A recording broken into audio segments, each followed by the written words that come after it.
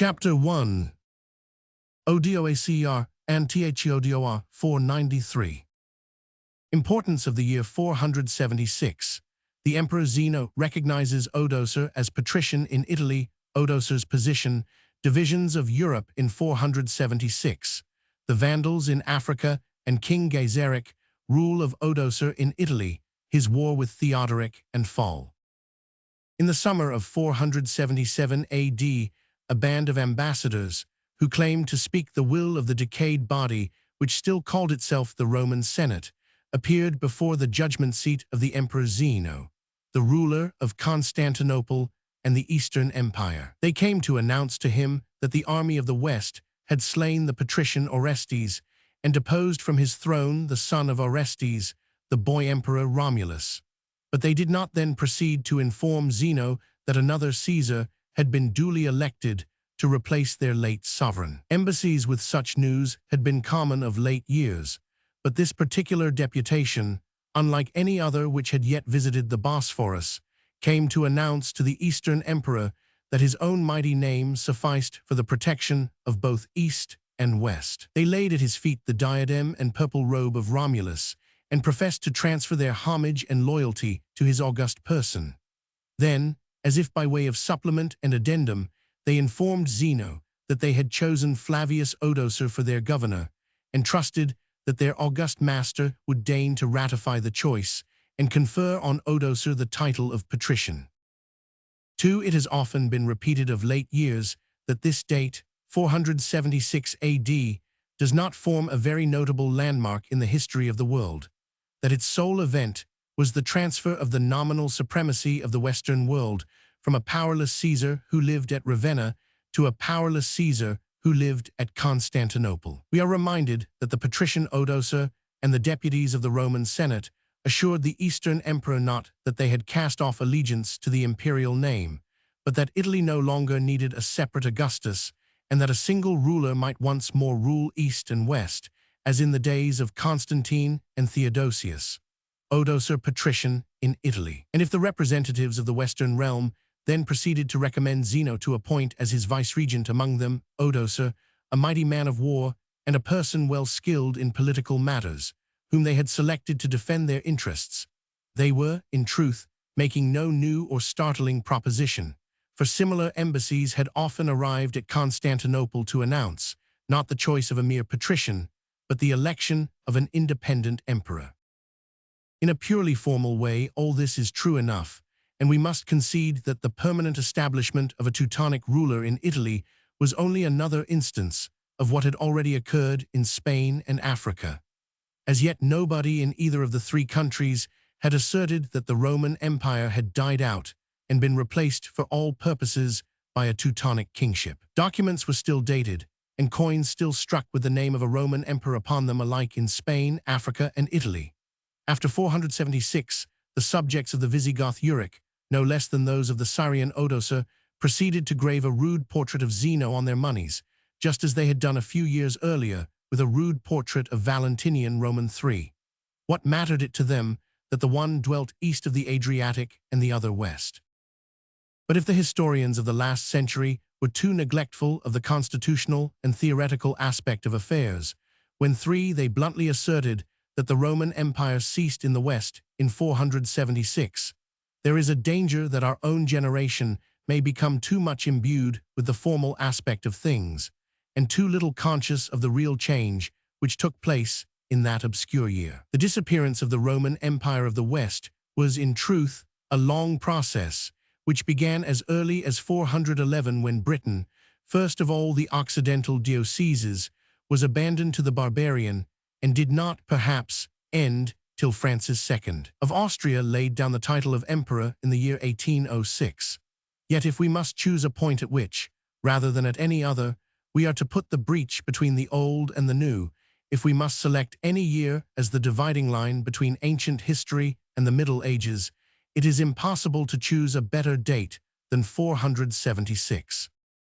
Down to the day on which Flavius Odoacer deposed Augustulus, there was always at Rome or Ravenna a prince who represented in clear heritage the imperial succession that descended from Octavian and Trajan and Constantine. His crown might be fragile, his life in constant danger. His word might be less powerful in Italy than that of some barbarian Ricimer or Gundobad who stood behind the throne. Nevertheless, he was brought into real contact with his subjects and was a visible, tangible personage whose will and character still made some difference in the governance of the state. The weakest Glycerius or Olybrius never sank into being a mere puppet, like an 8th-century king of the Franks or a 17th-century Mikado. Moreover, there was till the last a possibility, even perchance a probability, that there would arise some strong emperor who would free himself from the power of his German prime minister. Majorian nearly succeeded in doing so, and the stories of the falls of the Goths, Gainers, and Aspar in the East show that such an attempt was not a hopeless undertaking.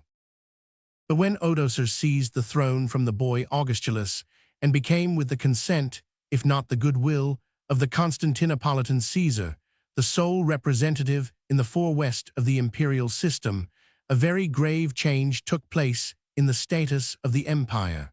Practical meaning of Odoacer's position. Flavius Odoacer was something far more than a patrician ruling as the representative of an absentee emperor. He was not only the successor of Ricimer, but the predecessor of Theodoric and Albin. For beside being a Roman official, he was a German king, raised on the shield and hailed as Theudens by the whole Teutonic horde who now represented the old legions of the West. If he never took the title of King of Italy, it was because territorial appellations of the kind were not yet known. Euric and Gaiseric, his contemporaries, called themselves kings of the Visigoths and Vandals, not of Spain and Africa. And so Odoacer, being king of a land and an army, but not of a nation, may have been somewhat at a loss how to set forth his royal appellation. He would not have deigned to call himself king of the Italians, to call himself king of the Syri or Turcilingi or any other of the tribes who furnished part of his host, would have been to assume an inadequate name. Puzzled contemporary chroniclers sometimes called him king of the Goths, though he himself never used such a title. Still, he was a king, and a king with a settled territory and an organized host, not a migratory invader of Italy, as Alaric had been, but a permanent ruler of the land. In this way, he was undoubtedly the forerunner of the Ostrogoths and Lombards who took his place, and though the title would have sounded strange in his own ears, we may fairly style him King of Italy, as we so style Theodoric, or Berengar, or Victor Emmanuel. For it was the will of Odoacer that was obeyed in the land, and not the will of his titular superior at Constantinople. It was Odoacer who appointed taxes and chose officials, and interfered in the election of bishops of Rome, and declared war on the Rugians or the Vandals. In the few documents of his time that have survived, the name of Zeno is seldom mentioned, and in signing grants he styles himself Odovacar Rex, and not Odovacar Patricius, as 5 strict Roman usage should have prescribed. Similarly, an Italian official acknowledges his Regia Largitas, not his Patricia Magnitudo. It is, then, in every way correct, as well as convenient, to style him the first German king of Italy, and to treat his reign as the commencement of a new era. If we hesitate to do this, we are logically bound to refuse to recognize the Visigothic or Frankish kings in Spain and Gaul as independent sovereigns till the middle of the 6th century, and to protract the Roman Empire of the West till Leovigild and Theudebert formally disclaimed the imperial supremacy, 540-70. In the year 476, the greater parts of the lands which had formerly composed the Roman Empire of the West had taken new forms in the shape of 6 large Teutonic kingdoms. Italy and Noricum formed the kingdom of Odoacer, North Africa the dominions of the Vandal Gaiseric. The Visigothic realm of Euric extended from the Loire to the Straits of Gibraltar. King Gundobad the Burgundian occupied the valleys of the Rhone and Saône as far as their extreme headwaters. The princes of the Franks reigned on the Meuse, Moselle, and Lower Rhine. Last and smallest of the 6 Teutonic states was the kingdom of the Suevi in what would now be called North Portugal and Galicia.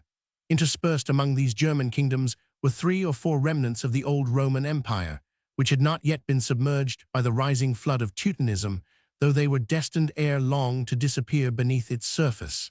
State of Western Europe in 476. The province of Britain had become a group of small and unhappy Celtic kingdoms, on whose borders the Angle and Saxon had not yet made any appreciable encroachment. Armorica, the modern Brittany, was also a rough confederacy of Celtic states. The Seine Valley and the Middle Loire formed a Romano-Gallic kingdom under Syagrius, the last governor who had acknowledged the supremacy of the empire beyond the Alps. The Cantabrians and Basques in their hills above the Bay of Biscay had preserved their independence against the Visigoths, just as their ancestors, 5 centuries before, had held out against the Roman conquerors of Spain. Lastly, there was still a fragment of territory on the Adriatic which claimed to represent the legitimate empire of the West. The Emperor Julius Nepos, when driven from Rome and Ravenna, had fled to Dalmatia, where he contrived to keep together a small kingdom around his capital of Salona. Of these 5 scattered remnants of territory which had not yet fallen into the hands of the Germans, there were 2, the kingdoms of Syagrius and Nepos, which were doomed to a speedy fall.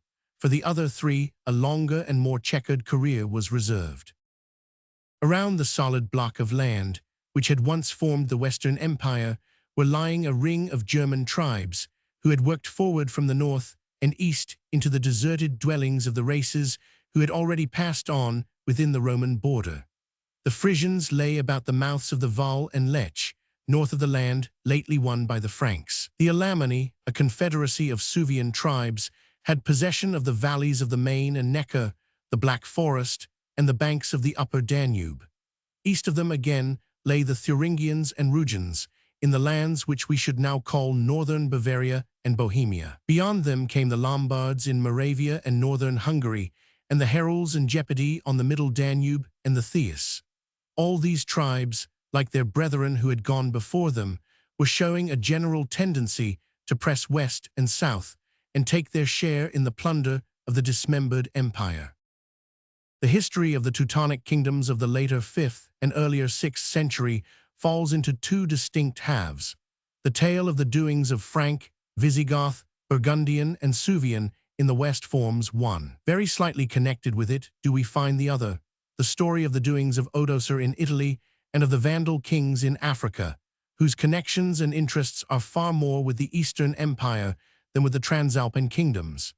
It is with these 2 states that we 7 shall first have to deal, leaving the discussion of the affairs of the Teutons of Gaul and Spain for another chapter. Gaiseric, or Genseric, as the Romans sometimes called him, first of the Vandal kings of Africa, was still reigning at Carthage in the year when Odoacer became ruler of Italy. For 48 years did this first of the Teutonic sea kings bear sway in the land which he had won, and hold the naval supremacy in the central Mediterranean. The creation of the Vandal kingdom had been one of the most extraordinary feats of the time of the Great Migrations, and must be attributed entirely to the personal energy of their long-lived king. His tribe was one of the least numerous of the many wandering hordes which had trespassed within the bounds of the empire. No more than 80,000 souls, men, women, and children all counted, when they first invaded Africa. The Vandals in Africa, 439–77. That such a small army should have overrun a province 1,000 miles long, and should have become the terror of the whole seaboard of the Western Empire, was the triumph of Gaiseric's ability. He was not one of the stalwart, hard-fighting, brainless chiefs who were generally to be found at the head of a German horde, but a man of very moderate stature, limping all his life through from a kick that he got from a horse in early youth. His mental powers alone made him formidable, for he was not only a general of note, but a wily politician, faithless not with the light and heady fickleness of a savage, but with the deliberate and malicious treachery of a professional intriguer. He was one of those not uncommon instances of a Teuton, who, when brought into contact with the empire, picked up all the vices of its decaying civilization without losing those of his original barbarism. It is not without some reason that the doings of Gaiseric have left their mark on the history of language in the shape of the modern word vandalism. The sufferings of Italy and Africa at his hands were felt more deeply than the woes they had endured at the hands of other invaders, because of the treachery and malice which inspired them. Compare with Gaiseric, Alaric the Goth seemed a model of knightly courtesy, and Attila the Hun a straightforward, if a brutal, enemy. The Vandal kings' special foibles were the conclusion of treaties and armistices which he did not intend to keep, and a large piratical disregard for the need of any pretext or justification for his raids, save indeed the single plea that the city or district that he attacked was, at that particular moment, not in a good position to defend itself. From his contact with the empire, Gaiseric had picked up the characteristics of the two most odious types of the day, the tax collector and the persecuting ecclesiastical bigot. There was more systematic financial oppression in Africa than in any of the other New Germanic kingdoms, and far more spiteful persecution of religious enemies. The system on which the Vandal organized his realm was not the comparatively merciful thirding of the land that Odoacer and Theodoric introduced into Italy. He confiscated all the large estates of the great African landowners and turned them into royal domains, worked by his bailiffs. Of the smaller estates, tilled by the provincials who owned them, he made two parts. Those in the province of Africa proper and the best of those beyond it were appropriated and made into military fiefs for his Teutonic followers. Vandal oppression. These sortes vandalorum, as they were called, were hereditary and free from all manner of taxation. The royal revenue was raised entirely from those of the poorer and more remote provincial proprietors, who had not been expropriated, and from them Gaiseric, by pitiless taxation, drew a very large revenue. But it was for his persecution, far more than his fiscal oppression, that Gaiseric was hated. The Vandals, like most of the other Teutons, had embraced Arianism when they were converted, and Gaiseric, evil liver as he was, had set his mind on forcing his subjects to conform to the religion of their masters. He confiscated all the Catholic churches in Africa and either handed them over to the Arians or destroyeth them. He forbade the consecration of new Catholic bishops and banished or imprisoned all whom he found already existing in his dominions. Occasionally he put to death, and frequently he imprisoned or sold as slaves prominent supporters of the Orthodox faith. If martyrdoms were few, dragonnades were many, and by their systematic cruelty, the Vandal king and people have gained for themselves an ill name forever in the pages of history. Their hateful oppression of the provincials made the Vandals' power in Africa very precarious. They were far too few for the mighty land they had conquered, even when Gaiseric had attracted adventurers of all sorts to his banner, and had even enlisted the savage Moors of Atlas to serve on his fleet. The fanatical Africans, the race who had produced the turbulent Donatist sectaries and the wild Circumceliones, were not likely to submit with meekness to their new masters. They only waited for a deliverer in order to rise against the Vandals, and twice, during the reign of Gaiseric, it seemed as if the deliverer were at hand. On each occasion, the Vandals snatched a success by his cunning and promptitude, when all the probabilities of success were against him. Gaiseric in danger. In 460, the Emperor Majorian had collected a fleet of overwhelming strength at Carthage, and was already gathering the army that was to be conveyed in it. But warned and helped by traitors, Gaiseric came down on the ships before they were manned or equipped, and carried off or burnt them all. In 468, a still greater danger had threatened the Vandal.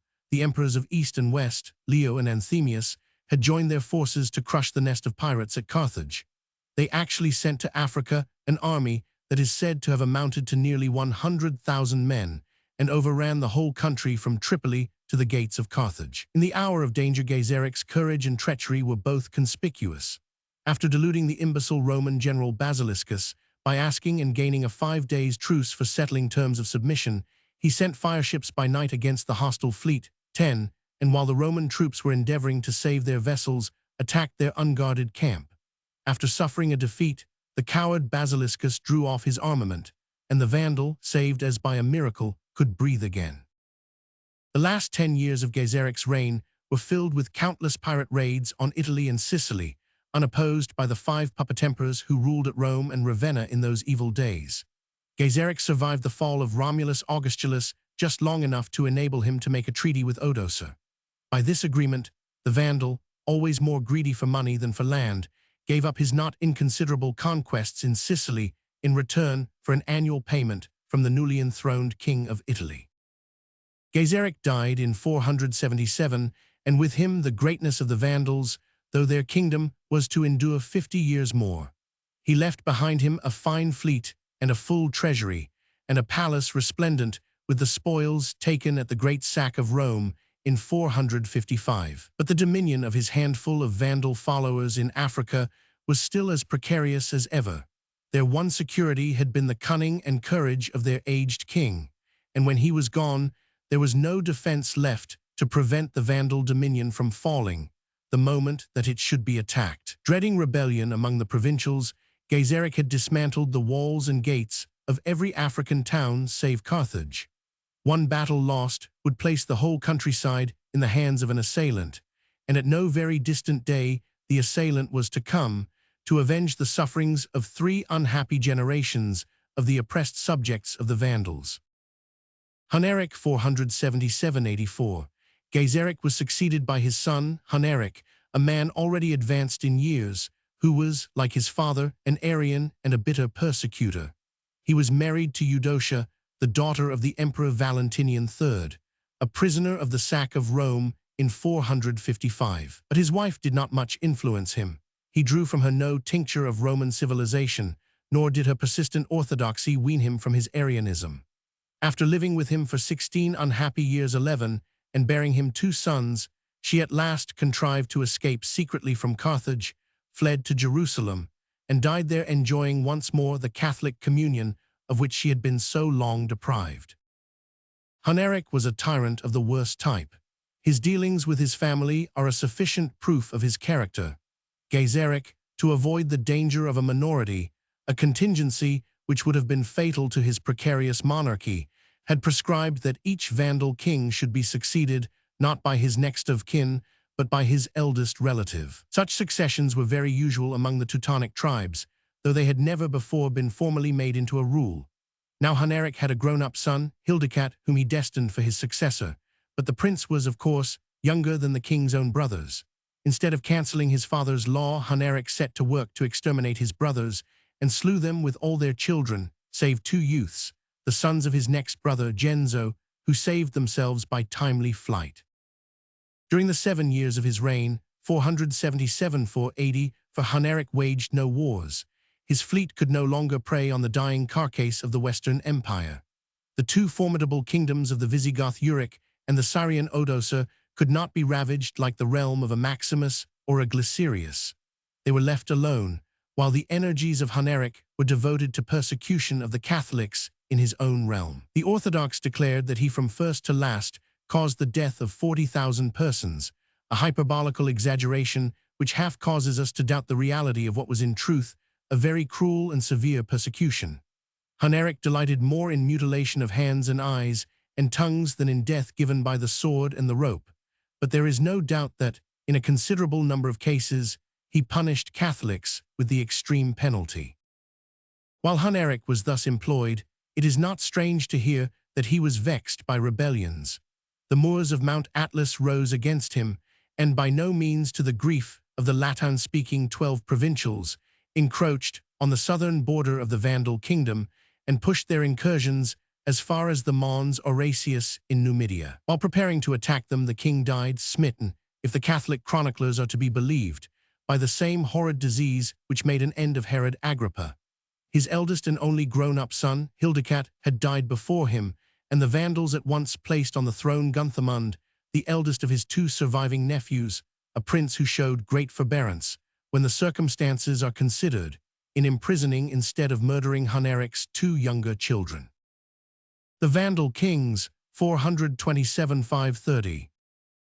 While we turn from the Vandal kingdom in Africa to the dominions of Odoacer in Italy, we are struck at once by the contrast between the methods of government employed in the 2 countries. Internal government of Odoacer in Italy. While Gaiseric and Huneric ruled as mere barbarians and cast away all the ancient Roman machinery of administration, King Odoacer kept up the whole system as he found it. He 13 appointed PR Atorian PR Effects and Magistri Militum and counts of the sacred largesses, just as the emperors before him had done. The Senate still sat at Rome and passed odious decrees. The consuls still gave their names to the year. But his great scheme of expropriation, by which 1/3 of the land of each of the richer proprietors of Italy was confiscated for the benefit of his mercenary troops, must have caused much trouble and heartburning. It is curious that we find so little complaint made about it in the historians of the time.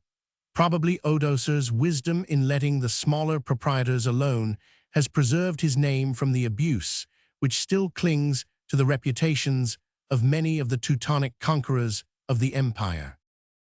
On the whole, the provincials of Italy must have felt comparatively little change when they began to be governed by a barbarian king instead of by a barbarian patrician, such as Ricimer or Gundobad had been. Odoacer appears to have been one of those wise men who can let well alone. Though an Arian himself, he refrained from all religious persecution, and if he firmly asserted his right to confirm the election of bishops of Rome, we do not find that he ever forced his own nominees on the clergy and people. Indeed, he was noted as a repressor of the alienation of church lands and of simony.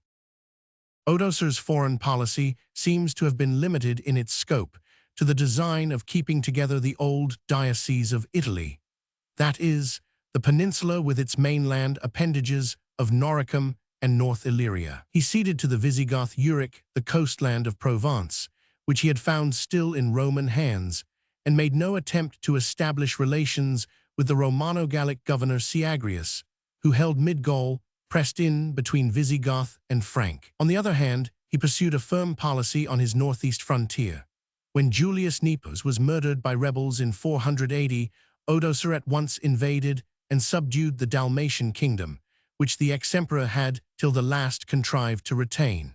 Further 14 north, in Noricum, the Rugians had for many years been molesting the Roman provincials and pushing across the Danube. Odoacer sent against them his brother Hunwulf, who drove them back over the river and took prisoner Fever their king. But when freed for a moment from their Rugian oppressors, the Roman provincials took the opportunity not of repairing their ruined cities, but of migrating en masse to Italy. Evacuation of Noricum protected by the army of Hunwulf, the whole population of Noricum, bearing all their goods and chattels, their treasures, and even the exhumed bodies of their saints, poured southward over the Alps, and obtained from Odoacer a settlement on the wastelands of Italy, which the Vandals had ruined. Only in the Rhaetian valleys did some remnants of the Latin-speaking population linger behind. Hence it comes that South Bavaria and Archducal Austria are not at this day speaking Romansh, like the Engadine, but the German tongue of the Rugians and Heruls who passed into the deserted province of Noricum, when it was abandoned a few years later by the armies of Odoacer. For 13 years, 476–489, the Syrian king bore rule over Italy, Noricum, and Dalmatia with very considerable success. As the years rolled on without any disaster, with the army in good temper, and the Italians fairly content at being at last freed from Vandal and Gothic raids, Odoacer must have begun to believe that he had established a kingdom as well-founded as those of his Burgundian or Visigothic neighbors. But there was one fatal weakness in his position. He depended not on the loyalty of a single compact tribe, but on the fidelity of a purely mercenary army made up of the remnants of a dozen broken Teutonic clans, which looked upon him as a general and a paymaster, and not as a legitimate hereditary prince descended from the gods and heroes. The regiments of Foederati, who had proclaimed him king, were in no sense a nation.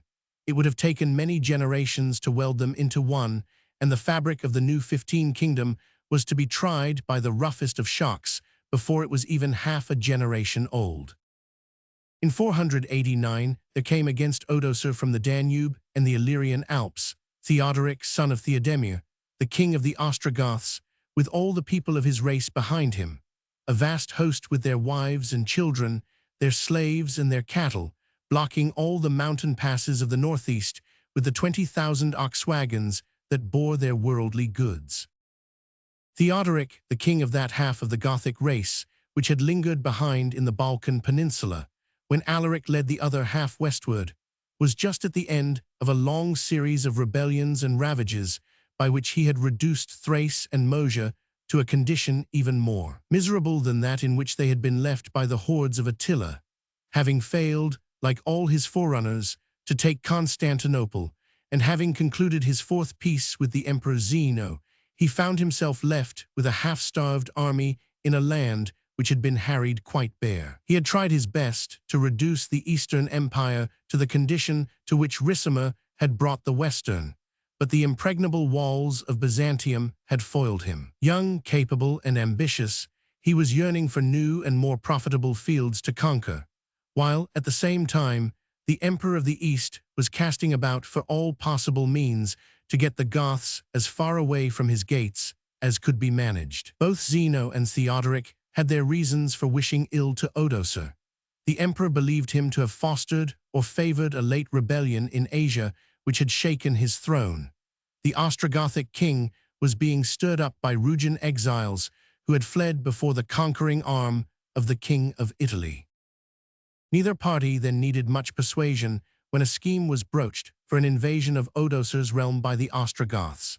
Zeno, taking the formal ground that, by the admission of Odoacer and the Italians, he was emperor as 16 well of west as of east, proceeded to decree the deposition of the patrician who now ruled at Rome, and his supersession by a new patrician, the king of the Ostrogoths. Theodoric, in return for his investiture with his new title and the grant of the dominion of Italy, made a loosely worded promise to hold his future conquests as the emperor's representative.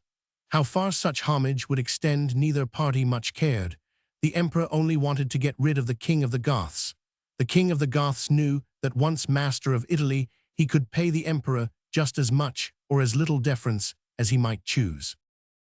In the autumn of 488, Theodoric called together the whole Ostrogothic people to a camp on the middle Danube and bade them prepare for instant migration. The inclement season of the year that he chose for this march seems to have been dictated by fear of famine, for the war had so ravaged Moesia that the Goths had not provisions enough to last till next spring. So in the October of 488, the Ostrogoths, a great multitude of 200,000 or 300,000 souls, followed the Roman road along the Danube, crossed at Singidunum, and set out to march across Pannonia. But they soon met with opposition. Trostilla, king of the Gepidae, who now occupied both banks of the mid-Danube, came out against them with his host to prevent them from passing through his land. Theodoric defeated him, but found such difficulty in pressing on through the hostile country that he had to winter on the Save, supporting all his host on the plunder of the farms of the Gepidae. Theodoric invades Italy, 489. In the spring of 489 he moved on, and pressing through the passes of the Julian Alps, without meeting any opposition from the troops of the king of Italy, came out at last to the spot where the gorge of Schernpass leads down into the plain of Venetia. Here, on the banks of the Isonzo, Odoacer was waiting for him with all his host of foederati, and there was a mighty battle. The result was not doubtful. The Ostrogoths, a single people, fighting for their wives and families, who lay behind them in the crowded pass, led by their hereditary king, the heaven-born Amal, and knowing that defeat meant destruction, were too desperately fierce to be stopped by the mixed multitude of mercenaries that followed Odoacer. The king of Italy was routed, his camp stormed, his army scattered. It was only beneath the walls of Verona that he could rally it for a second stand. Just a month after the Battle of the Isonzo, Theodoric appeared again in front of his enemy, and again won a prompt victory. Here perished most of the old regiments of foederati that had been wont to defend Italy, for Odoacer had fought with the rapid Adige behind him, and the greater part of his army was rolled back into the fierce stream. Abandoning North Italy, Odoacer now fell back on the marsh-girt fortress of Ravenna, which had baffled so many invaders of the peninsula. Theodoric meanwhile pressed forward and occupied Milan and all the valley of the Po. His triumph was apparently made complete by the surrender of Tufa, the magister militum of Odoacer's host, who submitted to the Ostrogoth with the wreck of the Italian army. Autumn 489. But the war was destined to endure for 3 years more. Ravenna was impregnable, and Theodoric was thrice diverted from its siege by disturbances from outside. First Tufa, with the remnant of the foederati, broke faith and rejoined his old master Odoacer. Then, in the next year, Gundobad, king of the Burgundians, came over the Alps and had to be turned back. Last Frederick, king of the Rugians, the first of the many Frederics of German history, took arms in favor of Odoacer, though Theodoric had sheltered him 3 years before, when he had fled from the armies of the king of Italy. Siege of Ravenna, 491–93. It was not till July 491 that Odoacer was for the last time driven back within the shelter of the marshes of Ravenna. For 20 months more, he maintained himself within its impregnable walls, till sheer famine drove him to ask for peace in February 493. 18 Theodoric proffered his vanquished enemy far better terms than he could have expected, that he should retain his kingly title and a share in the rule of Italy. But when Odoacer had laid down his arms and came to his conqueror's camp, he was treacherously slain at a banquet, only 10 days after Ravenna fell. This was almost the only base and mean crime in Theodoric's long and otherwise glorious career. His whole conduct at the time of the surrender seems to prove that he deliberately lured his rival to visit him, with the fixed intention of putting him to death. March 493. So died Odoacer in the 60th year of his age. 17 years after he had slain Orestes, he met the same fate that he had inflicted on his predecessor. Chapter 2. Theodoric, King of Italy. 490–3526. The Ostrogothic race, character of Theodoric, his administration of Italy, Theodoric in Rome, foreign policy of Theodoric, his wars with the Franks and Burgundians, his supremacy in Western Europe, misfortunes of his later years, death of Boethius, failure of Theodoric's great schemes. From the formal and constitutional point of view, the substitution of King Theodoric for King Odoacer as ruler in Italy made no change in the position of affairs. From the practical point of view, the change was important, for the new Teutonic kingdom was very much stronger than the old. Its ruler was a younger and a far abler man, the wisest and most far-sighted of all the Germans of the 5th and 6th centuries. Moreover, the military power of the Ostrogoths was far greater than that of the mixed multitude of foederati who had followed Odoacer. They were a numerous tribe, confident of their own valor after a century of successful war, and devotedly attached to the king, who, for the last 20 years, had never failed to lead them to victory. While they preserved their ancient courage, they had acquired, by a stay of 3 generations within the bounds of the empire, a higher level of civilization than any other of the Teutonic tribes. Their dress, their armor, their manner of life showed traces of their intercourse with Rome. They had been Christians for a century and had forgotten many of the old heathen and barbarous customs of their ancestors.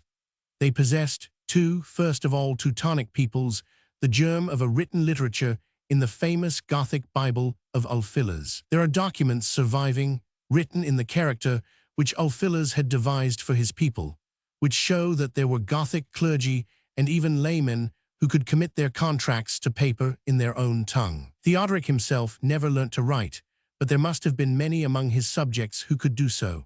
Though the king actually discouraged the Goths from giving themselves up to book learning, yet in the generation which followed him there were Goths skilled both in Roman and Greek literature, some even who called themselves philosophers and claimed to follow Plato. Of all the German nations, it seemed that the Ostrogoths were the most suited to form the nucleus for a new kingdom, which should grow up a young and strong, yet civilized state on the ruins of the Roman Empire. And if any one man could have brought such a consummation to pass, Theodoric was certainly the most fitted for the task. Character of Theodoric, 10 years spent as a hostage at Constantinople, had shown him the strong and the weak points in the Roman system of administration. 20 years spent in the field at the head of his tribesmen had won him an experience in war, both with Roman and barbarian, that made him unequaled as a general. Italian statesmen found him a mastermind who could comprehend all difficulties of the administration of an empire. Gothic warriors looked up to him not only as the most skillful marshaller of a host, but also as the stoutest lance in his own army. Alike when he smote the Gepidi by the Danube, and when he drove the foederati of Odoacer into the Adige, the king had himself headed the final and decisive charge that broke the shield wall of the enemy. But Theodoric was even more than a great statesman and warrior. He was a man of wide mind and deep thought.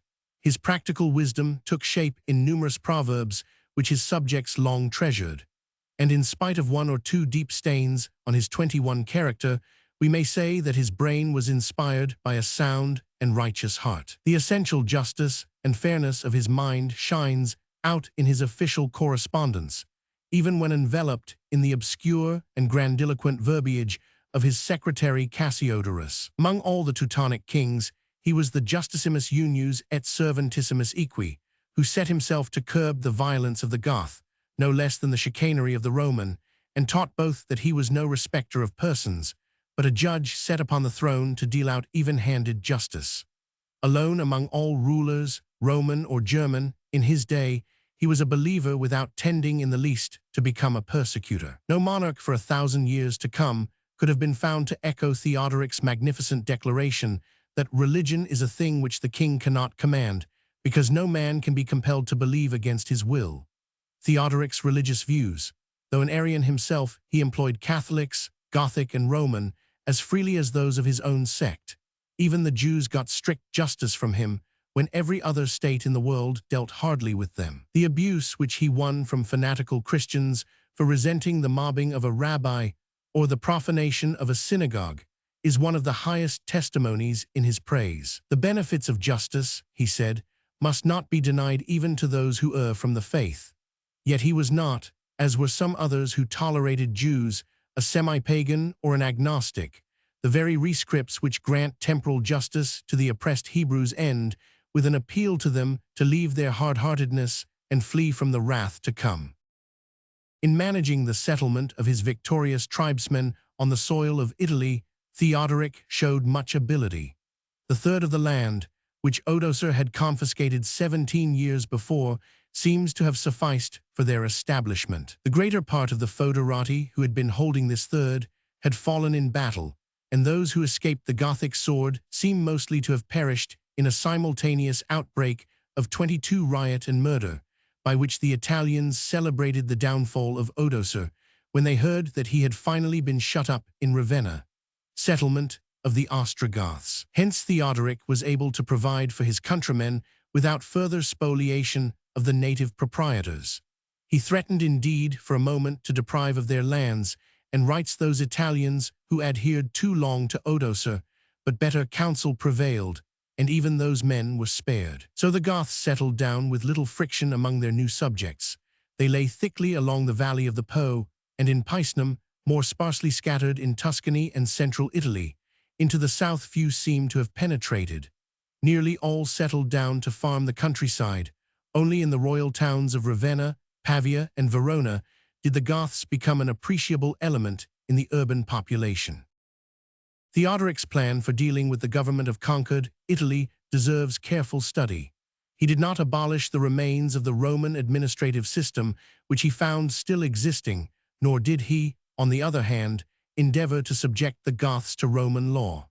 He was content that, for a time, two systems of administration should go on side by side. The Goths were to be ruled and judged by his counts, the Gothic governors whom he set over each Italian province, his ealdormen, as an Anglo-Saxon would have called them, according to the traditional folk right of their tribe.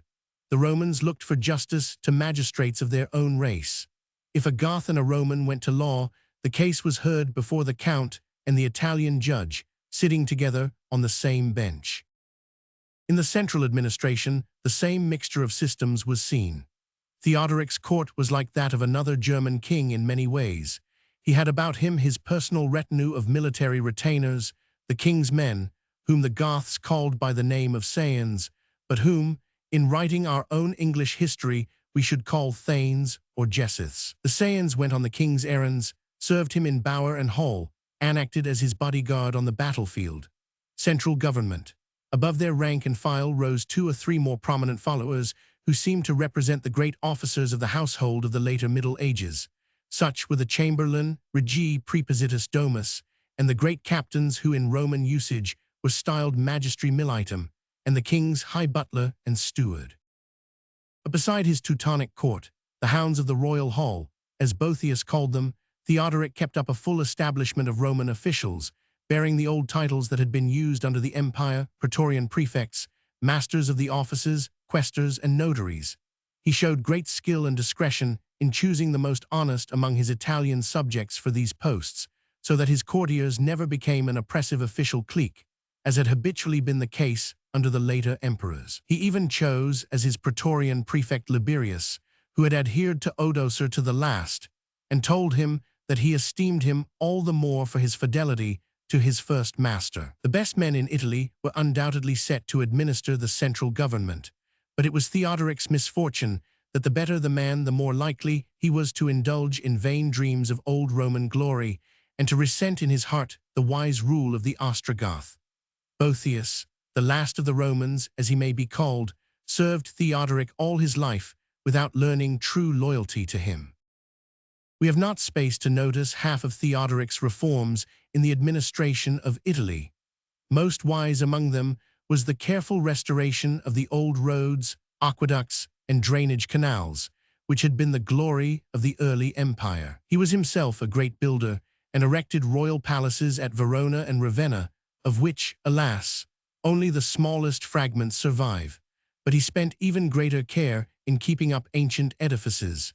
In Rome, he set apart every year 200 pounds weight of gold pieces for the repair of palaces and public buildings. He took under his protection even statues and monuments, and added representations of himself 24 to the crowd of effigies which adorned Rome. So thoroughly did he put himself in the place of the Caesars that he even took care to celebrate games in the circus and harangued the assembled people in the Forum. Theodoric in Rome. He attended and took part in the debates of the Senate and endeavored to strengthen it by the appointment of a few Gothic senators. If he showed some unwisdom in arranging for the resumption of the bread dole, which had been such a curse to Rome, he atoned for it by a liberal scheme for the rearrangement of taxes, which at once relieved the people and filled the treasury. At his death, the royal hoard at Ravenna amounted to no less than 40,000 pounds weight of gold, 1,600,000 pounds in hard cash. Theodoric's wise administration at home was accompanied by an equally firm and able foreign policy. His first care was to establish friendly relations with the Eastern Empire. Even before Odoacer had met his death, he dispatched an embassy to report to Zeno that he had carried out his commission of conquering Italy and claimed an imperial confirmation of his title. But the embassy found Zeno just dead, and his successor, Anastasius, engrossed in the suppression of riots and rebellions. It was not that the emperor recognized the king of the Goths as ruler in Italy. Then, however, Anastasius made up for his tardy recognition by sending to Theodoric the regalia which Odoacer had forwarded to Zeno 20 years before, the robes and palace ornaments, which had last been used by the boy Romulus Augustulus. During the 33 years of the Amal's reign in Italy, he had only one dispute with the emperor. This was a frontier quarrel in 505, caused by troubles in Illyricum. Theodoric had taken in hand the restoration of the bounds of the Western Empire towards the east, and his generals, having subdued Pannonia as far as Sirmium and Singidunum, trespassed on to Mosian soil and came into contact with the East Roman armies. There was some trouble for 3 years, but no great war, though in 508 two of Anastasius' generals made 25 destructive raid on Apulia. But peace was ultimately made on the terms that the boundary should be drawn, as in the days of the Western Empire, at the Save and Danube. Much more important were Theodoric's dealings with his neighbors to west and north.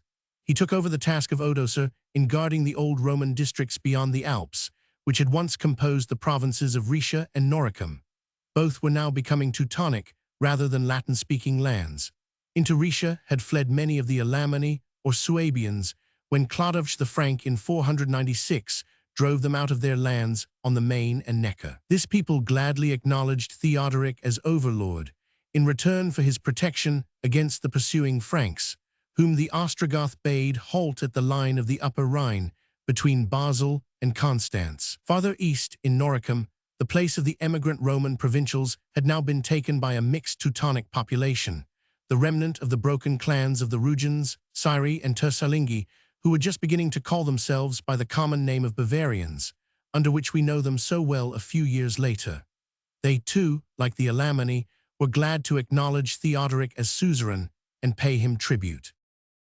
To the west, Theodoric at his accession found his kingdom bounded by the Alps, for Odoacer had given up to the Visigoths Marseille and the other towns which had obeyed the emperor down to the year 476. Beyond the Alps, Alaric the Visigoth now held the mouths of the Rhone and the Provençal coast, while Gundobad the Burgundian ruled on the middle and upper Rhone, from Avignon as far as Besancon and Langres.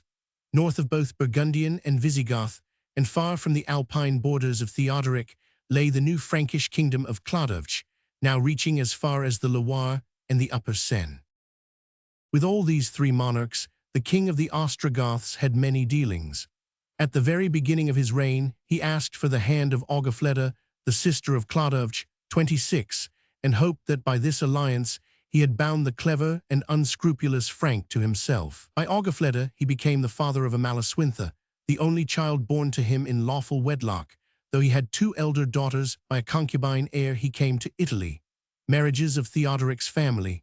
Soon after his own marriage with the Frankish princess, Theodoric wedded one of these natural children to Sigismund, the son and heir of the Burgundian Gundobad, and the other to Alaric the Visigoth.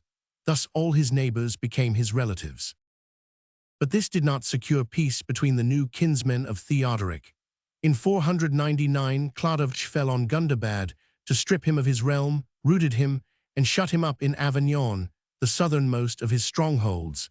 But after many successes, the Frank lost all that he had gained, and turned instead to attack the king of the Visigoths. Theodoric strove unsuccessfully to prevent both wars, and was not a little displeased when, in 507, his brother-in-law Clodovch overran southern Gaul and slew his son-in-law Alaric in battle. Burgundian and Frank then united to destroy the Visigoths, and might have done so had not Theodoric intervened. The heir of the Visigothic throne was now Amalric, the son of Alaric and of the king of Italy's daughter. To defend his grandson's realm, Theodoric declared war both on Clodovch and on Gundobad, and sent his armies over the Alps to save the remnants of the Visigothic possessions in Gaul. One host crossed the Cottian Alps and fell on Burgundy, another entered Provence and smote the Frank and Burgundian besiegers of Arles. With his usual good fortune, Theodoric recovered all Gaul south of the Durance and the Cevennes, 509, so that the conquests of Clodovch were confined to Aquitaine. The way was now clear for the Ostrogothic armies to march into Spain to support the claims of the child Amalric against Jezalic, a bastard son of Alaric II, who had been proclaimed king of the Visigoths at Barcelona. After 2 years of guerrilla fighting, the pretender was hunted down 27 and slain, though he had sought and obtained some help from the Vandal king Thrasimund, 511. For the next 14 years, till Amalric reached manhood, Theodoric ruled Spain in his grandson's behalf, Theodoric, king of the Visigoths. He was recognized as king of the Visigoths, in common with Amalric, and ruled both halves of the Gothic race, reunited after an interval of 200 years, with equal authority, and his royal mandates ran in Spain as well as in Italy. His delegate was Count Theudes, an Ostrogothic noble who was made regent and ruled at Narbonne over all the Visigothic realm west of the Rhone, while the Roman Liberius, named Praetorian prefect of Gaul, administered Visigothic Provence from the ancient city of Arles. Theodoric's power was now supreme from Sirmium to Cadiz, and from the upper Danube to Sicily. He ruled the larger half of the old Roman Empire of the West, and exercised much influence in Gaul and Africa, the two parts of it that were not absolutely in his hands. After the War of 507-10, Clodovch the Frank had died, and his 4 sons, who parted his realm, made peace with the Ostrogoth, while Gundobad, the Burgundian king, had been fain to follow their example even earlier. 12 years of peace followed, 511-523, before Theodoric, now in extreme old age, had occasion to interfere in Gaul. Sigismund, the husband of Theodoric's elder natural daughter, was now king of the Burgundians. He was a gloomy and suspicious tyrant, and drew down the wrath of Theodoric by murdering his own heir, Sigeric, who was the Gothic king's eldest grandson. To punish this crime, Theodoric leagued himself with the Franks and attacked Burgundy. He conquered and took as his share of the spoil the lands between Durance and Drôme, with the cities of Avignon, Orange, and Viviers, the farthest extension to the northwest of the Ostrogothic Empire. The circle of family alliances which Theodoric had made with his European neighbors was extended even beyond the Mediterranean. He married his sister, Amalafrida, a widowed princess, no longer in her first youth, to Thrasimund, the old king of the Vandals. In virtue of this connection, he seems to have treated Thrasimund as a younger brother, if not as a vassal. When the Vandal dared to help the usurper Jezalic in Spain, Theodoric imposed a tribute on him and bade him for the future do nothing without the counsel of his wife Amalafrida. Thrasimund did not resent this treatment, and for the future did all he could to propitiate his brother-in-law. The Vandal state, indeed, was not in a condition to risk a quarrel with Theodoric. Ever since the death of Huneric, it had been steadily on the decline. In the reigns of Gunthamund, 484–496, and Thrasimund himself, 496–523, it was continually losing ground to the insurgent Moors of Atlas. Gunthamund, who was not a persecutor like his predecessor Huneric, had endeavored to win the favor of the Catholics by allowing them to recall their exiled bishops and open their churches. But these boons did not check the falling away of his subjects, and during his reign the Moors conquered from him the whole sea-coast from Tangiers to the gates of Caesarea. Vandal persecutions in Africa. His brother Thrasimund tried the opposite policy, resumed the persecutions, deported 200 Catholic bishops to Sardinia, and renewed the horrors of the days of Huneric. Naturally, he was no more fortunate in dealing with the native rebels than his brother had been. A quarrel with Theodoric would have meant ruin, so he kept himself from all foreign war. He died in 523 at a great age, killed, it is said, by the news of a great defeat which his armies had suffered at the hands of the Moors. His successor was his cousin Hilderic, the son of Huneric and the Roman princess Eudocia, the last scion of the house of Theodosius the Great. Educated by a Catholic mother, Hilderic was himself the first Orthodox Vandal king and ended the long African persecutions.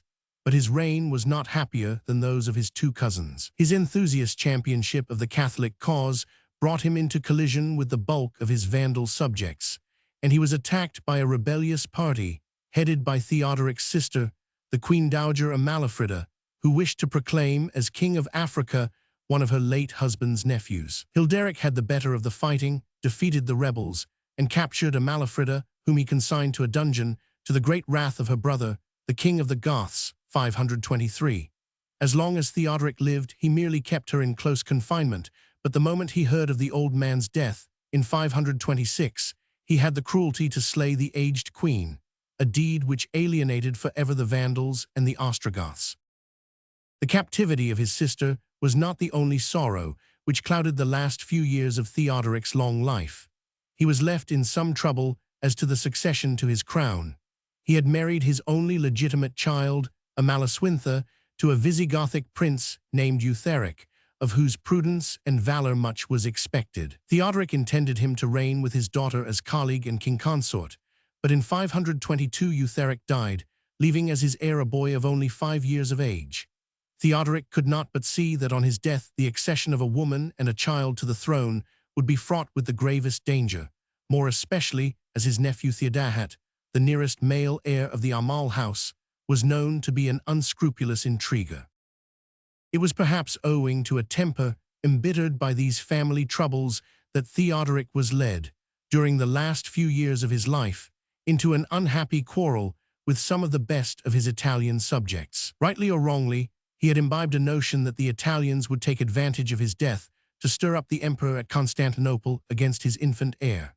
The idea was very justifiable, for in spite of all Theodoric's wisdom and goodness, most of his Roman subjects never learnt to look kindly upon a ruler who was at once an Arian and a Goth, and it seems that some, at least, of the Senate were secretly corresponding with the Emperor 30 Justin. That monarch, the first Eastern emperor for 50 years, who was undisputedly orthodox, had fired the enthusiasm of Catholics all over the world by his attempts to suppress Arianism, and the faithful in Italy were undoubtedly contrasting his action with the strict impartiality of Theodoric, to the latter's disadvantage. The misfortunes of Boethius. In 524, the patrician Albinus was accused by Cyprian, the Magister Officiarum, of sending disloyal letters to Constantinople. At his trial, he was defended by the consular Boethius, at once a great official and the best-known author of the day, noted as philosopher, theologian, astronomer, and mechanist, in short, the chief representative of the intellect of Italy. Boethius resented the impeachment of Albinus in the most fiery terms. "If this man is guilty," he cried, "then both I and all the Senate are guilty too." The accuser, Cyprian, proceeded to take him at his word, and brought forward further evidence to prove that Boethius himself had been one of the senators in correspondence with Justin, or had, at least, done his best to suppress evidence against those who actually were so engaged. Such an accusation, even if not fully proved, seems to have fired the anger of the old king.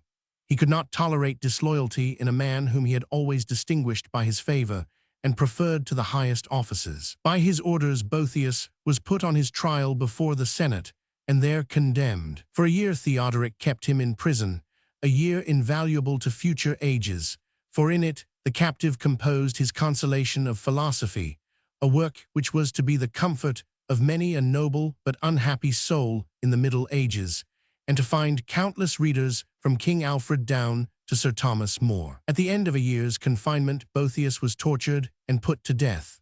Possibly he was altogether innocent of the charge laid to his account, that of secret correspondence with Constantinople. 31, but more probably, he had actually written harmless letters into which a treasonable purpose was read by the malice of his accusers and the fears of the king.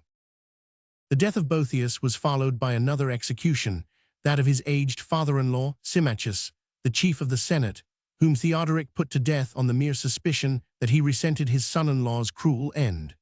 There seems to have been no further charge laid against him, and no formal trial, so that this action ranks with the murder of Odoacer as the second unpardonable sin of Theodoric's life, 525. Others also suffered during the last 2 years of the old king's reign. In anger at Justin's persecution of the Arians, he threatened reprisals against the Catholics of Italy and charged John the Bishop of Rome to sail at once to Constantinople and inform the emperor that further persecution would mean war with the Goths and involve an attack on the Orthodox throughout the Ostrogothic dominions. Moved by these threats, Justin suspended his harrying of the Arians and treated the Pope with such respect and distinction that he roused the suspicions of the King of Italy. Theodoric thought that John had been too friendly with the emperor and suspected that the honors and reverence shown him at Constantinople were part of a plan for seducing away the allegiance of his Roman subjects. When the Pope returned, he was thrown into prison, where, being already in ill health, he soon died. He was at once hailed as a martyr by all the Western Church, 526. The Italians thought that the execution of Symmachus and the imprisonment of Pope John foreboded a general persecution throughout Italy. It was rumored that the Arians had won from the king his consent to an edict closing the Catholic churches, and that the Goths were to take arms against their fellow subjects. Considering the tenor of the whole of Theodoric's previous life, it is most improbable that he had any such wild scheme of intolerance in hand.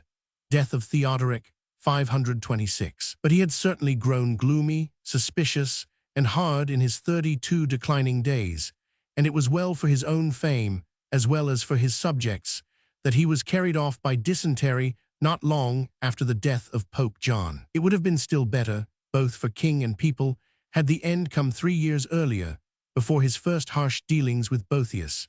His unpopularity at the moment of his death is shown by the survival of several curious legends, which tell how holy hermits saw his soul dragged down to hell by the injured ghosts of John and Symmachus, or carried off by the fiend himself. So after reigning 33 years over Italy and 12 years over Spain, Theodoric died, aged 72, and was buried by the Goths in the round mausoleum outside the gate of Ravenna, which he had built for himself many years before. His body has long disappeared, but his empty tomb still survives, well nigh the only perfect and unbroken monument that recalls the 60 years of Gothic dominion in Italy. Chapter 3. The Emperors at Constantinople, 476–527. Contrast between the fates of the Eastern and Western empires. The East recovers its strength. Leo I and the Isaurians, the Emperor Zeno and the rebellion against him, wars of Zeno with the two Theodorics, 478–483, the Henotican character of the Emperor Anastasius, rebellion of the Isaurians, war with Persia, 535, the blue and green factions, rebellion of Vitalian, accession of Justin I. At Rome, the emperors of the third quarter of the 5th century, all the ephemeral Caesars whose blood-stained annals fill the space between the death of Valentinian III and the usurpation of Odoacer, had been the mere creatures of the barbarian or semi-barbarian, patricians and masters of the soldiers, to whom they owed alike their elevations and their untimely ends. The history of those troubled years would be more logically arranged under the names of the Caesar-makers, Ricimer, Gundobad, Orestes, than under those of the unhappy puppets whom they manipulated. But when we turn our eyes eastward to Constantinople, we are surprised to find how entirely different was the aspect of affairs. The Western Empire was rapidly falling to pieces, province after province dropping out of the power of the emperor and becoming part of the realm of some Gothic, Burgundian, or Vandal prince, who paid the most shadowy homage, or no homage at all, to the ephemeral Caesar at 34 Rome. Contrast between Eastern and Western empires. The Eastern Empire, on the other hand, maintained its boundaries intact and was slowly building up its strength for renewed activity in the next century. While 9 emperors' reigns filled no more than 21 years at Rome, 455–476, 2 emperors were reigning for 34 years, 457–491, on the Bosphorus, and the character of the rulers of East and West was as different as their fates. The short-lived Roman Caesars were either impotent nobodies raised to the throne by the caprice of the barbarian, or ambitious young soldiers who vainly dreamed that they might yet redeem the evil day and save the state. Their contemporaries in the East, Leo, Zeno, and Anastasius, were 3 elderly officials, men of experience, if not of great ability, who followed each other in peaceable succession and devoted their declining years to a cautious defensive policy, with the result that they left a full treasury, a strong and loyal army, and an intact realm behind them. At the beginning of the 5th century, the eastern half of the empire had seemed no less likely than the western to fall under the dominion of the barbarian and crumble to pieces. The Goths were cantoned all over Thrace, Moesia, and Asia Minor, and the Gothic general Gainas had taken possession of the person and authority of the Emperor Arcadius. Had he been a man of greater ability, he might have made and unmade emperors, as Ricimer afterwards did in the West. But the schemes of Gainas were wrecked, and the empire saved by the great riot at Constantinople in 401, when the Gothic foederati were massacred and their leader chased away by the infuriated populace, who thus saved not only their own homes, but the whole East from the danger of Gothic domination.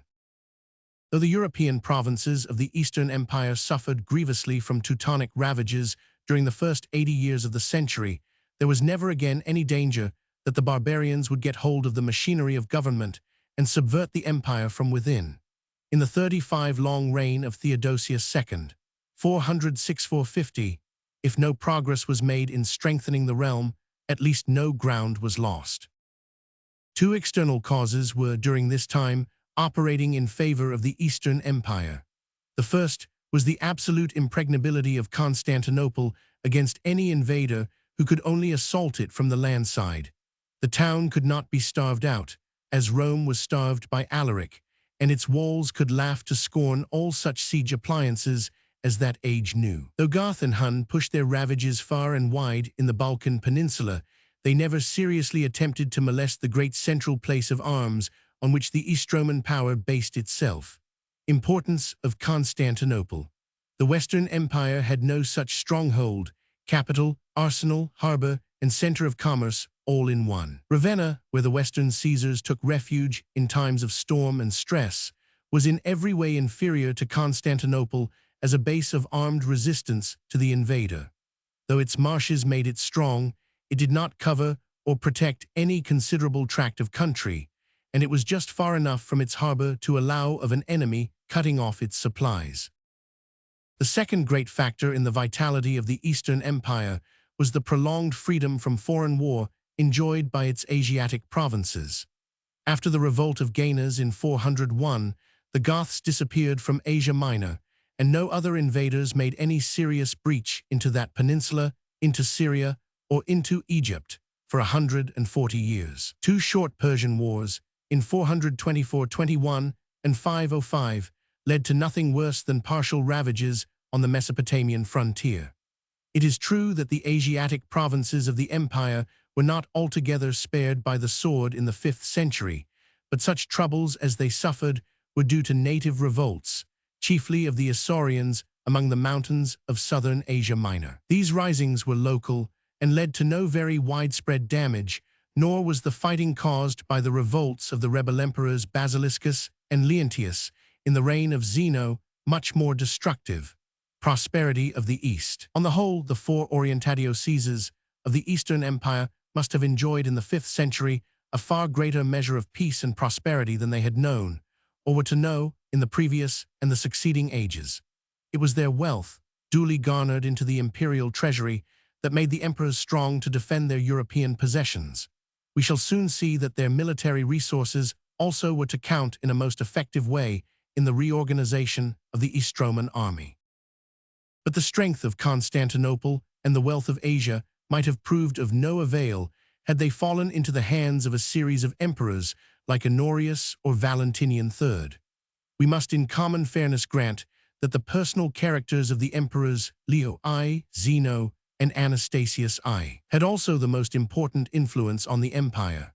These 3 cautious, persistent, and careful princes, who neither endangered the empire by overgreat enterprise and ambition, nor let it fall to pieces by want of energy, were exactly the men most fitted to tide over a time of transition.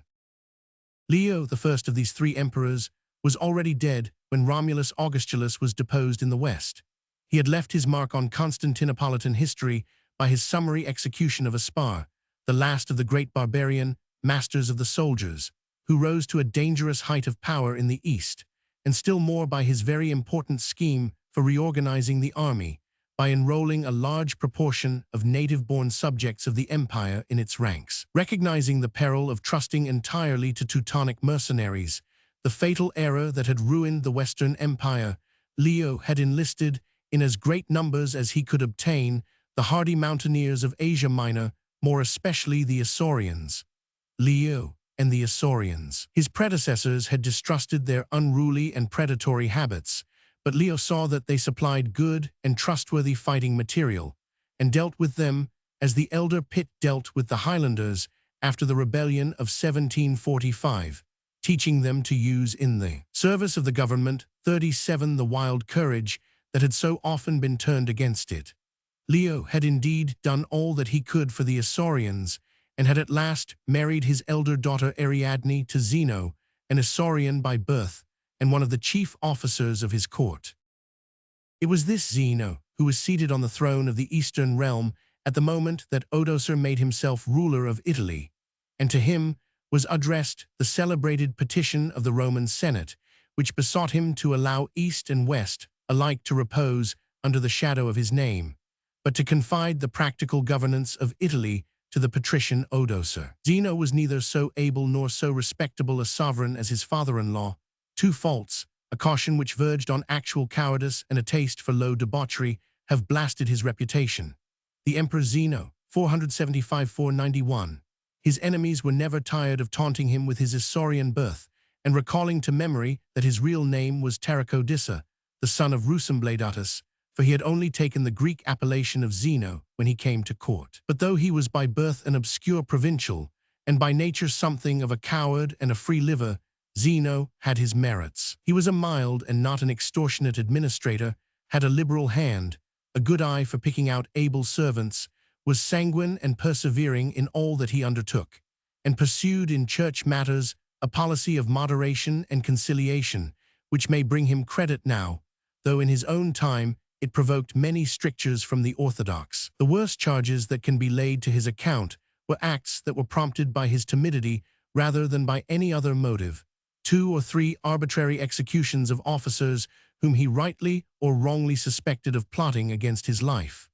After 3 rebellions which came within an ace of success, it is not unnatural that he grew somewhat nervous about his own safety. Zeno's reign was more troubled in this way than those of his predecessor and successor.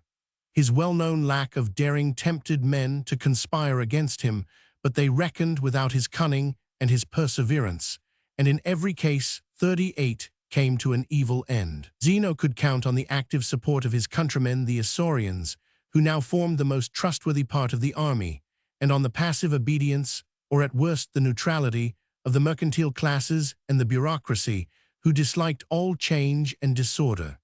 Hence, it came to pass that court conspiracies or local revolts of divisions of the army were not enough to shake his throne. The first half of Zeno's reign may be divided into three parts by these three conspiracies. The emperor had hardly ascended the throne when the first of them broke out. It was a palace intrigue hatched by the empress dowager Verina, who detested her son-in-law. The conspirators took Zeno quite by surprise. They failed to catch him, for he fled from Constantinople at the first alarm, but they got possession of the capital and proclaimed Basiliscus, the brother of Verina, as Augustus. Revolt of Basiliscus, 475–477. The mob of the city, with whom Zeno was very unpopular, joined the rising and massacred the Isaurian troops who were within the walls. Their leader's absence seems to have paralyzed the resistance of the soldiery. Zeno meanwhile escaped to his native country and raised an Isaurian army.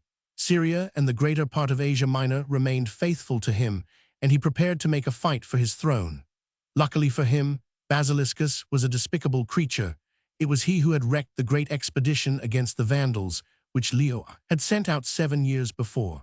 He soon became far more hated by the Constantinopolitans than Zeno had ever been. It is doubtful whether his arrogance, his financial extortions, or his addiction to the Monophysite heresy made him most detested. The army which he sent out against Zeno was entrusted, very unwisely, to a general of Isaurian birth, the Magister Militum Illus, who allowed himself to be moved by the prayers and bribes of the legitimate emperor, and finally went over to him. Having recovered all Asia Minor, Zeno then stirred up in Europe Theodoric the Amal against his rival, and induced the Goths to beset Constantinople from the west, while he himself blockaded it on the eastern side. The town threw open its gates, and Basiliscus, after a reign of 20 months, was dragged from sanctuary and brought before his nephew's tribunal. Zeno promised him that his blood should not be shed, but sent him and his sons to a desolate castle in Cappadocia among the mountain snows, where they were given such scanty food and raiment in their solitary confinement, that ere long they died of privation. 477. HRACLIUS and MOHMM 641. Distress of the empire in the early years of Heraclius, the letter of Chosroes, treachery of the Avars. Heraclius preaches a crusade, his 6 victorious campaigns, great siege of Constantinople, Persia vanquished, triumph of Heraclius, rise and character of Mohammed, the creed of Islam, conquests of the caliphs in Syria and Persia, troubled old age of Heraclius. When the tyrant Phocas had been handed over to the executioner to pay the penalty for his innumerable misdeeds, the Senate and army joined in offering the crown to the young Heraclius, the savior whose advent had delivered them from such a depth of misery. He was duly crowned by the patriarch and acclaimed by the people in the hippodrome. But when the first rejoicings were over, and he turned to contemplate the state of the empire which he had just won, the prospect was not a very reassuring one. The Slavs were spreading all over the Balkan Peninsula, as far as the gates of Thessalonica and the pass of Thermopylae. The Persian, securely established in northern Syria and Mesopotamia, was advancing to permanently reduce the lands of Asia Minor, which he had ravaged so fiercely in the 2 preceding years. The treasury was empty, and the army scattered and disorganized. For some years, it had not dared to meet the Persian in the open field, and the officers whom Phocas had kept in command had never won its confidence. The first 10 years of the reign of Heraclius seemed little better than a continuation of the miseries of the time of 205 Phocas. The empire had gained, indeed, a good man instead of a bad as its ruler, but a change of fortune had not come with the change of sovereigns. It seemed that Heraclius would not be able to cope with the legacy of accumulated ills that had been left him. His predecessor's dying taunt, "Will you rule the empire any better than I have done?" must often have rung in his ears when the never-ending tidings of battles lost, towns stormed, revenues decreasing, and starving provinces kept coming in to him. The imperial etiquette, which had prevailed for the last 200 years, prescribed that the Augustus should never take the field in person, and this rule seems to have prevented Heraclius from heading his own armies. The generals to whom he delegated his power were uniformly unfortunate and occasionally disloyal. He was obliged to depose Priscus, the officer who had betrayed Phocas, for arrogant disobedience to his orders. The absence of the emperor from the field was a grave misfortune, for he was much less of an administrator than of a fighting man. His form and face betrayed the warrior. He was of middle stature, strongly built, and broad-chested, with a fair complexion, grey eyes, and yellow hair. He wore a bushy beard till he ascended the throne, when he shaved it, and did not let it grow again till he went to the wars 10 years later. Persian successes, 613–17. The military disasters of the first 8 years of Heraclius' reign were terrible. In 613, the armies of Chosroes began to attack central Syria. Damascus fell, and then the general Shahbaz pushed southward into Palestine. In 614, the whole Christian world was seized with horror at learning that Jerusalem had been captured. Not only were 90,000 Christians slain in the Holy City, but what was reckoned far worse, all the treasures of the Church of the Holy Sepulchre fell into the hands of the fire worshippers. Chief of them was the sacred wood, the true cross, which the Empress Helena, the mother of the great 206 Constantine, had discovered in 327 and placed in her magnificent church. It was now carried into Persia to be marked by the blasphemous King Chosroes. This was not the end of the disasters of the empire. In 616, Shahbaz forced his way across the sands of the Isthmus of Suez and attacked Egypt, the one Roman province which had not seen the horrors of war for 3 centuries. The unwarlike Egyptians submitted with hardly a blow. Many of the heretical sects that swarmed in the Nile Valley even welcomed the Persians as friends and deliverers. Loss of Egypt seemed a death blow to the empire. It had been of late the chief source of revenue to the dwindling treasury of Heraclius, and on its corn the multitude of Constantinople had been wont to depend for their free dole of bread. This had now to be cut off, for the state finances did not permit of the provision being purchased elsewhere. In 617, the invasion of Asia Minor was resumed, and a Persian force seized Chalcedon, in very sight of the walls of Constantinople. The darkest hour had arrived. It is a great testimonial to the popularity of Heraclius that the series of misfortunes which we have related did not cost him his throne. Any sovereign less well-intentioned and less esteemed would have lost life and crown. The letter of Chosroes. The direst moment of his humiliation arrived when, after the loss of Egypt, the overweening Chosroes sent him a formal letter, inviting him to lay down the scepter which he could not wield. In language of arrogant condescension, which almost seems to have been borrowed from the letter of King Sennacherib in the Book of Kings, the Persian wrote, Chosroes, greatest of gods and master of the whole earth, to Heraclius, his vile and insensate slave, why do you still refuse to submit to our rule and call yourself a king? Have I not destroyed the Greeks? You say that you trust in your God. Why has he not delivered out of my hand Caesarea, Jerusalem, and Alexandria?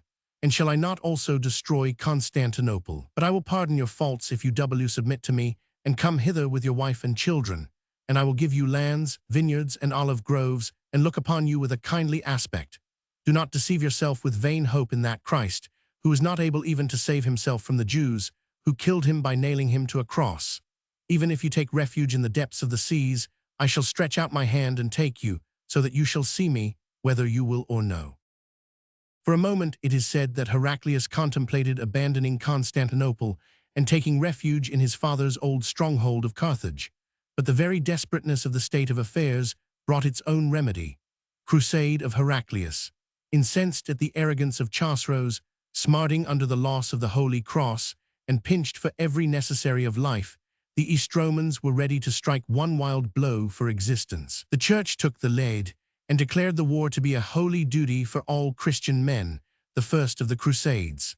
The Patriarch Sergius bound the emperor by an oath not to abandon his people, and the clergy offered, as a war loan, all the gold and silver plate of the churches of Constantinople. Heraclius took heart, and, casting aside the trammels of imperial etiquette, swore that he would himself lead his army in the field. Thousands of volunteers were collected, and the treasures of the church lavished on their equipment. By the end of 618, this effort of despair had given the empire once more a general, an army, and a military chest. But an attack on the Persian host in Asia Minor did not turn out to be at once feasible. A sudden danger at home obliged Heraclius to delay his crusade. The Avars concentrated their ravages on Thrace, and their hordes rode up almost to the gates of Constantinople. It was necessary at all costs to free the city from the danger of attack in the rear before the army crossed over into Asia. Treachery of the Avars. Accordingly, the emperor sent to offer a subsidy to the Chagan of the Avars if he would withdraw beyond the Danube. The Chagan proposed a conference at Heraclea, 240 miles west of Constantinople, the point to which he had advanced his army. Heraclius consented to the meeting and rode out in royal state with all his court. But the faithless Avar was meditating treachery. He concealed troops of his horsemen in the hills with the object of waylaying Heraclius on his way to Heraclea and of holding him to ransom. The emperor was warned just in time to escape from the ambush. Throwing off his long purple robe and tucking his diadem under his arm, he rode hard for Constantinople, with the Avars close at his heels. Many of his court and thousands of the Thracian peasantry who had turned out to witness the meeting fell into the hands of the enemy. Heraclius had just time to order the gates to be closed before the pursuers swept through the suburbs and up to the walls. In spite of this piece of abominable treachery, the emperor was still fain to conclude a peace with the Avars, as an absolutely necessary preliminary before attacking the Persian. In 620, a peace of some sort was patched up, in return for a payment of money, but even then Heraclius was not able to start on his projected campaign. Some desultory Persian attacks on Constantinople, and notably an attempt to build a fleet at Chalcedon and cross the strait, had first to be frustrated. It was not that the emperor was finally enabled to take the offensive, but all preparations being complete, after solemnly keeping the Lenten fast and receiving the benediction of the church for himself and his army, he set sail for Asia on Easter Day. He left his young son, Heraclius Constantinus, regent in his stead, under the charge of the patriarch Sergius and the patrician Bonus, the commander of the garrison of Constantinople. In the 6 campaigns which followed, Heraclius displayed an energy and an ability which no one, judging from his quiescence during the last 10 years, would have expected him to possess. Historians only doubt whether to praise the more his strategical talents or his personal bravery. From the very first, he showed his ascendancy over the enemy, taking the 209 offensive and turning the course of the war wherever he chose to direct it. At his first departure from Constantinople, he did not attack the Persian in the front, but boldly sailed round the southern capes of Asia Minor and landed his army in Cilicia, on the Gulf of Issus, a position from which he threatened both Asia Minor and northern Syria. Marching up into Cappadocia, he cut the communications between the Persian army in Asia Minor and the Euphrates Valley. This movement had the result that he expected. Hastily evacuating Bithynia and Galatia, the Persian general Shahbaz drew back eastward in order to regain touch with his country. Ere a blow was struck, Heraclius had cleared western Asia Minor of the enemy, but he finished the campaign by inflicting a crushing defeat on Shahbaz in Cappadocia, and thus recovered eastern Asia Minor also 622. After in vain offering terms of peace to Chosroes, Heraclius took effective means in the next year to bring the Persian to reason. Syria, Egypt, and Mesopotamia were still in the hands of the enemy.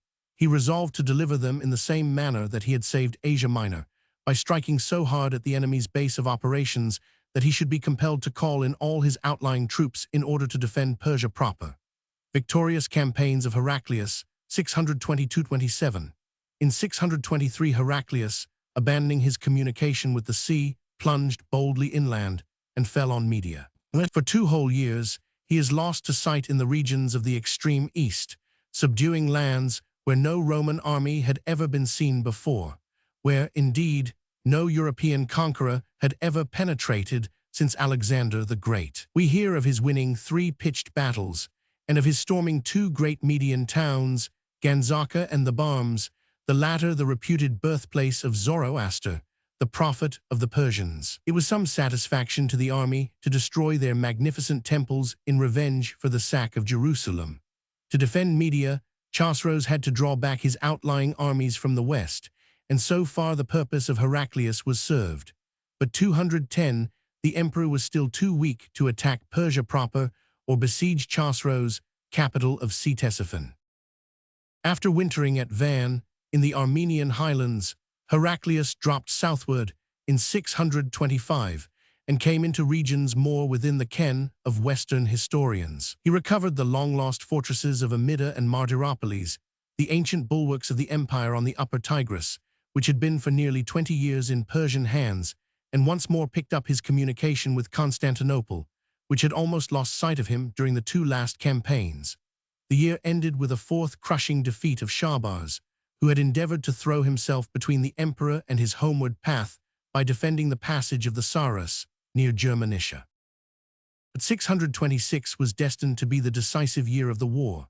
Before acknowledging himself beaten, the obstinate Chosroes was determined to make one final effort, drawing every man that he could together, for the Persian Empire was now growing exhausted. The old king made two armies of them, while the larger was left in Mesopotamia and Armenia to endeavor to keep Heraclius employed. A great body under Shahbaz slipped southward round the emperor's flank and marched for the Bosphorus. Great Siege of Constantinople, 626. Chosroes had concerted measures with the treacherous Chagan of the Avars for a combined attack on Constantinople from both the European and the Asiatic side of the strait. When Shahbaz appeared at Chalcedon, he found the Avars already masters of Thrace and preparing to beleaguer Byzantium. The two armies could see each other across the water, but they were wholly unable to communicate with each other, for the Roman fleet kept such excellent guard in the straits that no boat could cross. The patrician bonus made a most gallant defense, the garrison was adequate, and the population kept a good heart, for they knew that the Persian was striking his last desperate blow. Heraclius himself was so well satisfied with the impregnability of his capital that he only 211 sent a few veteran troops by sea to cooperate in the defense, and kept the greater part of his army in hand for an attack on the heart of the dominions of Chosroes. Meanwhile, the host of Shahbaz had to look on in helpless impotence, while the Avars, on the other side of the Bosphorus, made their attempt on Constantinople. On the night of the 3d of August 626, the Chagan gave the signal for the assault. A body of Slavs, in small boats, attempted to storm the seawall from the side of the Golden Horn, while the main body of the Avars moved against the land wall. But the galleys of Bonus rammed and sunk the light vessels of the Slavs, and the assault of the Avars miscarried entirely. Thereupon, the Chagan hastily broke up his camp and retired beyond the Balkans. The siege was practically raised, though the army of Shahbaz still remained encamped at Chalcedon. Thus ended the first of the four great sieges of Constantinople of which we have to tell. Meanwhile, Heraclius had been retaliating on Persia in the most effective way. In return for the invasion of Thrace by the Avars, he called in from beyond the Caucasus the wild Hunnish tribe of the Khazars and turned them loose on Media and Assyria. 40,000 of their horsemen laid waste the whole land, as far as the gates of Ctesiphon, and the emperor took possession of the upper valley of the Tigris and prepared to strike at his rival's capital in the coming year. Battle of Nineveh, 627. The campaign of 627 ended the triumphs of Heraclius. The last army of Persia, under a general named Rhazates, faced him near Nineveh.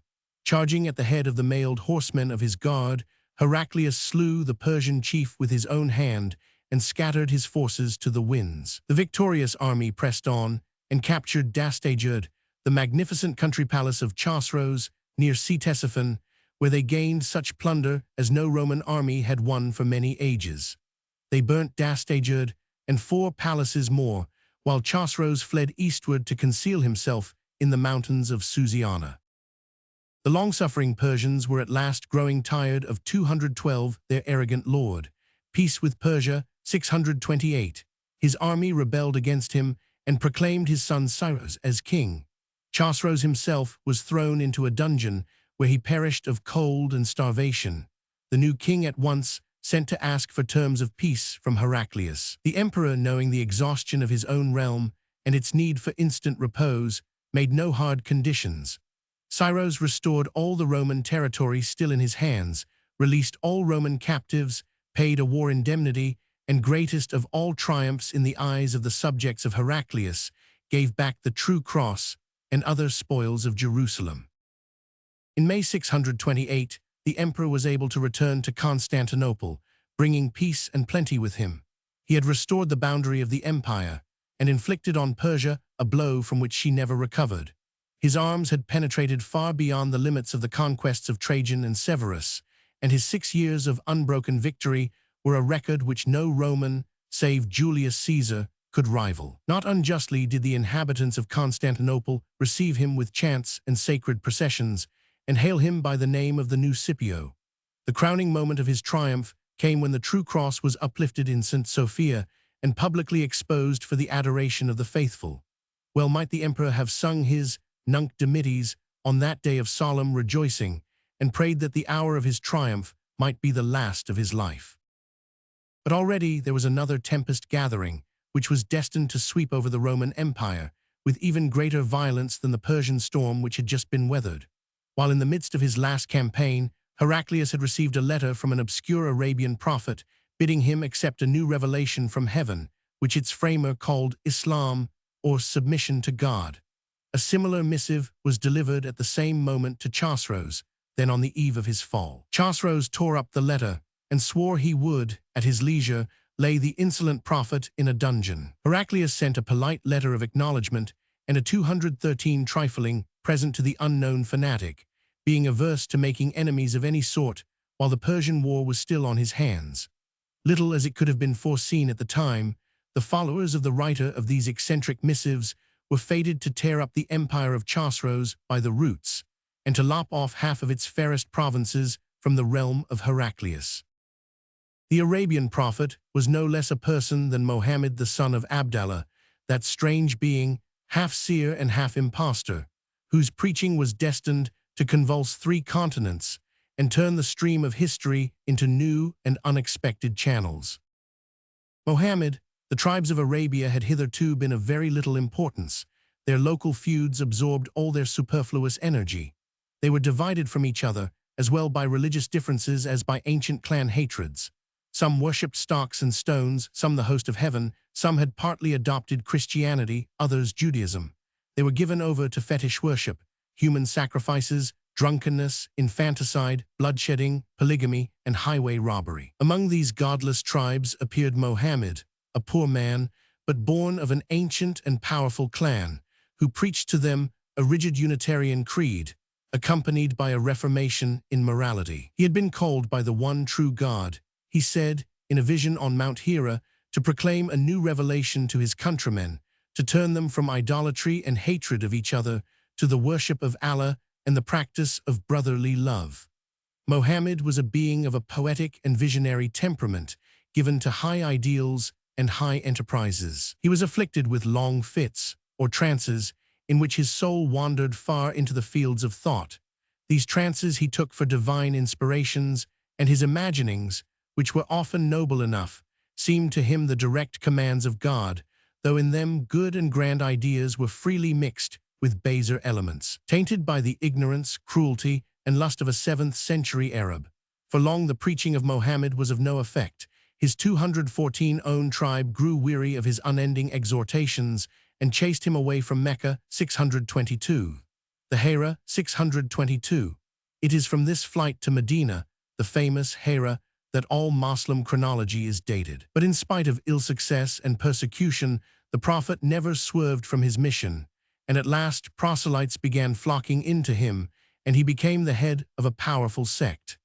Then came the fatal moment which turned his teaching from a blessing to Arabia into a curse for the world. When he grew powerful enough, he bade his sectaries to take up the sword and impose Islam on their neighbors by the force of arms.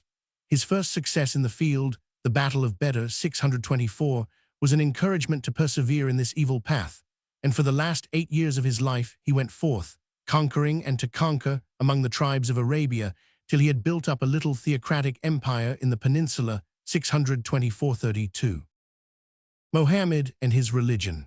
Mohammed's successes were won by unhallowed means, and the desire to extend them at almost any cost gradually led him into compromises with the habits and superstitions of his countrymen, which were fatal to the purity of his religion. A strain of cunning, of revenge, of self-indulgence appeared in a character which, in his years of poverty and trouble, had been blameless.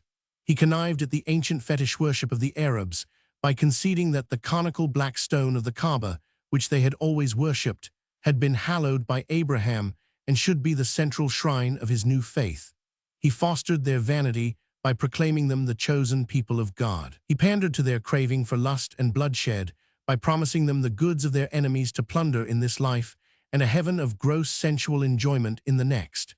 He restricted, but he did not abolish, the evils of polygamy and slavery.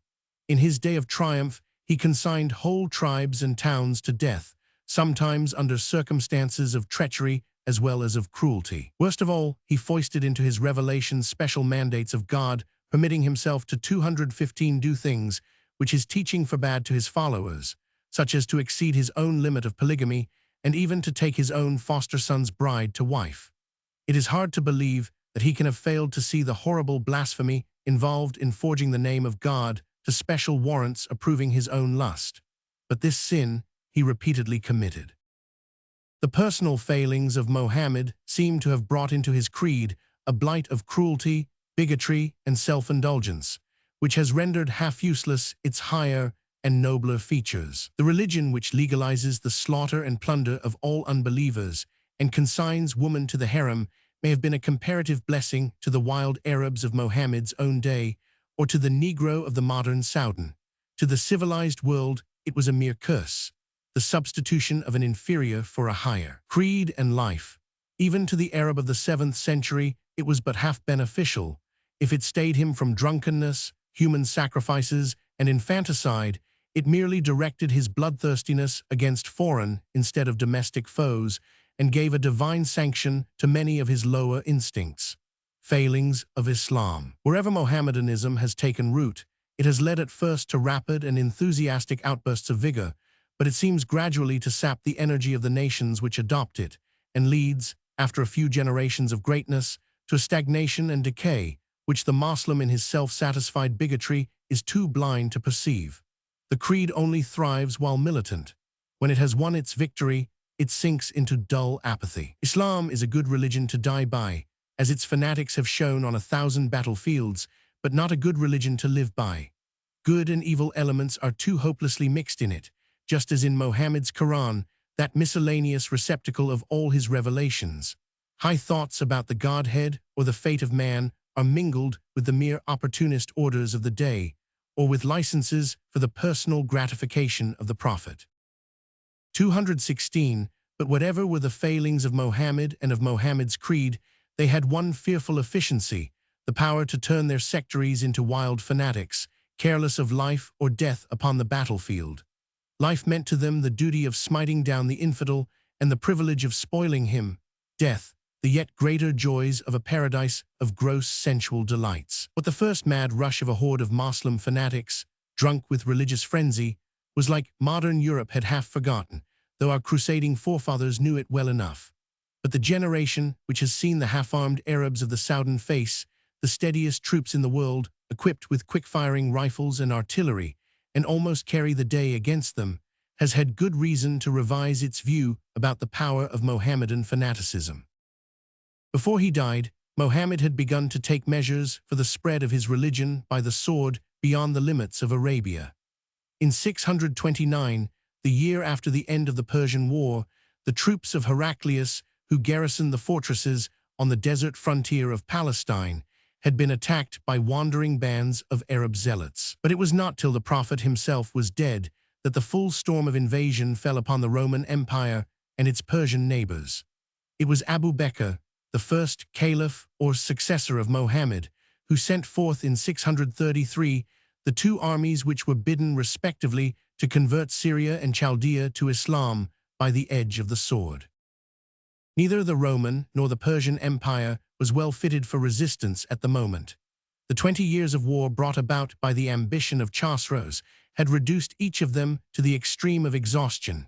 Since the end of the war, Persia had been a prey to incessant civil strife and revolution.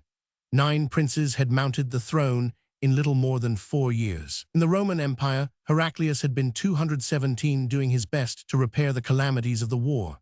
His first care had been to repay, by means of the war indemnity paid by Cyrus and the imposition of new taxes, the great loan which the Church had made him, in order to equip his troops for the struggle. Exhaustion of the Roman Empire. He had disbanded much of his victorious army in pursuit of the policy of retrenchment for which the ruined state of his empire called. But he could not repair the losses which Syria and Asia Minor had suffered in spending 10 years beneath the Persian yoke. The very foundations of society seemed to have been sapped in the provinces of the East by the prolonged Persian occupation. The numerous heretical sects which swarmed in the valleys of the Nile and the Orontes had raised their heads during the Persian rule and bore with ill-concealed reluctance the restoration of the imperial authority. The Jews, who had often sided with the Persians, were restless and discontented. It was said that half the population of Syria and Egypt wished ill to the empire. It would have required 2 generations of peace and wise administration to restore to their old condition those oriental dioceses which had for the last 3 centuries been the stay and support of the East Roman Empire. But less than 4 years after Heraclius had solemnly restored the true cross to the custody of the Patriarch of Jerusalem, the Arabs burst into the land. While Khald and one fanatical Saracen horde assaulted the Persian frontier on the lower Euphrates, another, under Abu Ubaidah, attacked the eastern or desert front of Syria. Basra, the first city on the edge of the waste, fell by treachery. A small army under the patrician Sergius was defeated, and the governors of Syria and Palestine sent for aid to the emperor. Hardly yet realizing the danger of the crisis, Heraclius sent some reinforcements under his brother Theodore to join the local troops.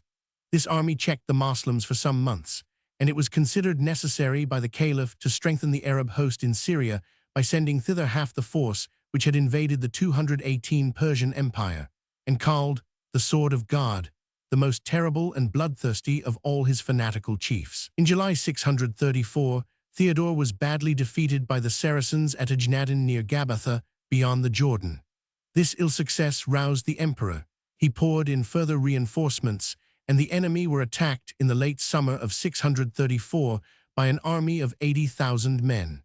Battle of the Yermuk, 634. The fate of Syria was settled by the Battle of the Hieramax, Yermuk, where the troops of the empire, after a long and bloody fight, in which they at one time forced the Arabs back to the very gates of their camp, were broken by the fanatical rush of an enemy who preferred death to defeat. "Paradise is before you," cried Abu Ubaidah to his wavering host, "the devil and hellfire behind." And with their last charge, the Arabs broke the line of the legions and rolled the wearied troops in wild disorder back over a line of precipices and ravines, where thousands perished without stroke of sword, by being cast down the lofty rocks. The army of the East was almost exterminated at the Hieramax, and ere another force could be collected, Damascus, the greatest city of eastern Syria, was captured by the enemy, who, in spite of accepting its surrender, massacred a great part of the population, 635. Heraclius now determined to lead the Roman army in person, but he was no longer the same man who had kept the field with harness on his back for 6 long campaigns in the old Persian War. He had now long passed his 50th year, and was prematurely broken by the first symptoms of the dropsy which afterwards caused his death. In his private life, too, he had had much trouble of late. He had made an unwise and unhallowed second marriage with his own sister's daughter Martina, and was harassed by disputes between her and the rest of his family, caused by the fact that the young empress wished to induce her husband to leave her own son Heracleonas, joint heir to the empire, with his elder brother Heraclius Constantinus. But such as he was, Heraclius once 219 more put on his armor, and spent the years 635–6 in Syria, endeavoring to keep back the Arabs with the new levies that he had assembled. His failure was complete. City after city, Emesa, Hierapolis, Chalcis, Berea, fell into the hands of the Moslems, without the emperor being able even to risk a battle in their defense. In 636, completely broken by disease, he returned to Constantinople, having first paid a hasty visit to Jerusalem to take up and remove the true cross, which he had replaced there in triumph only 6 years before. Fall of Jerusalem, 637. After the departure of Heraclius, things went from bad to worse. Antioch, the stronghold and capital of northern Syria, and Jerusalem, the center of the defense of Palestine, both fell in 637. To receive the surrender of Jerusalem, which Mohammed had pronounced only second to Mecca among the holy places of the world, the Caliph Omar crossed the desert in person. When the town had yielded, the Arab compelled the patriarch Sophronius to lead him all round the shrines of the city. As they stood in the church of the Holy Sepulchre, the patriarch, torn by grief, could not refrain from exclaiming that now indeed was the abomination of desolation, spoken of by Daniel the prophet in the Holy of Holies. The austere Omar showed more moderation and compassion than his generals had been wont to display. He left the Christians all their holy places and contented himself with building a great mosque on the site of the Temple of Solomon. While Syria was falling before the Saracens, the lot of Persia had been even worse. After a great battle lasting for 3 days at Qadisiyah, the Sasanian Empire had succumbed before the Moslem sword. Its capital Ctesiphon was sacked and destroyed, and Yezdijerd, the last of its kings, fled eastward to raise his last army on the banks of Oxus and Murghab, 636.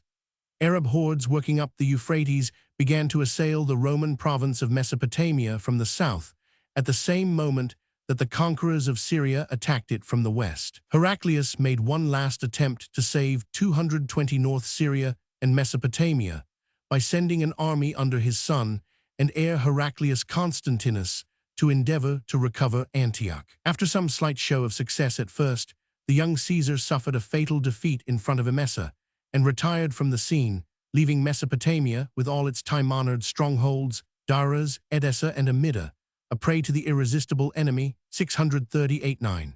With the fall of the seaport of Caesarea in 640, the Romans lost their last foothold south of the Taurus, and Asia Minor itself now became exposed to invasion. Before he died of the dropsy, which was the bane of his declining years, the unfortunate Heraclius was destined to see one more disaster to his realm. Saracens conquer Egypt, 640. In 640, the Saracens, now headed by Amru, crossed the desert of Suez and fell upon Egypt. They beat the Roman army in the field, captured Memphis and Babylon, and then received the homage of all Upper and Central Egypt. The population was very largely composed of heretical sects who received the Moslems as deliverers from orthodox oppression, and Makokas, the Coptic governor of the province, surrendered long ere the situation had grown desperate. It was only about Alexandria, where the Greek Orthodox element was strongest, that any serious resistance was made. But the great seaport capital of Egypt held out very staunchly and was still in Christian hands when Heraclius died on Feb. 10th, 641, in the 66th year of his age. Thus ended in misery and failure the man who would have been hailed as the greatest of all the warrior emperors of Rome if he had died but 10 years sooner. He had saved the empire at its darkest hour and won back all the East by feats of arms such as have seldom been paralleled in all history. But he won it back only to lose again 2/3 of the rescued lands to a new enemy, and ungrateful after-ages remembered him rather as the loser of Jerusalem and Antioch than as the savior of Constantinople. Chapter 13. The Decline and Fall of the Visigoths. A-711. Obscurity of Visigothic history. Sizibat and Swinthilla expel the Estromans. A series of priest-ridden kings. Chindaswinth restores the royal power, his legislation. Rexaswinth's long reign, Wamba and his wars. The rebellion of Paulus. Wamba's weak and obscure successors. Approach of the Saracens. Weakness of Spain. Roderick, the last of the Goths. All Spain subdued by the Saracens. Few periods of European history are so obscure as the last 100 years of the Visigothic dominion in Spain.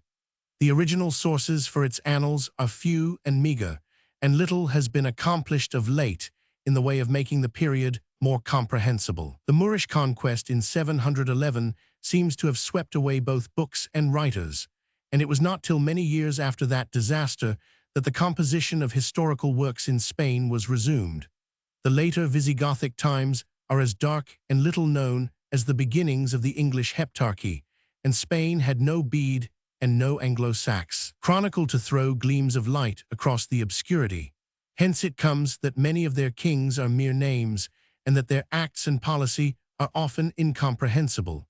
The tale grows more and more puzzling as the 7th century draws on to its close, and by the beginning of the 8th, we have only untrustworthy legends to help us. The House of Leovigild, after 40 years of success, ended disastrously in 603 by the assassination of the young King Leovus II.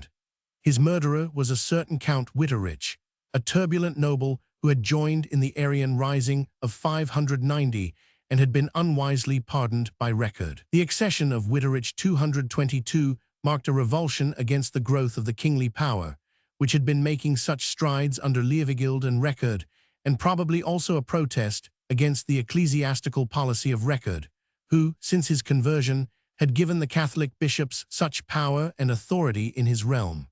Witterich, 600–310. Witterich reigned for 7 years, with little credit to himself. It is only strange that he guarded his ill-gotten crown so long. He had some unimportant struggles with the Franks in Aquitaine and the Byzantine garrisons in Andalusia, but won no credit in either quarter. The church was against him, his counts and dukes paid him little heed, and no one showed much astonishment or regret when in 610 he was murdered by conspirators at a feast, like his predecessor, the tyrant Theudigisel.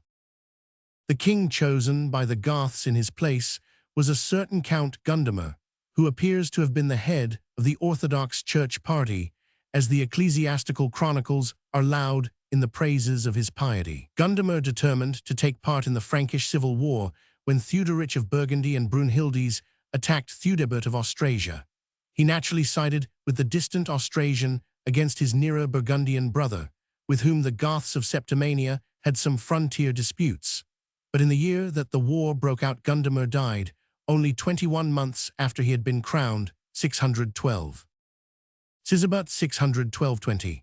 His successor was King Sigebert 612–20, a prince of some mark and character who, like his predecessor, was a great friend of the church party and a foe of the unruly secular nobility.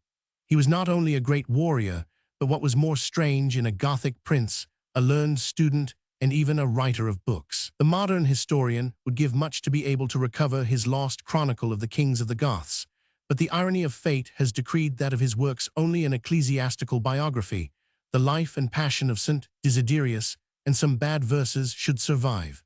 We learn from his admiring clerical friends that he 223 was skilled in grammar, rhetoric, and dialectic, and that he erected a magnificent cathedral in Toledo. But Sigebert was no mere crowned savant. He took up the task, which had been abandoned since the death of Record, of driving the East Roman garrisons out of Andalusia, and was almost completely successful. The Emperor Heraclius, then in the throes of his Persian War, could send no help to Spain, and one after another, all the harbors of southeastern Spain from the mouth of the Guadalquivir to the mouth of the Sucre fell into his hands. Nothing remained to the East Romans except their most westerly possession, the extreme southwest angle of Portugal, with the fortress of Lagos and the promontory of Cape St. Vincent. After winning the Andalusian coast, it appears that Sigebert built a small fleet and crossed the Strait of Gibraltar to wrest Ceuta and Tangier from the Exarch of Africa. In 615, Heraclius made peace with him, formally surrendering all that Sigebert had succeeded in gaining from his generals. Sigebert was also successful in taming the intractable Basques. Following them into their mountains, he compelled them to pay tribute. A less happy record is preserved of Sigebert in the matter of internal government. As befitted a hot supporter of the intolerant Spanish Church, he gave himself up to the promptings of his bishops and commenced a fierce persecution of the Jews, the first of many tribulations which the unhappy Hebrews were to suffer at the hands of the later Gothic kings. Sigebert reigned only 8 years. He had taken the precaution to have his son Record II, elected king by the National Council during his own lifetime, and on his death, the youth succeeded to the throne without molestation. But less than a year after Sigebert's death, Record followed him to the grave, and the crown once more passed into a new house. Swinthilla, 620–31. Count Swinthilla, whom the Goths now chose as king, was a general who had distinguished himself in the war with the Basques and had a great military reputation, but unlike Sisebut, was not a favor of the church party and had to face 224 its intrigues all through the 10 years of his reign. He was equally disliked by the great nobles, whose powers he sought to curb by asserting the rights of the smaller Gothic freeholders, who had for long been lapsing more and more into feudal dependence on their greater neighbors. His care for their interests won for him the title of the Father of the Poor, and their loyalty is no doubt the explanation of the fact that he was able to hold the crown so long when both church and nobles were against him. Nor was his reign entirely without military successes. He took Lagos and the fort on Cape St. Vincent, the two last Byzantine strongholds in Spain, so that the whole peninsula was at last drawn under a single ruler. He was equally successful against a rebellion of the Basques, and overrunning their mountain valleys in Navarre and Biscay, built the fortress of Olite beyond the Ebro and near Pampeluna to hold them down. But Swinthilla had too many enemies to be allowed to keep his crown. A certain Count Sisinand, a governor in Septimania, rose against him and called in to his aid Dagobert, the king of the Franks. Gaul was now once more united under a single monarch, and the long civil wars of the descendants of Brunhildes and Fredegundes were over, so that the Franks were, after a long interval, able to indulge in foreign invasion. Backed by troops lent him by Dagobert, Sisinand crossed the Pyrenees and advanced against Saragossa, where the king had marched forward to meet him. No battle took place, for the matter was settled by treachery. Rebellion of Sisinand, 631. The great nobles and bishops, who had obeyed Swinthilla's summons to war, seized him in his own camp, threw him into chains, and handed him over to Sisinand. The usurper, more merciful than many Gothic rebels, contented himself with casting Swinthilla into a monastery and did not put him to death. Sisinand had promised his Frankish friend to surrender to him in return for his help the most splendid treasure in the Gothic royal hoard, a great golden bowl of Roman workmanship, weighing 500 pounds, a trophy of the ores of the 5th century. He gave up the vessel to Dagobert's ambassadors, but when it was seen departing from Spain, the Gothic counts swore that such an ancient heirloom of their kings must never leave the land, and took it back by force. In its lieu, Sisinand sent to Dagobert a sum of 200,000 gold solidi, 140,000 pounds.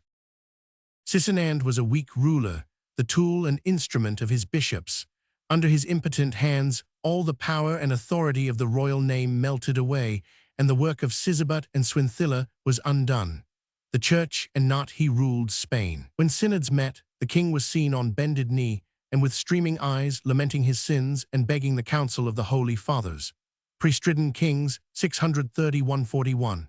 He reigned only for 5 years, 631-36, and was succeeded by Chinthilla, another chosen instrument of the hierarchy, of whom we know little more than that he held many synods with his bishops, and strengthened himself by the help of the true faith. He reigned only 3 years, but was allowed by his clerical partisans to have his son Tulga crowned as his successor before he died. Tulga, another obedient son of the church, had only reigned 2 years when he was dethroned by a conspiracy of the great lay nobles, to whom the domination of the clergy in the state became more and more odious under the 12 years' rule of 3 priestridden kings. Tulga was sent to pursue the congenial path of piety in a monastery, while the National Assembly, convened by the conspirators, elected as King Count Chindaswinth, whose virtues were recognized by all, while his great age, he was no less than 79, promised a free hand to his turbulent subjects, 641. But the nobles had erred greatly in their estimate of Chindaswinth, as grievously as did the misled cardinals, who, in a later age, elected the apparently moribund Sixtus V to the papacy. The touch of the crown on his brow seemed to give back his youth and vigor to the old man, and the Goths found that a king of the type of Leovigild and Swinthilla, a 226 stern repressor of lawlessness and feudal anarchy, was reigning over them. Chindaswinth, 641-52. Chindaswinth set himself at once to revindicate the royal prerogative, both against the great nobles and against the ecclesiastical synods. His hand fell heavily upon the traitors who, 12 years before, had betrayed Swinthilla. he began to seek them out and to execute them. At once, the majority of the nobles of Spain burst into revolt. Some fled to Africa and borrowed aid from the Byzantine exarch, others to the kings of the Franks. But Chindeswinth beat down all their risings and quenched the flame of insurrection in the blood of 200 nobles and 500 men of lesser rank, whom he handed over to the headsman. He tamed the Goths so that they dared attempt nothing more against him, as they had so often done with their kings, for the Goths are a hard-necked folk and need a heavy yoke for their shoulders. When the revolt was crushed, Chindeswinth compelled the bishops assembled in synod at Toledo to pronounce a solemn curse on all rebellious nobles, tyranny, he called them, and to decree the penalty of deprivation of orders and excommunication on all members of the clergy who should be found consenting to the plots of the tyrants. 646. Chindeswinth's heavy hand won Spain 7 years of peace in the latter end of his reign, and he was able to associate with himself on the throne his son Rexuswinth, without any of the Goths daring to murmur. The father and son reigned together for 3 years, Rexuswinth discharging the functions of king, while Chindeswinth gave himself up to works of piety. Their joint rule is marked by one very important incident, showing the completion of the process of unification, which had begun by the conversion of Record to Catholicism in 589. Laws of Chindeswinth. Goth and Spaniard were now so much assimilated to each other that the kings thought that they might for the future be ruled by a single code of laws. The races were beginning to be completely intermixed. Spanish counts and dukes are as numerous in the end of the 227 period as Gothic bishops and abbots. The one race had no longer the monopoly of secular power, nor the other that of ecclesiastical promotion. Chindeswinth resolved to suspend the use of the old Roman law in his dominion, and to make all his subjects use Gothic law, though he introduced into the latter a considerable Roman element. The advantage of the new code of Chindeswinth was that the counts and vicariae, the king's immediate representatives, had for the future full jurisdiction over the whole native Spanish element, including the clergy, for the Spaniards were deprived of their Roman law book, the Breviarium Alarici, and of their own courts and judges, and were subjected for legal, no less than for administrative or military matters, to the Gothic count. At the same time, the prohibition against marriage between Goths and provincials, which still nominally existed, though it was frequently broken since the time of Leovigild, was removed, and all the king's subjects became equal in the eye of the law. Chindeswinth died in 652 at the great age of 90, unparalleled among Teutonic kings of his day. Rexuswinth, 652–72.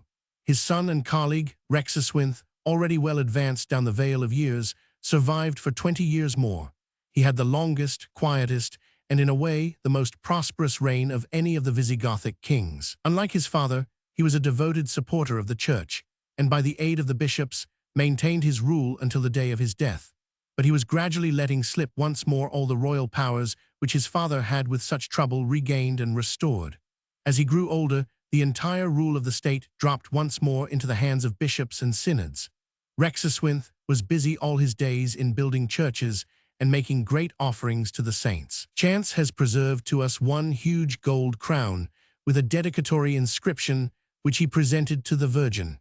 It now forms the pride of the Cluny Museum at Paris and is the best monument of the rude Teutonic art of the time, except, perhaps, the golden offerings of Agilulf and Theodelinda at Monza. 228 tradition speaks much of the spiritual blessings that were vouchsafed him. He and Archbishop Hildefunds were privileged to behold with their own eyes a miraculous vision of St. Leocadia in the Cathedral of Toledo. But meanwhile, the kingly authority was once more vanishing away, and Rexuswinth, provided that he at least enjoyed peace and pious leisure, seems to have cared little for the fate of his successors. He had himself no son to whom he could bequeath the throne. Personally, he was popular, so mild and unpretending that he could hardly be told from one of his own subjects, and he did not reap the fruit of the seeds of weakness that he was sowing. One insignificant rebellion alone interrupted the 20 peaceful years of his reign. But meanwhile, the elements of dissolution were growing in strength. The nobles were once more reasserting their old claims to feudal independence, and the clergy were growing more and more domineering. Rexuswinthe died in 672, leaving no heir, and there was much disputing among the nobles as to the election of his successor. Their choice fell at last upon Wamba, a man of mature age and high reputation, but he refused to take up the burden, in spite of the acclamations with which his name was received. At last, we are told, a certain duke drew his sword and threatened to slay him as a traitor to his nation and his duty if he hesitated any longer to obey the will of the assembly. Wamba bowed to this form of persuasion and accepted the crown. Wamba 672–680. We have more knowledge of Wamba's reign than of those of his predecessors and successors, as his biography, written by Bishop Julian of Toledo, has chanced to survive. We learn that he was a stern and hard master to the Goths, modeling himself upon the example of Chindeswinthe, and that his reign was spent in a not unsuccessful attempt to recover the powers of the crown, which the pious Rexuswinthe had let slip. Rebellions were naturally rife when the king began to make his strong hand felt. The 229 untamable Basques took to arms, and while Wamba was busy in their mountains, a more dangerous rising took place in Septimania, where a certain Count Hilderic raised the standard of revolt. Rebellion of Paulus, 673. The king sent against them a large army under Duke Paulus, a trusted officer of Roman blood. But instead of attacking the rebels, the treacherous Paulus opened negotiations with them, debauched the chiefs of his own army, and suddenly proclaimed himself king. The challenge which he is said to have sent to Wamba deserves, perhaps, to be recorded for its strange and high-flown style. "In the name of God," wrote the usurper Flavius Paulus, "the mighty king of the East greets Wamba, the king of the West. If thou hast traversed the rough, unpeopled waste of the mountains, if thou hast burst through woods and thickets like some strong lion, if thou hast tamed the swiftness of the wild goat, and the bounding stag, and the ravening boar and bear, if thou hast cast out the poison of snake and adder, then make thyself known to me, thou man of arms, lord of the woods, and lover of the rocks, and hasten to meet me, that we may strive against each other in song, like nightingales. Wherefore, great king, stir up thy heart to strength, come down to the passes of the Pyrenees, and there shalt thou find an athlete with whom thou mayest worthily contend." Paulus was taken at his word. The lord of the woods flew down in haste from the Basque mountains, and had thrown himself upon the rebel army before a single week was out. He forced the passes of the Pyrenees, driving the troops of Paulus before him, and then threw himself upon Narbonne, the capital of Septimania. The town was stormed by main force, after a siege of only 3 days, and when it had fallen, Wamba recovered most of the other towns between the mountains and the Rhone. Paulus took refuge in the strong town of Nismes and sent to ask help of the Franks, but the king was too quick for him. The Goths had grown skilled in the art of poliorcetics during their long struggle to 230 expel the Byzantines from Andalusia, and by means of his siege machines, Wamba took Nismes on the 2nd day of its leaguer. Paulus and his chiefs then shut themselves up in the great Roman amphitheater, which they had turned into a citadel. In a few days, they were reduced by famine to throw themselves on the king's mercy. Wamba swore to spare their lives, and Paulus, with 26 counts and chiefs, gave themselves up to his mercy. The king had their beards and hair plucked out by the roots, and led them in triumph to Toledo, where they were marched through the town in chains and barefoot, clothed in shirts of sackcloth, with Paulus in front, wearing a leather crown, fastened on to his bare scalp by a pitch plaster. The names of the 26 have survived. They included 1 bishop, a Goth, 1 priest of Roman blood, and 24 counts and chiefs, of whom 17 have Gothic and 7 Roman names. This blow to the unruly Gothic nobles secured Wamba a quiet reign. He sat on the throne for 7 years more, 673–680, in peace and prosperity, endeavoring to palliate as best he could the diseases of the Visigothic state. Laws of Wamba. Some of his laws show clearly enough the dangers of the times. So far had the class of small freeholders, who should have composed the bulk of the royal host, now disappeared that Wamba ordains that for the future slaves, as well as freemen, are to obey the royal summons to war. He even ordered that the bishops were to head their serfs in the field, a command which was deeply resented by the clergy, though a few generations later we find the practice common enough both in England, Gaul, and Germany. Wamba lost his throne by a curious chance, or perhaps by a still more curious plot. He fell ill in 680, was given over by the physicians, and fell into a long stupor. His attendants, in accordance with a frequent practice of the day, clad him in monkish robes and shore his hair to the tonsure, that he might die in religion. Erwig, 680-87. Then before the breath was out of his body, his most trusted officer, Count Erwig, seized the royal horn and declared himself king. Erwig was a great-nephew of King Chindaswinthe, and looked upon himself as the heir of his cousin, Rexaswinthe, Wamba's predecessor. Yet he was not of pure Visigothic blood. His father Artavasdes was a refugee from Byzantium, whom Chindaswinthe had taken into favor and honored with the gift of his niece's hand. To the dismay of the palace, the aged Wamba did not die. He recovered from his long stupor and began to mend. But the new king and the court clergy joined in assuring him that, even though he knew it not, he had become a monk and could not resume his lay attire or his royal authority. Apparently Wamba was not above the superstitions of his day.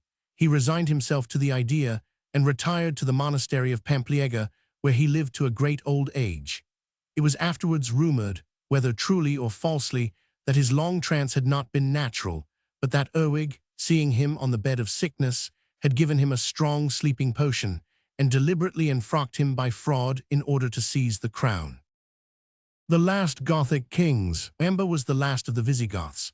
The 4 kings who followed him are mere shadows, crowned phantoms of whom we know little or nothing, for with Wamba's death the history of Spain sinks into the blackest obscurity.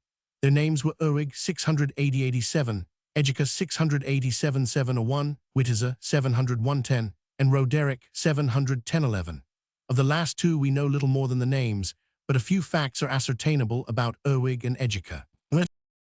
The former, though he had nerve enough to seize the throne, had not courage to defend the royal rights.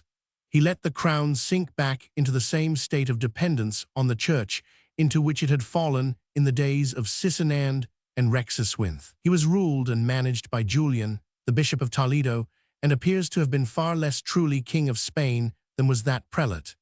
At Julian's behest, he repealed the military laws of Wamba, because they bore 230 too hardly on the church, and recommenced the cruel persecution of the Jews, which always accompanied the accession of a priest-ridden king to the Spanish throne. Apparently, because he was tormented by his conscience on account of his dealings with King Wamba, Erwig chose Wamba's nephew and heir Egica as his successor. Having married him to his own daughter Sixilo and made him swear to be kind to his wife and her brothers, Erwig laid down his crown and followed Wamba into a monastery. Egica did not keep his vow. The moment that the Gothic assembly had recognized him as king, he made the bishops absolve him from his oath, and then repudiated his wife and seized the property of his brothers-in-law, the sons of Erwig. Egica's reign was marked by the last and fiercest persecution of the Jews, in which the Visigothic king and clergy ever indulged. They voted at the 16th Council of Toledo, 695, that all adult Jews should be seized and sold as slaves, while their children were to be separated from them and given to Christian families to rear in the true faith. Under this wicked law, many Hebrews conformed, and still more fled oversea to Africa. The crime which brought down this doom upon them is said to have been a plot to betray Spain to foreign enemies. A new power had just arrived in the neighborhood of the Visigothic realm, after 50 years of approach of the Saracens. Fighting, the terrible and fanatical Saracen had just overcome the Byzantine governors of Africa and stormed Carthage, 695, the last stronghold of the Estromans. It was to them, it would seem, that the Jews had sent messages to beg them to cross the straits and put an end to the persecuting rule of the Spanish bishops. Nothing came of the invitation at this time, but the very fact that it was possible implied the gravest change in the situation of the Visigoths. For 3 generations, they had been lying between 2 weak, stationary, and unenterprising neighbors, the faction-ridden Franks and the exarchs of Africa. How would the decaying realm fare when attacked by a new power in the first bloom of its fanatical youth and vigor? 233 Egica, however, was not destined to see the day of trial, nor was his son Witiza, 700-1710, of whom absolutely nothing is known, save that he was popular with the people but hated by the clergy. The details of his evil doings are the mere imaginings of the monkish writers of the 10th century. In his own time, they were not written down, for within 2 years of his death Spain had fallen under the power of the Moor, and no native chronicler had the heart to detail the last hours of the old Visigothic kingdom. Witiza died young, leaving 2 sons who were not old enough to wear the crown. The Goths chose, therefore, as their king a certain Count Roderick, who is a mere name to us, though the later chroniclers say, what is likely enough, that he was a kinsman of Chindeswynth and Erwig, and therefore hostile to the house of Wamba and Egica.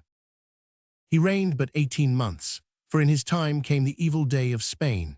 The Saracen conquerors of Africa had spent the last 20 years in taming the Moors and Berbers.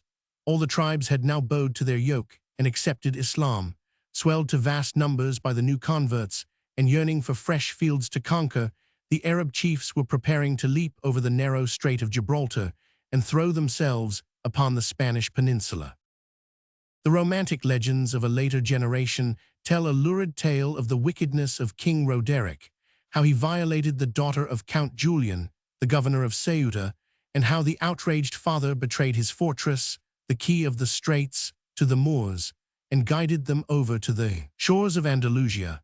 All this is purely unhistoric. There is no reason for believing that Roderick was better or worse than his predecessors. Of his character we know nothing. His very existence is only vouched for by a name and date in the list of Gothic kings and by a few very rare coins.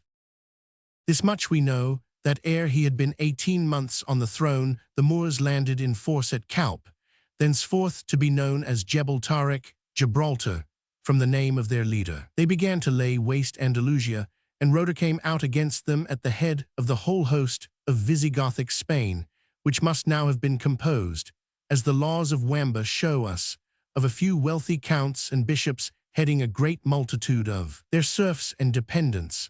The levy of the Visigoths proved far less able to resist the Moslems than had been the troops of Byzantium.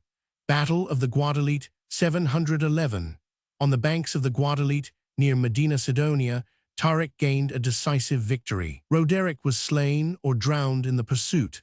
The Gothic army dispersed, and without having to fight any second battle, the invaders mastered Spain. In less than 2 years, 711-13, Tariq and his superior officer Musa, the governor of Africa, subdued the whole country.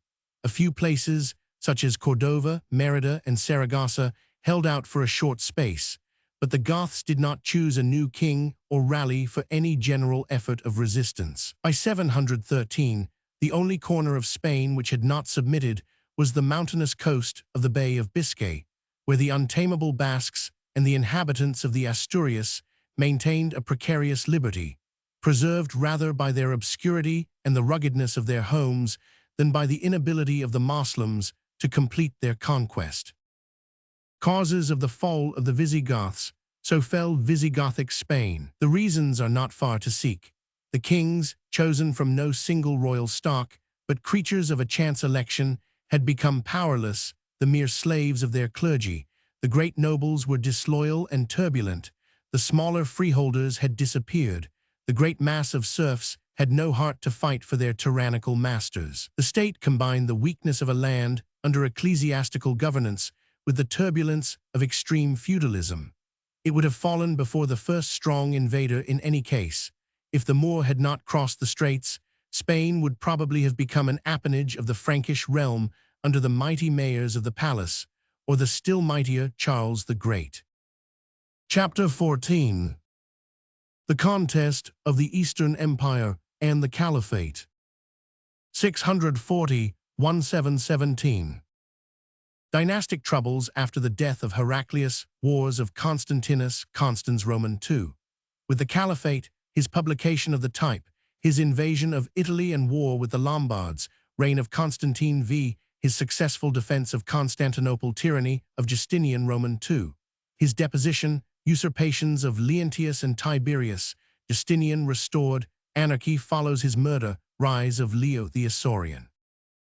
At the moment of the death of the unfortunate Heraclius, the East Roman Empire was left in a most disadvantageous position for resisting the vigorous attack which the Moslems were pressing against its remaining provinces. Yielding to the influence of his ambitious wife Martina, the old emperor had left the imperial power divided between Heraclius Constantinus, the offspring of his first wife, and Martina's eldest son Heracleonas. The elder of the young emperors was 29, the younger only 16. Troubles at Constantinople, 641.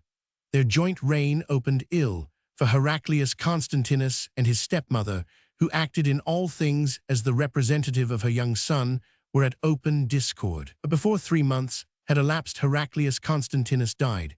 It is probable that his decease was due to natural causes, but the Byzantine public believed otherwise, and Martina was openly accused of having poisoned her stepson. Her conduct was not such as to render the charge improbable, for she at once proclaimed her son Heracleonas sole emperor. Although Heraclius Constantinus had left 2 young boys behind, this was more than the Constantinopolitans would stand. Rioting at once broke out, and the Senate, which about this time assumes an independent attitude, very different from its usual obedient impotence, made the most strongly worded representations to Martina and her son, threatening the worst consequences if the sons of Heraclius Constantinus were excluded from the succession. In terror of their lives, Martina and Heracleonas bowed to the popular will and allowed the boy Constantinus to be crowned as the colleague of his uncle. He was no more than 11 years old at his coronation. The joint rule of the 2 lads, under the regency of Martina, lasted less than a year. In September 642, the Senate executed a coup d'état. Martina and her son were seized and banished to Cherson. On the accusation that they had poisoned Heraclius Constantinus, they were cruelly mutilated. The tongue of the empress and the nose of Heracleonas were slit, the first instance of such a treatment of 237 royal personages, but by no means the last in Byzantine history. The House of Heraclius. Constans Roman II, 641–68, Constantinus Roman IV, or as he was more usually but less accurately styled, Constans Roman II, thus became the sole ruler of the East ere he had finished his 12th year. The real government was, for some time, carried on by the Senate, a fact which vouches both for the loyalty of the empire to the house of Heraclius and for the great rise in the power of the Senate during the last 2 or 3 generations. In earlier days, there is no doubt that some powerful general would have seized the throne. But Constantinus, though his minority was not untroubled by revolts, was permitted to grow up to man's estate and to assume in due course the personal control of the empire. It is astonishing that more evils did not come upon the state during the boyhood of Constantinus. The energetic Caliph Omar was still urging on the Arabs to conquest, and with no firm hand at the helm, it might have been expected that the ship of the East Roman state would have run upon the breakers. But though the Saracens still continued to make way, the rate of their progress was checked. Alexandria, the last Christian stronghold in Egypt, had fallen during the short reign of Heracleonas. The resources of the empire were drained for an attempt to recover it, and in the 2nd year of Constantinus, a considerable expedition, under a general named Manuel, fell unexpectedly upon the place and retook it. The Arab governor of Egypt, the celebrated Amru, had to besiege the place for more than a year before it yielded. Irritated by its long resistance, he cast down its walls and massacred many of its inhabitants. It would seem that the Saracen arms were for the next few years more 238 engrossed in the final conquest of eastern Persia than in assaulting the Roman Empire. It was not till Yezdijerd, the last of the Sasanian kings, had been defeated and stripped of the farthest corners of his dominion that the Arabs turned once more to the west. War in Africa. The only point of the Roman frontier which was seriously attacked was Africa. The sandy waste between Egypt and Barca had less terrors for the Arab than for any other invader. Encouraged by the fact that Gregory the Exarch of Africa had rebelled and proclaimed himself emperor, so that he could hope for no aid from Constantinople, the Saracen general, Abdullah Abu Sar, crossed the Libyan desert and attacked Barca. Gregory came out against him, but was defeated and slain. Barca and Tripoli fell to the invaders, but Carthage and the rest of Africa relapsed into allegiance to Constantinus when the usurper was slain. The Saracen frontier stood still at the Ceuts, 646–7, and it took half a century more of fighting before the Romans were evicted from the western half of their African possessions. Meanwhile, the Caliph Omar had died, and his weaker successor, Othman, proved less dangerous to the Eastern Empire. His generals, however, invaded Cyprus and overran the island, unable to permanently hold it.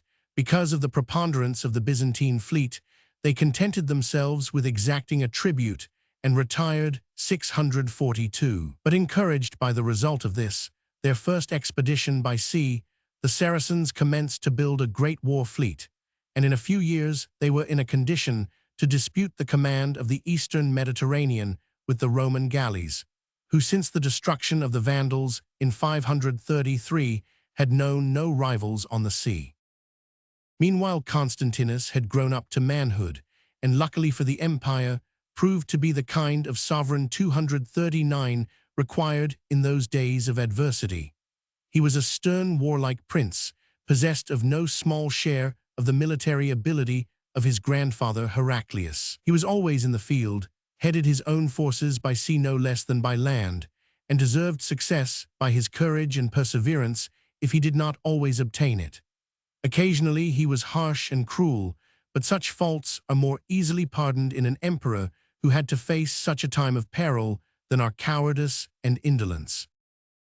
Saracen victories, 652. In 652, Constantinus sent a second expedition against Alexandria.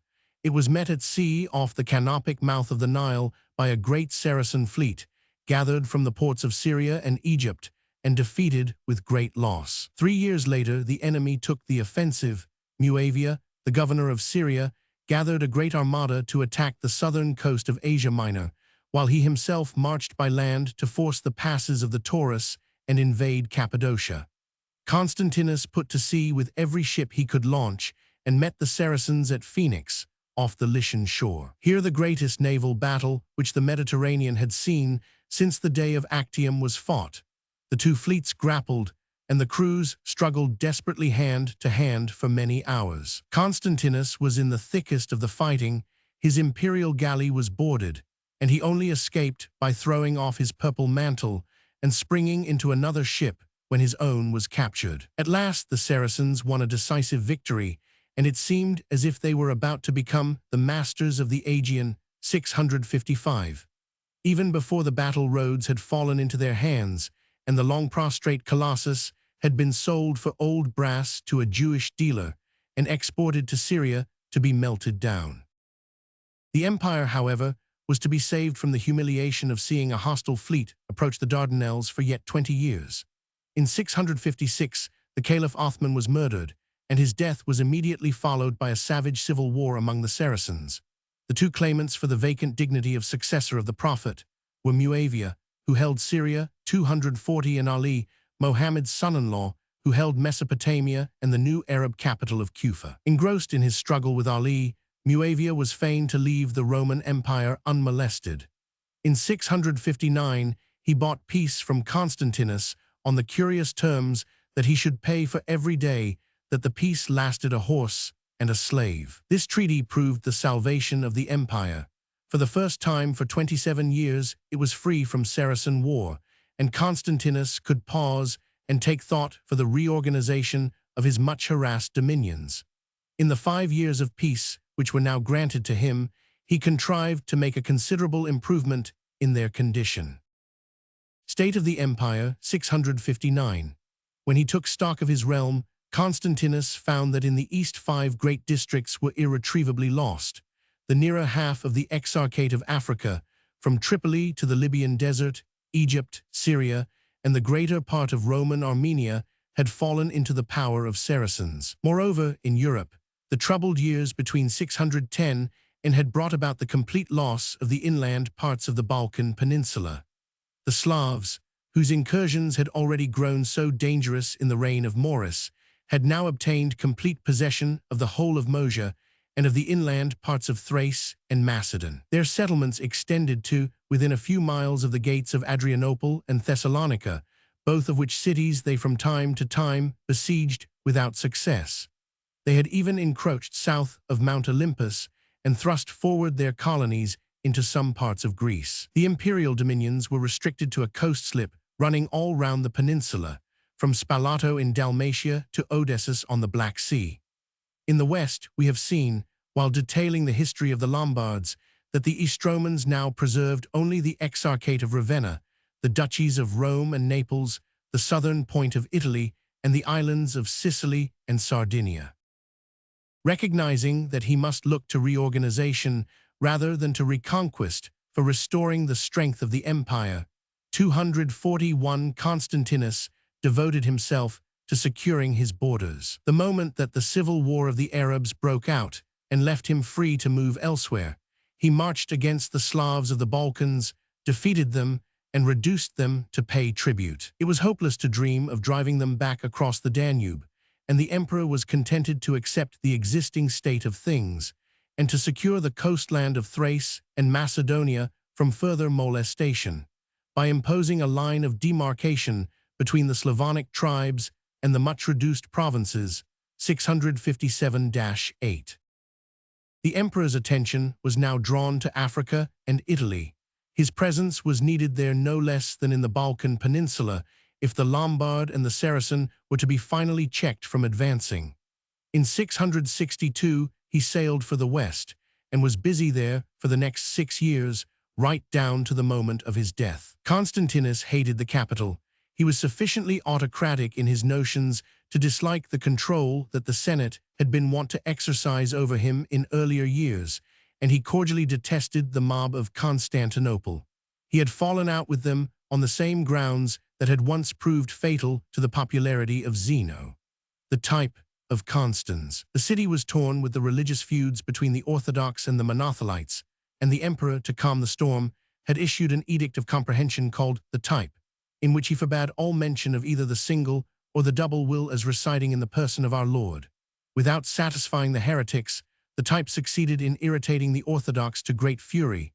They persistently accused Constantinus of being a monothelite himself, and made his life miserable by their clamor. There was yet a third reason for his quitting Byzantium. In 660, he had conceived suspicions, whether true or false we know not, that his brother Theodosius was plotting against him. He promptly condemned the young prince to death, but after the execution, his mind had no rest. We are told that his dreams were always haunted by the specter of his brother, and that the palace where the 242 deed was done grew insupportably hateful to him. If these tales be true, he left Constantinople to seek ease of spirit, no less than to restore the failing powers of the empire in the west.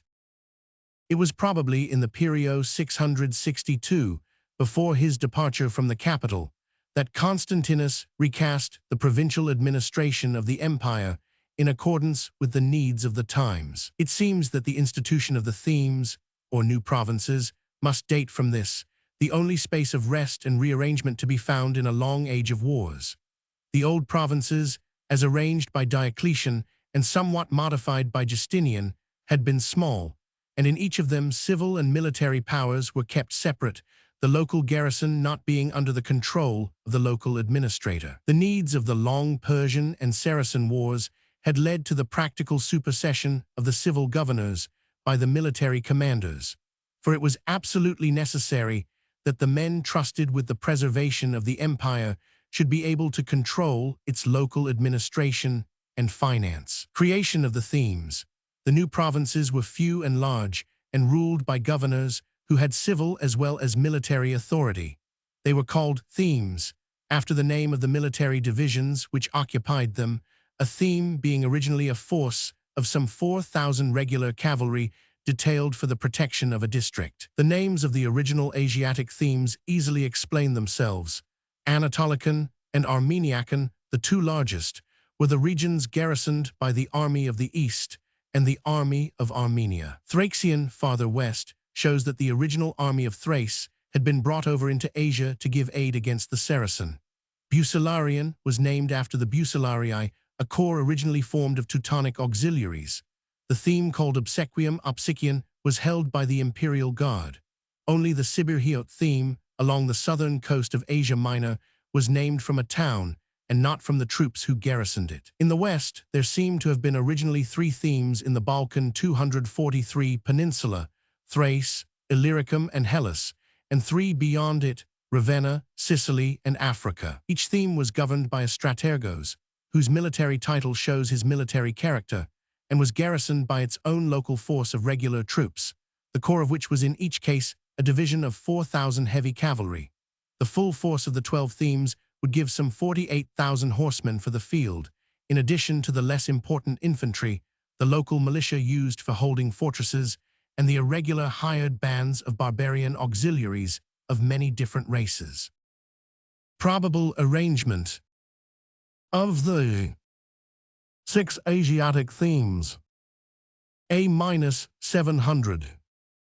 Constantinus was the only Eastern emperor who ever paid a large and even preponderant share of attention to his Western dominions. The long stay of 6 years, which he made in Italy and Sicily, caused his Eastern subjects to suppose that he had designs of restoring Rome to the position of capital of the empire, or even, perhaps, of raising Syracuse to that distinction. Such a project seems so inconvenient from geographical reasons that we can hardly credit it.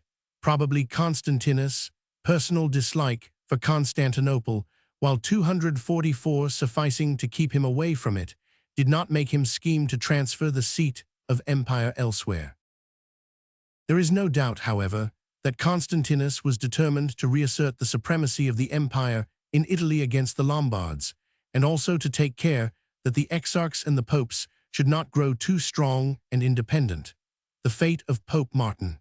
Even before he sailed for Italy, his jealousy of the power of the papacy had been shown by his dealings with Pope Martin I. That prelate had dared to hold a synod at Rome, in which he condemned the type or edict of comprehension issued by the emperor 649.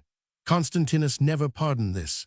He bided his time, directed the exarch to seize the person of Martin at a convenient opportunity, and had him shipped off to Constantinople.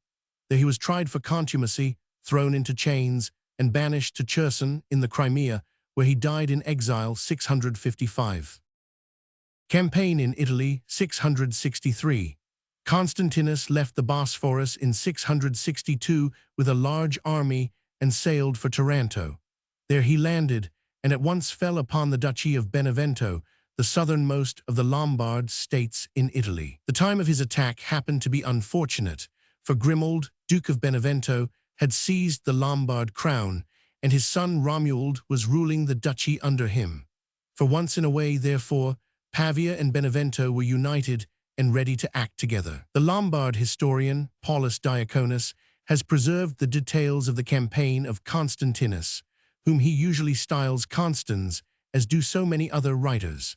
The emperor captured, one after another, all the Lombard cities of South Italy, including Luceria, the chief town of Apulia. He drove Romuald into Benevento and held him closely besieged there, till he gave up his sister Gisa as a hostage and promised to pay tribute. He would not have granted such easy terms, but for the fact that he had learnt that King Grimoald, with the whole force of Lombardy, was marching against him. Departing from Benevento, Constantinus moved on Rome, leaving a part of his army under a Persian exile named Sapor 245 to watch the Lombards. This division was cut to pieces at Forino, and after he had received the news, the emperor seems to have given up his idea of reconquering central Italy. He contented himself with visiting Rome and receiving the homage of Pope Vitalian, who met him at the 6th milestone at the head of the whole Roman people and escorted him into the city. But Rome took little profit from the advent of an emperor, a sight it had not seen for 200 years. Constantinus plundered it of many ornaments, and in particular stripped the Pantheon of its tiles of gilded bronze and sent them to Constantinople, 663. After staying only 12 days in the ancient capital, the emperor turned on his heel, and instead of proceeding against the northern Lombards, led his army through Naples into Lucania and Bruttium as far as Reggio. King Grimoald and his son do not seem to have molested him in this long march. Constans in Sicily, 664-8. Constantinus then crossed the Straits of Messina into Sicily and established himself at Syracuse, which he made his residence for more than 4 years, 664-8. His attention was engrossed by the forward movement of the Saracens in Africa. Muawiyah, having secured the sole caliphate by the death of his rival Ali, had at last recommenced his attacks on the empire in 663. His troops pushed forward in Africa and seized Carthage, from which, however, Constantinus succeeded in driving them out and once more pushed them back to Tripoli. It must have been in this African war that he spent the treasures which he is said to have wrung out of the people of Sicily, Sardinia, and South Italy by exaction such as had never been heard of before, even tearing the sacramental plate from the churches and selling as slaves those who refused to pay. These harsh proceedings did as much to weaken the power of the empire in the West as the military successes of Constantinus did to strengthen it. It was at Syracuse that Constantinus met his end. While he was bathing in the baths that were called Daphne, his 246 attendant Andreas smote him on the head with his marble soap box, so that the skull was broken, and then fled away. Murder of Constans, 668. The blow was fatal, and with this strange death perished that plan of restoring the empire in the West, which had been the favorite scheme of Constantinus. His murder was probably the result of a conspiracy, for when it was known, an Armenian officer named Mesicius proclaimed himself emperor in Sicily and reigned there for a few months. For the last 5 years of Constantinus' long absence in the West, there had been grievous trouble with the Saracens in Asia Minor, against which the Caliph Muawiyah had launched his hosts for 5 successive summers. The raids of his generals reached as far as Amorium in Phrygia, which was stormed by the Arabs and promptly retaken by the Romans in 668. The nominal control of affairs in Asia had been left to the emperor's eldest son Constantine when his father sailed to the west. Constantine Pogonatus, 660–885. On the news of the murder at Syracuse and the usurpation of Mesicius, Constantine, now aged 18, sailed in person to Sicily, put down and executed the usurper, and then promptly returned to Constantinople. He had been beardless when he set out, but returned next year with his face covered with hair, wherefore the people of the capital gave him the nickname of Pogonatus, the bearded, by which he is generally known. Curiously enough, the name would have been far better applied to his father, whose beard was enormous, while that of Constantine V did not exceed a very moderate limit. Constantine Pogonatus was his father's true son, a hard-working, hard-fighting, and somewhat high-handed Caesar, who kept the empire well together and spent all his energy in holding the Saracens in check, a task in which he won great success. He reigned for 17 years, 668–85, of which the first 10 were a time of unbroken war with the caliphate. The first beginning of this struggle was not very favorable for the empire. In 669–70, the generals of Muawiyah pushed their way as far as the Sea of Marmora, and in 672, the 247 Caliph thought success so nearly in his grasp that he prepared for a formal siege of Constantinople, the second that it had undergone in the century. Using the harbor of Cyzicus as their base, the Saracens, under a general named Abdurrahman and the Caliph's son Yezid, beleaguered the city for 6 months, April-September 673. They were finally forced to retire after a naval engagement in which the imperial galleys had the better, largely owing, it is said, to the newly invented Greek fire, by which they burnt many of the Moslem ships.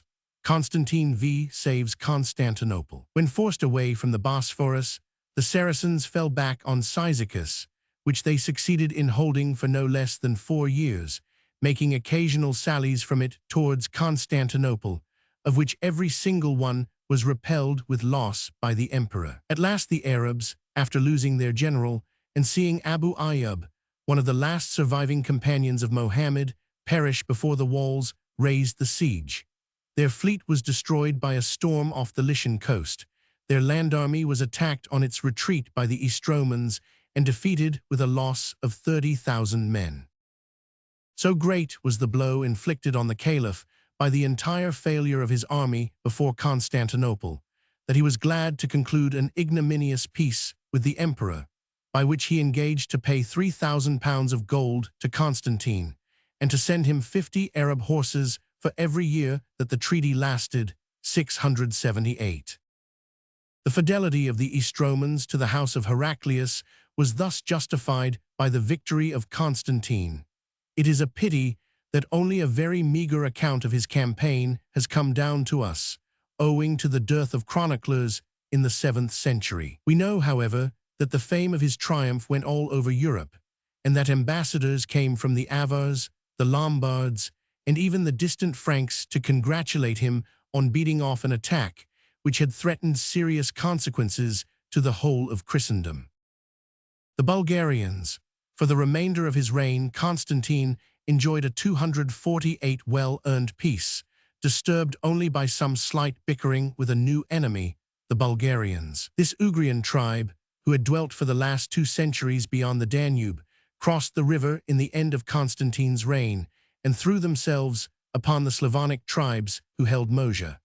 They subdued the Slavs without much difficulty and defeated a Roman army which Constantine led by sea to the mouth of the Danube. Recognizing that it was impossible to reconquer the long-lost Moesia, the emperor made peace with Isperich, the Bulgarian king, and allowed him to settle without further opposition in the land between the Danube and the Balkans, where the Slavs had hitherto held possession. 679. A new Bulgarian nation was gradually formed by the intermixture of the conquering tribe and their subjects. When formed, it displayed a Slavonic rather than a Ugrian type, and spoke a Slavonic, not a Ugrian tongue.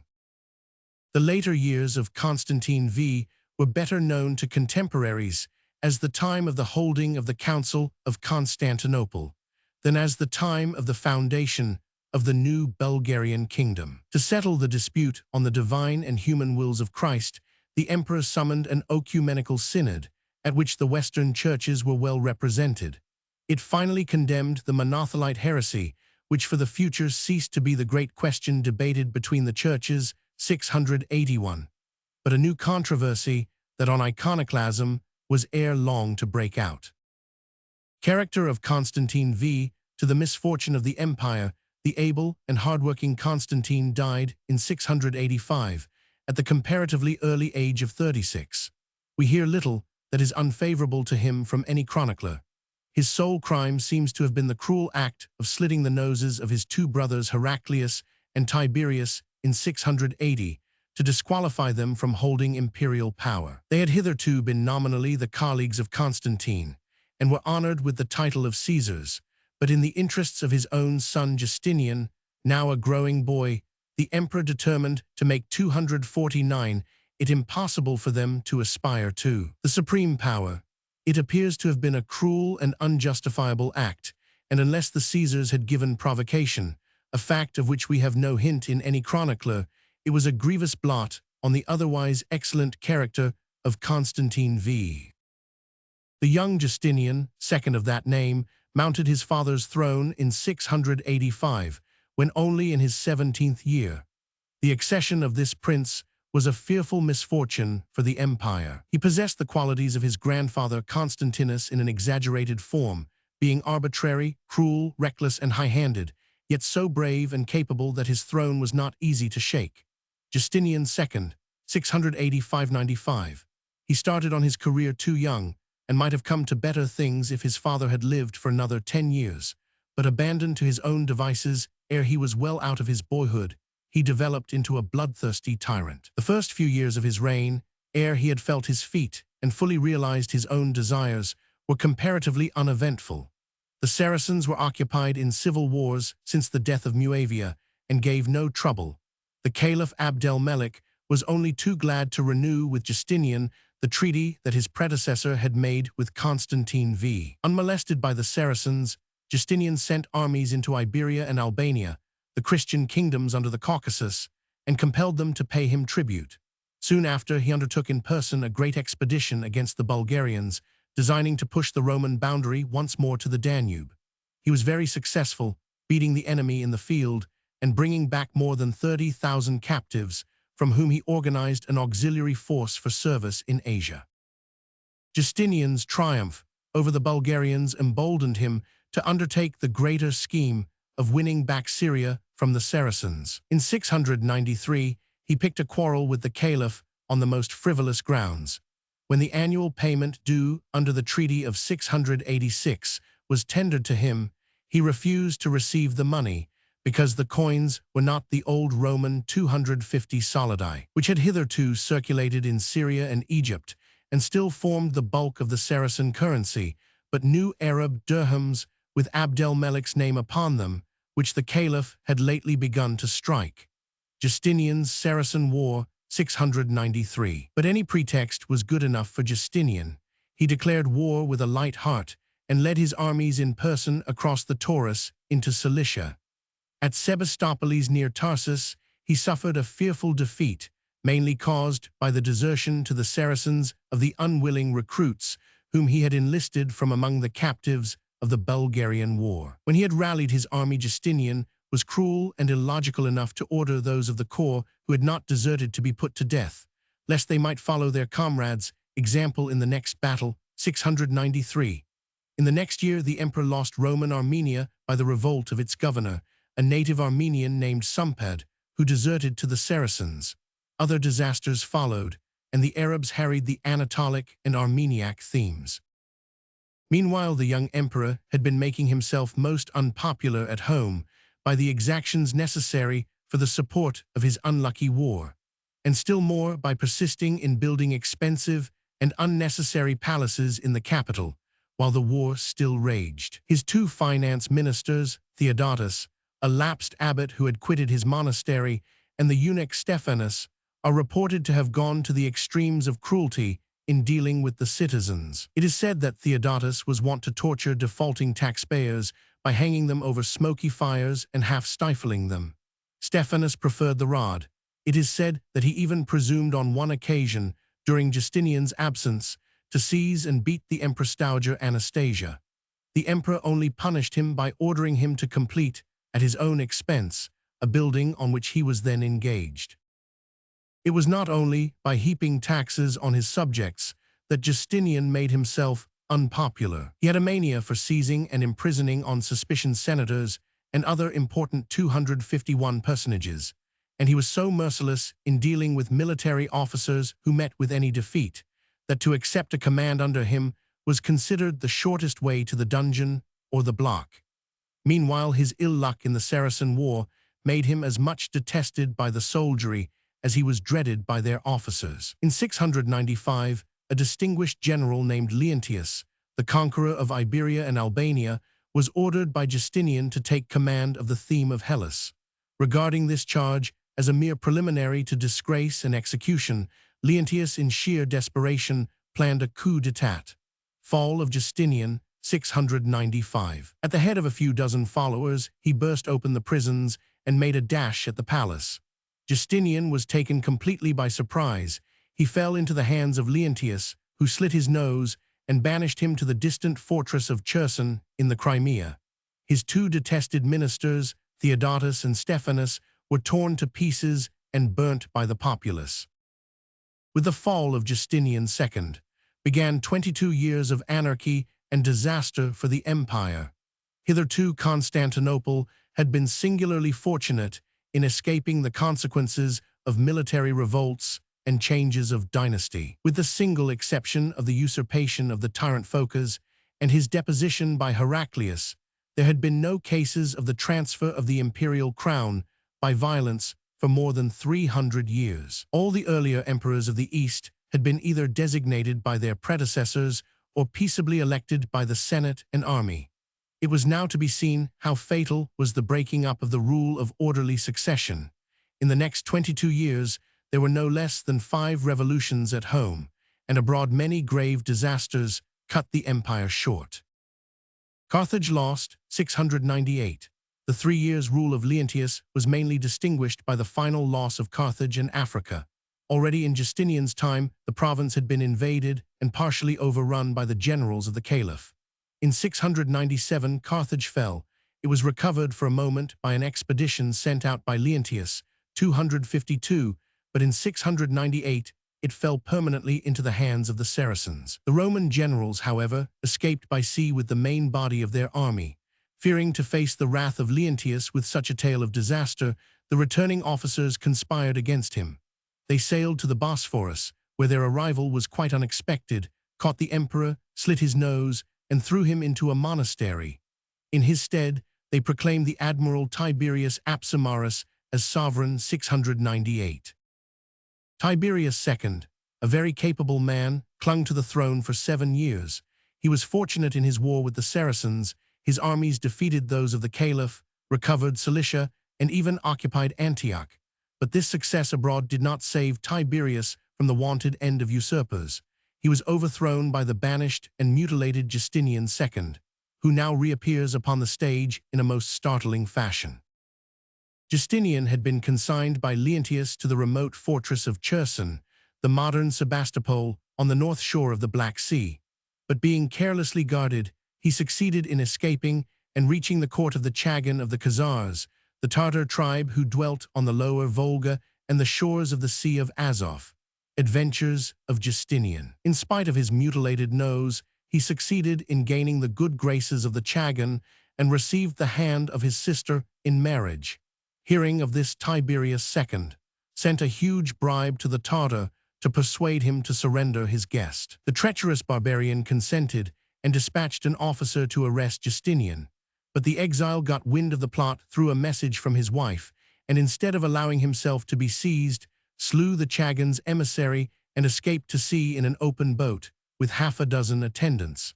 A storm arose, and the little vessel seemed likely to founder. "Make a vow to God that if you escape you will forgive your enemies," said one of Justinian's companions to him as the boat began to fill. "No," replied the reckless and inflexible exile, "if I spare a single one of them when my time comes, may God sink me here and now."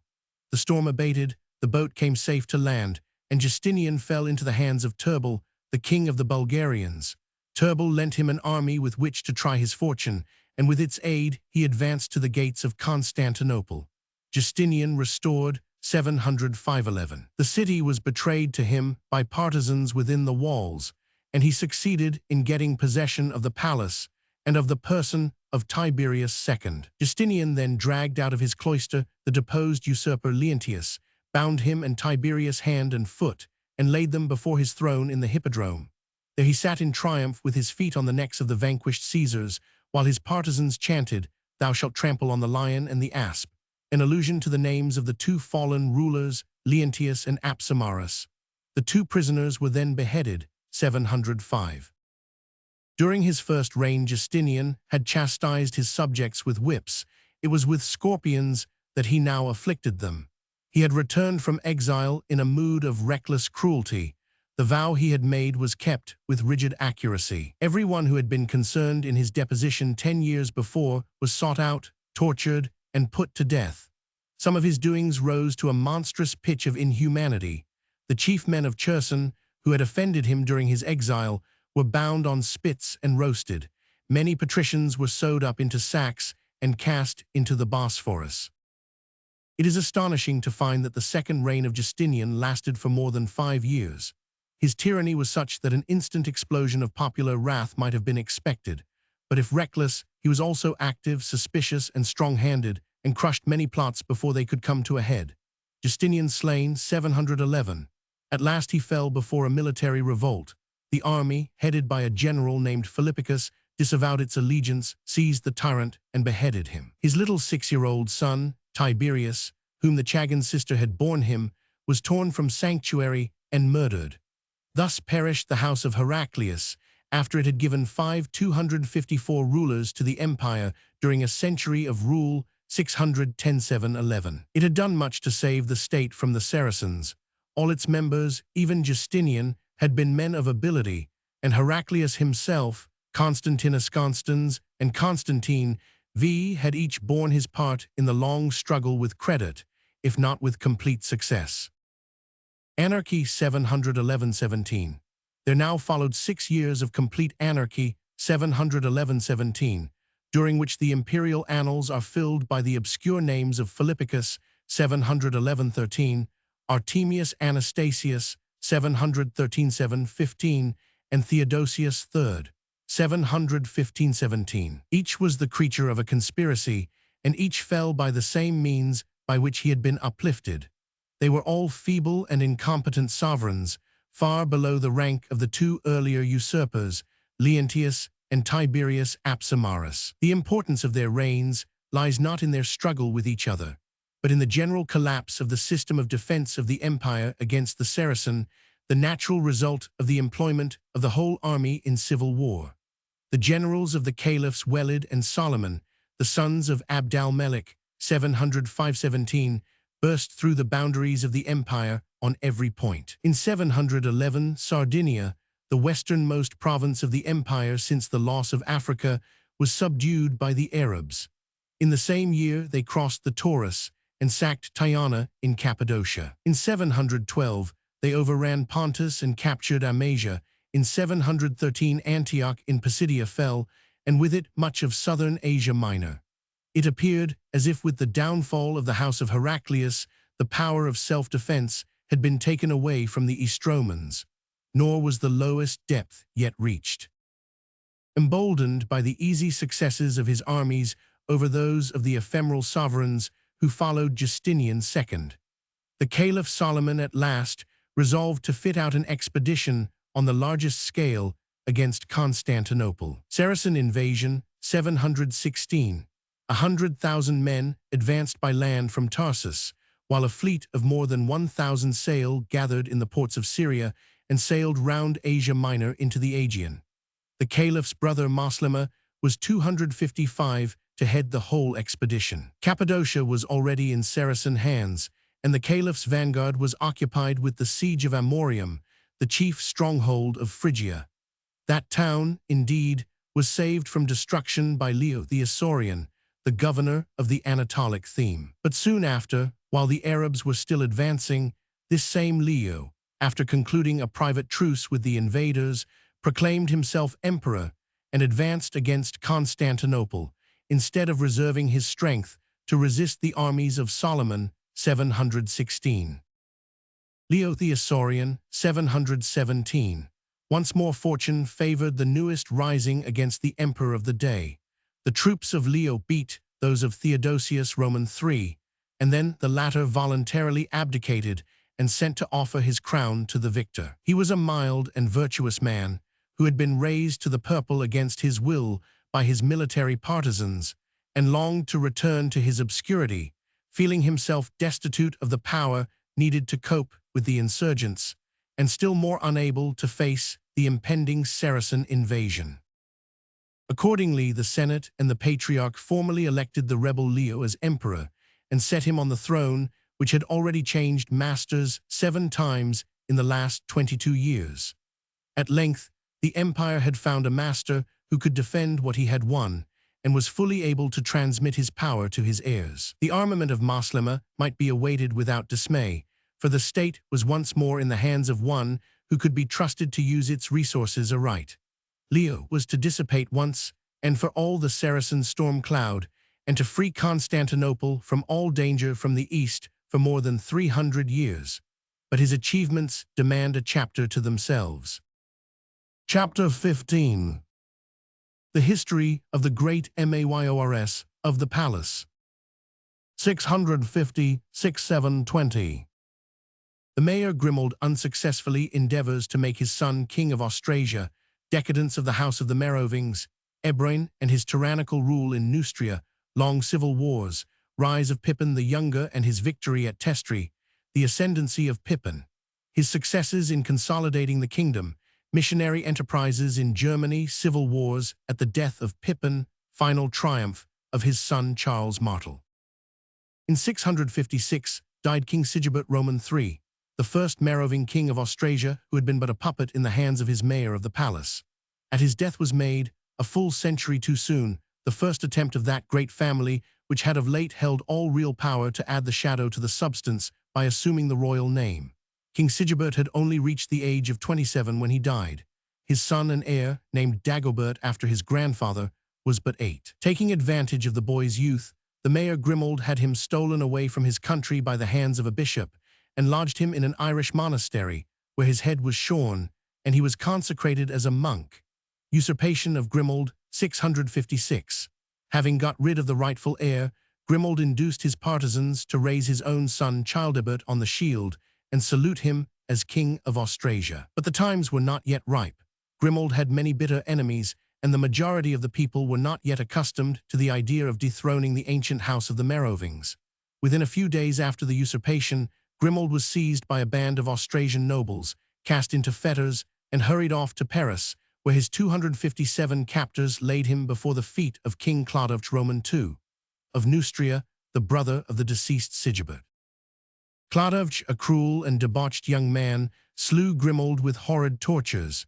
It appeared as if the greatness of the house of Pippin and Arnulf was destined to be extinguished with the life of its chief, but the fates willed otherwise. Within a few months of the execution of the great mayor, King Charles died, leaving the diadem to his little son Charles Oman III. All the Frankish realms were once more under the nominal rule of a child, and the last chance of the survival of the kingly power was gone, in Neustria now as well as in the Eastern realm. The house of the Austrasian mayors was within a few years to raise its head once more. Meanwhile, the minority of Charles Oman III was destined to be a time of storm and trouble. Before he had been 4 years on the throne, his Austrasian subjects determined that they would once more have a king of their own and not obey orders from Soissons or Paris. Accordingly, they took Childeric, the younger brother of Clothar, and crowned him as king of the Eastern realm. The joint reign of the boys Charles Oman III and Childeric I lasted for 10 years. At first, the kingdoms were kept in a certain measure of peace by the Queen Mother, Bathildes, an Anglo-Saxon lady of great virtue and ability. But after 4 years, worn out by the troublous task of reconciling the opposing factions of the nobility, she retired into a nunnery, and when her gentle influence was removed, trouble at once broke out. Mayor Ebroin, 660 AD 1, the man mainly responsible for the evil time of civil strife that followed was Ebroin, mayor of the palace in Neustria. He was a cruel, ambitious, vindictive noble, who aspired to much the same position that Pippin the Old and Grimoald had once occupied in Austrasia. Strong by the power of using the royal name, by his numerous comitatus, and by his unscrupulous readiness to strike down all who opposed him, he exercised for several years what the contemporary chroniclers called a tyranny. He was, we are told, so greedy of money that to him the man with the longer 258 purse always seemed to have the better cause. Nor was greed his worst fault. However small the offense, any crime committed by a man that he suspected or envied brought the invariable penalty of death. His mandates were as capricious as they were harsh. For example, he once issued an order that no Frank of Burgundy should approach the king's person without the mayor's express permission. This domination of Ebroin lasted until his young master, Charles Oman III, of whose personal influence or character we hear not, died on the verge of manhood in 670. The autocratic mayor of the palace at once raised on the shield Theuderic, Clothar's youngest brother, but the majority of the Neustrians saw their chance of getting rid of their tyrant. Rising under the leadership of Leodegar, Bishop of Autun, they proclaimed Childeric of Austrasia king of the West, as well as of the East Franks, and called him in to their aid. The personal following of Ebroin was too weak to resist the Neustrian and Austrasian nobles combined. He and his puppet king were made captive, and both compelled to take monastic vows, Ebroin at Luxeuil, Theuderic at St. Denis. It might have been better in the end for the Franks if Leodegar had been less merciful to the vanquished mayor. He was yet to give much trouble. For 3 years, Childeric reigned over all the Franks. He reached manhood in this time, but the power of the kingship did not pass into his own hand. The mayor Wulfold ruled in Austrasia, while Bishop Leodegar administered Neustria with some success, till the old enemy of mankind, whose wont it always is to foment discord, began to stir up against him the envy of the great men whom he had taken as his fellows at the helm, and to sow the tares of malice between him and the king. Leodegar was at last thrust by his envious colleagues into the monastery of Luxeuil, where he found his old enemy Ebroin awaiting his company. Murder of Childeric I in the same year King Childeric was murdered. He had seized a free Frank named Baudolin, and without trial or judgment, bound him naked to a stake, and flogged him in the 259 palace court. No sooner was the furious Neustrian freed from his bonds than he gathered a few friends and slew the king in his bed. There followed anarchy all over the Frankish realm, for Childeric had left only an infant son. One party in Neustria took out of the monastery of St. Denis Prince Theuderic, who had been Ebroin's candidate for the Neustrian throne 3 years before, and proclaimed him king. Wulfold, the mayor of the Palace of Austrasia, sent to Ireland to find Dagobert, the long-lost prince whom Grimoald had kidnapped and sent oversea in 656. Sought out by Wilfrid, Bishop of York, and perhaps guarded by Northumbrian warriors, Dagobert was brought over to Germany and raised to the throne. But another party, mainly composed of Austrasians, proclaimed a boy named Clodovch, whom they said was a natural son of King Clothar III. Ebroin broke from his monastery prison, let his hair grow, and joined the adherents of Clodovch. In this three-cornered duel, the kings counted for little or naught, the mayors and the nobles for everything. Tyranny of Ebroin. By his superior daring and persistency, Ebroin worked himself once more to the front, and on consenting to abandon the boy pretender, whose cause he had feigned to espouse, was made mayor of Neustria once more by King Theuderic, 678. His first care was to send for his old enemy Leodegar, against whom he entertained an unforgotten grudge, in spite of their common captivity at Luxeuil. The good bishop was brought before him, blinded, and afterwards beheaded. Later generations, remembering his well-meaning government and cruel end, saluted him as a saint, St. Leger. For 3 years the wicked Ebroin went forth conquering and to conquer. He used the name of King Theuderic to cover his misdeeds, and ordered everything at his own pleasure. Entering Austrasia, he crushed its army, and Dagobert, the king from oversea, was slain by traitors after his defeat. Some of the East Franks, however, refused to lay down their arms, and placed at their head the heir of the House of Arnulf, 260, and Pippin, as the most popular chief that Austrasia could find. This was Pippin the Young, nephew of Mayor Grimoald, son of Ansegisel and Bega, and grandson both of St. Arnulf and Pippin the Old. The great Mayors of the palace. Ebroin, however, was strong enough to overbear the resistance of Pippin. At Lafox, near Laon, he defeated the last Austrasian army in the open field, and compelled all the Franks, from Meuse to Rhine, to acknowledge his protégé Theuderic as king.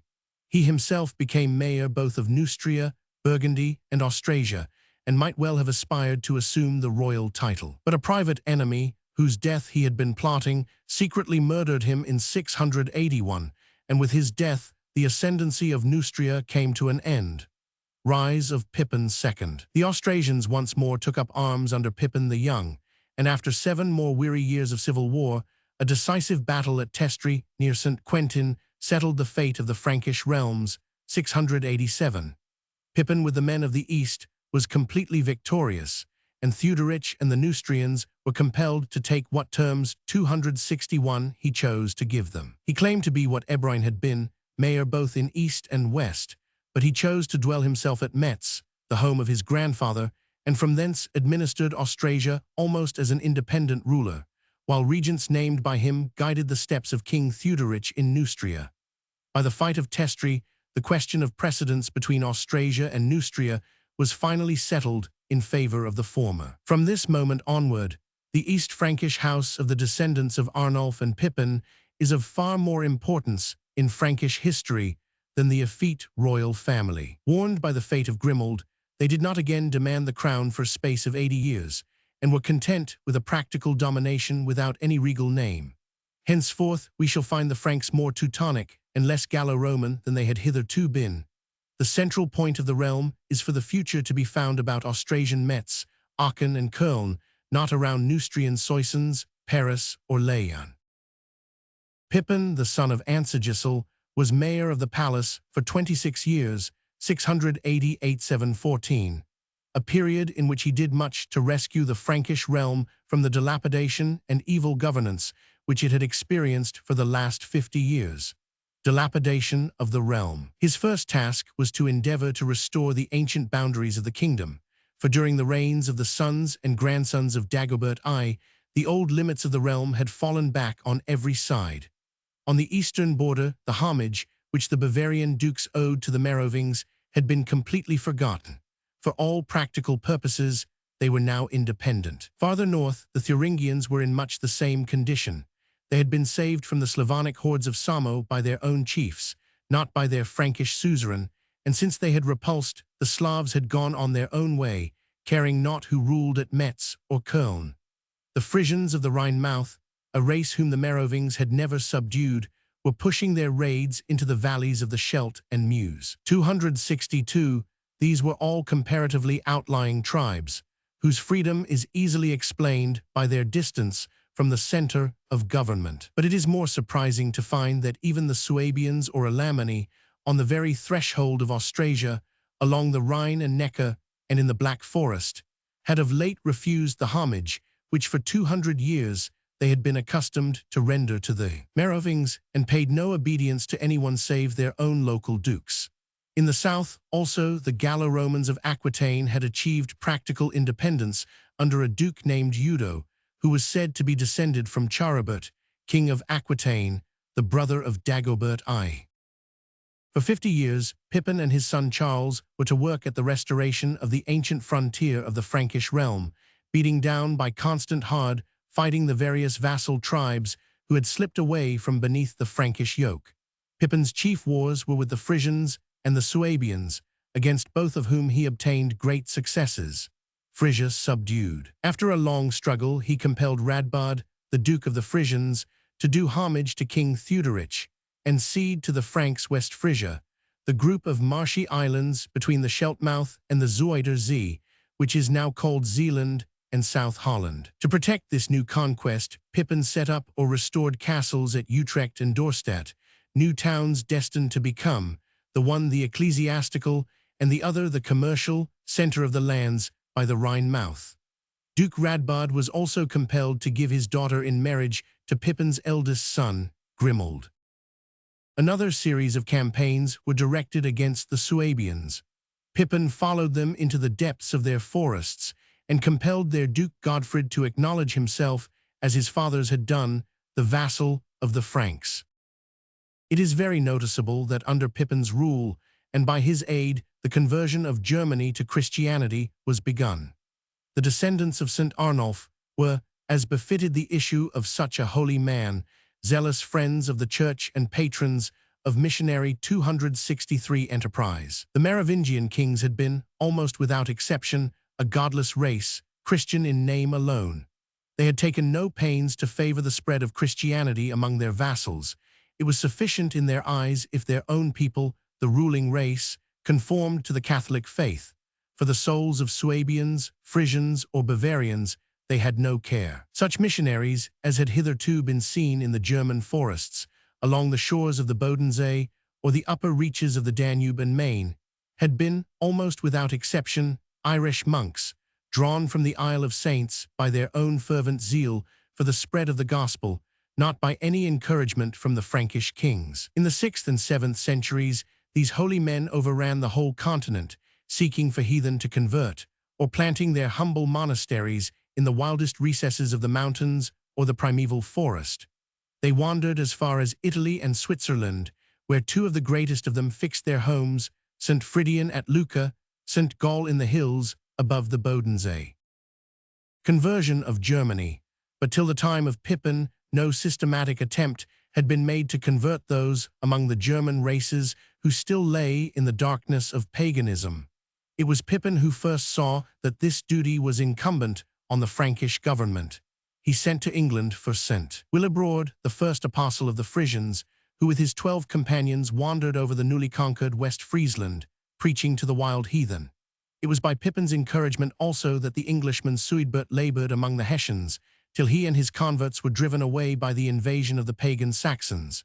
At the same time, St. Rupert, Bishop of Worms, completed the conversion of Bavaria and founded there the great bishopric of Salzburg, 696. Much about the same date, the Irish monk Kilian passed up the Main and along the skirts of the Thuringerwald to preach to the Thuringians, till he met with a martyr's death at Wurzburg. Everywhere the ascendancy of the grandson of Arnulf was followed by the arrival of zealous missionary workers, 264 Franks, Irish or English, who strove to bear the standard of the cross into the German woodlands, where Woden and Thunor alone had hitherto been adored. What Pippin began, his greater son, Charles the Hammer, and his still mightier great-grandson, Charles the Emperor, were destined to complete.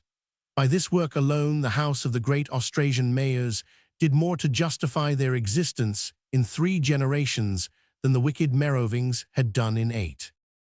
The years during which Pippin governed the Franks were marked in their regal annals by 4 obscure names. Theuderic, the weak king who had been drawn from the cloister to sit on his brother's throne, died in 691. He was followed by his 2 infant sons, Clodovh III, 691-5, and Childebert III, 695-711, both of whom were recognized alike in Neustria and Austrasia, but had no real authority. Clodovh died while yet a boy. Childebert survived to early manhood, begat a son, and then hastened to the grave. Apparently the vices of their ancestors had sapped the vital energy of the later Merovings.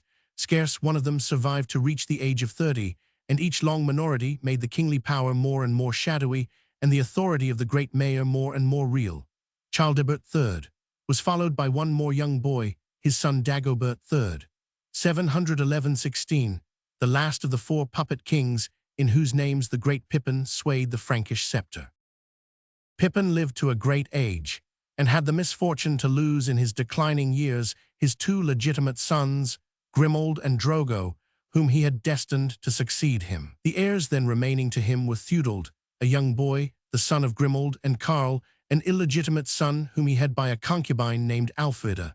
The former was only 8 years of age, the latter 25, but the old man designated the boy Theudald as his successor, hoping that he might be spared to see him grow up to manhood.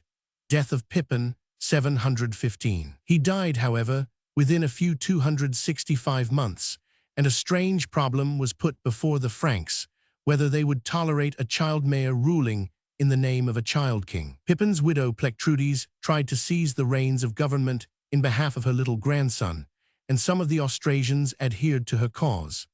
As a precautionary measure, she cast her husband's natural son Charles into prison, knowing that many men regarded him as the only possible heir to Pippin's position, since the idea of a child mayor was preposterous.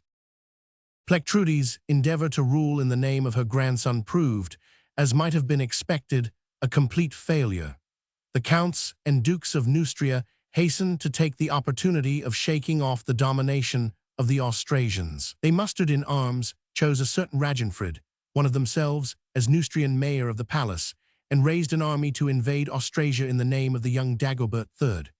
They did not shrink from allying themselves with the enemies of the state, the Frisians and Saxons, who attacked Austrasia from the rear, while they themselves, advancing through the Ardennes, wasted all the lands between Meuse and Rhine with fire and sword. Plectrudes and her grandson shut themselves up within the walls of Köln.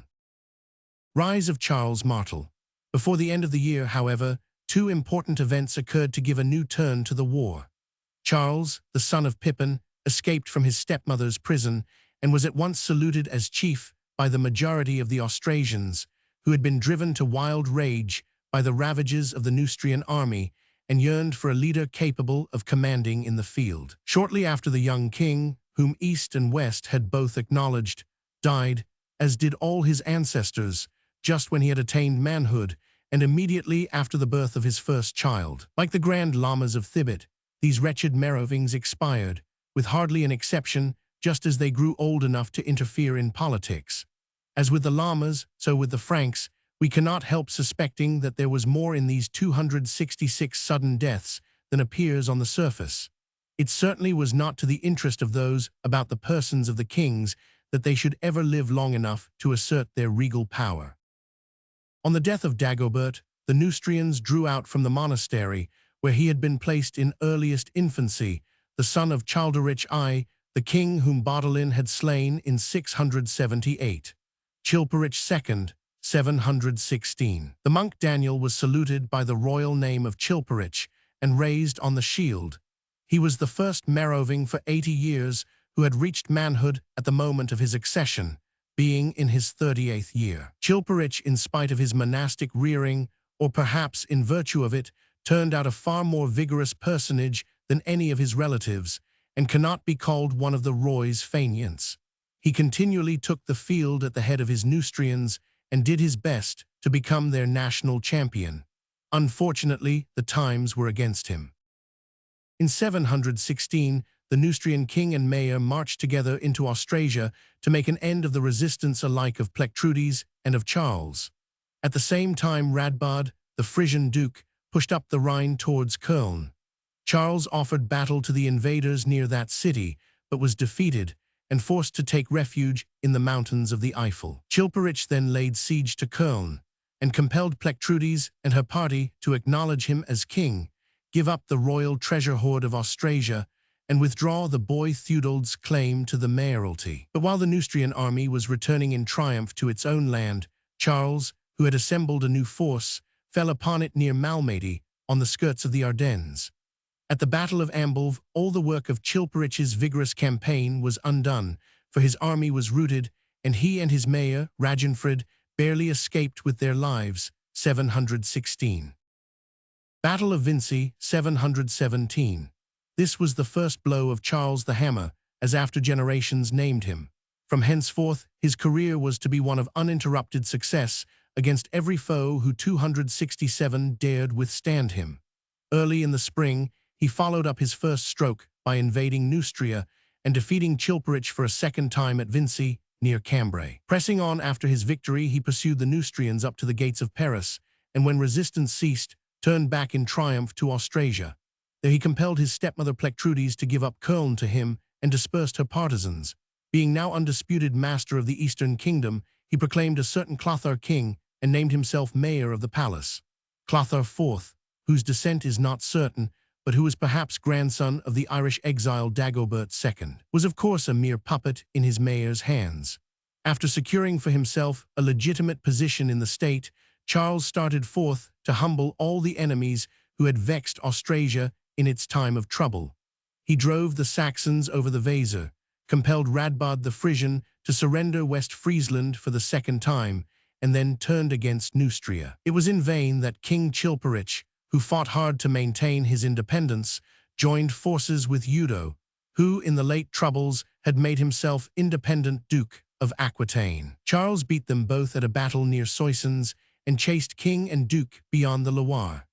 This Battle of Soissons was the last effort alike of the Merovingian house and the Neustrian realm.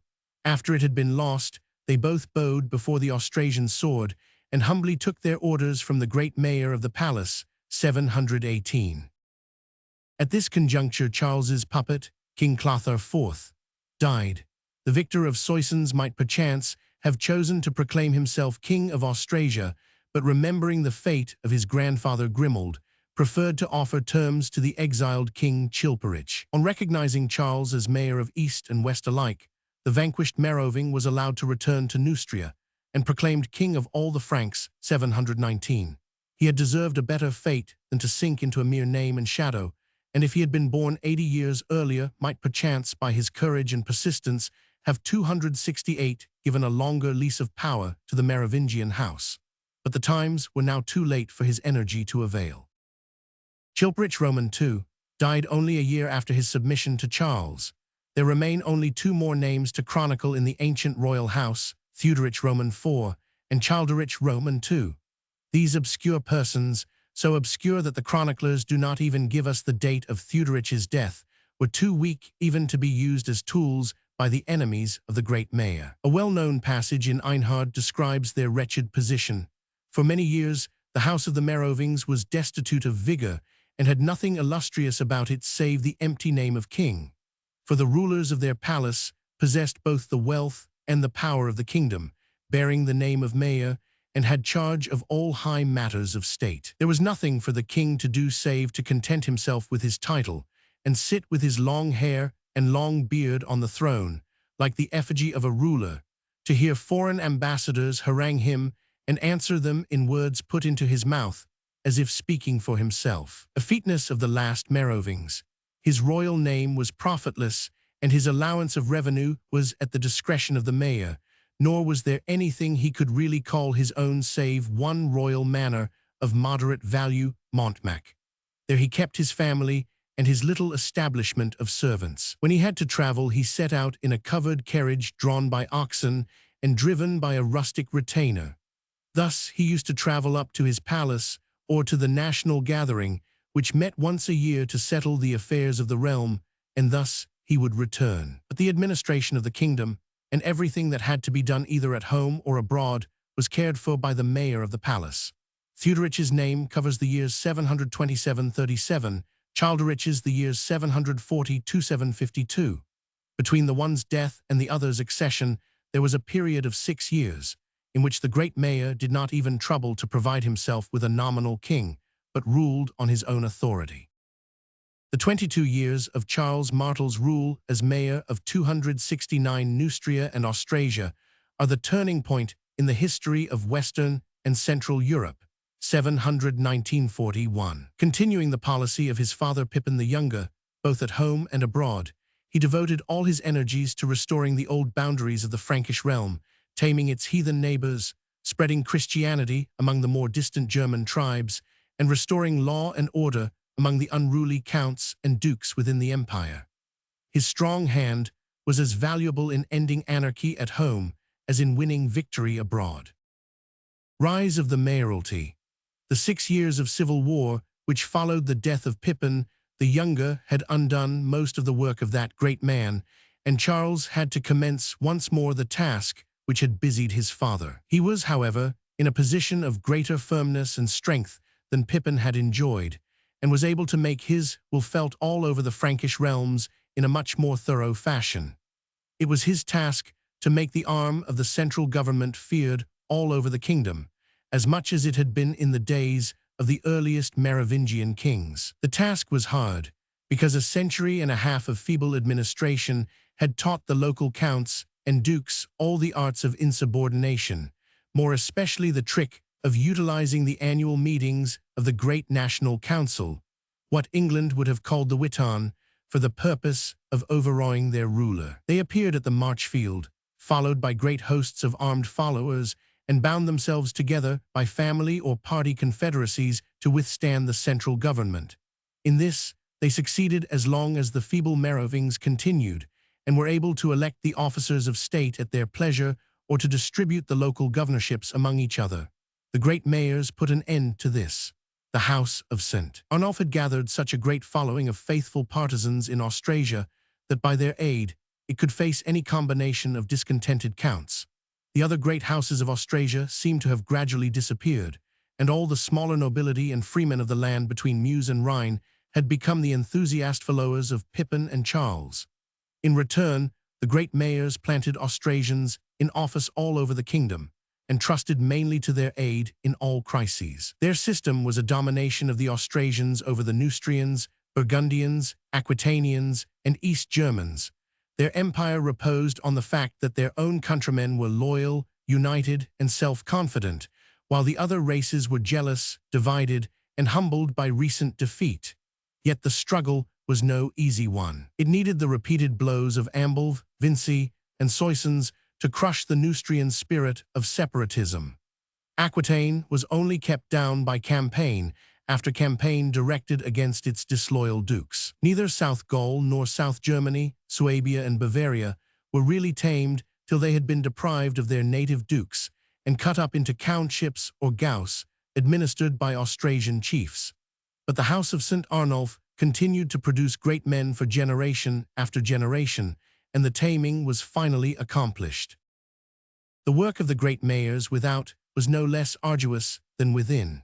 To subdue those indomitable tribes of northern Germany, from whose pathless woodlands even the iron legions of Augustus had drawn back in despair, was a great work for the tumultuary armies of Austrasia to accomplish. But they carried out the struggle to the bitter end, till they had conquered the very easternmost Teuton, and had looked upon the Baltic and the unknown boundaries of the Slavs. Bavaria and Frisia took many a hard blow ere they were incorporated with the Frankish realm, but at last they relinquished, with a sigh, their heathen independence. Even the Italian kingdom of the gallant Lombards, protected by the great Roman fortresses of Pavia, Verona, and Ravenna, could not withstand the Austrasian sword. Approach of the Saracens. But of all the military achievements of the East Franks under the House of St. Arnulf, the grandest, as well as the most enduring in effect, was to be won over a foe unknown to their ancestors, a new enemy who threatened not merely to 271 ravage the borders of the realm like Frisian or Lombard, but to dismember it by lopping away Aquitaine from Western Christendom. Great as were their other feats, the most important of all was the turning back of the wave of Mussulman fanaticism at the Battle of Poitiers. For that crowning mercy, if for nothing else, Europe owes an eternal debt of gratitude to the great mayors of the 8th century and the indomitable hosts of Austrasia. 3 years before the death of Pippin the Younger, King Roderick the Visigoth had fallen at the Battle of the Guadalete, and Spain had been overrun by the infidel. In 720, the first year of the complete domination of Charles over the 2 Frankish kingdoms, the Saracens had pushed beyond the bounds of the Iberian Peninsula, crossed the Pyrenees, and entered Aquitaine, where they laid siege to Toulouse. Their first blow fell on Eudo, Duke of Aquitaine, who had just acknowledged himself the vassal of the Frankish king and given up his claim to reign as an independent prince. The Duke obtained aid from the Frankish governors on his borders, attacked the Saracens in their camp at Toulouse, and put them to rout with the loss of their leader El Sama. But though beaten in battle, the Moslems kept a foothold north of the Pyrenees by holding to the old Visigothic capital of Narbonne. The danger from them was but postponed, not finally warded off. Ere long, Charles himself was to be obliged to take the field, to defend the southern borders of the Frankish realm against expeditions far more formidable than that which Duke Eudo had turned back in 721. Chapter 16. The Lombards and the Papacy. 653–743. Usurpation and successful wars of Grimoald, reigns of Berthari and Cunibert, quarrels of the Papacy and the Empire, the exile of Pope Martin I, gradual alienation of Italy from the Empire, civil wars of Aribert II, and Ansprand, successful reign of Liutprand, Leo the Isaurian and Gregory II. Italy rebels against the iconoclasts, Liutprand conquers most of the Exarchate. After the death of Rothari, the lawgiver, the Lombard kingdom entered into its second stage. It had now almost reached the full growth of its territorial extension and had settled down into its final shape. For nearly 100 years, the main events of its political history are civil wars or defensive campaigns against its 2 neighbors, the Roman Exarch and the Chagan of the Avars. There is no sustained effort either to expel the imperialists from Italy or to extend the boundary of the Lombard realm to the north. It was only in the middle of the 8th century that the estrangement between Constantinople and its Roman subjects in Italy led to such a weakening of the imperial authority that the Lombard kings were able to seize the long-coveted Exarchate. The history of the cutting short of the dominions of the Eastern Caesar beyond the Adriatic turns much more on the growth of the papal power and on the quarrel on the subject of iconoclasm, which sundered the churches of Rome and Constantinople, than on the ambition or ability of the rulers of Lombardy. On the murder of Rothari's short-lived son in 653, the Lombards elected as their king Aribert, a nephew of the 273 sainted Queen Theodelinda, whose name was still held in kindly memory all over the land. Aribert, Count Gundold, Aribert's father, had long been settled in Italy.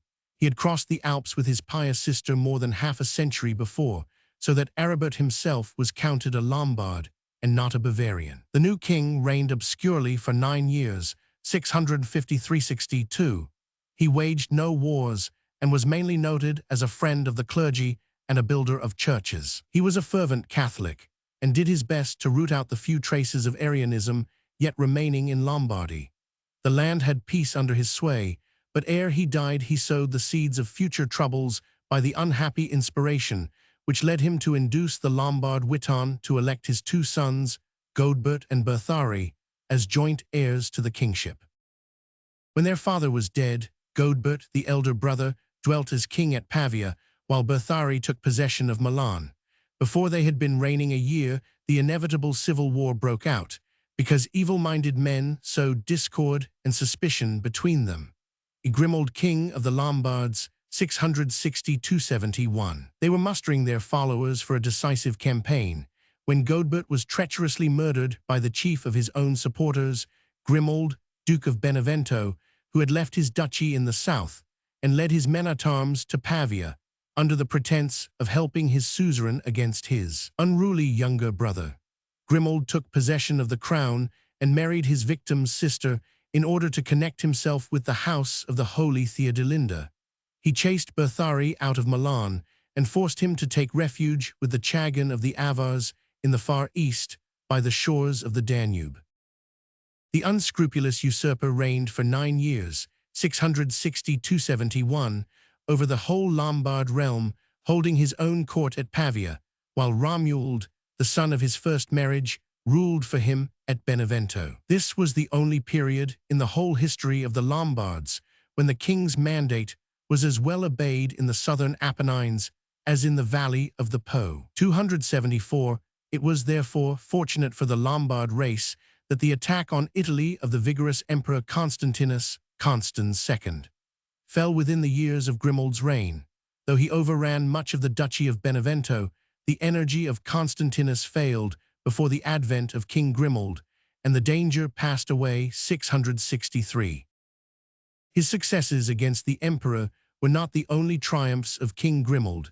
He repelled an eruption of the Avars into Venetia and repulsed a Frankish army which the Mayor Ebroin, who ruled in behalf of King Clothar III, sent across the Western Alps. His only territorial gain, however, was the capture from the imperialists of the little town of Forum near Rimini, which he stormed by surprise on Easter Day and harried most cruelly, slaying the worshippers at the altar and the deacons at the baptismal font, while all were engaged in celebrating the holy feast. We might have supposed that the Romans in central Italy would have fared worse after the repulse of Constantinus, but no other city was lost.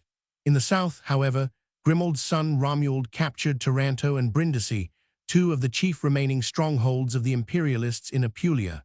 But this was after the death of Constantinus, during the troubles caused by the rebellion of Mezetius in Sicily, 668–9. In spite of the treachery by which he had attained the throne, Grimoald's victories made him very popular among the Lombards, and many tales survive bearing witness to his generosity and clemency, no less than to his strong hand and cunning. But when he died, it was seen that his power rested purely upon his own personal merit.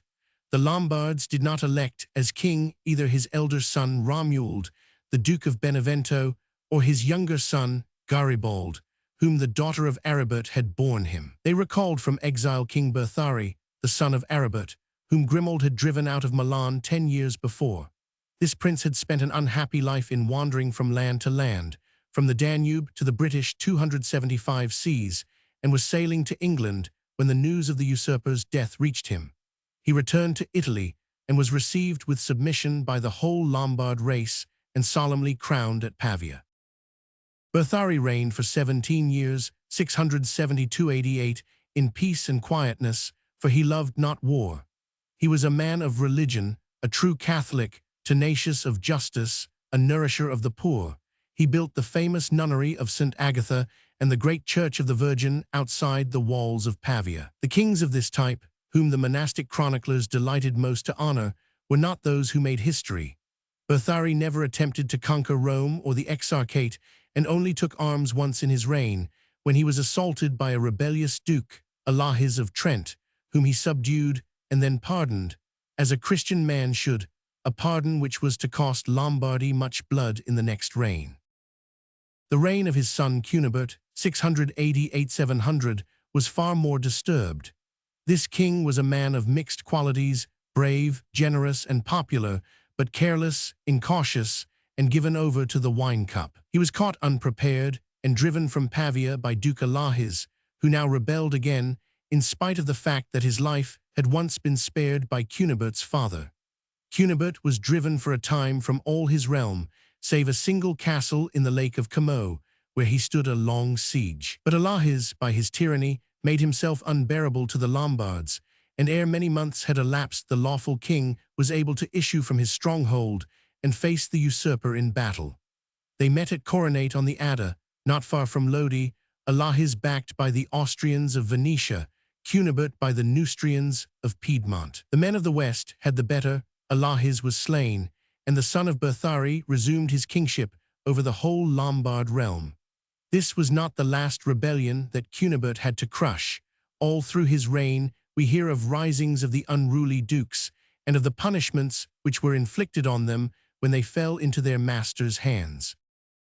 276.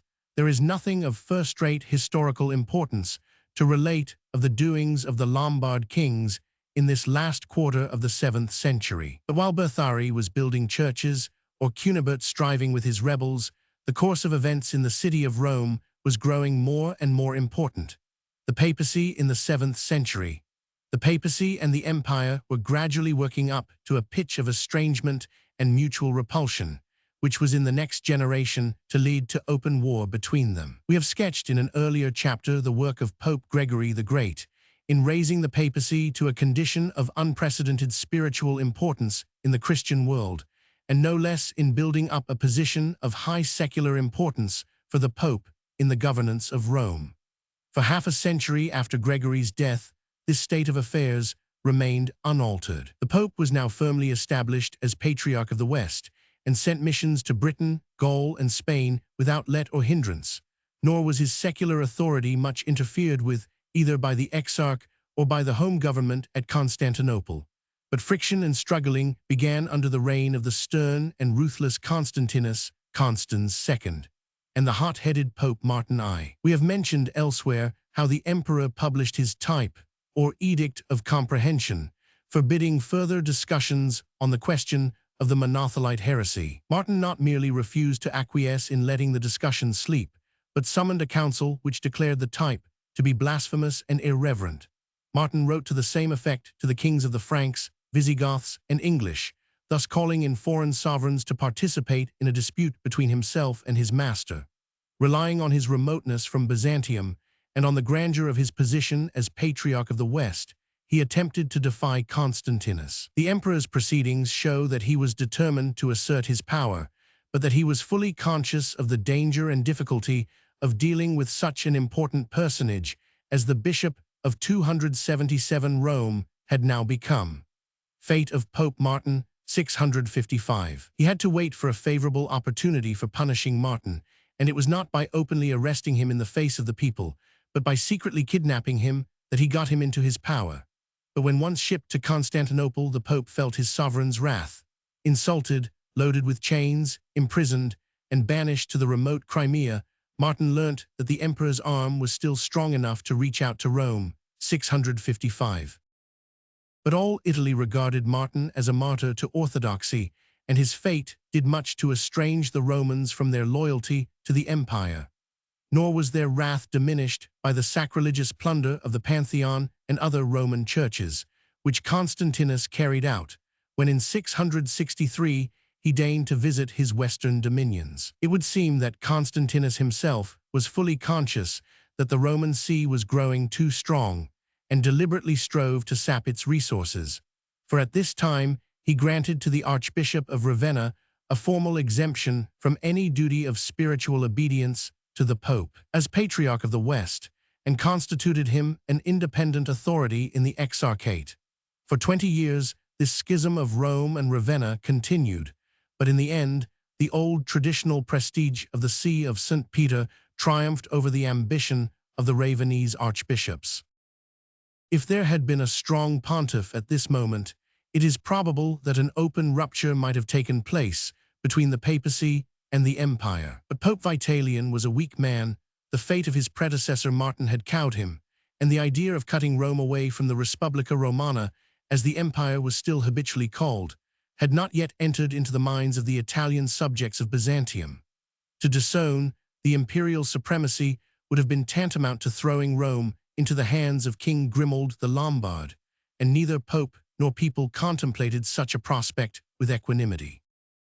Accordingly, the breach between Rome and Byzantium was 278 deferred for another generation. After Constantinus was dead, more friendly relations reigned for space, for his son Constantine V was impeccably orthodox.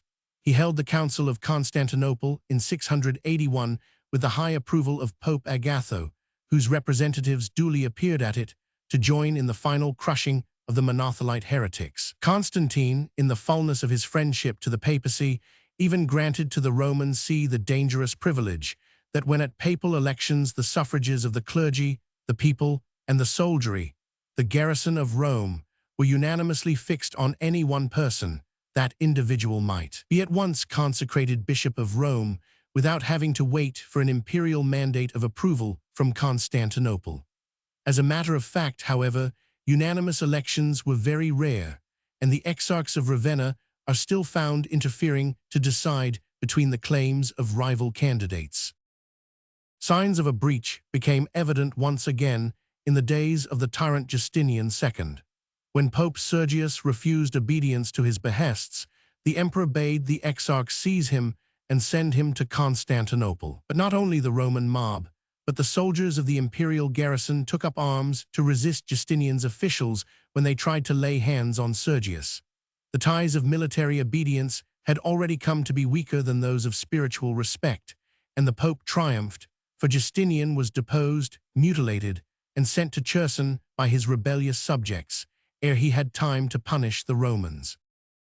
The 22 years of anarchy and dissolution at Constantinople, which followed the deposition of Justinian, 695–717, were fraught with important consequences in Italy. The ephemeral emperors of those days were unable to assert their authority over the West, and we once more find the popes assuming secular functions, after the fashion of Gregory the Great in the preceding century. John VI levied taxes in Rome, made treaties with the Lombard Duke of Benevento, and even protected and restored the Exarch Theophylactus 279 when he had been expelled from Ravenna by a military revolt. Quarrel of Gregory II and Philippicus. Gregory II went so far in his independence as to refuse to acknowledge the usurping Emperor Philippicus. By his advice, the Roman people determined that state documents should not bear the name of a heretical Caesar, nor the money be struck with his effigy. So the portrait of Philippicus was not set up in the church, nor his name introduced in the prayers at Mass. Gregory only consented to recognize Philippicus, successor Anastasius II, when he heard that the new emperor was a man of unimpeachable orthodoxy. The independent position of the popes had now grown so marked that the next quarrel with Constantinople was destined to lead to the final rupture of relations between the papacy and the empire. It was impossible that things should remain as they were. The breach was inevitable. Its cause was to be the accession of the stern iconoclast, Leo the Isaurian, and his attempt to enforce his own religious views on the western, no less than the eastern provinces of his empire. The protagonists in the final struggle are Leo, Pope Gregory II, and the Lombard king Liutprand, whose position and power we must now proceed to explain. When King Cunibert died in the year 700, he left his throne to his young son Liutbert, a mere boy, whose realm was to be administered by a regent guardian, Count Ansprand, the wisest of the Lombards. A minority was always fatal to one of the early Teutonic kingdoms. Rebellion of Reginbert of Turin. Only 8 months after Liutbert had been proclaimed king, his nearest adult kinsmen rose in arms against him to claim the crown. These were Reginbert, Duke of Turin, and his son Aribert, the child and grandchild of King Godebert, and the cousins of the boy king's father. Reginbert was followed by all the Neustrian Lombards and was able to defeat the regent Ansprand at Novara.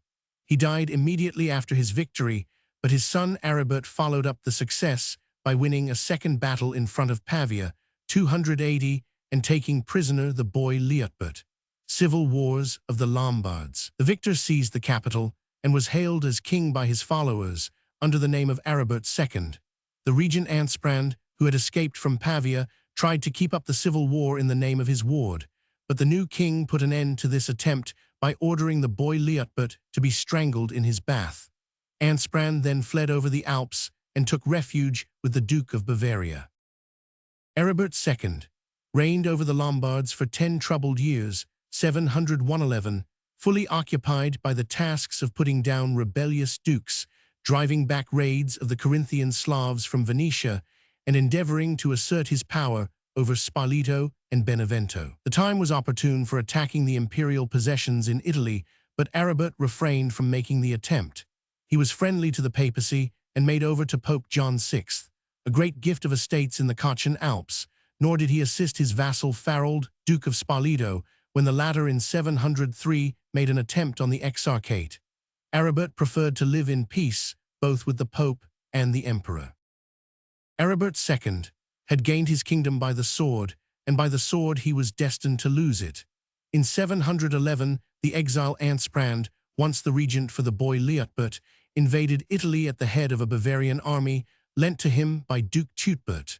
Many of the Lombards still loved the house of Berthari and hated Aribert as a murderer and usurper. The army of Ansprand was ere long increased by many thousands of the Austrian Lombards, and he was soon able to face the king in the open field near Pavia. The battle was indecisive, but when it was over, Aribert retired within the walls of the city. His retreat discouraged his army, which began to fall away from him.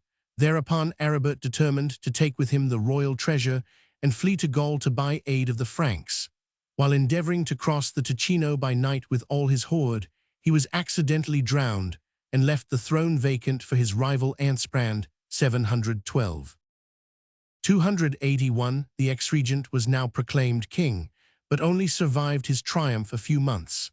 On his deathbed, he prevailed on the Lombards to elect as his colleague his son Liutprand, who therefore became sole ruler when his father died a few days later. Liutprand, king of the Lombards, 712–43.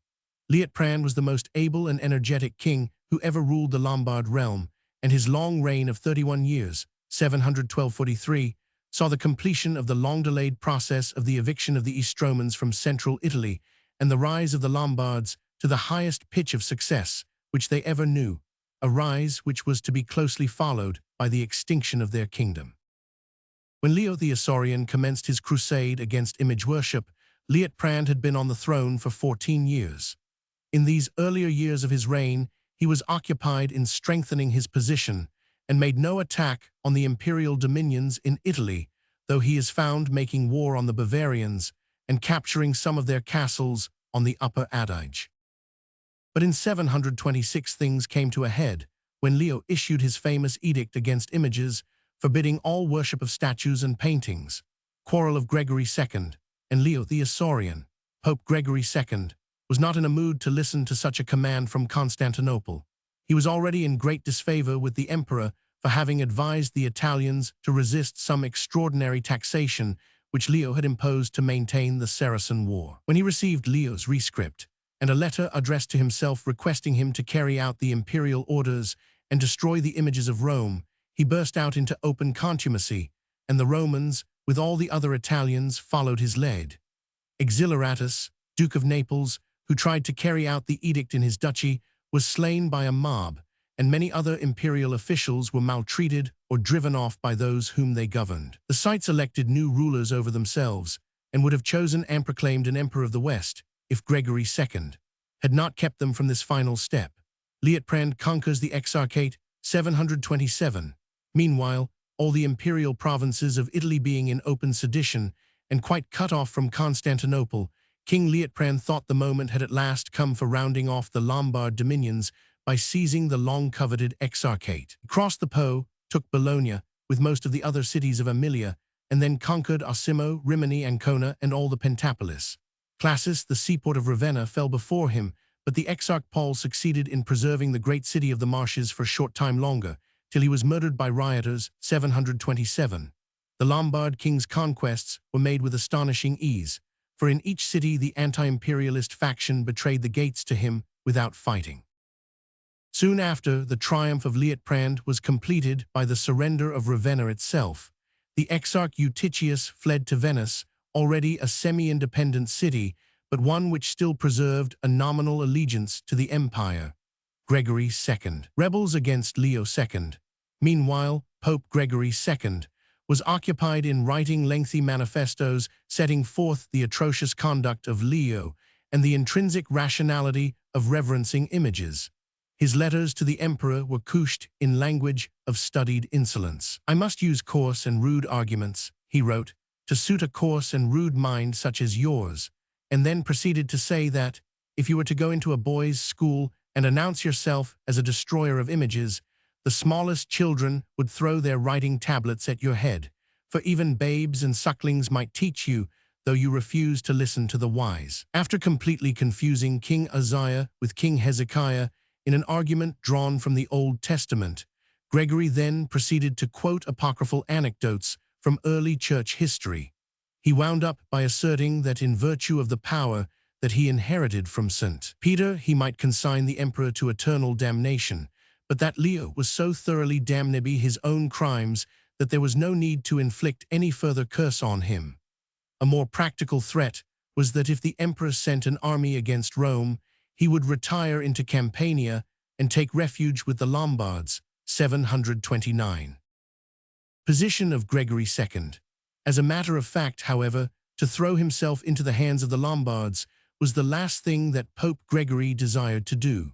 He had the greatest dread of falling under the direct authority of Liutprand, for the occupation of Rome by a powerful and strong-handed Italian king would have been fatal to the secular power of the papacy. It was easy to disobey a powerless exarch and a distant emperor, but if Liutprand had become ruler of all Italy, the popes would have been forced to be his humble subjects. Gregory wished to rid himself of the domination of Leo without falling into the clutches of Liutprand. While disclaiming his allegiance to the emperor, he pretended to adhere to the empire. Meanwhile, an unexpected turn of events had checked the career of victory of King Liutprand. While he was absent at Pavia, the exarch Eutychius had collected some troops at Venice, and aided by the forces of the semi-independent citizens of the lagoon city, had landed near Ravenna. The place was betrayed to him by the imperialist party within the walls, and became once more the seat of imperial power in Italy. At the same time, the Dukes of Spoleto and Benevento took arms against their suzerain, and allied themselves with Pope Gregory, 729. Liutprand determined to conquer the Lombard rebels before resuming the hard task of retaking Ravenna. He even made a truce with the exarch, by which it was stipulated that they should mutually aid each other, the one in subduing the revolted dukes, the other in compelling the Pope to return to his allegiance. Accordingly, Eutychius marched against Rome and Liutprand against Spoleto. On the king's approach, the two dukes submitted to him and swore to be his faithful vassals. Liutprand pacifies Italy, 730. He then moved toward Rome, which the exarch was already besieging. But he had no wish that the imperial power should be strengthened by the recovery of Rome, and encamping his army in the field of Nero, outside the city, proceeded to claim to act as arbitrator between Gregory and Eutychius. They were too weak to resist him, and the Pope at least gladly acquiesced in the pacification of Italy which Liutprand proposed. The exarch was to return to Ravenna, leaving Rome unmolested, and to be content with the possession of Ravenna only, all his other lost dominions in the Pentapolis and Aemilia remaining in the hands of the Lombards. Gregory, in consideration of being left unmolested in Rome, professed to return to his allegiance, but in reality remained in an independent position.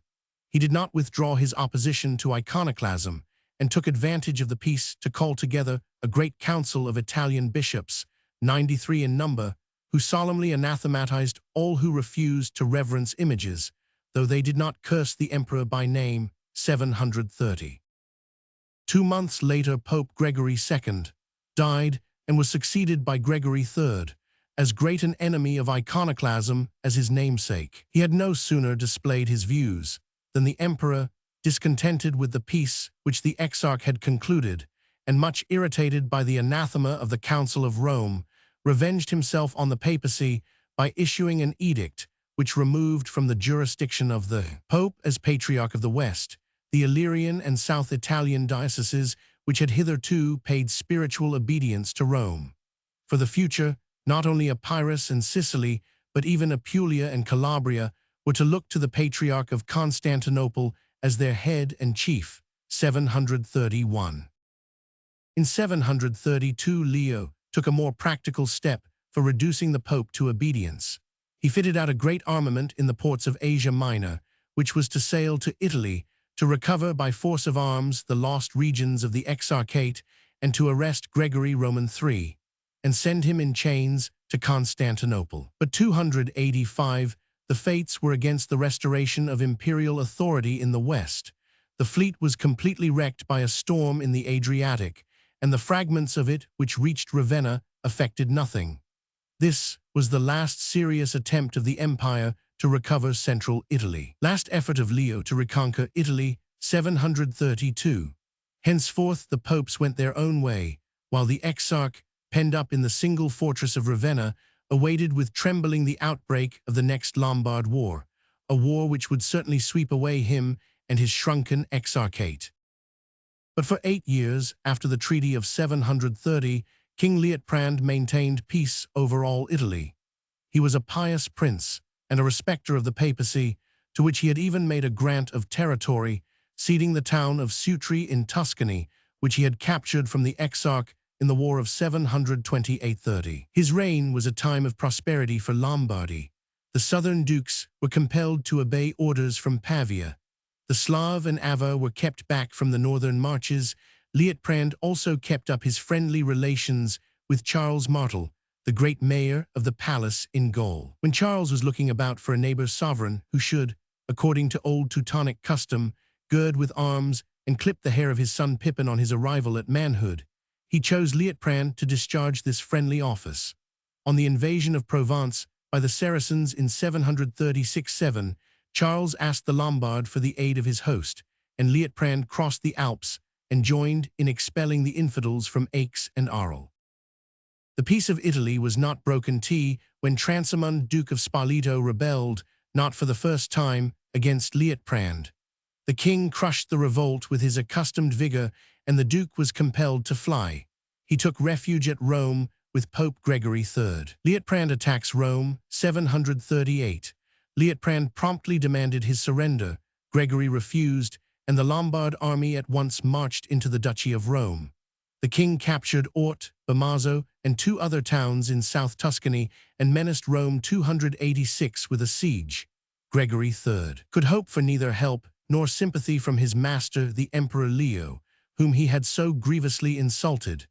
Accordingly, he determined to seek aid from the one other power which might be able to succor him, the great mayor of the Franks. He sent to Charles Martel the golden keys of the tomb of St. Peter and besought him to defend the holy city against the impious Lombard. Gregory III asks aid from the Franks. He conferred on the mayor the high-sounding title of Roman patrician, which was not legally his to give, for only the emperor could confer it. He even offered to transfer to the ruler of the Franks the shadowy allegiance which Rome still paid to the emperor. Thus did Gregory III, first of all the Roman pontiffs, endeavor to bring down upon Italy the curse of foreign invasion. He had drawn upon himself the wrath of Liutprand by his secular policy. The war arose purely from the fact that he had favored the rebellion of the Duke of Spoleto and sheltered him when he fled. Yet he made the Lombard invasion a matter of sacrilege, complaining to Charles that Liutprand's attack was an impious invasion of the rights of the Church and a deliberate insult to the majesty of St. Peter. Considering that the king had saved him from destruction 8 years before, Gregory must be accused of gross ingratitude, as well as of deliberate misrepresentation and hypocrisy. But the Pope had imbibed a bitter and quite irrational hatred for the Lombard race.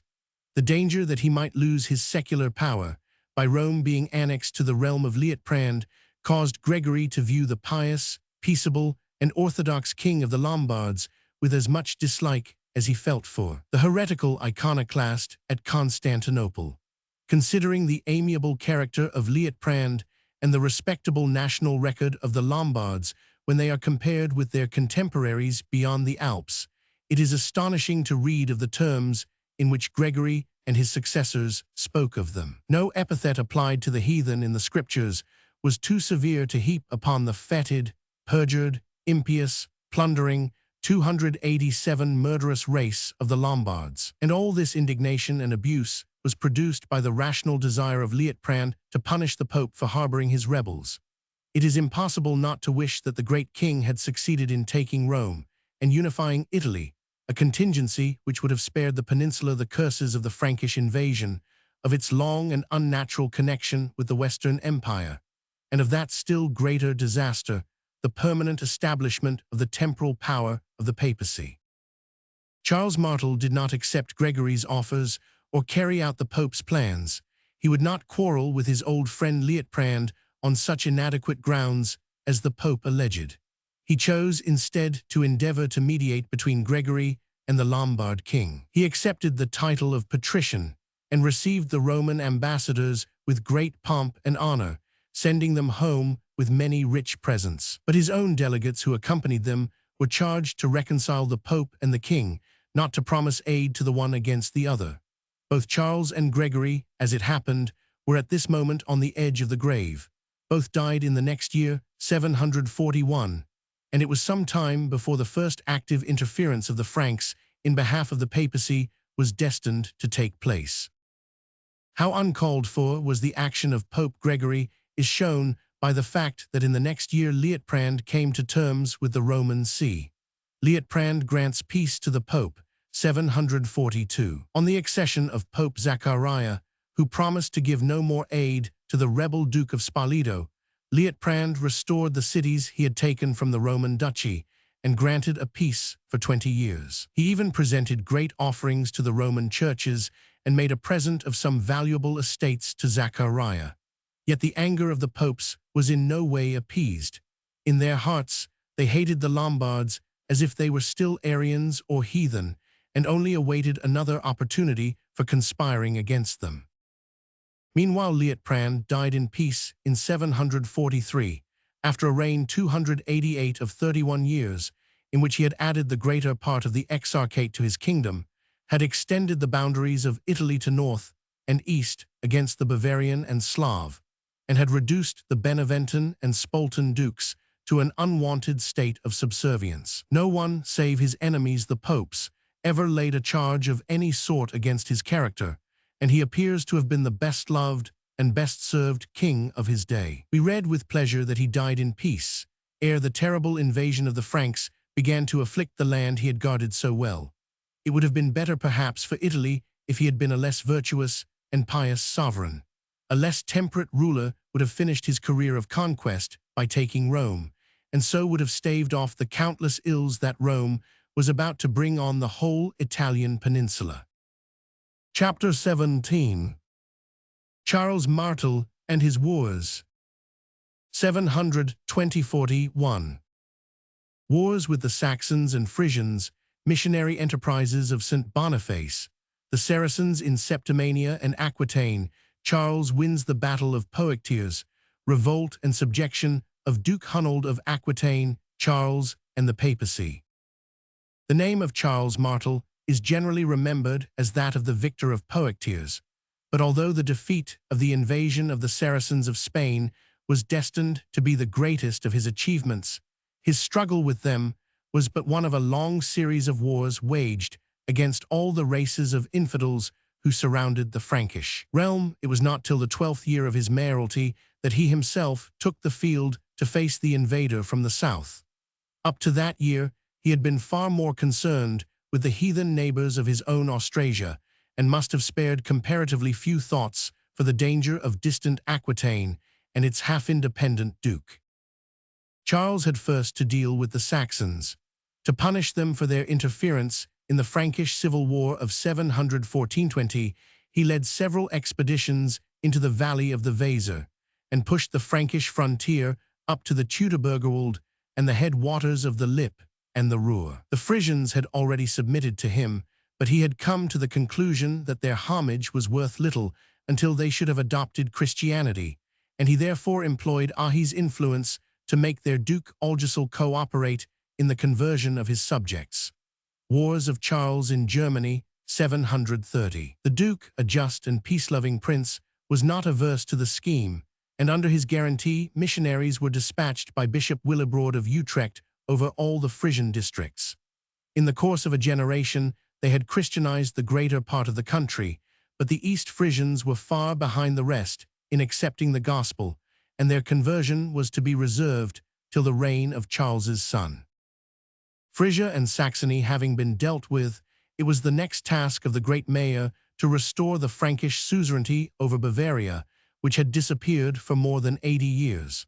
But before he could complete this task, he was summoned into the west to suppress a Neustrian rebellion. The nobles of northern Gaul, in spite of their deep humiliation at Vincy and Soissons, rose once more under Raginfrid, the late mayor of Chilperich II. But the rising collapsed at the first appearance of Charles, and the enemy laid down their arms, Raginfrid only stipulating that he should retain his countship of Angers on giving up his sons as hostages, 724. The next 3 years were occupied in the subjugation of southeastern Germany. Marching eastward through Suabia, whose warriors he compelled to accompany him to the field, Charles advanced against the Bavarians. After severe fighting, lasting over 3 campaigns, he returned in triumph with much plunder, a troop of hostages, and the submission of Duke Hucbert. The allegiance of the Bavarians was still very insecure, but something had been done to enforce the long-forgotten suzerainty of the Franks.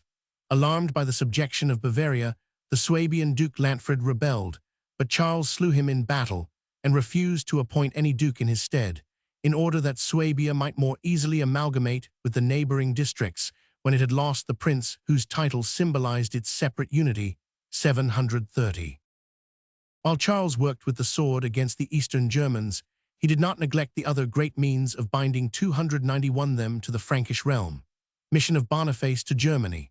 It was during the time of his Saxon and Bavarian wars that he lent his protection to the zealous West Saxon monk Winfrith, the indefatigable preacher and organizer who won the name of the Apostle of Germany by his long life work among the Bavarians, Thuringians, and Hessians. After spending some time with Bishop Willibrord at Utrecht, Winfrith had started eastward to find newer and wilder fields for his activity. He fixed himself first among the Hessians, where no missionary had been seen since the death of St. Suidbert. Here he met with such success that the whole land was soon reckoned Christian. Pope Gregory II, hearing of his triumphs, sent for him to Rome and consecrated him missionary bishop of all Transrhenane Germany. After swearing implicit obedience to the apostolic see for himself and all his converts, Winfrith, or as he is more often called in his later years Boniface, returned to the north with a papal letter of credence recommending him to the mayor of Austrasia. Charles undertook the support of the new bishop with the greatest zeal. Without the aid of the Prince of the Franks, wrote Boniface, I should not be able to rule my church, nor defend the lives of my priests and nuns, nor keep my converts from lapsing into pagan rites and observances. It was the fear of the wrath of Charles that kept the wild Hessians and Thuringians from murdering the unarmed missionary, when he came among them with his life in his hand, and hewed down the holy oak of Woden at Fritzlar in the presence of thousands of heathen spectators. For the next 31 years, 723–50, for Boniface went forth conquering, and to conquer, churches and abbeys rising everywhere beneath his hand, in the regions where the Christian name had never before been known. While Charles had been busied on the Austrasian frontier, a new storm was rising in the south. The Saracens of Spain were once more crossing the Rhone, and the Cévennes to 292 overrun southern Gaul. Luckily for the Franks, the efforts of the Moslems were most spasmodic. The governors of Spain were, as a rule, more concerned with preserving their own authority against revolted lieutenants than with extending the bounds of Islam. The center of government at Damascus was so far away that the caliph's authority was only displayed at rare intervals, and as a rule, the various Arab and Berber chiefs who represented the sovereign were busily engaged in deposing and murdering each other. In the first 40 years of Mussulman rule in Spain, there were no less than 20 viceroys, of whom 7 came to violent ends. We have already related the disastrous issue of the expedition of El Sama against Toulouse in 721. Conquests of the Arabs in Gaul. It was not that the Saracens stirred again. In that year the emir Anbas ibn Johim set out from Narbonne with a large army and subdued Carcassonne, Nismes, and the rest of northern Septimania as far as the Rhone. He placed garrisons in the newly conquered cities, and then crossed the river and executed a rapid raid through Burgundy as far as Autun in the heat of the summer. After sacking Autun, he returned with such speed to Spain that the Franks were totally unable to overtake him. But Anbassa died before the year was out, and for 7 years his successors were too much engaged in strife with each other to renew the attack on Christendom. Udo, Duke of Aquitaine, employed the respite in conciliating the friendship of Othman ben Abunezer, the Moslem governor of Septimania, whom he won to his side by giving him his daughter in marriage. It was probably in reliance on the aid of his son-in-law that Udo in 731 rebelled against the Franks, and once more declared himself independent Duke of Aquitaine. Wars with Eudo of Aquitaine. Charles crossed the Loire, beat Eudo in the field, and ravaged the country up to the gates of Bordeaux. The Duke, however, persisted in his resistance, till he learnt that another foe was about to attack him. His son-in-law Othman had rebelled against Abderrahman, the Viceroy of Spain, 293, and had been defeated and slain. After subduing the rebel, Abderrahman resolved to march against Othman's ally and father-in-law. This drove Eudo into making an abject and instant submission to his Frankish suzerain. In 732, the Viceroy crossed the Western Pyrenees at the head of the largest Saracen army that Spain had yet seen, strengthened by reinforcements from Africa and the East. Eudo stood on the defensive against him and endeavored to defend the line of the Garonne, but was routed with the loss of almost the whole of his army. Abderrahman invades Gaul, 732. He fled beyond the Loire and threw himself on the mercy of Charles Martel. Meanwhile, the Saracens stormed Bordeaux and moved slowly forward, ravaging the country on all sides till they drew near to Poitiers. It was for no mere raid that they had come on this occasion, but for the permanent conquest of Aquitaine, perhaps even with the design of attacking Neustria also. Headed by the strongest and most popular viceroy that Moslem Spain had yet known, and mustering not less than 70 or 80,000 men, they set no limit to their desires. In the hour of danger, the great mayor of the palace was not wanting. He did not rush hastily into the field, but drew together the whole force of both the Frankish realms, though his firmest reliance was on his own Austrasians, leading an army whose like had not been seen since the earliest days of the monarchy, for never had Neustria and Austrasia combined for an expedition of such moment. He crossed the Loire near Tours and advanced to meet Abderrahman. It was close to Poitiers, in Suburbio Pictiviense, that the two great hosts faced each other, though by some freak of the chronicler it is Tours that has given its name to the battle in the pages of many of our histories. Abderrahman and Charles both felt that they were about to engage in no common contest. The fate of Aquitaine, possibly of all Gaul, might be largely influenced by the result of the oncoming battle between Christian and Moslem. For 7 days, the two hosts lay opposite 294 each other, each waiting for the enemy to advance. At last, Abderrahman took the offensive, and his host poured out from their camp to assail the Frankish line. Hardly a detail of the great struggle has survived. We only know that the Saracen horsemen surged in vain around the impenetrable masses of the Frankish infantry, whose firm shield wall was frozen to the earth like a rampart of ice. Battle of Poitiers, 732. The Austrasians bore the brunt of the fighting. The men of the East, huge in stature and iron-handed, hewed on long and fiercely. It was they who sought out and slew the Saracen chief. The fight endured till night fell, when the invaders withdrew, leaving Abderrahman and many thousands more lying dead in front of the Frankish line. In the darkness, the Arabs had time to count up their losses, which were so appalling that they hastily fled rather than face another day's fighting. Their tents, crammed with all the booty of Aquitaine, their baggage and military stores, with thousands of horses and enormous piles of arms, fell into the hands of the victorious Franks. So ended the danger of Western Christendom from the Moslem invader, a danger which has not unfrequently been exaggerated, especially by French writers anxious to glorify the Austrasian mayor, whom they have chosen to make into a French national hero. It is probable that even if Abderrahman had been victorious, nothing more than the Duchy of Aquitaine would have fallen into his hands, for this invasion, after leaving Bordeaux, was degenerating into an incursion for plunder, like that which in 725 had ended with the sack of Autun. The Moslems of Spain had proved themselves during the last 40 years so factious and unruly that we cannot believe that even under a leader of exceptional ability, they would have held together long and loyally enough to ensure the conquest of central Gaul. Neustria, and still more Austrasia, were states of a very different degree of vigor from the decrepit Visigothic monarchy, which fell in 711. Even if Poitiers had fared as Autun, there was strength and courage enough in the Franks to face many such another 295 blow, and we may doubt the judgment of Gibbon when he draws his gloomy forecast of the probable results of a victory for Abderrahman. ending in a picture of the muezzin calling the true believers to prayer in the Highlands of Scotland, and the Malas of Oxford disputing on the attributes of a Unitarian Godhead. The remnants of the Saracen host made no attempt to hold Aquitaine, but fled hastily across the Pyrenees, so that Duke Eudo was able to reoccupy Bordeaux and Toulouse, and rule once more over the whole of his former dominions as the vassal of the Frank. Meanwhile, Charles returned to Austrasia laden with booty, and was hailed by all Western Christendom as the greatest conqueror since Constantine. The Frankish poets and chroniclers continued to celebrate his triumph with such fervor that ere long the world was told, and believed that he had slain 375,000 Saracens, with the loss of no more than 1,500 men on his own side. If only he had been more of a favorite with the Church, he would have been enshrined in history as the equal of his grandson, Charles the Great. But the zeal with which he forwarded the conversion of Germany and smote the infidel did not atone, in the eyes of the monkish historians, for the high-handed way in which he had dealt with the Gaulish Church.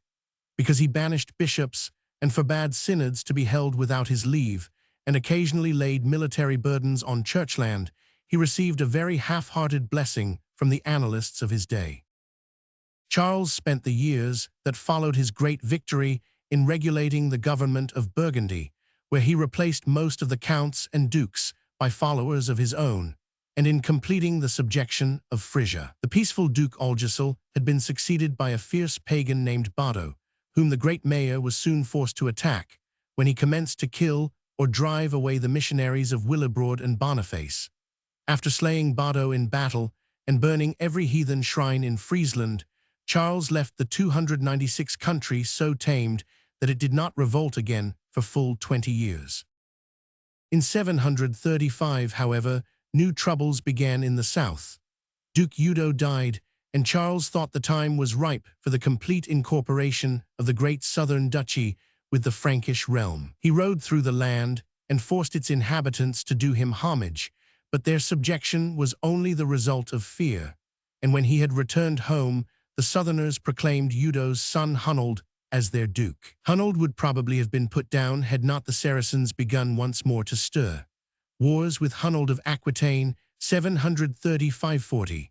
Headed by Yusuf ben Abdurrahman, the son of the chief, who had fallen at Poictiers 4 years before, they sallied out of Narbonne, crossed the Rhone, and seized the old Roman city of Arles. The years 736–39 were mainly occupied in driving back 3 successive Moslem inroads into southeastern Gaul, and Charles was so engrossed in this strife that he consented to recognize Hunold as Duke of Aquitaine, so that he might have his hands entirely free for the greater struggle. Complete success at last crowned his arms. Provence was swept clear of the Arabs. Arles and Avignon, which the infidels had seized and held for space, were recovered. Nismes, Agde, and Béziers, which they had possessed since the great invasion of Septimania in 725, were taken, dismantled, and burnt, and a great host was defeated in front of Narbonne. That city, however, did not yet fall into the hands of the Franks. Together with the southern half of Septimania, it still remained a Saracen outpost, covering the passes of the eastern Pyrenees. For 20 years more, it was fated to remain unconquered. Not Charles, but his son was destined to move forward the Frankish boundary to the foot of the mountains. Meanwhile, the Saracens of Spain, cowed by the crushing blows of Charles the Hammer, abandoned their attempt to push northward and plunged into a weary series of civil wars. While Charles was engaged in his Saracen war, the puppet king 297 Theuderic IV, in whose name he had been ruling for the last 17 years, chanced to die. 4 kingless years, 737–42. So little had the royal name come to mean that the great mayor did not seek out the next heir of the childless king and crown him, but ruled for the last 4 years of his life without any suzerain. He did not himself, however, take the kingly title, but continued to be styled mayor, prince, or duke of the Franks. He cared not for name or style so long as the real power was in his hands. The reconquest of Provence and northern Septimania was the last of the great mayor's triumphs, but the 4 years which he had yet to live were not without their importance. In 738, he compelled the Westphalian Saxons on the Lippe and Ems to do him homage and pay tribute. In 739, the organization of the South German Church was completed by the erection of 4 bishoprics in Bavaria, which looked to Boniface, now Archbishop of all Transrhenane Germany, as their metropolitan. Thus Bavaria became ecclesiastically an integral part of the Frankish Church, even as politically it had already become an integral part of the Frankish Empire. The Pope asks aid from Charles, 739. But though Charles was a firm supporter of the Church in his own dominions, he would not interfere in ecclesiastical disputes beyond his frontier. Pope Gregory III had plunged into a struggle with the Lombard king Liutprand and invited the pious ruler of the Franks to march against the enemy of the Church. But Charles refused. Liutprand had given him some aid against the Saracens, and he was not minded to attack an old ally merely because the Lombard had fallen out with the Pope concerning the Duchy of Spoleto. In the summer of the next year, the great mayor began to feel his health failing, though he had not yet completed his 54th year. He determined to set his house in order ere yet the hand of death was upon him, and summoned the great council of all the Frankish realms to meet him. With its approval, he proceeded to make over the rule of the 298 kingdom to his sons. There was no Merovingian king whose rights needed to be taken into consideration, as Theodoric Roman IV had died 4 years back and had left no successor. Charles divides his realm. Accordingly, Charles and the council dealt with the land as if it had already become the rightful inheritance of the house of St. Arnulf. The great mayor had 3 grown-up sons. 2, Carloman and Pippin, were the offspring of his wife Rithrudes. The third, Grifo, was the son of Swanhildes, a Bavarian lady whom he had taken as his concubine during his Bavarian campaign of 725. Their ages appear to have been 27, 26, and 17. Charles handed over the rule of Austrasia and Swabia to Carloman, and that of Neustria and Burgundy to Pippin. It is said that he also contemplated leaving a small appanage on the border of Neustria and Austrasia to Grifo. Bavaria and Aquitaine, the 2 great vassal dukedoms, were not named in the division, though the former fell under the influence of Carloman and the latter under that of Pippin. Shortly after he had accomplished this division of his realms, Charles died at Cérécionois on the 21st of October 741. He had completed the work which his father, Pippin the Younger, had taken in hand, for the ancient boundaries of the Frankish Empire had now been everywhere restored. Aquitaine and Bavaria had been reduced to vassalage. Christianity was now firmly rooted all over Frisia, Thuringia, and Hesse. Life work of Charles. The difficulties he had faced were far greater than those which his father had to encounter. He had rescued the fortunes of the house of St. Arnulf from the lowest depths. Though Austrasia had been divided, though Neustria was hostile, and though an energetic king was for once swaying the Frankish scepter and endeavoring to recover the lost privileges of his ancestors. Having fought his way to power, Charles had then to face the one serious danger from without which the Franks had yet encountered. He had met it without flinching, and smitten the 299 intrusive Moslem so hard that the blow did not need to be repeated. For the future, we hear of Frankish invasions of Spain, not of Saracen invasions of Gaul. Charles then had won peace without and within. He had reorganized the Frankish realm, raised it to a pitch of power and glory which it had never attained before, and made possible the triumphant career of his son and grandson. As the champion of Christianity and the protector of the evangelist of Germany, he had won a yet nobler title to honorable memory, and the complaints of the Gaulish bishops, who murmured that his hand was too hard on the Church, may be lightly disregarded when we add up the sum of his merits, and salute him as the inaugurator of a new and better era in the history of Europe. Chapter 18. The Iconoclast Emperors, State of the Eastern Empire in the 8th century. 717–802. Leo and the defense of Constantinople, 718. Importance of his triumph, social and economical condition of the empire, decay of art and letters, superstition and iconography, the iconoclast movement, Leo's crusade against images, Constantine Copronymus and his persecutions, successful wars of Constantine v. minority of Constantine Roman VI. Intrigues and triumph of Irene, restoration of image worship, end of the Isaurian dynasty, 802. In March 717, Leo, the Isaurian, became master of Constantinople, his predecessor, Theodosius Roman III, having abdicated and refused to continue the civil war which had begun in the previous year. It is probable that his resignation was due as much to fear of the oncoming of the Saracens as to the dread of Leo, for the armies of the Caliph Solomon were already ravaging Phrygia and Cappadocia, and slowly making their way towards the Bosphorus. Nothing save the consciousness of his own capacity to stem the rising flood of Moslem invasion could have justified Leo in taking arms against Theodosius in such a time of danger. But fortunately for the empire, he had not overvalued his own power and was destined to show that he was fully competent to face the situation. Leo the Isaurian, 700–1740. He was still a young man, but his life had already been full of incident and adventure. He was the son of parents of some wealth, who had migrated from the Isaurian regions in the Taurus to Thrace.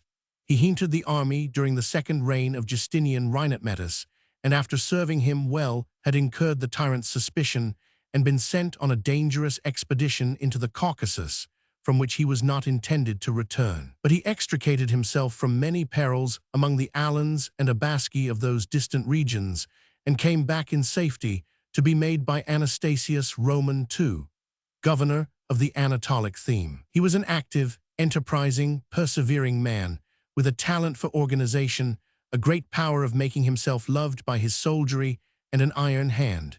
His later career shows that he was more than a good soldier, being also one who looked deep into the causes of things and had formed his own views on politics and religion. Leo was only granted 5 months in which to prepare for the long-dreaded advent of the Saracens. He spent this time in accumulating vast stores of provisions, recruiting the garrison of Constantinople, and strengthening its fortifications. On the 15th of August, Moslema with an army of 80,000 Saracens appeared on the Bithynian coast. A few days later, a Syrian fleet of over 1,000 sail appeared in the Propontis, took the army of Moslema on board, and transported it into Thrace. The Saracens' land troops at once commenced the blockade of the capital by land, while part of the fleet moved into the Bosphorus to post itself so as to block the mouth of the Golden Horn, in which the imperial navy had taken refuge. Leo delivered his first blow while the Saracen vessels were passing up the Bosphorus. Issuing out of the Golden Horn with many galleys and fireships, he attacked the enemy as they were trying to pass up the straits and burnt 20 ships of war. Moslema besieges Constantinople. The Saracen admiral then dropped down to the southern exit of the Bosphorus and left the northern exit free to the Romans, so that Leo was able to continue to draw supplies from the Black Sea. The blockade of Constantinople was, therefore, imperfect, and we learn without surprise that while the Saracens in their camp on the Thracian side of the straits suffered severely 302 from the cold of an unusually severe autumn and winter, the garrison within the walls was well fed and also well housed, and continued to grow in self-confidence. Moslema sent in haste for reinforcements, and the Caliph supported him with zeal. A second land army marched up from Tarsus to Chalcedon in the spring of 718 and occupied the Bithynian shore of the Bosphorus, while a great fleet from Africa and Egypt joined the blockading squadron and moored at Callisagros on the eastern side of the Bosphorus, in order to watch the mouth of the Golden Horn and stop the communication of the city with the Black Sea. The preservation of the free waterway to the north was all-important to the defense. Accordingly, Leo determined to make a great effort to destroy the Egyptian fleet. His galleys, many of them fitted with apparatus for discharging the famous Greek fire, sailed out suddenly and fell on the Saracen ships as they lay moored against the Asiatic shore. Many of the crews of the Egyptian ships were Christians, forced on board against their will. These men either deserted to the imperialists or fled ashore and dispersed. The Moslem sailors on board made some resistance, but being caught at anchor and unable to maneuver or escape, they were soon overcome.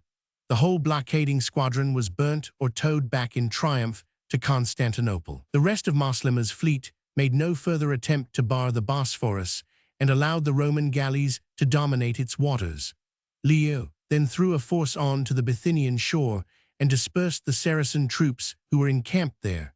Thus the army of Maslama was cut off from Asia and could draw no further supplies from thence. It had already exhausted those of the nearer districts of Thrace, and by the summer of 718 was reduced to the verge of starvation, living from hand to mouth on what its foragers could procure. Many had already perished of privation when Maslama heard that a great Bulgarian army had crossed the Balkans and was advancing against him.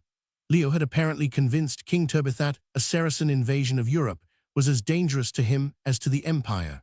Maslama detached a portion of his army to hold back the Bulgarians, but near Hadrianople it was completely cut to pieces by the barbarians. The Arab historians confess that 22,000 men fell in the rout. This decided Maslama to raise the siege. His fleet took the remains of the land army on board and put it ashore near Cyzicus. Siege of Constantinople raised 718. From thence he forced his way back to Tarsus, but of more than 100,000 men comprised in his original army and its reinforcements, Maslama brought back only 30,000. The fleet fared yet worse. It was caught in a storm off the Lycian coast and almost entirely destroyed. The Romans captured many of the surviving ships, and it is said that only 5 vessels out of 1,000 got back to Syria. Thus perished the last Saracen armament which ever seriously threatened the existence of the East Roman Empire.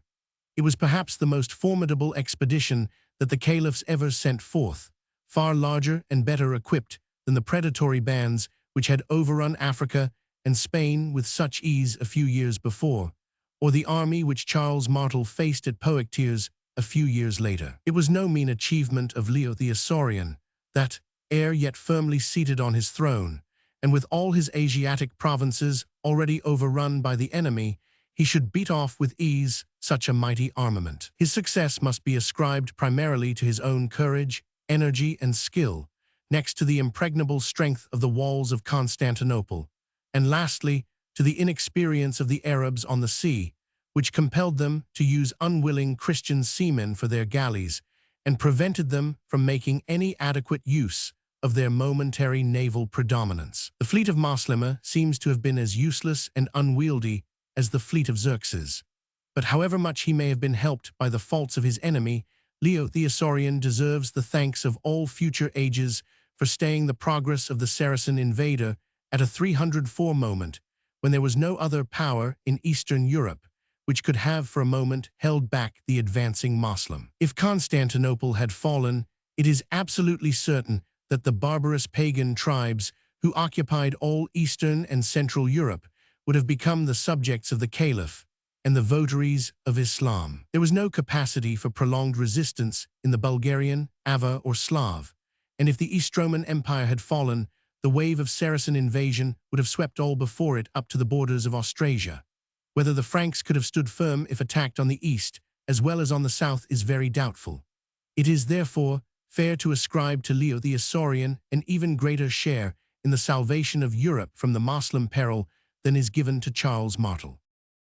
After the failure of Maslama, the victorious Leo had a breathing time granted him, in which to reorganize the shattered realm that had been left him by his predecessor. Although the Saracen War still went on, and border raids never ceased till the very end of his reign, yet there was no very serious danger in these latter bickerings, and Leo was able to turn his attention to the internal affairs of the empire, without the fear of having at any moment a dangerous invasion launched against him from beyond the Taurus.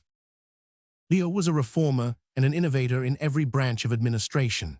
His dealings with the church are those which caused most stir and are best remembered, but his activity was as great in secular as in ecclesiastical matters. It is unfortunate that most of the records of his reforms have perished, nothing having been preserved except his Ecloga or New Handbook of Law. But enough survives to show the character of his administration, and its effects in the succeeding century are very marked. We have already pointed out in an earlier chapter that the East Roman Empire had been in a state of rapid decay since the middle of the 6th century.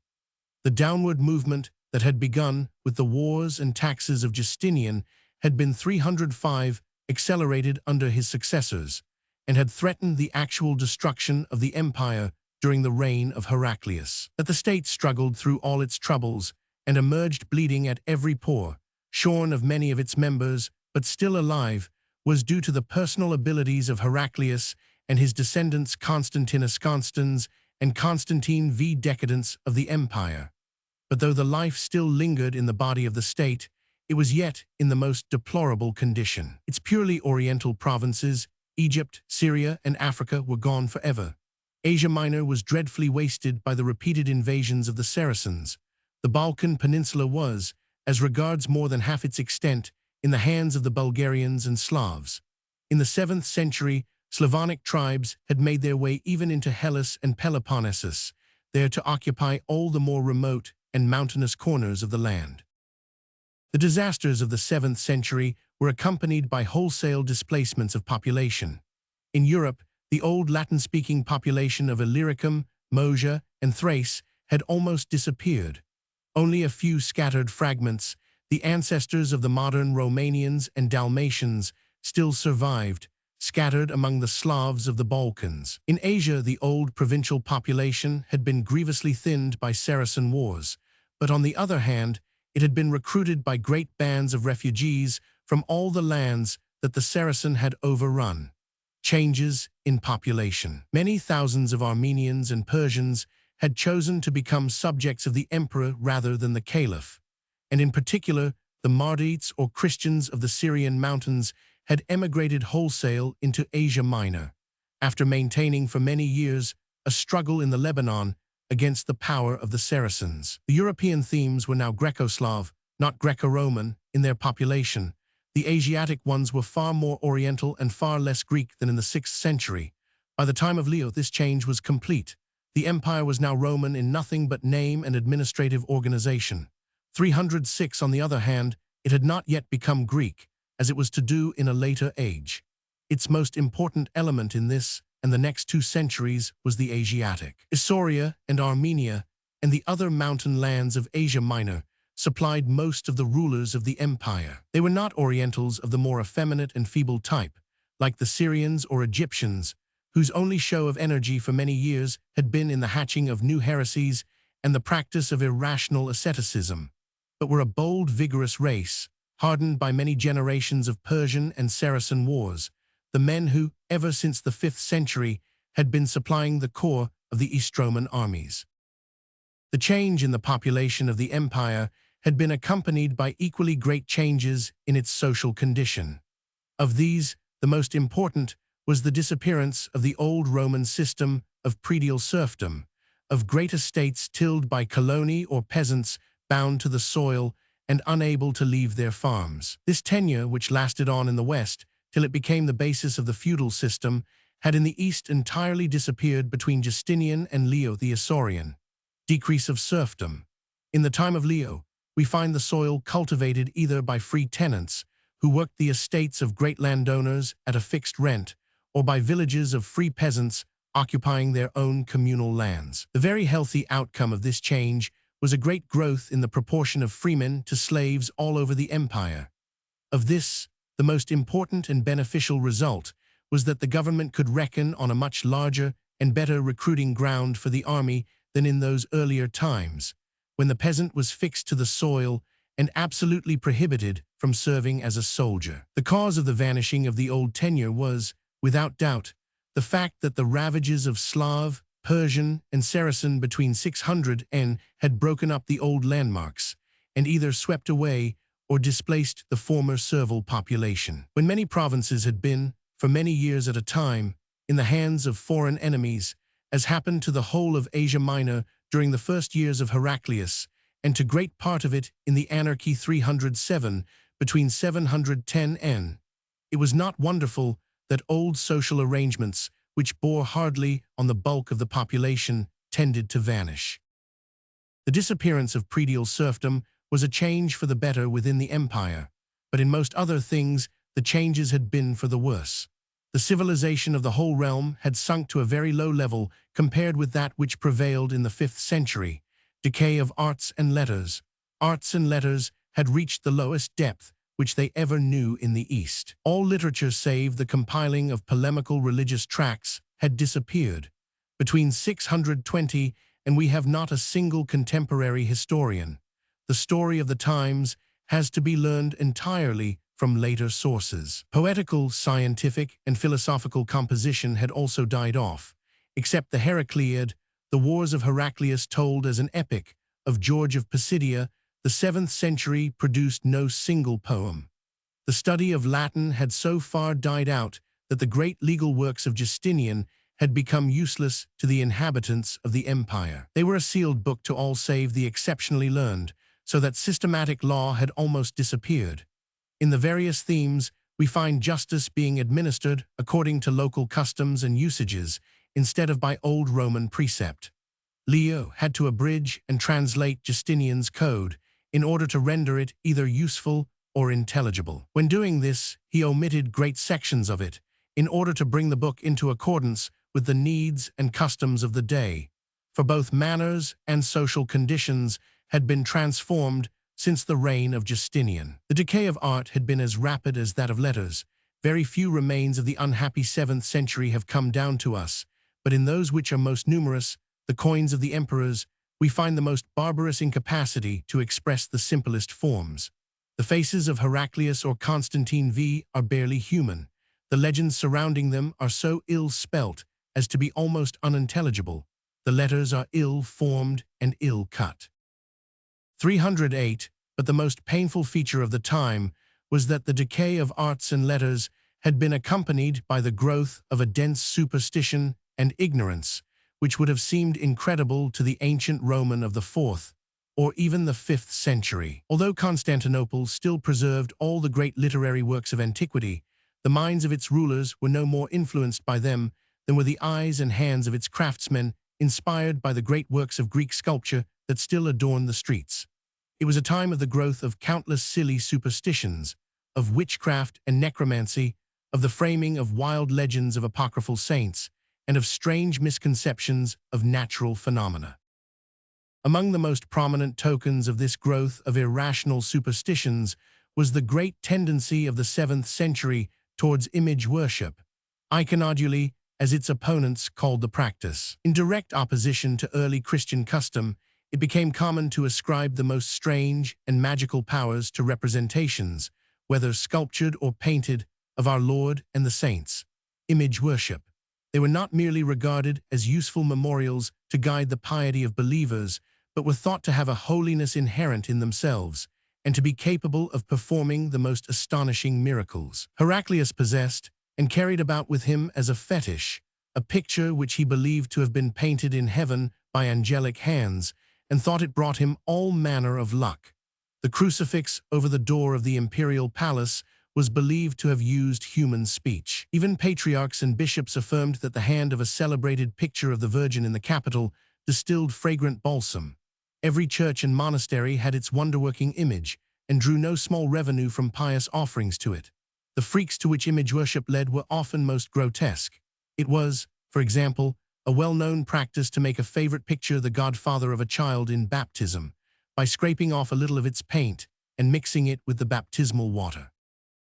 309. The act for which the name of Leo the Isaurian is best remembered is the issue of his edict against these puerile superstitions, and his attempt to put down image worship all through his realm. Leo was not only a man of strong common sense, but he was sprung from those lands on the Mohammedan border where Christians had the best opportunity of comparing the gross and material adoration of their coreligionists for stones and paint with the severe spiritual worship of the followers of Islam.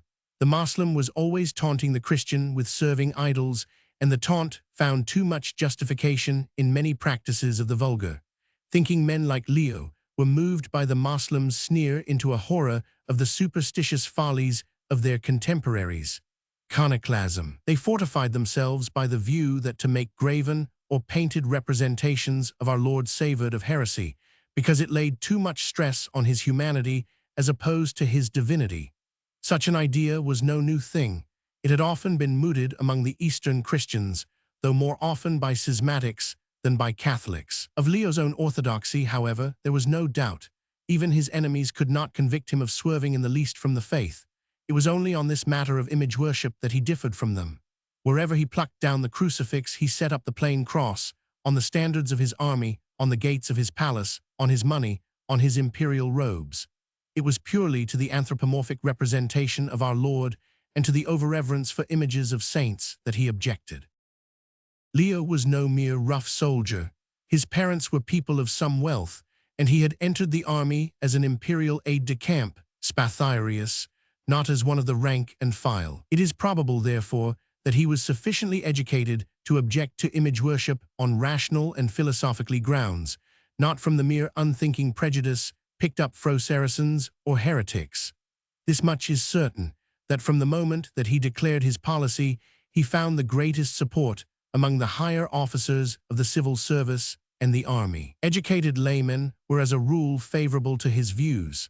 The mass of the soldiery followed him, and the eastern provinces as a whole acquiesced in his reformation. On the other hand, he found his chief opponents among the monks, whose interests were largely bound up with image worship, and among the lower classes who were blindly addicted to it.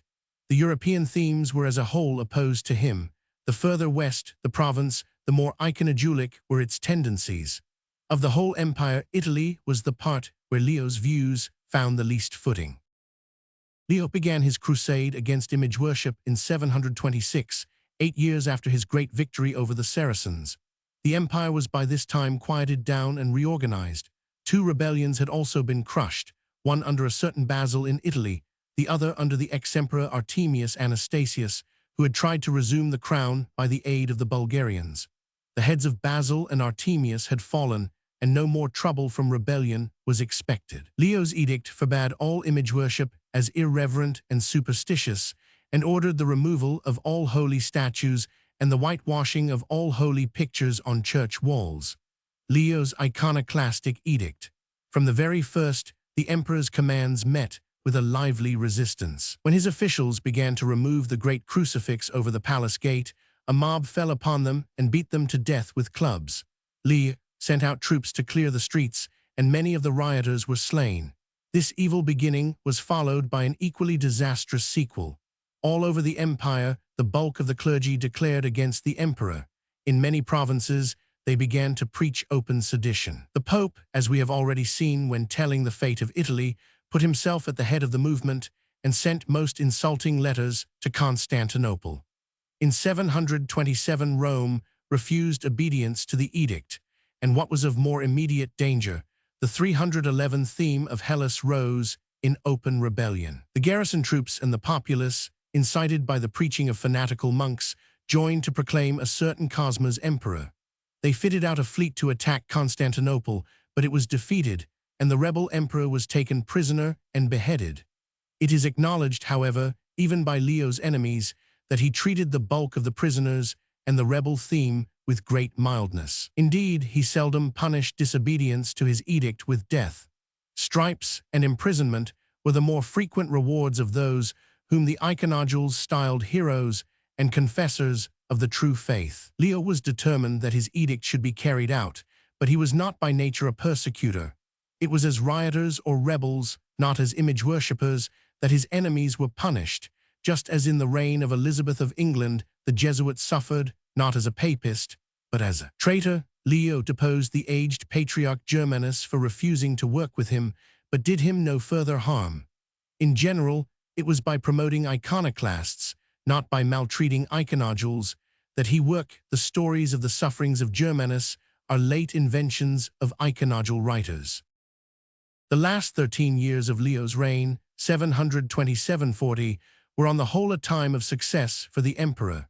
He succeeded in getting his edict enforced over the greater part of the empire, in spite of some open and more secret resistance. Only Italy defied him. From the reconquest of Rome, he was kept back by the necessity of providing for the defense of the East, for in 726, the Caliph Hisham, hearing no doubt of Leo's domestic troubles, commenced once more to invade the Asiatic themes. Wars with the Saracen. In 727, a Saracen host pushed forward as far as Nicaea, where it was repelled and forced to retire. There were less formidable invasions in 730, 732, and 8, but none led to any serious loss, and the imperial boundary stood firmly fixed in the passes of the Taurus. The Saracen War practically ended with a great victory won by Leo in person at Acranon in the Anatolic theme, where an army 312 of 20,000 Arab raiders was cut to pieces with the loss of all its chiefs. House of the Umayyad Caliphs was already verging towards its decline. It never again prepared any expedition approaching the strength of the great armament of Moslema, which Leo had so effectually turned back in 718, and its later sovereigns were not of the type of those fanatical conquerors who had cut the boundaries of the empire short in the preceding century. Leo had effectually staved off any imminent danger to Eastern Christendom from Moslem conquest for 3 full centuries.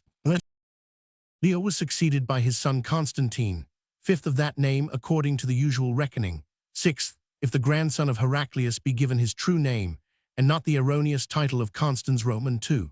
The second of the Isaurian emperors, however, is less known by the numeral affixed to his name than by the insulting epithet of Copronymus, which his iconodulic enemies bestowed on him, showing thereby their own bad taste rather than any unworthiness on the part of their sovereign. Constantine was a young man of 22 at the moment of his accession. He had long acted as his father's colleague and was thoroughly trained in Leo's methods of administration and indoctrinated with his iconoclastic views. Constantine Copronymus, 740–75, he seems, while possessing a great measure of his father's energy and ability, to have been inferior to him in 2 respects. Leo had combined caution with courage and knew how to exercise moderation. Constantine was bold to excess, did not understand half measures or toleration, and carried through every scheme with a high hand. Moreover, while Leo's private life had been blameless and even severe, Constantine was a votary of pleasure, fond of pomp and shows, devoted to musical and theatrical entertainments, and sometimes lapsing into debauchery. Hence, it is easy to see why he has been dealt with by the chroniclers of the next century in an even harsher spirit than his father, and is represented as a monster of cruelty and vice. 313 Constantine was no sooner seated on the throne than he showed that he was determined to continue his father's policy. He was at once assailed by the rebellion of the iconodulic faction. They induced his brother-in-law Artavastus, general of the obsequian theme, to seize the capital and proclaim himself emperor, while Constantine was absent on an expedition against the Saracens. All the European themes, where the image breakers were hated, did homage to Artavastus. But the Anatolic and Thracian themes, the heart of Asia Minor, remained true to the son of Leo. He showed his energy and ability by beating the sons of Artavastus in 2 battles and besieging the rebel in Constantinople. When the city was well-nigh reduced by famine, Artavastus fled, but he was caught and brought before Constantine. The emperor ordered him and his sons to be blinded and confined them in a monastery. Their chief adherents were beheaded, 742. This sanguinary lesson to the iconodulic party seems to have cowed them to such an extent that they did not raise another open rebellion in the long reign of Constantine, 747–75. But they adhered as fully as ever to their faith. Nothing is so difficult to eradicate as a well-rooted superstition, and Constantine's strong hand was better fitted to cow than to persuade. As the years of his reign passed by, and he found image worship practiced in secret by thousands of conscientious votaries, the emperor grew more and more determined to uproot it. After a time, he resolved to call in the spiritual sanction to aid the secular arm. In 753, he summoned a general council to meet at Constantinople, but it was ecumenical only in name. The Pope replied by anathemas of contumely to the summons to appear. The patriarchs of Antioch, Jerusalem, and Alexandria, safe under the protection of the Caliph, denied their presence. Council of Constantinople, 753. But there assembled an imposing body of 338 bishops, presided over by the Constantinopolitan Patriarch Constantine of Cilium and by Theodosius, Metropolitan of Ephesus, son of the Emperor Tiberius II. This council committed itself fully to iconoclastic doctrine. 314, it proscribed all representations of our Lord as blasphemous snares, for endeavoring to express both his human and his divine nature in the mere likeness of a man, and thereby obscuring his divinity in his humanity. At the same time, it condemned the worship of images of saints, because all adoration except that paid to the godhead savored of heathenism and anthropolatry. The emperor had other scruples of his own, on which he did not press the council to deliver a decision. He denied the intercessory powers of the Virgin and scrupled to prefix the epithet letter 1F05 gamma iota omicron sigma, holy, to the names of even the greatest saints. He spoke, for example, of Peter the Apostle, not of the holy Peter. On these awful depths of fray thought the iconodules of his own, and the succeeding generation wasted expressions of horror, worthy to be employed on a Herod or a Judas. Armed with the decree of the Council of Constantinople, the emperor proceeded, during the remainder of his reign, to indulge in what was a true religious persecution, for he pursued the image worshippers as heretics, not as rebels or rioters. He inflicted the death penalty in a few cases, but the majority of his victims were flogged, mutilated, pilloried, or banished. The most obstinate supporters of iconodulae were found among the monks, who not only resisted themselves, but never ceased to use their vast influence over the mob in order to turn it against the emperor. After a time, Constantine resolved to make an end of the monastic system as being the strongest bulwark of superstition, persecution of monks, to uproot a habit of life founded on the practice of centuries and highly revered by the multitude was of course an impossibility. Monasteries can only be suppressed, as they were at the Reformation, if the nation sides with the sovereign. Nevertheless, Constantine drove out and harried a vast number of monks. He held that they were overnumerous, that they were men who shirked the ordinary duties of the citizen, and that their profession was a cloak for selfishness and sloth. He aimed not only at breaking up the cloisters, but at secularizing their 315 inmates. On one occasion, he had all the monks and nuns of the Thracian theme assembled and offered them their choice between marriage or banishment to Cyprus. The majority chose the latter alternative and became, in the eyes of their contemporaries, confessors of the true faith. On another occasion, he exhibited in the Hippodrome a procession of unfrocked monks, each holding by the hand an unfrocked nun whom he was to marry. The iconodule writers, as might be expected, call the backsliding nuns harlots. The deserted monasteries were either pulled down for building materials or turned into barracks.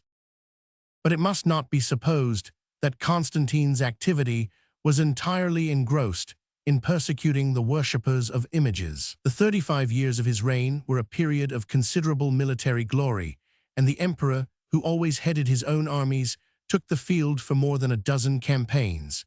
In Asia, the fall of the Umayyad caliphs, accompanied by savage civil wars among the Saracens, 750, offered an unrivaled opportunity for extending the bounds of the empire. Wars of Constantine. Constantine pushed beyond the Anti-Taurus as far as the Euphrates. In 745, he occupied the district of Commagene and transported all its Christian inhabitants to Thrace. In 751, he took Melitene on the Euphrates and the great Armenian fortress of Theodosiopolis. Part of these conquests were afterwards recovered by the first Abbasid caliph, Abdullah al-Safa, but the rest remained to the empire as a trophy of Constantine's wars. Several Saracen attempts to invade Cappadocia and Cyprus were driven back with great slaughter, and in general, it may be stated that Constantine effectually protected Asia Minor from the Mohammedan sword, and that the country began to grow again both in wealth and in population. Nor was his work less useful in Europe. He completely reduced to order the Slavonic tribes south of the Balkan, both in Thrace and Macedonia.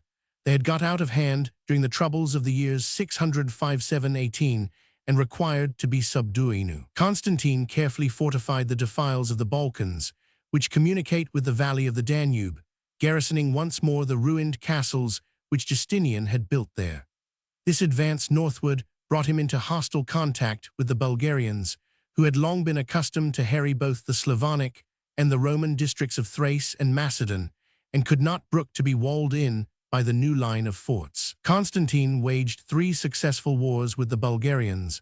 The first, lasting to 762, ended with a great victory at Anchialus, after which King Bayan sued for peace and obtained it on promising to keep his subjects from raiding across the Balkans. The second war occupied the years 764–773.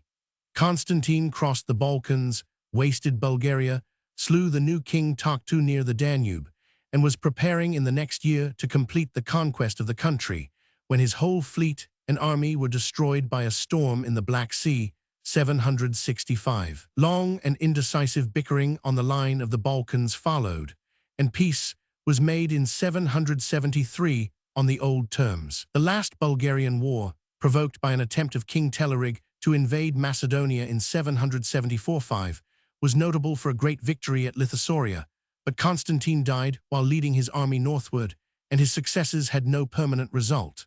The Bulgarians were not subdued by him, but they were kept at bay, and so tamed that they were compelled to leave Thrace alone, and content themselves with defending their own Danubian plains from the attacks of the Estromans. The Saracen and Bulgarian being driven away from the frontier, we are not surprised to hear that the empire flourished under Constantine.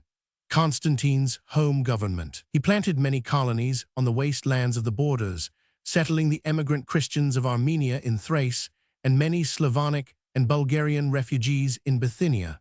We are told that agriculture prospered in his time, so much that 60 measures of wheat sold for a gold solidus. He exterminated brigandage and made the roads safe for merchants. 317, he furnished Constantinople with a new water supply by restoring the aqueduct of Valens, broken more than 150 years before. When the capital had been devastated by a great plague in 746-7, he more than replaced the lost thousands of its population by new settlers from Hellas and the islands, for whom employment was found by the increasing commerce which followed the growth of internal prosperity. When he died in 775, aged 57, he left a full treasury, a loyal and devoted army, and a well-organized realm. Constantine was succeeded by his eldest son Leo Roman IV, often called Leo the Chazar, because his mother Irene had been a Chazar princess. Leo had acted as his father's colleague for many years and carried on Constantine's policy, though with a less harsh hand. Reign of Leo Roman IV, 775-80. In the beginning of his reign, he showed toleration to the iconodules, but when they commenced to raise their heads again, he resumed his father's persecuting manner, flogging and banishing many prominent image worshippers. He did not, however, object to monks, as Constantine had done, but allowed them to rebuild their convents, and even promoted some of them to bishoprics. It is probable that his resumption of persecution in 777 was connected with the discovery of a conspiracy against him in which his own brothers Nicephorus and Christophorus had leagued themselves with the discontented party. The treacherous Caesars were pardoned by their brother, and their associates suffered banishment and not death. Leo continued his father's war with the Saracens. In 778, his armies invaded Commagene, defeated a great Saracen host in the open field, and brought back under their protection a great body of Syrian Christians who were settled as colonists in Thrace. The Caliph Mahdi replied in the next year by an invasion of the Anatolic theme. His army forced its way as far as Dorylaeum, but retired in disorder and much harassed by the Romans after failing to take that place. Leo was of a sickly habit of body and died after a short reign of 5 years in 780 before he had attained the age of 32. 318, he left the throne to his son Constantine Roman VI, for whom the Empress Irene was to act as regent, as the boy was only 9 years of age. Leo's early death was a fatal misfortune alike for the iconoclastic cause and the Isaurian dynasty. The Empress Irene, though she had succeeded in concealing the fact during her husband's life, was a fervent worshipper of images, and the moment that the reins of power fell into her hands, set herself to reverse the imperial policy of the last 60 years. Constantine Roman VI and Irene. She began by putting an end to the repression of the iconodules, and then gradually displaced the old ministers of state and governors of the themes by creatures of her own. This led to a plot against her. The conspirators proposed to crown Nicephorus, the eldest of her brothers-in-law, but they were discovered and banished, while all the 5 brothers of the deceased emperor were forcibly made priests to disqualify them from seizing the throne. The patriarch Paul died in 784.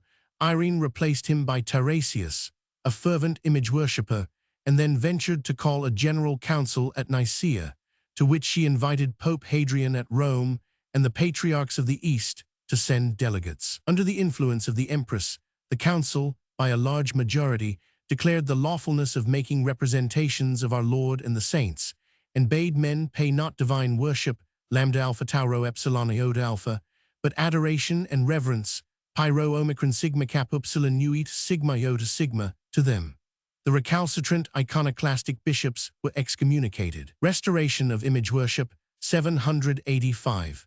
The doings of the council caused a mutiny of the imperial guard in Constantinople, for the greater part of the army still adhered to the views of the Isaurian emperors. But Irene succeeded in steering through the troubled waters, put down the mutiny, and retained her power. Meanwhile, the reign of a child and a woman proved disastrous to the empire.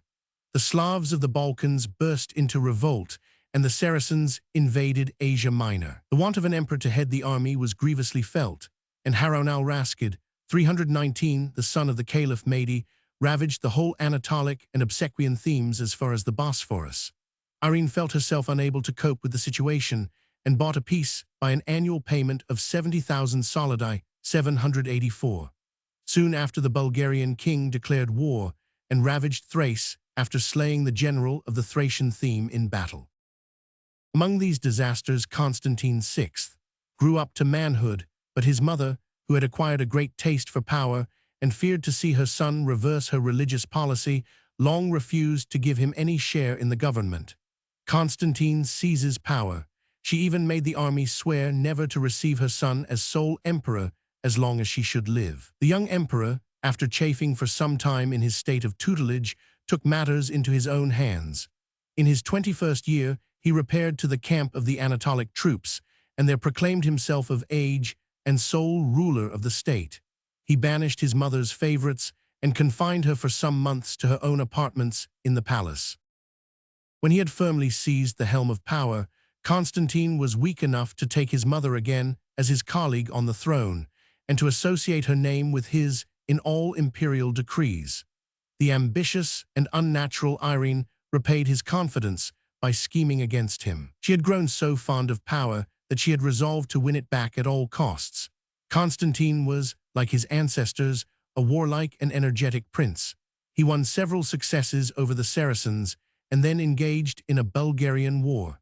His popularity was first shaken by a fearful defeat at the hands of the Bulgarian king Kardam, by which he lost much of his influence with the army. Shortly afterwards, he entered into a fierce struggle with the patriarch and the clergy, having divorced, in spite of their opposition, a wife whom his mother had forced upon him in early youth, and espoused Theodota, on whom his own affections were set. Irene dethrones her son, 797. Knowing that the church was wroth with Constantine for this outbreak of self-will, and that the army no longer loved him as before, the 320 wicked Irene determined to strike a blow against her son. She suborned some of the young emperor's attendants to seize their master, and when he fell into her hands, had his eyes put out. He was then immured in a monastery, where he survived for more than 20 years. It was by a mere palace conspiracy, not by an open rising, that the unnatural mother had dethroned and blinded her son.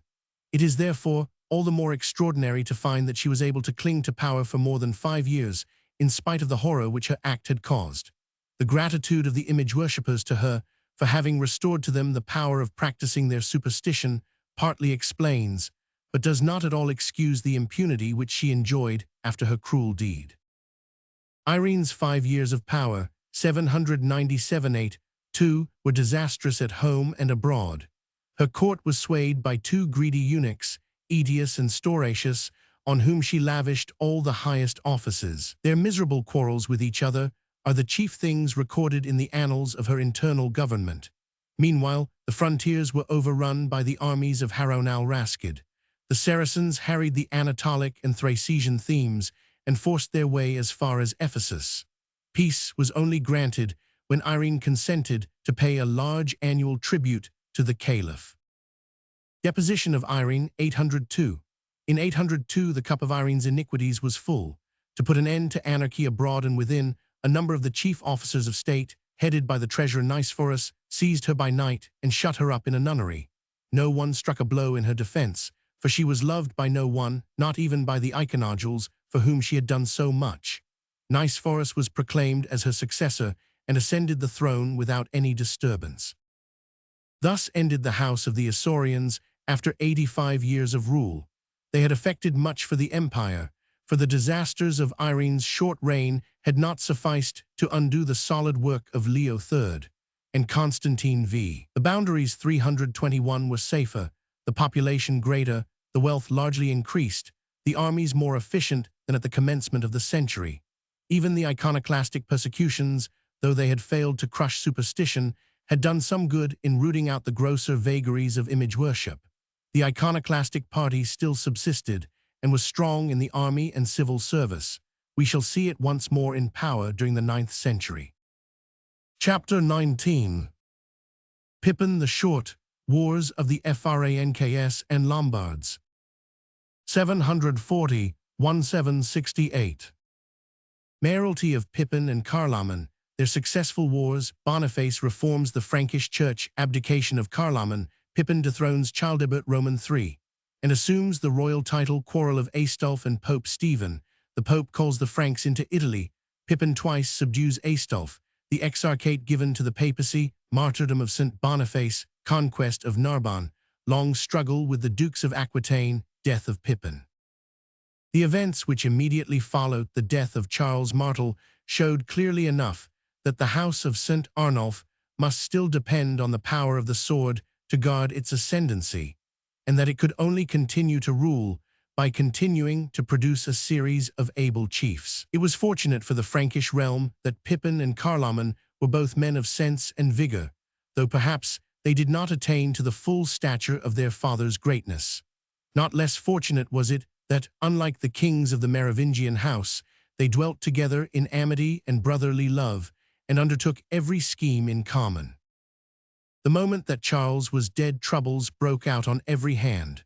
Grifo, the younger brother of the two mayors, declared himself wronged in the partition of the kingdoms, seized Leon, and began to gather an army of Neustrian malcontents. Theudebald, the brother of the Duke of Suabia, 323, who had been overthrown in 730, raised the Alemanni in revolt in Elsass and the Black Forest. Hunold, Duke of Aquitaine, disclaimed the suzerainty of the Frankish crown, while the Saxons refused the tribute which had been laid upon them and invaded Hesse. The whole of 742 was spent by Pippin and Carloman in dealing with the storm which had burst upon them. They began with crushing their unruly brother, captured him, and sent him captive to a fortress in the Ardennes. Next they marched against Hunold of Aquitaine and harried the southern bank of the Loire, but the Duke retreated southward without fighting, and other duties called away the two mayors before he was subdued. It was now the dangerous rising in Suabia, in the very midst of their realm, which demanded their attention. Early campaigns of Pippin. They descended upon the Alemanni with irresistible force, and soon subdued the whole land as far as the Bavarian frontier. But there was yet more fighting to be done, and ere they finished their task, the two mayors had determined to legalize their somewhat anomalous position as regents for a non-existent sovereign. They sought out and crowned Childeric III, the last of the Merovingians, as feeble a shadow as his long-deceased kinsman, Theuderic IV. So, after an interregnum of 6 years, the Franks had once more a king. It was 3 years before the authority of Carloman and Pippin had been vindicated in every corner of the realm, but at last Aquitaine had acknowledged once more its vassal obligations, the Saxons had been chastised, and an attempt of Bavaria to make itself independent had been crushed. The struggle had not been without its difficulties, and the two mayors had been so hard-pressed for resources that they had followed in their father's steps by laying hands on church property, compelling bishops and abbeys to devote a certain portion of their landed estates to the support of the war expenses of the crown. Other dealings with the church had been as unpopular though less unorthodox. The Frankish clergy were often irregular in their lives, lax in their spiritual duties, and given over to all manner of secular pursuits. St. Boniface reforms the church. The mayors set the stern missionary enthusiast Boniface to reform these evils. At the Great Synod of 745, to which all the prelates of both Frankish realms were bidden, the great archbishop entered into a campaign against clerical abuses of all sorts. At his behest, canons were passed against immoral life, pluralities, the granting of benefices to unordained persons, the disobedience of bishops to their metropolitans, the light assumption and rejection of the monastic habit and vow, and the favoring of heresy. Boniface had also much trouble with those who, headed by the Irish missionary Bishop Clement, refused obedience to the Roman See, a fault which the great archbishop regarded as no less heinous than the open profession of unorthodoxy. In all his doings, he received the zealous support of Charles Oman and Pippin. Ecclesiastical reform within was not unaccompanied by ecclesiastical extension without. In these troubled years of the two mayors, Boniface portioned out the newly converted lands of central Germany into the three bishoprics of Wurzburg, Erfurt, and Büreburg, to serve respectively as sees for Franconia, Thuringia, and Hesse. At the same time was founded his great abbey of Fulda, the center of piety and learning in Transrhenane Germany during the succeeding age. Charles Oman abdicates, 747.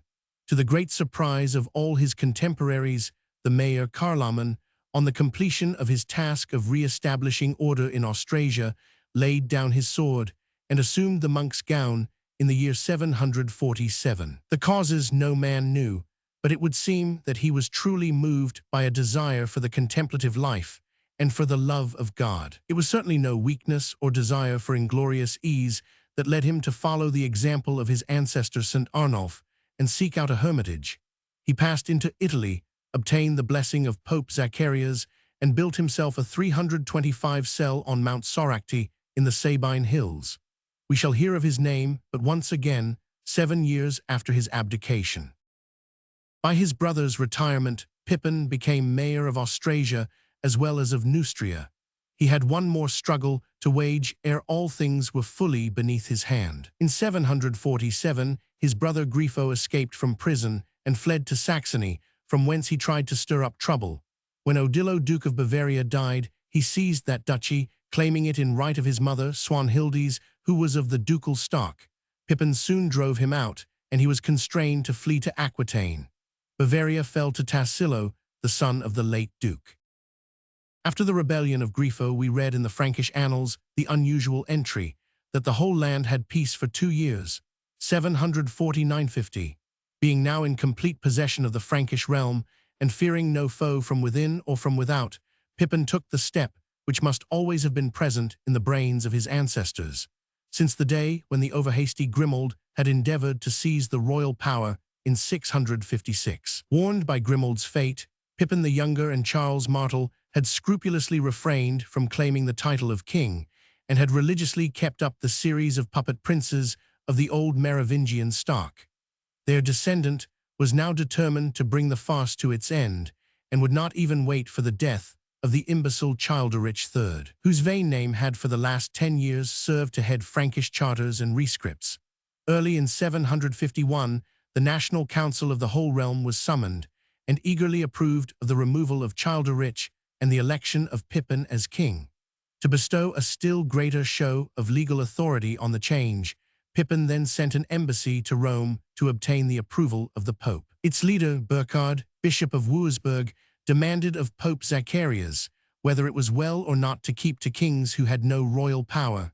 Pippin dethrones Childerich III. The pontiff, whose chief desire was to win aid against the Lombards by flattering the ambition of Pippin, made the answer that was expected of him.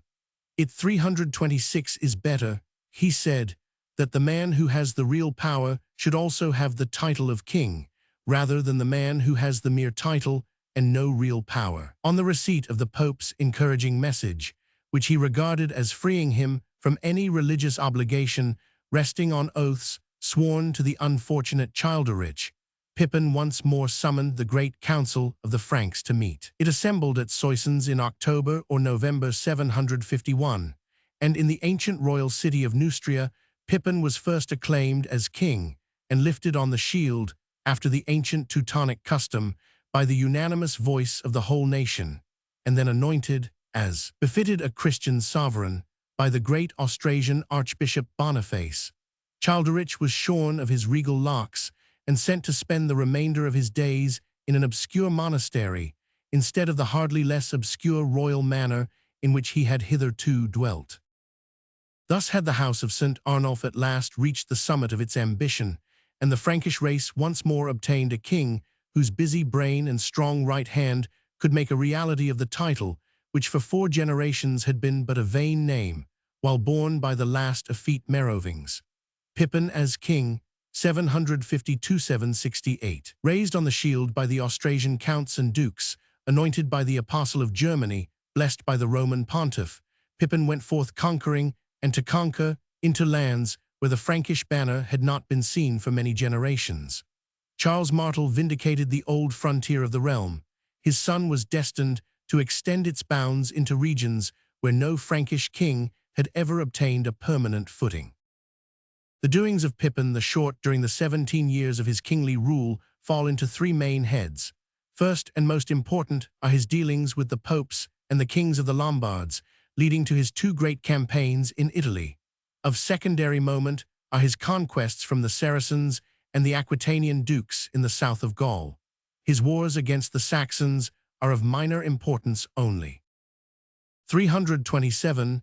In giving his blessing to the accession of King Pippin, Pope Zacharias had kept in view the aid which the Franks might grant him in his quarrels with his Lombard neighbors. Zacharias died ere he had time to demand a return for his complaisance, but his successor Stephen soon claimed the gratitude of the newly crowned monarch of the Franks, the Lombards, and the papacy. The old Lombard king Liutprand had died in 744, and his nephew Hildebrand, who succeeded him, had held the throne for no more than a few months. The Great Council of the Lombards deposed him for vicious incompetency and elected in his place Ratchis, Duke of Friuli. The new king, a man of mild and pious disposition, kept the peace which Liutprand had made with the papacy when, for reasons to us unknown, he advanced to attack Perugia, one of the few places in Italy which still adhered to the empire. Pope Zacharias visited his camp to plead with him in behalf of peace, with the unexpected result that Ratchis not only raised the siege, but laid down his crown and retired into a monastery, stricken, like his contemporary Carloman, with the sudden horror of secular things which occasionally fell upon the Teutonic monarchs of the 7th and 8th century. Ratchis was succeeded by his brother Aistulf, an ambitious and restless monarch who raised the Lombard kingdom to its widest territorial extent by conquering the long-coveted Ravenna. Aistulf takes Ravenna, 752. When he attacked the shrunken exarchate, it received no help from Constantine Copronymus, who detested his Italian subjects as obstinate image worshippers, and was much occupied at the moment by his Saracen war. Ravenna fell with hardly any resistance, and Eutychius, the last exarch, fled to Sicily. Aistulf then busied himself in reducing the independent duchy of Benevento to vassalage. His next project was to annex the towns of the Ducatus Romanus, the valley of the lower Tiber, and to make the Pope his liegeman. Although he had concluded a 40 years' peace with the papacy, yet in 752–53 he was 328 hovering about the neighborhood of Rome and occupying the Umbrian and Sabine borders of the patrimony of St. Peter. At last, his ambassadors appeared before Stephen II to demand the homage of Rome and the payment of an annual tribute. After trying in vain to scare off Aistulf, first by the terrors of excommunication and then by empty menaces of applying for aid to Constantinople, which the Lombard derided, Stephen bethought himself of the debt of gratitude which the Frankish king owed to the Holy See. After ascertaining that his presence and demands would not be unacceptable to King Pippin, he left Rome in October 753, and after making one more appeal to the Lombard king to grant him peace and independence, crossed the Alps and appeared before the Frankish court at Ponthion near Bar-le-Duc. His reception was all that he could have wished. Pope Stephen invites Pippin to Italy. Pippin met him 3 miles from the town, knelt before him on the roadside, and walked beside his stirrup to the palace gate, leading his palfrey by the bridle, though the month was January and the snow lay on the ground. In the royal chapel, when the court was assembled, Stephen, with many tears and groans, laid before the king the lamentable state of the church, and besought him to bring peace and salvation to the cause of St. Peter and the Roman state. Whereupon Pippin swore an oath that he would grant him all he asked, and use every endeavor to put him in possession of the exarchate of Ravenna, as well as all the cities which belonged by right to the Roman Republic. It was to no purpose that an unexpected guest appeared in Gaul to beg Pippin to swerve from his purpose. This was his brother Charles Oman, who left his Sabine monastery to pray Pippin not to bring down the horrors of war upon Italy, a request which seemed so strange to the church historians of the day that they could only suppose that his mind had been overpowered by diabolic delusions, or that he was yielding to dread of the wrath of Aistulf. Pippin refused to listen to him, 329, and bade him quit the court and take up his residence at Vienne, where he soon afterwards died. Meanwhile, the great council of the Frankish realms was summoned to meet at Cerisy-sur-Reuss, and there the king announced to his assembled counts and dukes that he proposed to make war on the Lombards in order to vindicate the rights of the Holy See. Won over by their king's zeal and by the great gifts which Stephen Roman II distributed among them, the Franks eagerly clamored for war.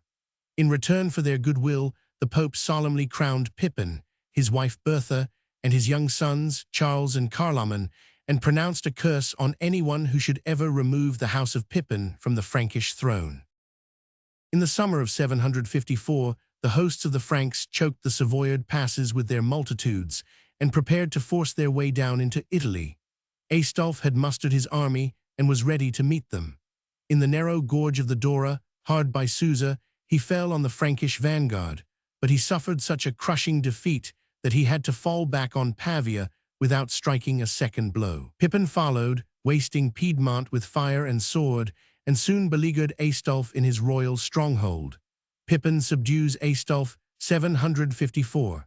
Then, with an alacrity which his conqueror should have found somewhat suspicious, Aistulf offered terms of peace. He would do personal homage to Pippin, give him hostages, and engage to restore to the Roman See all that was its due. So a treaty was signed, Stephen was reconducted in triumph to Rome, and Pippin returned beyond the Alps, proud that he had added Lombardy to the list of states dependent on the Frankish crown.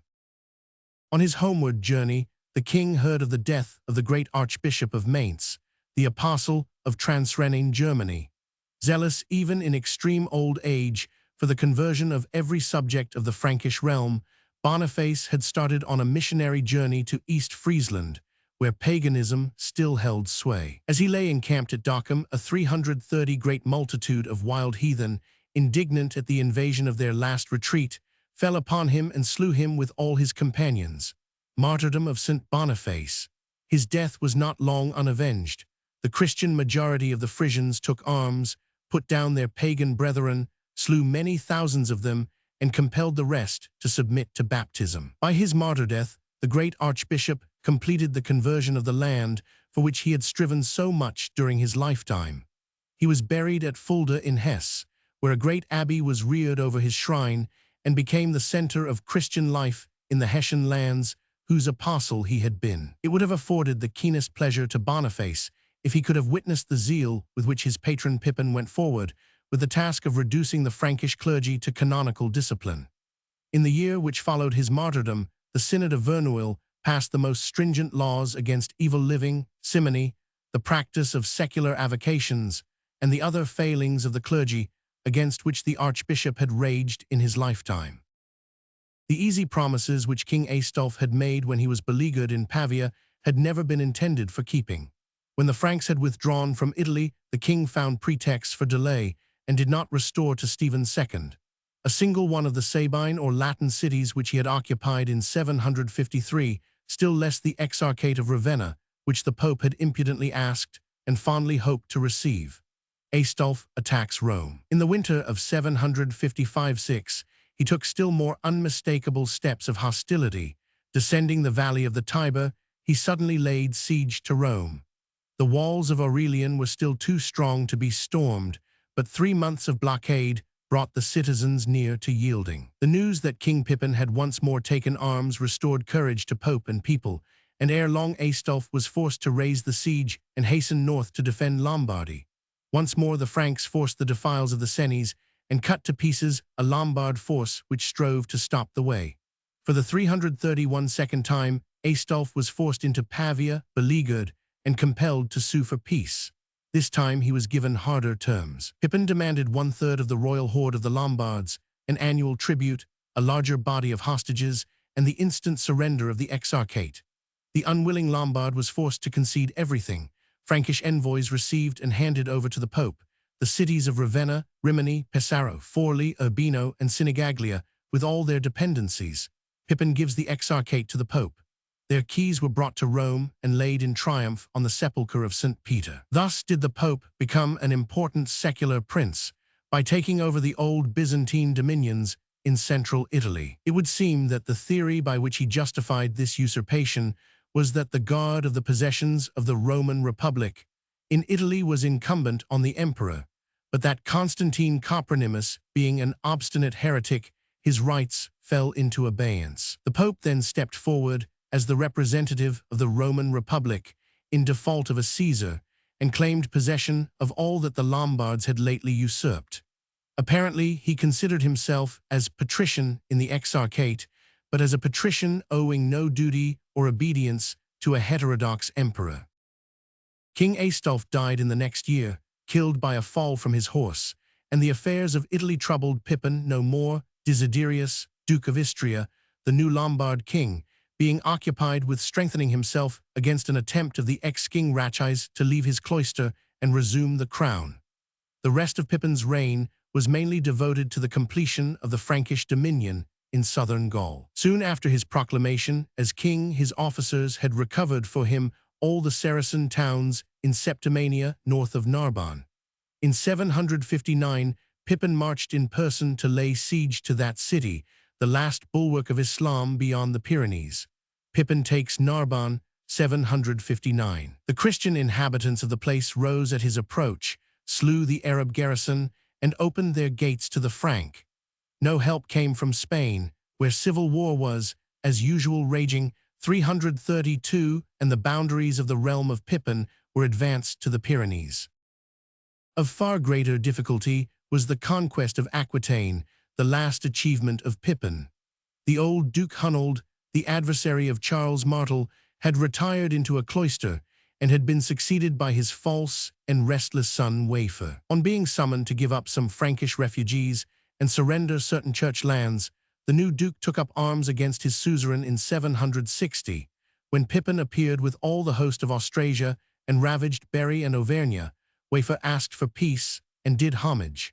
But the moment that his liege lord had departed home, he flung his fealty to the winds and began to ravage Burgundy. Next year the king returned in force and conquered Clermont and the rest of Auvergne, to which in 762 he added Bourgs and the land of Berry.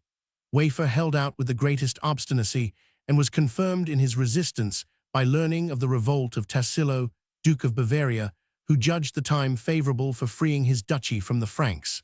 Conquest of Aquitaine, 767. This gave Aquitaine a certain respite, but by 766 Wafer had been driven beyond the Garonne and saw all his subjects, except the Gascons, compelled to do homage to Pippin. In 767, his capital Toulouse fell, and soon after his despairing followers ended the war by murdering him and laying down their arms. Aquitaine was now annexed to the Frankish crown and divided up into counties after the manner of the rest of the realm. During the 7 years of the War of Aquitaine, King Pippin had found time to put down Tassilo's rebellion and to chastise some sporadic raids of the Saxons against whom he had, at an earlier date, 755, undertaken a more serious expedition, which resulted in all the Westphalian tribes doing homage to him.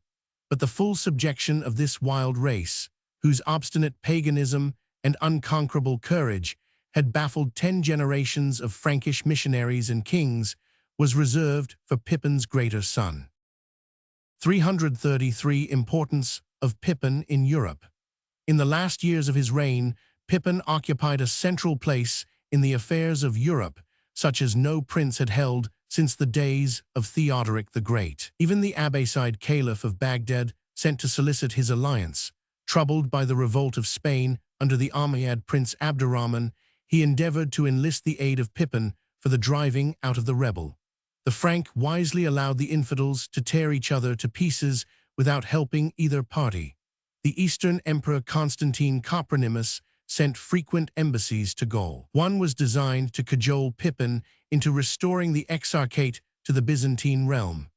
Another brought a proposal for wedding Constantine's eldest son to Gisela, Pippin's only daughter. On a third occasion, the communication was on religious subjects, the East Roman envoys being clerics who were to endeavor to interest the Franks in the iconoclastic controversy and induce them to join in the destruction of images. The Byzantines held a discussion with some legates of the Pope in Pippin's presence, but got no assistance from the great king of the West, in whose eyes the dispute was far from having the same importance that it possessed in those of Constantine. Death of Pippin, 768. In the fullness of years and honors, Pippin passed away on September 24, 768, at St. Denis near Paris, after a long illness which gave him time to divide the kingdom between his two sons before he died. His character is somewhat difficult to fathom.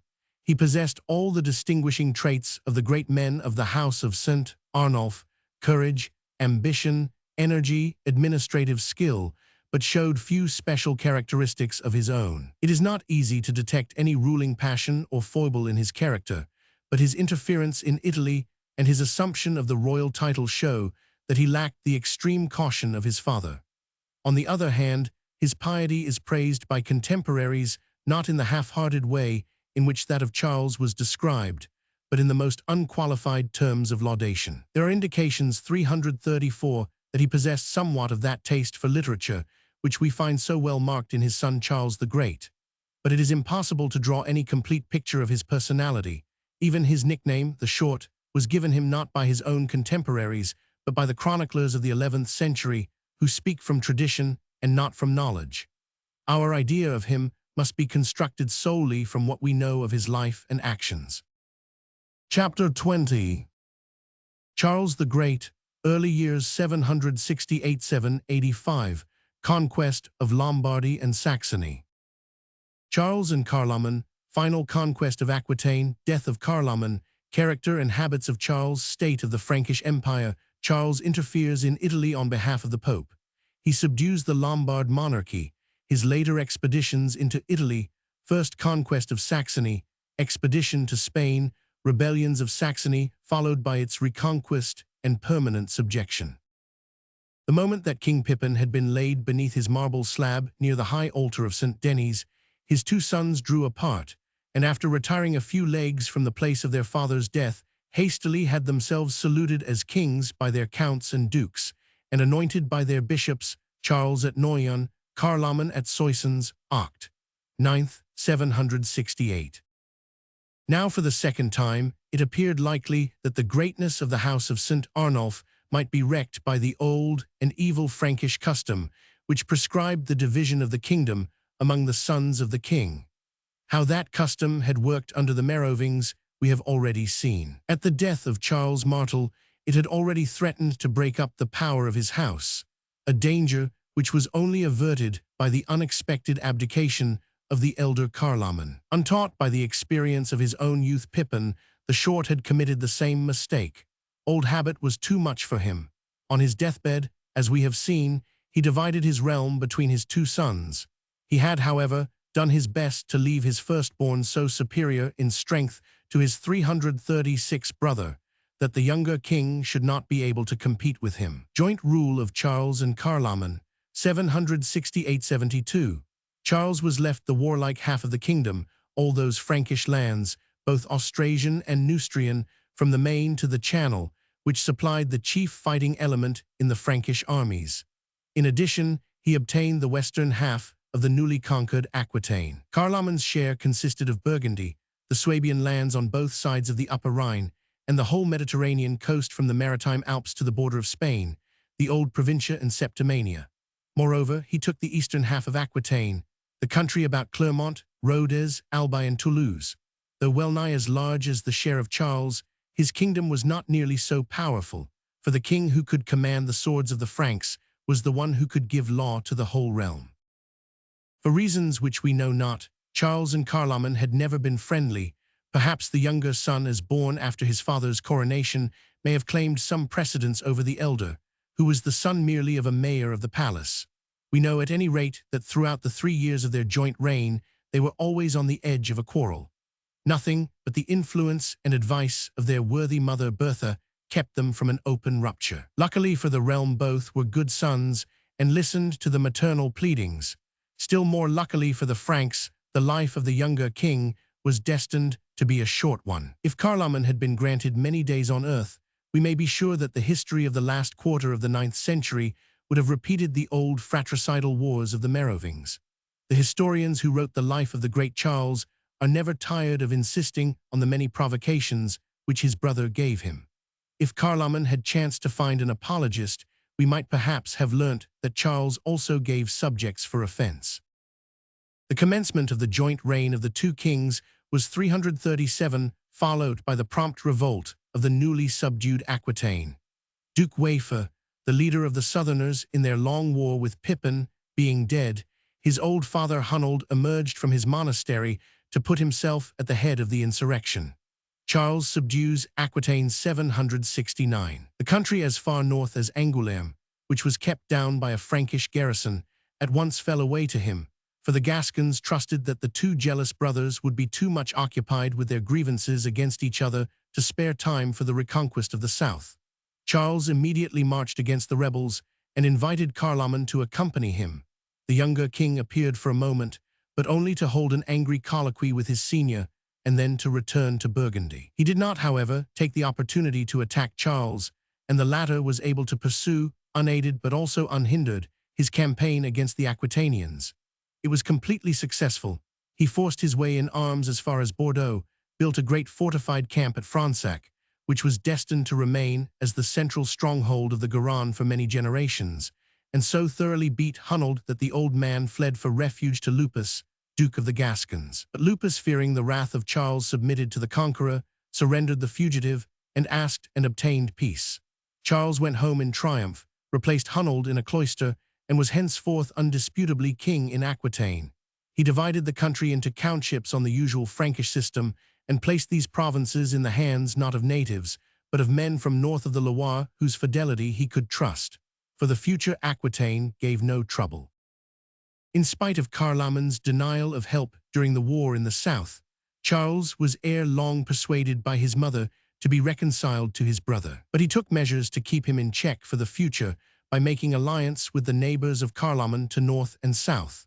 He concluded a treaty with Tassilo, Duke of Bavaria, whose dependence on the Frankish 338 realm had of late grown very loose, and allied himself yet more closely with Desiderius, the king of the Lombards, by wedding his daughter Desiderata. This marriage was concluded in spite of the most undignified shrieks of wrath on the part of the Pope, who besought Charles not to mix the famous Frankish blood with the perfidious, foul, and leprous Lombard stock, a truly diabolical coupling, which no true man could call a marriage. The papacy had learnt so well how to utilize the distant monarch of the Gauls against the neighboring lord of Pavia that Stephen Roman III looked upon an alliance between Frank and Lombard as high treason against the Holy See. The marriage, however, was consummated in spite of Stephen's threats, whereupon, with more prudence than consistency, he suddenly forgot his fundamental objections to the Lombard race and made his peace with King Desiderius,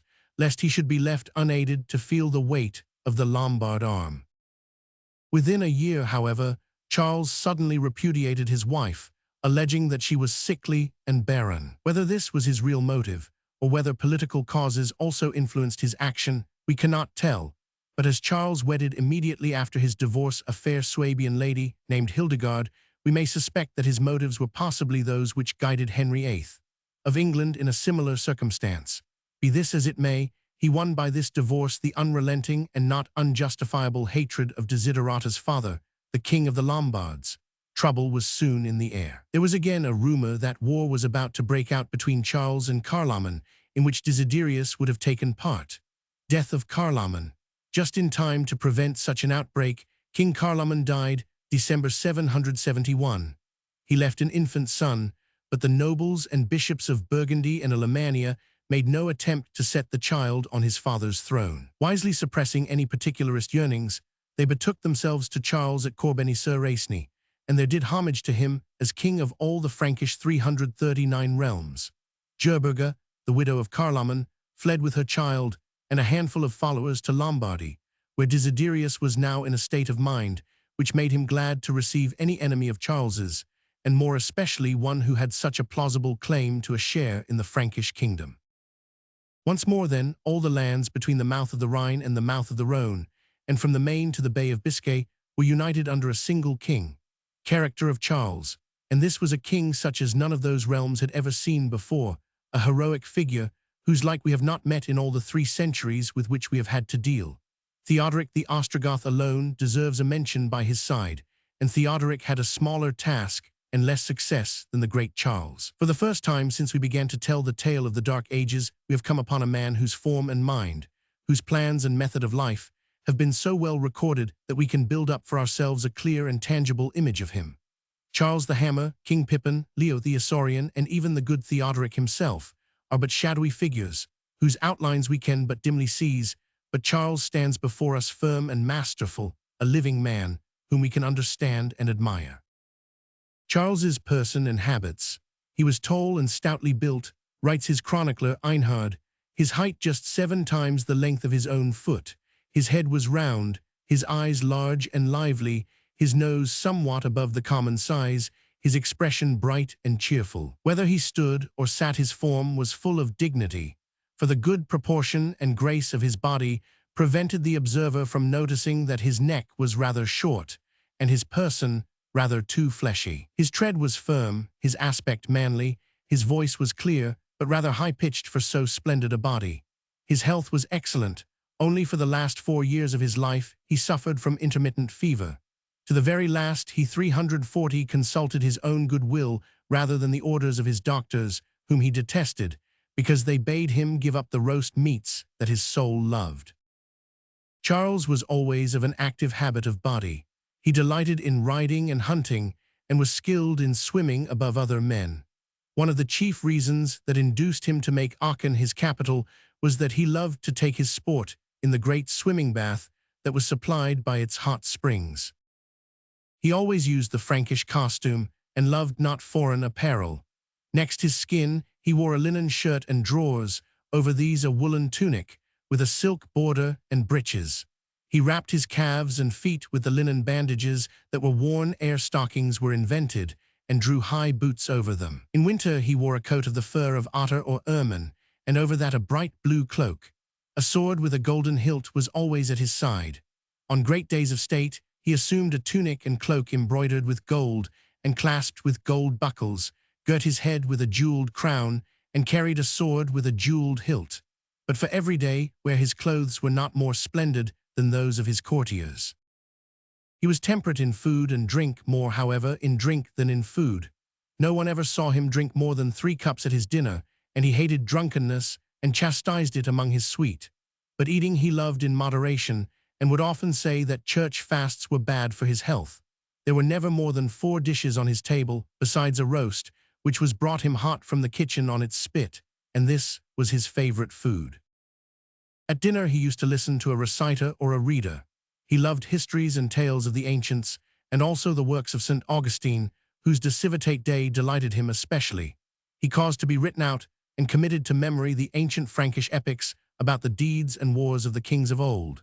He himself was well skilled in reading 341 aloud and singing to the harp, and took much pains in instructing others in those accomplishments. All the liberal arts were dear to him, and he loved learned men, and summoned them from all quarters of the world. To study grammar, he sent for the deacon Peter of Pisa. In most other arts he had as his preceptor Alcuin, the Englishman, the most learned of all men, with whom he studied rhetoric and dialectic, and spent much time in acquiring a knowledge of astronomy, for he was curious about the times and motions of the stars.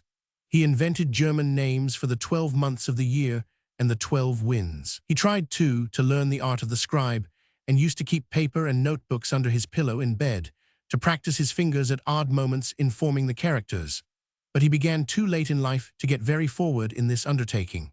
Moreover, he loved building, and designed the splendid cathedral of Aachen, glorious with lamps and candlesticks of gold and silver, and doors and railings of solid bronze. When he was erecting it, and could not get marble columns near at hand, he had them brought all the way from Ravenna and Rome.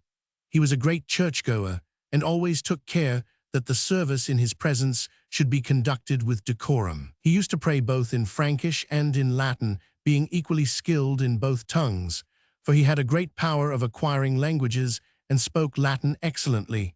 Greek he learnt, but understood it better than he spoke it. He had a free and fluent power of speech, and always expressed his meaning in the clearest way. He slept lightly, and would often rise 3 or 4 times in the night. When he was dressing for the work of the morning, he would have not only his friends in his chamber, but would bid the Count of the Palace bring in litigants before him, and give a decision from his chair, just as if he was in a court of law. Charles had one lamentable failing. He was too careless of the teachings of Christianity about the relation of the sexes. 342, he divorced his first wife overlightly, and when his third wife died, he took to himself 3 concubines at once, who bore him many bastard children. There were scandals at his court, and 2 of his own daughters were known to be living in open sin with 2 of his courtiers. Charles treated their offense lightly, and never visited them with any rebuke. Not so his son, Louis the Pious, who regarded his sisters' shame as so heinous that he banished them when he came to the throne. It was the shortcomings of the great king in respect of sexual morality which prevented the Church from decreeing the beatification of its protector after his death. The spirit of the times was well shown by the strange vision of the monk Wettin of Reichenau, who, falling into a trance and wandering through the other world, saw Charles in purgatory, kept in purifying flames for a space, till this sin should be purged from his soul. So much do the chronicles tell us concerning the person and the manner of life of Charles the Great, but there are other points which impress us more than they did the contemporary observer. Considering that he was so far in advance of his age in the cultivation of literature, art, science, and architecture, that in administration and organization of his realm he so far surpassed all that had lived before him, and that he rose in most of his conduct to such a high conception, alike of his kingly office and of his personal responsibility for all his actions, it is disappointing, though not surprising, to find that in some matters he was not above the standard of his time. We have already alluded to his loose living, but a worse failing was his occasional liability to outbursts of inhumanity. The most savage of them was his massacre of 4,500 unarmed prisoners of war at Verdun in 782. If the majority of his wars were defensive, or at least necessary, there were a few, notably the Lombard War, in which aggressive ambition was the main operating cause, but this was a small failing in the unscrupulous 8th century. On the whole, we stand amazed at the magnanimity of the man, and are so much struck with his splendid qualities that we are perhaps in danger of doing him wrong by judging him from our own moral standpoint. He rises so far above that of the Dark Ages that it scarcely occurs to the historian to judge him by their low standard. Yet it is by remembering what was the spirit of those times that his greatness is most readily recognized. We shall have to deal with Charles in 3 main aspects: as conqueror, as organizer, and as the introducer of new theories of political life into the mind of Christendom. It is difficult to keep the 3 lines of activity clearly separate, for all through his reign, from first to last, Charles was equally busy in each of these capacities. To make clear the logical sequence of his doings, it is sometimes necessary to override their chronological order. Conquests of Charles. At the first glance, the most extraordinary of the achievements of Charles appear to be his huge additions to the territory of the Frankish realm by the annexation of the Lombard kingdom, the Spanish March, Saxony, and the Slavonic lands of the Elbe, and the drave to the inheritance that he had been left by his father. These conquests represent a plan of operations deliberately undertaken, carried out with an unswerving hand, and brought to a successful finish. Charles had inherited from his father and grandfather the duty, which they had undertaken, of protecting Christian Europe from the Saracen, the Slav, and the heathen Saxon, the 3 enemies whom his ancestors had driven back, but had not crushed. Closely connected with this duty was the obligation to convert to Christianity the new subjects whom he might subdue, to deal with Saxon and Slav, as Charles Martel had already dealt with Frisian and Thuringian, and so to push the outer defenses of Christendom into those parts of Central Europe which had hitherto been sunk in savagery and paganism. The Saracen alone it was impossible to convert. He might be expelled, but then, as now, it was found easier to exterminate the Moslem than to make him abandon Islam. To these altogether useful and salutary 344 tasks, which Charles inherited from the great mayors of the palace, another was added, the less happy plan of cementing a close union with the papacy by crushing the nation of the Lombards. Pippin had committed the Franks to this scheme, and Charles did but carry out his father's pledges. But by his action, he destroyed a healthy and vigorous Christian state, the possible base for a strong Italian nationality, and committed the Frankish kingdom to a profitless union, which was to bring forth 7 centuries of discord. What was worst of all, he firmly established the temporal power of the papacy, a curse to blast Italy for 1,000 years. The gains which he received in return, the religious sanction bestowed on his royal power by the Pope, and the imperial title were but doubtful boons. It was to be seen, ere the 9th century had expired, that the house of St. Arnulf, like all the dynasties that succeeded it, lost more than it gained by putting itself under obligations to the Roman See, and consenting to accept from the Pope's hands the style of emperor and the vague commission to protect the unity of Christendom, a commission which, to the Roman pontiff, meant little more than the duty of giving the Church all that she chose to crave. Limits of Charles's realm.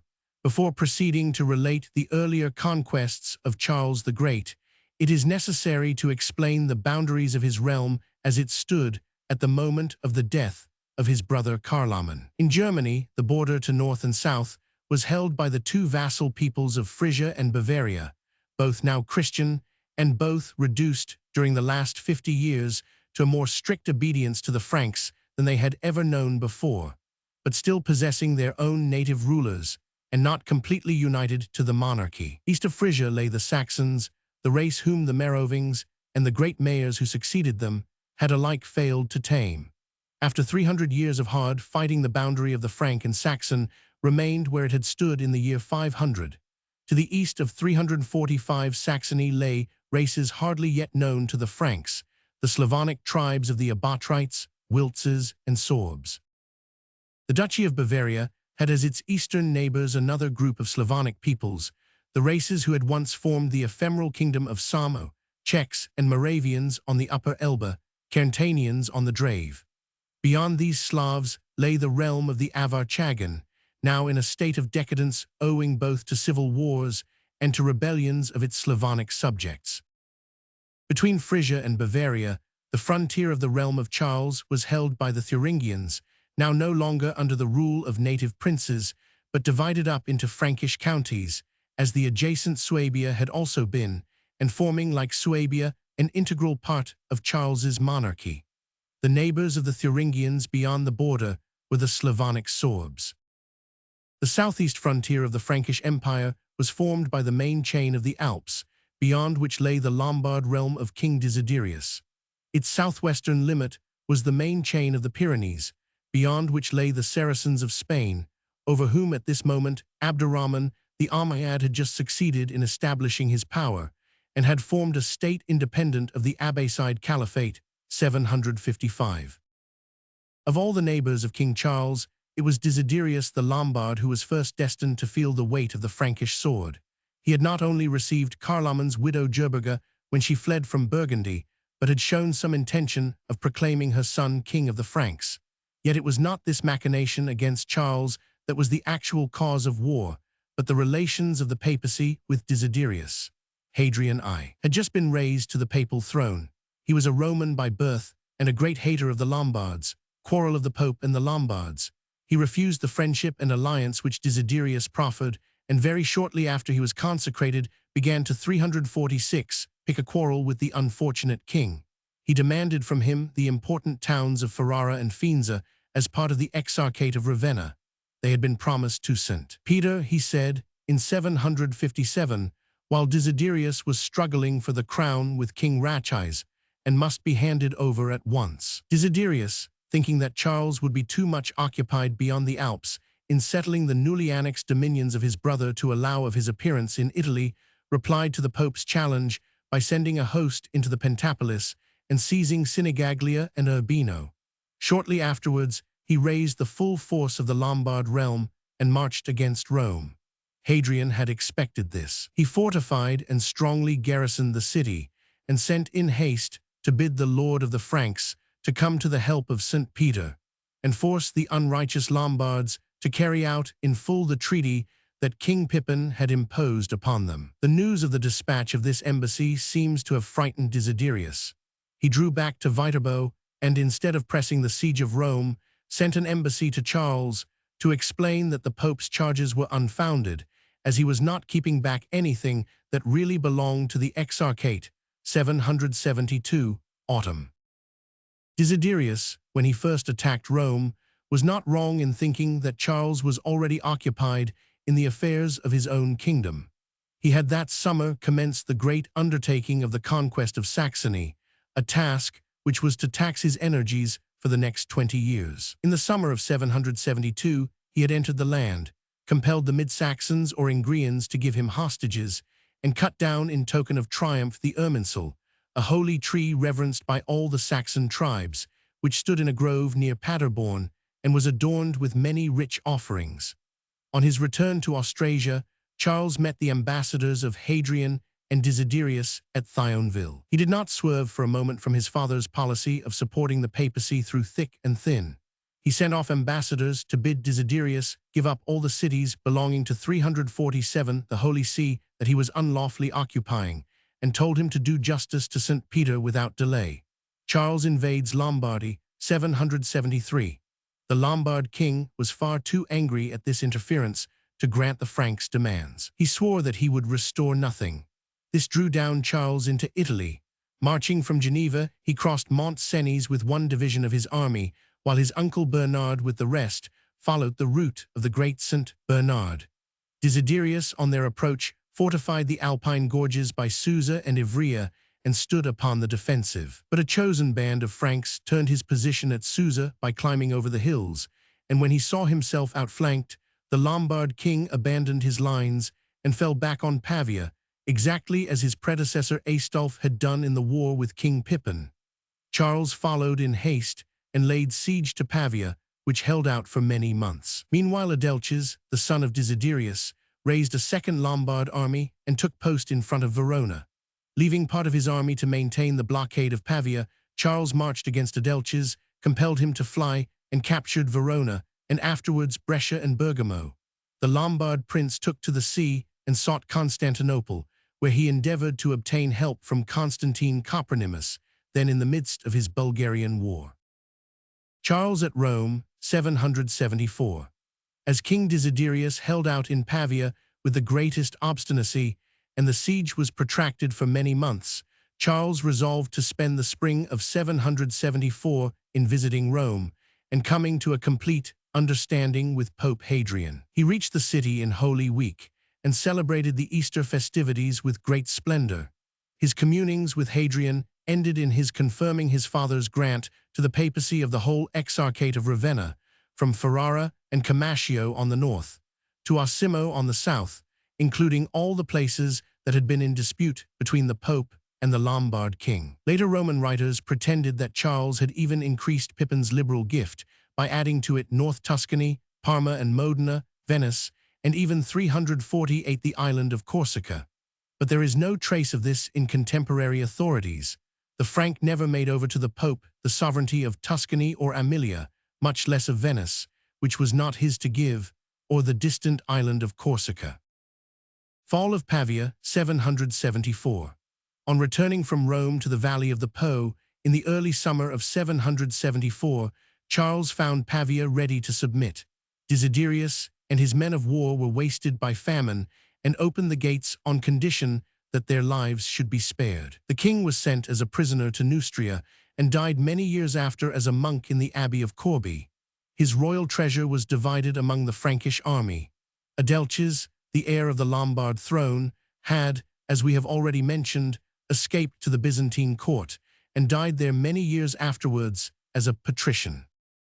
Instead of following Pippin's example and allowing Lombardy to survive as a vassal state, Charles had himself proclaimed as king in Italy and compelled all the Lombard dukes and counts to do homage to him at Pavia. Only Arichis of Benevento, the son-in-law of Desiderius, persisted in maintaining his independence. For the future, Charles styled himself King of the Franks and Lombards and Roman patrician, except that he left a garrison in the capital and handed over some of the more important Italian cities to Frankish counts. Instead of leaving them in the hands of their old Lombard governors, he made little change in the administration of Italy. His rights of conquest were used with such moderation that Italy gave him very little trouble for the rest of his reign.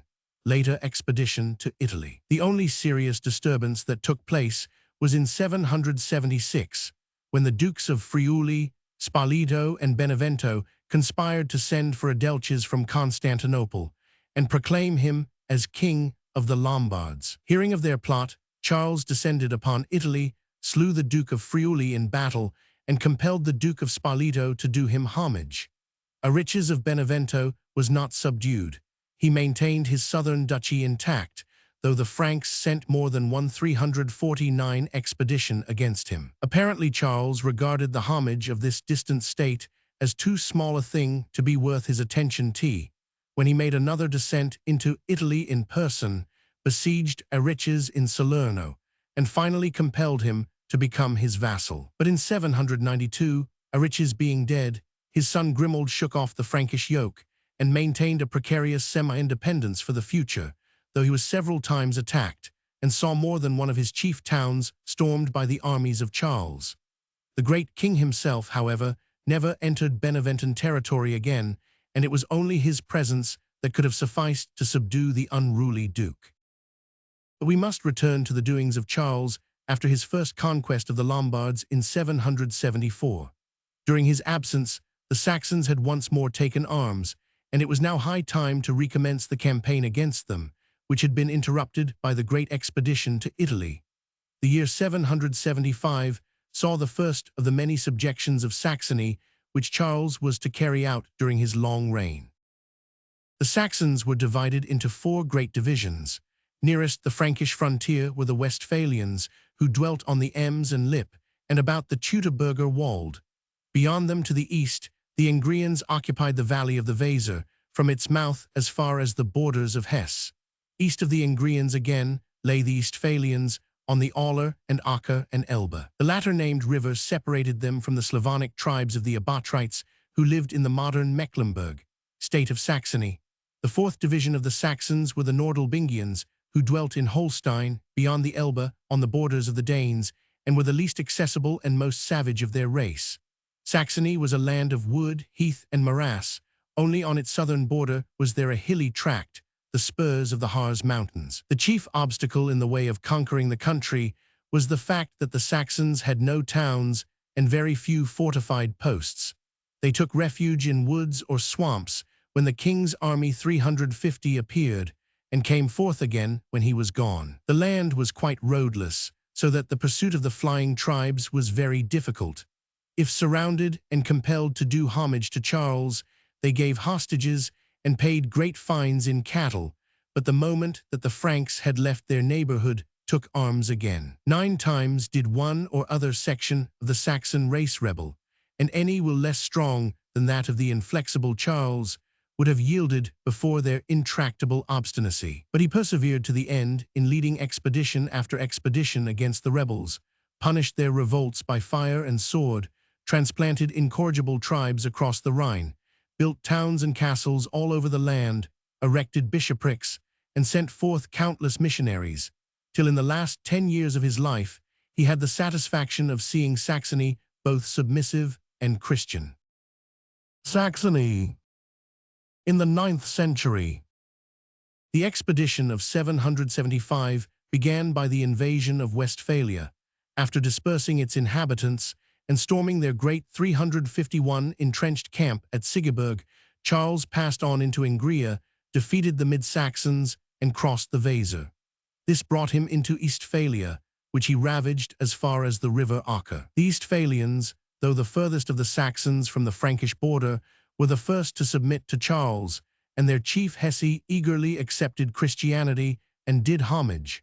Soon after, the Ingrians also came into the king's camp and gave up hostages for their fidelity. First conquest of Saxony. The Westphalians held out last, and only submitted when Charles, on his return towards Austrasia, ravaged their land from end to end and made a great slaughter of their warriors. The king left garrisons in two great camps at Sigeberg and Eresburg to hold down the Westphalians and Ingrians respectively. The hostages whom he brought back were mostly boys of noble family, whom he sent to be brought up as Christians in various Austrasian monasteries. 3/4 of Saxony had thus done homage to Charles, but their adhesion was of the most unstable sort. They hated the Franks as ancestral enemies and detested Christianity as a Frankish device for subduing them body and soul. It was only the presence of Charles and the fear of his return that kept them in order for a moment. No sooner had Charles started in the next year for his second invasion of Italy to put down the Dukes of Friuli and Benevento than the Westphalians and Ingrians at once took arms. They stormed the Frankish camp at Eresburg and slaughtered the garrison, but failed in a similar attempt at Sigeberg. The moment that Charles heard of this rebellion, he hastened back from Italy with such speed that he was already on the Lippe before the Saxons suspected that he had crossed the Alps. So great was their fear of him that the whole race at once asked for peace and sent their local chiefs to do him homage, promising that they would all be baptized and hold their land as true vassals of the king. Second conquest of Saxony, 776. Only one chief, named Widukind, refused to submit and fled northward to take refuge with the Danes, 776. Charles replaced his garrison in the fort of Eresburg and built 352 another entrenched camp at Karlstadt. That winter he remained in Austrasia, close to the Saxon border, in order to watch these untrustworthy subjects. In the next spring, he summoned the great national council of the whole Frankish realm to meet at Paderborn, in the heart of Engria, in order to mark the fact that Saxony had now become an integral part of his dominions, 777. Then were a great multitude of the Saxons baptized, and following their national custom, they swore that they would forfeit their freedom and their lands if ever they revolted again, according to their old habit, and unless they kept their Christianity and their loyalty to King Charles and his heirs. To this great diet at Paderborn came some ambassadors from Spain, bearing an unexpected offer of homage to the king. Abderrahman, the Almohad, had finally succeeded in conquering well-nigh the whole of the Spanish peninsula from those of the Saracens who refused to accept him as king. The last survivors of his opponents, in desperate straits, sent to offer to become the vassals of Charles if he would preserve them from the conqueror. These chiefs were Solomon ibn al-Arabi and Kazmin ibn Yusuf, who were holding the towns of Barcelona, Girona, and Huesca in the extreme northeast of Spain, on the Frankish border. Charles determined to accept their offer, and so to thrust forward his frontier beyond the Pyrenees, as to protect Septimania from Saracen raids by interposing a new line of fortresses between it and the dominion of the ruler of Cordova. He believed that Saxony was fully subdued and might be safely left alone to settle down into loyalty and Christian ways. Charles invades Spain, 778. Accordingly, in 778, Charles led his first great expedition into Spain. He himself crossed the western Pyrenees with the host of Neustria, while the levy of Austrasia, Burgundy, and Lombardy passed the eastern Pyrenees. The two armies met in front of Saragossa, and Charles there received the homage of the rebel Saracen chiefs of Barcelona and Girona. Saragossa, however, 353 did not fall, in spite of the great army that had been concentrated against it, and Charles then wheeled about and returned to Aquitaine by the same way that he had come. His expedition had not proved a great success. The Saracen rebels were untrustworthy vassals, nor was the only other result of the campaign the homage paid to Charles by the Spanish Basques and Navarrese, after he had stormed their town of Pampeluna, a more solid gain. Indeed, while the Frankish army was returning through the passes of the Pyrenees, the Basques fell upon the king's rearguard and wagon train in the famous defile of Roncesvalles. They captured much booty and slew 3 great officials, Egihard, the seneschal, Anselm, the count of the palace, and Huatland Roland, the warden of the Breton marches. The last named, of whom history knows nothing save his untimely fall at Roncesvalles, must have been a great man among the Franks, for within a short time after his death, He had become the hero of many legends, which ultimately took shape in the famous Chanson de Roland, wherein the Breton Margrave appears as second only to Charles the Great among the hosts of Christendom, 778. The king had not long reached Aquitaine when the unwelcome news arrived that the Saxons had broken their oaths and were once more up in arms. The exile Witikind had returned from Denmark and called the turbulent youth of Saxony into the field. The greater number of the tribes had risen at his call, and a great Saxon host had stormed the new fort of Karlstadt and harried Hesse and the right bank of the Rhine, as far as Deutz and the mouth of the Moselle, burning churches and slaying the peasantry of the countryside in revenge for the destruction of the Irminsul and the ravages of Charles in 775–76. On receiving this disturbing news, the king made his way to Austrasia, sent out some troops to clear the Rhine bank of the Saxon plunderers, but put off the general muster of the hosts of the Franks for a third conquest of Saxony till next year. In the summer of 779, 354, however, he again started on his endless task and marched through Westphalia with fire and sword. The Westphalians once more surrendered after a defeat in the open field. The Angrians and Eastphalians yielded without fighting. Fourth conquest of Saxony. In the next spring he returned again, held a great diet at the headwaters of the Lippe, and divided all Saxony into missionary districts, each to be worked by a colony of monks from Austrasia, the first step towards the partition of the land into the later bishoprics. This activity was rewarded by the conversion and baptism of many thousand pagans. Charles assisted in person on more than one occasion, when whole thousands of Saxons were simultaneously passed through the waters of the Acher and the Elbe, 780. He then turned off towards Italy. For the first time, his departure was not followed by an immediate outbreak of rebellion. The land remained quiet for more than 2 years, 780–82, and when he next passed that way, Charles thought it had advanced so far in the paths of peace that he divided it up into countships, after the model of the rest of his empire, and gave the charge of many of them to native Saxon chiefs, whom he honored with the title of count. The rest were placed under officers of Frankish blood. He also published a code of laws for Saxony, in which the harshest punishments were denounced against all those who still clung to paganism. Such offenses as sacrificing to Woden, burning instead of burying the dead, openly deriding church ceremonies, or robbing a church were to be punished with instant death. Even those who obstinately refused baptism, or who after baptism refused to fast in Lent and conform to church discipline, were threatened with capital punishment. It was perhaps in consequence of the issue of this cruel code that the Saxons once more flew to arms in the autumn of 782.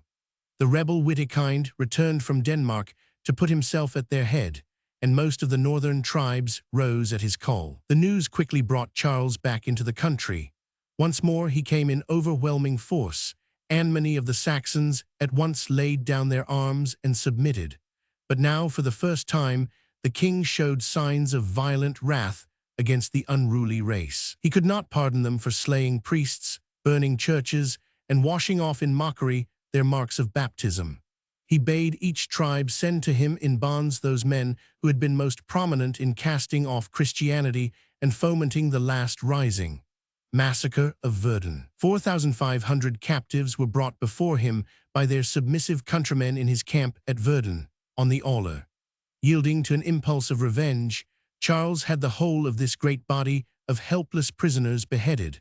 But instead of cowing the Saxons, this cruel execution only roused them to wild wrath. Every man in the nation had lost some friend or relative in the great massacre, and even the tribes which had hitherto been most submissive flew to arms. There followed more than 2 years of unbroken fighting, 783–85. Charles marched twice through the land, burning and slaughtering over the face of every Saxon Gau, from the Ems to the Elbe, but the infuriated rebels closed in behind him after he had passed, and still held out in the woods and marshes. But the king only hardened his heart. He refused to quit the land, and wintered with all his army near Minden in the heart of Saxony. At last, in the spring of 785, the perseverance of the rebels began to quail, it was impossible to drive off the inflexible king of the Franks, and they once more bethought them of submission. Fifth conquest of Saxony, 785. The rebel chief Widukind obtained a promise of his life if he would surrender and be baptized, and when he, with his chosen warriors, submitted, the great rising was at last at an end. Once more the counts received charge of their old districts, the missionaries returned to rebuild their ruined churches, and the surviving Saxons submitted in despair to the yoke of the Frankish warrior and the Frankish priest. It was 7 years before any further trouble arose in Saxony, though there were to be 4 more partial risings, 356, between 792, but none of these threatened seriously to shake Charles's domination. They were merely the last throes of Saxon despair, and cannot be compared to the great struggle of 783–85, in which the fate of Saxon independence and Saxon heathendom was really settled. Annexation of Bavaria. It was shortly after the final annexation of the Germans of the Elbe and Weser that Charles fully incorporated the Germans of the Upper Danube with his empire. His vassal, Tassilo, Duke of Bavaria, had been a somewhat unruly and disobedient subject. He was pardoned for more than one outburst of disloyalty, but when he was treated with kindness and consideration, he behaved no better than before. At last, in 788, he was deprived of his duchy, which was cut up into countships and put under Frankish governors, while he himself was sent to end his days in the Neustrian monastery of Jumiages. Chapter 21. The Later Wars and Conquests of Charles the Great. 780–5814. Wide scope of the later conquests of Charles, outlying provinces governed by his sons, conquest of the Baltic Slavs, subjection of Bohemia, wars with the Avars and their final subjection, hostilities with the Eastern Empire, conquest of the Spanish March, later revolts of the Saxons, wars with the Danes. King Charles had now come to the end of the first of the stages of his conquests, and the nearer enemies of the Frankish kingdom had been reduced to subjection. With comparatively little trouble, the fertile Lombard plain had been won. After long toil and exertion, the pathless woods and moors of Saxony had been taken within the boundary of his realm. But his schemes of conquest had a much wider scope than the annexation of Lombardy and Saxony. Before Christendom could be reckoned as safe from all foes without, there were more realms to be won, more marches to be made secure. By pushing his frontier up to the Elbe and the Julian Alps, Charles had taken up the ancient feuds of the Lombard and the Saxon with their eastern neighbors, the Avar and the Slav. Moreover, there was still the Spanish border to be made firm, for the expedition of 778 had resulted in no permanent gain.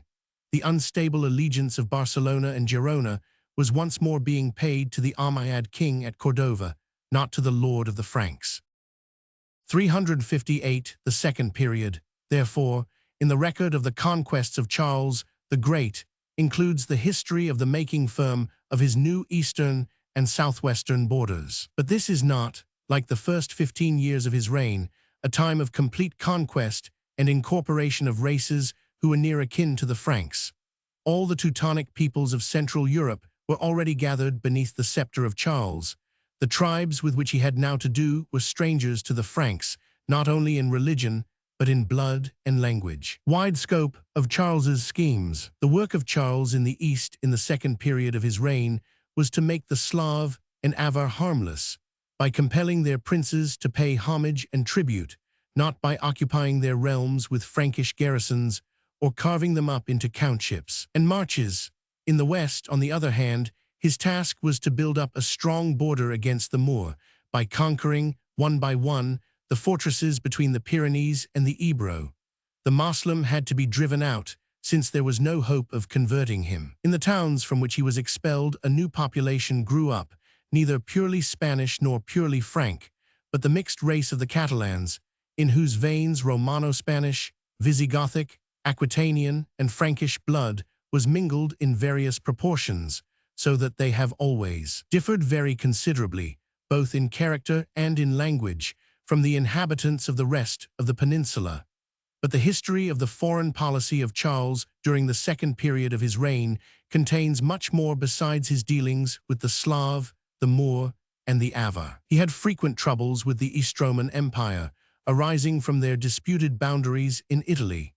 In the very end of his reign, he met and turned off the first assault of the Danes on the Frankish realm, an attack insignificant in itself, but portending the gravest dangers in the future. We find him interfering beyond the British Sea with the affairs of Northumbria, and at the same time extending his hand far to the south to seize the Balearic Isles. Even to the distant Abbasid 359 Caliph at Baghdad, his fame was known, and Harun's ambassadors sought the court of Aachen to concert an alliance with him.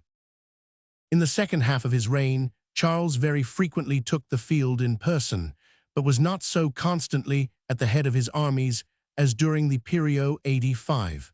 Charles makes his sons kings. He had now 3 growing sons, whom he entrusted with the charge of 3 important sections of his realm, and he looked to them to guard each that portion of the frontier of the Frankish Empire which bordered on his own sub-kingdom. Charles, the eldest of the 3, ruled in western Neustria, Anjou, Maine, Touraine, Pippin, the second, in Lombardy, Louis, the youngest, in Aquitaine. Charles would thus be specially concerned with the unruly Bretons of Armorica, who twice made unsuccessful risings in his father's reign, 786, and Louis was in charge of the Saracen frontier along the Pyrenees. Pippin had to keep watch over the Duke of Benevento, as well as to turn his attention to the Avars on the northeast of Italy. But the 3 princes were not strictly confined, each to his own sphere. Charles was occasionally sent against the Saxons. Louis conducted at least 1 campaign in southern Italy. Pippin more than once took charge of an attack on the Slavs of Bohemia. Whenever, in short, the great king could not march in person against a rebel or a foreign enemy, he would send one of his sons to take his place. He did not allow them to become completely localized and engrossed with the affairs of their respective governments, but often kept them with him at Aachen for many months at a time. In reviewing the later conquests of Charles the Great, it will be most convenient to follow the geographical order from north to south, rather than the chronological order of each campaign, for his arms were engaged in so many quarters at once that an attempt to tell his doings in a purely analytic form leads to dire confusion. On the northeast, the Frankish border, after 785, was 360 fringed by Slavonic tribes, all ancient enemies of the Saxon conquest of the northern Slavs. These were the Abatrites in the north, in the modern Mecklenburg, the Wiltzes beyond them in western Pomerania, and the Sorbs in Brandenburg on the Havel and Spree. These tribes, like their kindred whom we have already met in the Balkan Peninsula, were rude peoples and not very formidable enemies, owing to their subdivisions under petty princes and their incapacity for union. Though numerous and not unwarlike, all the Slavs between Elbe and Oder were subdued by Charles in a single campaign. He crossed the Elbe in 789 with an Austrasian army, strengthened by levies of Frisians and of Saxons, who served gladly against their ancestral foes. The terror of his name seems to have stricken the Slavs with dismay. After a very slight resistance, first the Abatrites and their chief King Whitsun, then the Wiltzes and their chief King Dragovit did homage to Charles, gave him as many hostages as he chose to demand, and consented to pay him a tribute and to receive the Christian missionaries whom he prepared to send among them. The Frankish army marched through moors and woods till it saw the Baltic at the mouth of the Peene in Pomerania, and then returned with some booty and no loss to the banks of the Rhine. So thoroughly were the Slavs subdued that during the next revolt of the Saxons, they did not take the opportunity of disowning their homage to Charles, but came to help him against the rebels, 795. Whitsun, prince of the Abatrites, was actually slain by the Eastphalians while in arms for the Franks, and his death was well revenged by the king, who harried the lands along the Elbe with exceptional severity to atone for his allies' slaughter. In a later Saxon rising, 798, we again find the Abatrites taking arms at the bidding of Charles. Their new king Thrasyuko reconquered the Nordalbingians without Frankish aid and brought their chiefs in bonds to the king's feet, whereupon Charles honored him marvelously and gave the Slavs great gifts. 361 wars of Dane and Slav. 10 years later, the same prince and people fought valiantly against the Danes, when they invaded the northern frontier of Charles's realm, though their neighbors, the Wiltses, on this occasion deserted to the enemy. The latter people, however, were subdued again in 812, at the very end of the great king's reign, so that he left his eastern boundary undiminished at his death.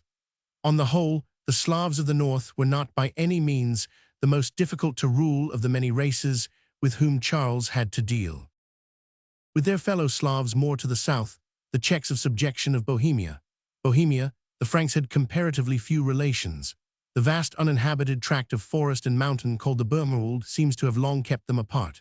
But in 805-6, the king sent against them his son and namesake Charles the Younger, who twice wasted all the valley of the Upper Elbe and finally compelled the chiefs of the Czechs to acknowledge their dependence on the Frankish Empire by paying tribute. South of Bohemia, along the Danube and the Raab and Leith, the realms of Charles bordered on the Tartar tribe of the Avars, ancient enemies both of the Lombards and of the emperors of Constantinople. The Avars had of late years fallen on evil times, war with the Avars. They were vexed with civil wars so much that none of their princes any longer ruled the whole race, or could call himself by the title of Chagan, the old name of their supreme ruler. Yet though wasted by their own dissensions, and by the revolts of the Slavonic tribes who were their vassals, the Avars could not keep from their old habit of making descents on their neighbors. They drew down their doom on themselves by invading, in 788, at once the Lombard March of Friuli and the vassal duchy of Bavaria. When next he had leisure, 2 years later, Charles planned an invasion of their land on the largest scale. He himself marched down the Danube with an Austrasian and Saxon army, burst through the long line of fortifications 362 with which the Avars had strengthened their border, and wasted their lands as far as the Raab. At the same moment, a great Lombard host entered the valley of the Drave, pushed into the heart of Pannonia, beat the Avars in the field, and stormed their great circular camps. The complete subjection of the whole tribe would have followed in the next year if Charles had not been called away by a Saxon revolt, which kept him employed during the 2 next campaigning seasons. The king himself never again took the field against the Avars, but his son Pippin and Eric, Duke of Friuli, continued the war on his behalf. Twice they captured the great ring, or royal camp, between Danube and Theus, the central stronghold of the Avar race, and sent its spoils to Aachen in such quantities that Charles was able to send Avaric trophies as gifts to all his friends, even to such distant kings as Offa of Mercia. The Avars subdued. At last the spirit of the Avars was so much broken that their chiefs, or Teutons, came of their own accord to Aachen to do homage to Charles and offered to receive Christianity. Their submission was accepted. The king appointed one of them to rule the whole race as his vassal and bade him assume the ancient title of Chagan, 805. This prince was baptized by the name of Abraham, paid a regular tribute to the Franks, and kept his subjects for the future from the dangerous temptation of meddling with the Lombard or Bavarian border. The Avars were, however, in a state of decay at this time, and their race and kingdom were ere long to be swept away by the invading Magyars. The same fate which befell the Tartar Avars fell also upon their southern neighbors and former vassals, the Slavs of the Save and Drave. These Carantanians, Corinthians, and Slovenians were subdued by the arms of Charles's Bavarian and Lombard subjects, and became dependents of the Frankish Empire, forced to pay tribute and do homage, but not wholly incorporated with the realm. We have already spoken in a previous chapter of the 363 dealings of Charles with Italy. He never succeeded in fully subduing the Duchy of Benevento, though its dukes were several times compelled to do him homage when he marched in person against them. Italy was finally put under charge of Pippin, the king's second son, who was given the royal title and authority there as his father's delegate. Pippin, besides the task of striving to hold down Benevento, had also to cope with the intrigues of the East Romans in Italy. The Constantinopolitan emperor had still a foothold in the peninsula at Naples, Reggio, and Brindisi, and still enjoyed the homage of the half-independent peoples of Venice and Istria. Luckily for the Franks, the Eastern realm was during the most important years of Charles's reign, under the weak hands of the Empress Irene, 780–90 and 802, and the usurper Nicephorus, I 800–11. They bitterly resented the establishment of a new power in Italy and the assumption of the imperial title by the Frankish king, which they regarded as the worst insult that could be put upon the majesty of the Eastern Empire, which claimed to be the sole and legitimate heir of Augustus and Constantine. Wars with the Eastromans. But their efforts went little further than endeavoring to stir up trouble in Italy by means of the Lombard Prince Adelchis, the son of King Desiderius, who had fled to Constantinople and become a Byzantine patrician. He tried to make more than one descent on Italy, but met with uniform ill success. The only serious fighting between Frank and Eastroman was in the years 800–410, when Nicephorus I undertook several expeditions against Italy to avenge the revolt of Venice. In the first-named year, a party among the Venetians, who were torn by civil strife, called in the Franks and transferred their allegiance to Charles. Nicephorus sent out a fleet which harried the coasts of Tuscany and the Exarchate, but could make no solid impression on the Lombard kingdom. A little later, the Eastroman party in Venice got the upper hand and once more handed the city over to the Byzantines. Contented with the recovery of his vassal state, Nicephorus then made peace 364 with Charles. The only net result of the war had been that the Franks got permanent possession of Pola and the other coast cities of Istria, which had hitherto been Eastroman.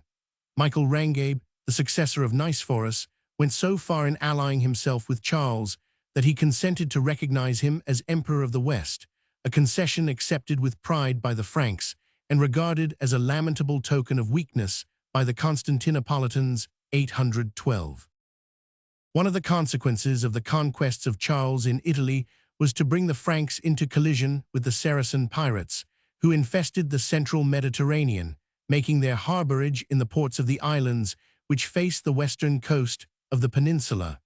Wars with Saracen pirates. At a date which cannot be accurately fixed, the Franks took possession of Corsica and Sardinia, hunting out the Saracen colonists who had conquered the islands from the Eastromans some 50 or 60 years before. In 799, the Franks also took possession of the Balearic Islands. These distant dependencies were attacked and ravaged by fleets from Spain on more than one occasion, but they were held down to the close of the reign of Charles. They were given in charge to the Counts of Genoa and Tuscany, who seemed to have been able to raise a considerable fleet and more than once gained naval victories over the plundering Moor. But the most serious struggle between Charles and the Moslems took place in Spain, where during the whole of the second period of his reign, the fighting was almost continuous. The permanent advance of the Christians beyond the Pyrenees began with the capture of Girona in 785. The conduct of the war fell mainly into the hands of Louis, the third son of Charles, whom his father had named King of Aquitaine and trusted with all the affairs of the southwest. He and his chief captain and counselor William, Count of Toulouse, a great hero in the Frankish romances, had to deal with the two first Umayyad kings of Cordova, Abdurrahman 755–88 and Hisham 788–897, both strong and capable rulers from whom it was by no means easy to win territory. Conquests in Spain. Nevertheless, the Christian border slowly advanced, owing to the seditious and turbulent Moslem governors, who were always rebelling against their masters and calling in Frankish aid. In 795, the newly won land beyond the Pyrenees, around the towns of Girona, Cardona, Urgell, and Osona, was made into a separate government, the March of Spain, and entrusted to a margrave of its own, instead of forming a dependency of the Duchy of Septimania. Barcelona, the greatest town of Catalonia, was added to the March in 797 by the treachery of its governor Zaid, who, failing in a rebellion against his master at Cordova, handed the place over to the Franks. The Moors recovered it for a moment in 799, but King Louis then came over the Pyrenees with the whole levy of Aquitaine and laid siege to the town. It held out for nearly 2 years, but fell in 801, conquered by famine after the Franks had walled it in with a circumvallation and sat before it in their huts for the whole winter of 808–1. The Moorish population departed en masse after the surrender, and the great city was repopulated with Goths from Septimania. The Franks were now firmly established beyond the Pyrenees, and in the last 10 years of Charles's reign, subdued the whole southern slope of the mountains from Pampeluna as far as the mouth of the Ebro. Tarragona, the second town of Catalonia, fell in 809, and Tortosa, the great fortress which commanded the lower course of the Ebro, in 811. After this, the Franks were able to cross the river and ravage the wide plains of Valencia. It was probably their advance in this direction that induced Al-Hakam, the third Umayyad ruler of Cordova, to sue for peace in 812, ceding to the Christians all that they had gained beyond the Pyrenees. The Franks were not destined to hold permanently the entirety of their conquests, but Barcelona and all the towns north of it were lost to Islam and won for Christendom. These strongholds guarded the Aquitanian frontier against Saracen inroads with success, and were 366 ultimately to form the nucleus of the more important half of the Christian kingdom of Aragon. Such were the foreign conquests of Charles the Great, but his offensive campaigns were not the only wars in which blood was shed during the later years of his reign. There were also troubles, though of comparatively insignificant scope, within the interior of his realm.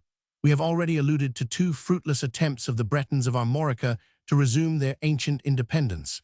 These were easily crushed, but not so the later Saxon rebellions, later Saxon revolts. It was 7 years after the pacification of 785 before the unruly dwellers by the Elbe and Weser rose again.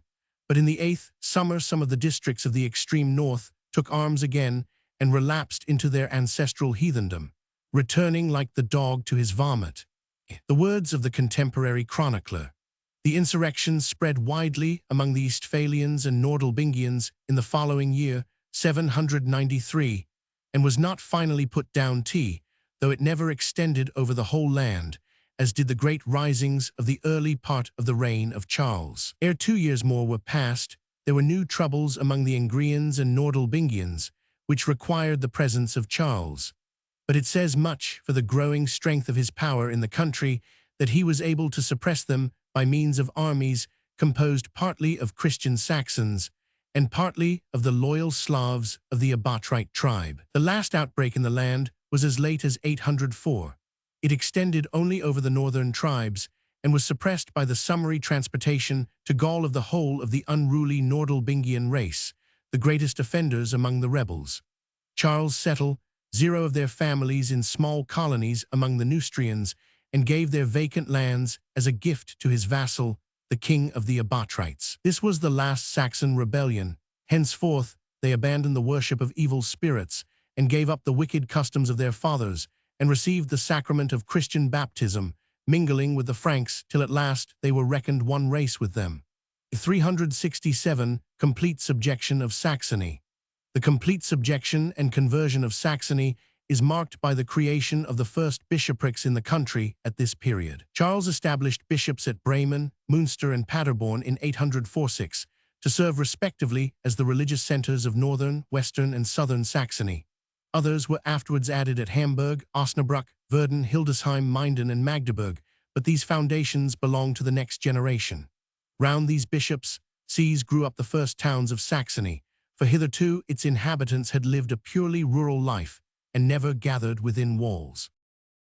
The possession of Saxony brought Charles in the end of his reign into hostile contact with a race almost unknown to his ancestors, but destined to be only too well known to his sons, the Danes of the Jutland Peninsula and the Scandinavian Isles, who dwelt beyond the Eider on the Nordalbingian border. The advent of a new and militant Christian power into the recesses of the unknown north seems to have stirred up the Danes to unwanted activity. They must have heard from Widukind and the other Saxon exiles who took refuge with them many tales of the untiring energy and unrelenting severity of the great king of the Franks, and feared lest his strong hand would be stretched out beyond the Eider to add them to the list of his tributaries and force them to accept his religion.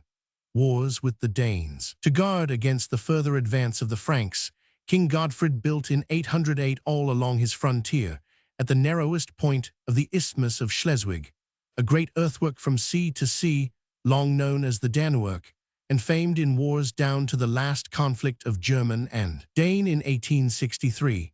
But Godfred did not confine himself to defensive works. He began to make piratical descents all along the Frisian and Flemish coasts as far as the mouth of the Seine, and at the same time attacked the Abatrites and Wiltzes, the Slavonic vassals of Charles, on the Baltic. Godfred did much damage in Frisia and actually succeeded for a moment in crushing the Abatrites and subduing the Wiltzes. 368, he gave the Franks much trouble since he ravaged all the coast where it was unguarded, but took to his ships again when a large army was sent against him. In 810, he penetrated so far into Frisia that he spoke, in boasting mood, of paying Charles a visit at Aachen. But in the same year he was murdered by his own people, and his nephew and successor Hemming made peace with the Franks. The peace was ill-kept, for we hear of isolated Danish raids in the last years of Charles's reign and a fleet of warships, which were built in the ports of Neustria for the defense of the coast, does not seem to have protected the Frisian waters very efficiently. But Charles did not survive to see the serious development of the Danish attack. He died before his realm had suffered any serious loss from their ravages, and must have been far from suspecting that ere he was 50 years dead, these half-known and somewhat despised foes would pierce through the Frankish Empire from end to end, and even sack his own chosen dwelling, the royal palace of Aachen. Chapter 22. Charles the Great and the Empire. Survival of the theory of the empire in Western Europe, and especially in Italy, its influence, troubles of Pope Leo III. He crowns Charles on Christmas Day 800, consequences, immediate and remote, of the coronation, the papacy and the empire, Charles as administrator and legislator, his encouragement of literature, architecture and science, his later years and death. While narrating the never-ending wars of the great king of the Franks, we have barely found time to mention the internal changes which he wrought in the condition and constitution of his realms. Of these, the first and foremost was his introduction of a new political theory into the government of Western Christendom, when he caused himself to be crowned emperor by Pope Leo III, in the memorable year 800.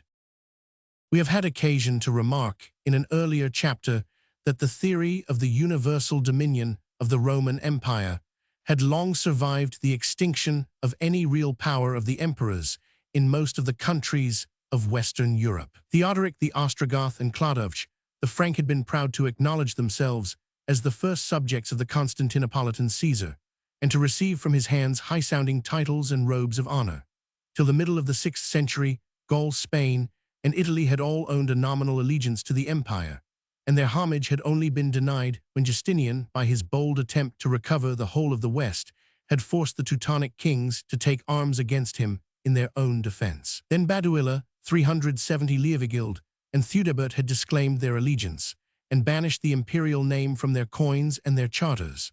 The last practical traces of the old Roman connection had been lost in Spain when the soldiers of Heraclius were driven out by Swinthilla, 623, and in Gaul when the encouragement and the subsidies of Maurice had failed to sustain the pretender Gundovald, 585. Yet there still lingered on in the minds of the educated classes a memory of the ancient empire. Curious turns of expression in chroniclers of the 7th century often show us that they still remembered the old theory of the worldwide rule of Rome. A Spanish chronicler writing in the 7th century can still call the East Roman armies the soldiers of the Respublica. Subjects of the Frankish kings in Gaul still dated their letters by Constantinopolitan indictions. In Italy, of course, the tradition of the unity of Christendom under the emperors was in no danger of being forgotten. Appeals to the ancient temporal and spiritual supremacy of Rome were the most powerful items in the Pope's stock of arguments, when a Gregory or a Zacharias stated his pretensions to patriarchal authority in the West, or denounced the wickedness of the intrusive Lombard. The personal ambition of the popes was always leading them to indulge in fond reminiscences of the ancient glories of the empire. The vanity of the degenerate populace of Rome sometimes found vent in futile claims that they, the Roman Senate and people, really were the heirs of Augustus and Constantine, while the Caesar at Constantinople was nothing more than a mere Greek. The empire and the West, when, by the rupture between Leo the Isaurian and Pope Gregory Roman II, Rome practically passed out of the hands of the Eastern Augustus, it was easy enough for an Italian to maintain that Constantine Copronymus or Leo the Khazar, had no longer any true right to use the Roman imperial title. And the Italian malcontent would add, not of course, that Rome had ceased to form part of the 371 Roman Empire, but that the title of emperor had passed away from the heretical Isaurian house and fallen into abeyance, while the empire itself still existed, for its cessation had grown to be inconceivable to the Italian mind.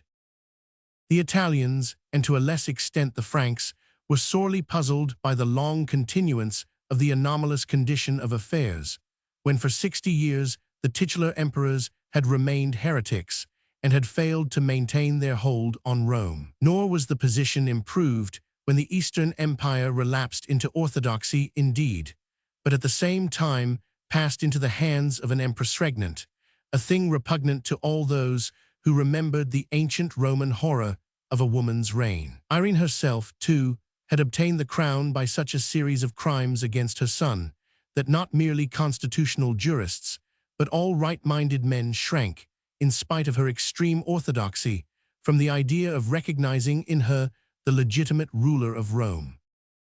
More than once during the long quarrel between the popes and the Isaurian emperors, there had been some talk of electing a separate Augustus to bear rule over Roman Italy, those districts of the peninsula which were not in the hands of the Lombards.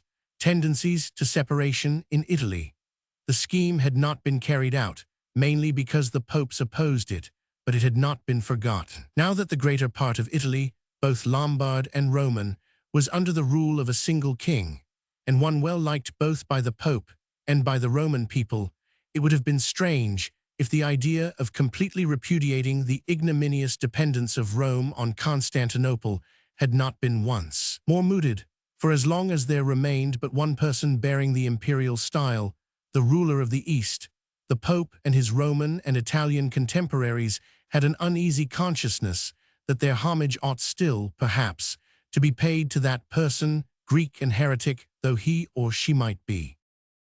We may suppose that these doubts hardly troubled the Frankish vassals of Charles the Great, but to his Italian subjects 372 they were a constant source of vexation of spirit. While practically they were liegemen of the Frankish king, they were not quite sure whether in theory they might not still be considered the liegemen of the hated Caesars at Constantinople. Such thoughts must have been running through the heads of all the popes who held the Roman CFRO to 800, but it would seem that it was Pope Leo III who first bethought him of the easiest way of settling the situation to declare the king of the Franks Roman emperor and not merely Roman patrician.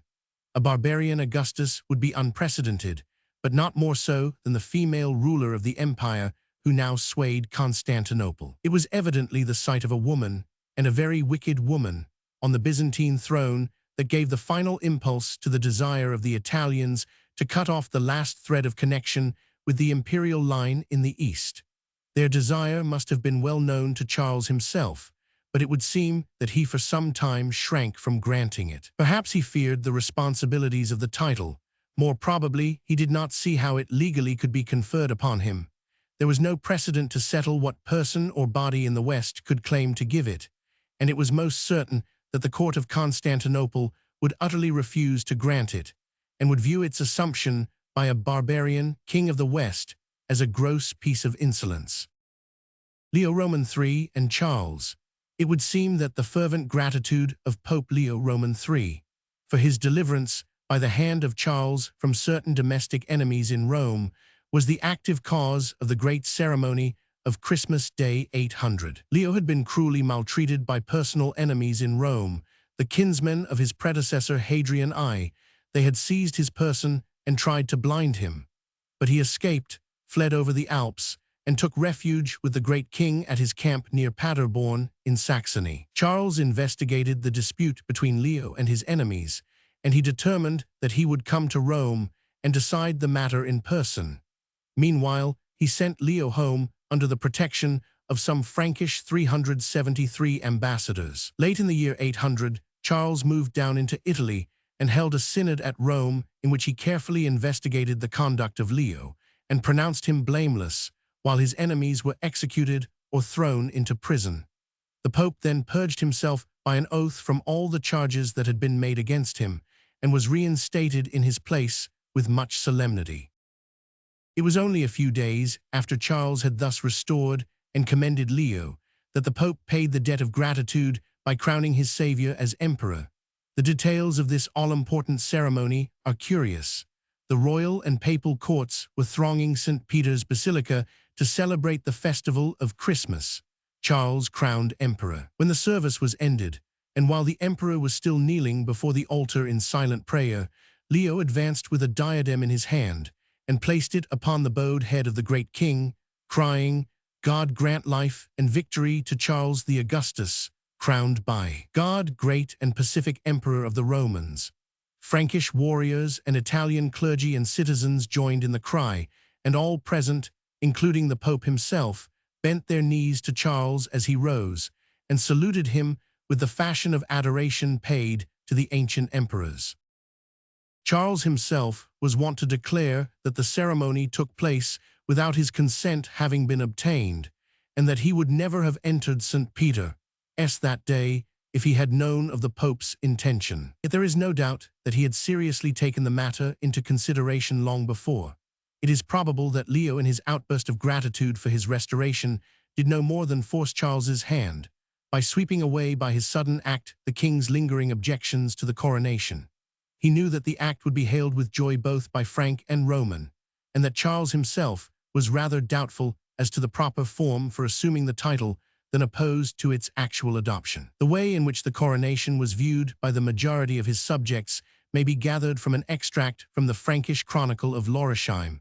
The 374 name of emperor had ceased among the Greeks, for they were enduring the reign of a woman, wherefore it seemed good both to Leo the Apostolic Pope and to the Holy Fathers bishops who were in council with him, and to all Christian men that they should hail Charles King of the Franks as emperor. For he held Rome itself, where the ancient Caesars always dwelt, and all these other possessions of his own in Italy and Gaul and Germany. Wherefore, as God had granted him all these dominions, it seemed just to them that he should accept the imperial title also, when it was offered him by the consent of all Christendom. That there was much to be said against the legality of the assumption by Charles of his new style cannot be disputed. Certainly the Pope had no right to give it, nor had there been a precedent for many centuries for the conferring of the imperial title by the decayed body of nobles and the miscellaneous gathering of citizens who might still call themselves the Senate and people of Rome. Apparently the Pope, when he saluted Charles as crowned by God, claimed that the impulse to hail him by the great name of emperor descended by a direct inspiration from heaven upon the multitude gathered in St. Peter's, the meaning of the coronation. But such a plea would hardly appeal with much force, either to the Byzantine court or to the modern historian. In truth, there was much to be said for the assumption of the imperial style by Charles, as recognizing an accomplished fact, but little for the particular forms by which it was carried out.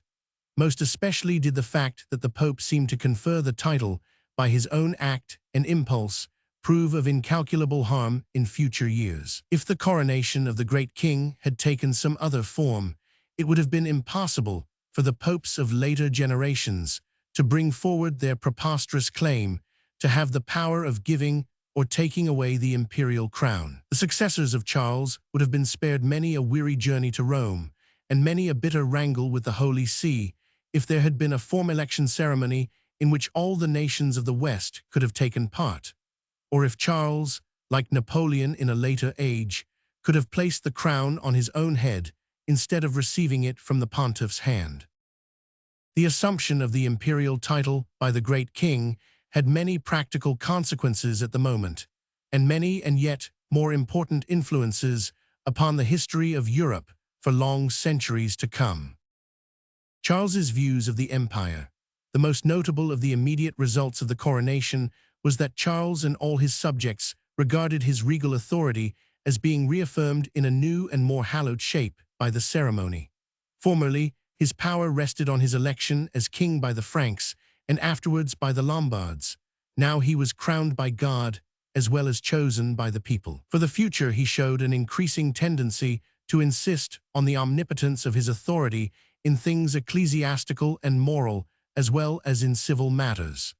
As heaven's anointed, He claimed to be the guardian of morality and the reformer of Christendom, as well as the protector of the Church. Charles had always shown a deep interest in the spiritual welfare of his dominions.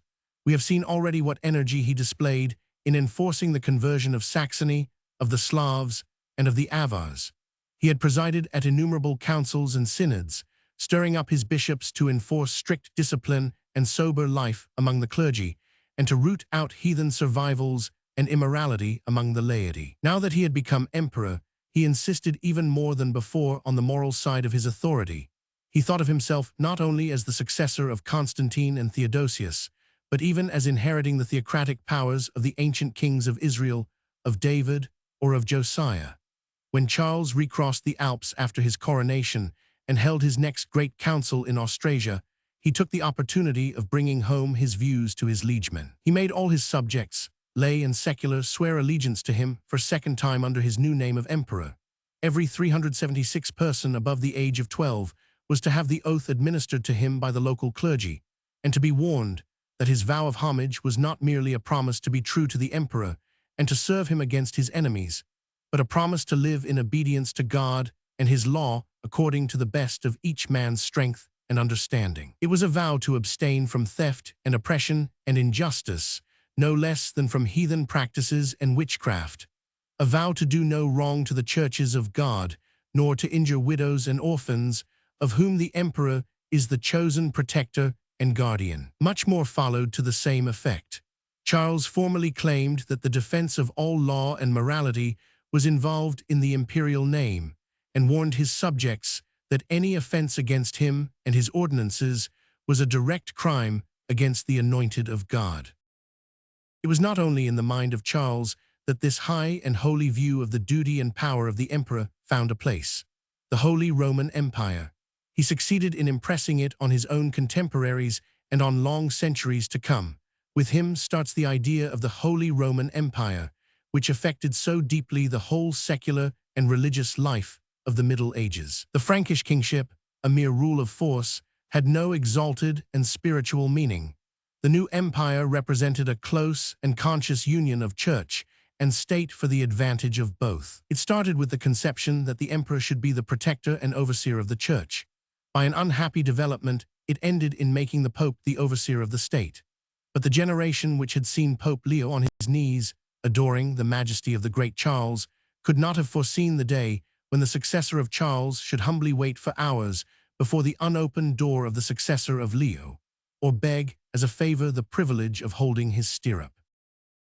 A new age then commences in Europe with the coronation of Charles the Great. The reign of pure barbaric force is ended. There follows a time when the history of Europe is 377, complicated by the strife of ideas, no less than by the strife of armed nations. For the future, we must always be on the watch to detect the influence on politics of the ideal conception of Christendom as a great empire, under a single ruler chosen by God to sway the sword, and the rival conception of it as a great church under a single patriarch at Rome, appointed to hold the keys of heaven and hell, and to guide kings in the way they should go. The internal government of the vast realm of Charles was a difficult problem. Charles and his sons. In his own lifetime, the great king provided for it by delegating his authority in certain large sections of it to his sons. We have already spoken of his nomination of Charles, Pippin, and Louis to be kings in Neustria, Italy, and Aquitaine. Charles contemplated the possibility of a single empire existing, while yet many of its parts should be governed by vassal sovereigns. In his own time, the plan worked well enough. He did not, perhaps, foresee that the problem would be far harder in the next generation, when the homage and obedience of the lesser kings would have to be paid to a brother, an uncle, and at last to a mere distant cousin. Charles publicly issued in 806 the scheme on which his realm was to be ruled after his death. The title of emperor and all the Frankish lands, both Neustrian and Austrasian, were to go to his firstborn Charles. With them went Saxony, Thuringia, and Burgundy. Pippin, the second son, had Italy together with Bavaria and eastern Suabia. Louis, the youngest child, was to take Aquitaine, Provence, and the Spanish March. This division, however, was rendered fruitless by the unexpected decease of the two elder kings. To the great grief of their father, Pippin died in 810 and Charles in 811. This necessitated a new division of the empire. Louis was now the only grown man in the family. To him, therefore, was left the imperial name and all the realm save Italy, which was to be a vassal kingdom for Bernard, the young son of Pippin. Charles, while all his sons yet lived, gave over the charge 378 of large sections of his realm to them. Beneath their authority, the kingdoms were ruled by the same hierarchy of dukes and counts who had existed in Merovingian times. When any new land, such as Saxony or Lombardy, was added to the empire, it was ere long cut up into countships on the same pattern that already served for Austrasia and Neustria. Thus a regular ascending scale of grades lay between the count and the emperor. The count obeyed the duke the sub-king, the king his father the suzerain of all. In the conquered lands, Franks were, as a rule, entrusted with the most important provincial governments, but Charles often gave countships in their own native districts to Lombards, Aquitanians, or even Saxons who had served him well and truly. The best security for the unity and peace of the empire was the never-ceasing activity of Charles himself, who incessantly perambulated his realm from end to end so long as life was in him. It was his own frequent visits to Saxony, Italy, or Bavaria that were the best means of keeping those outlying provinces in loyalty and obedience. But he had also a regular system of traveling commissioners who were always moving round the realm and reporting to him on the needs and requirements of the different provinces. The missi dominici. The circuits of these missi dominici, or royal legates, as they were called, were fully settled by him only in 802, but he had been employing them less systematically at a far earlier date. His father and grandfather, Pippin the Short and Charles Martel, had been wont to send out occasionally traveling commissions, missi discurrents, but it was Charles the Emperor who multiplied and systematized their activity.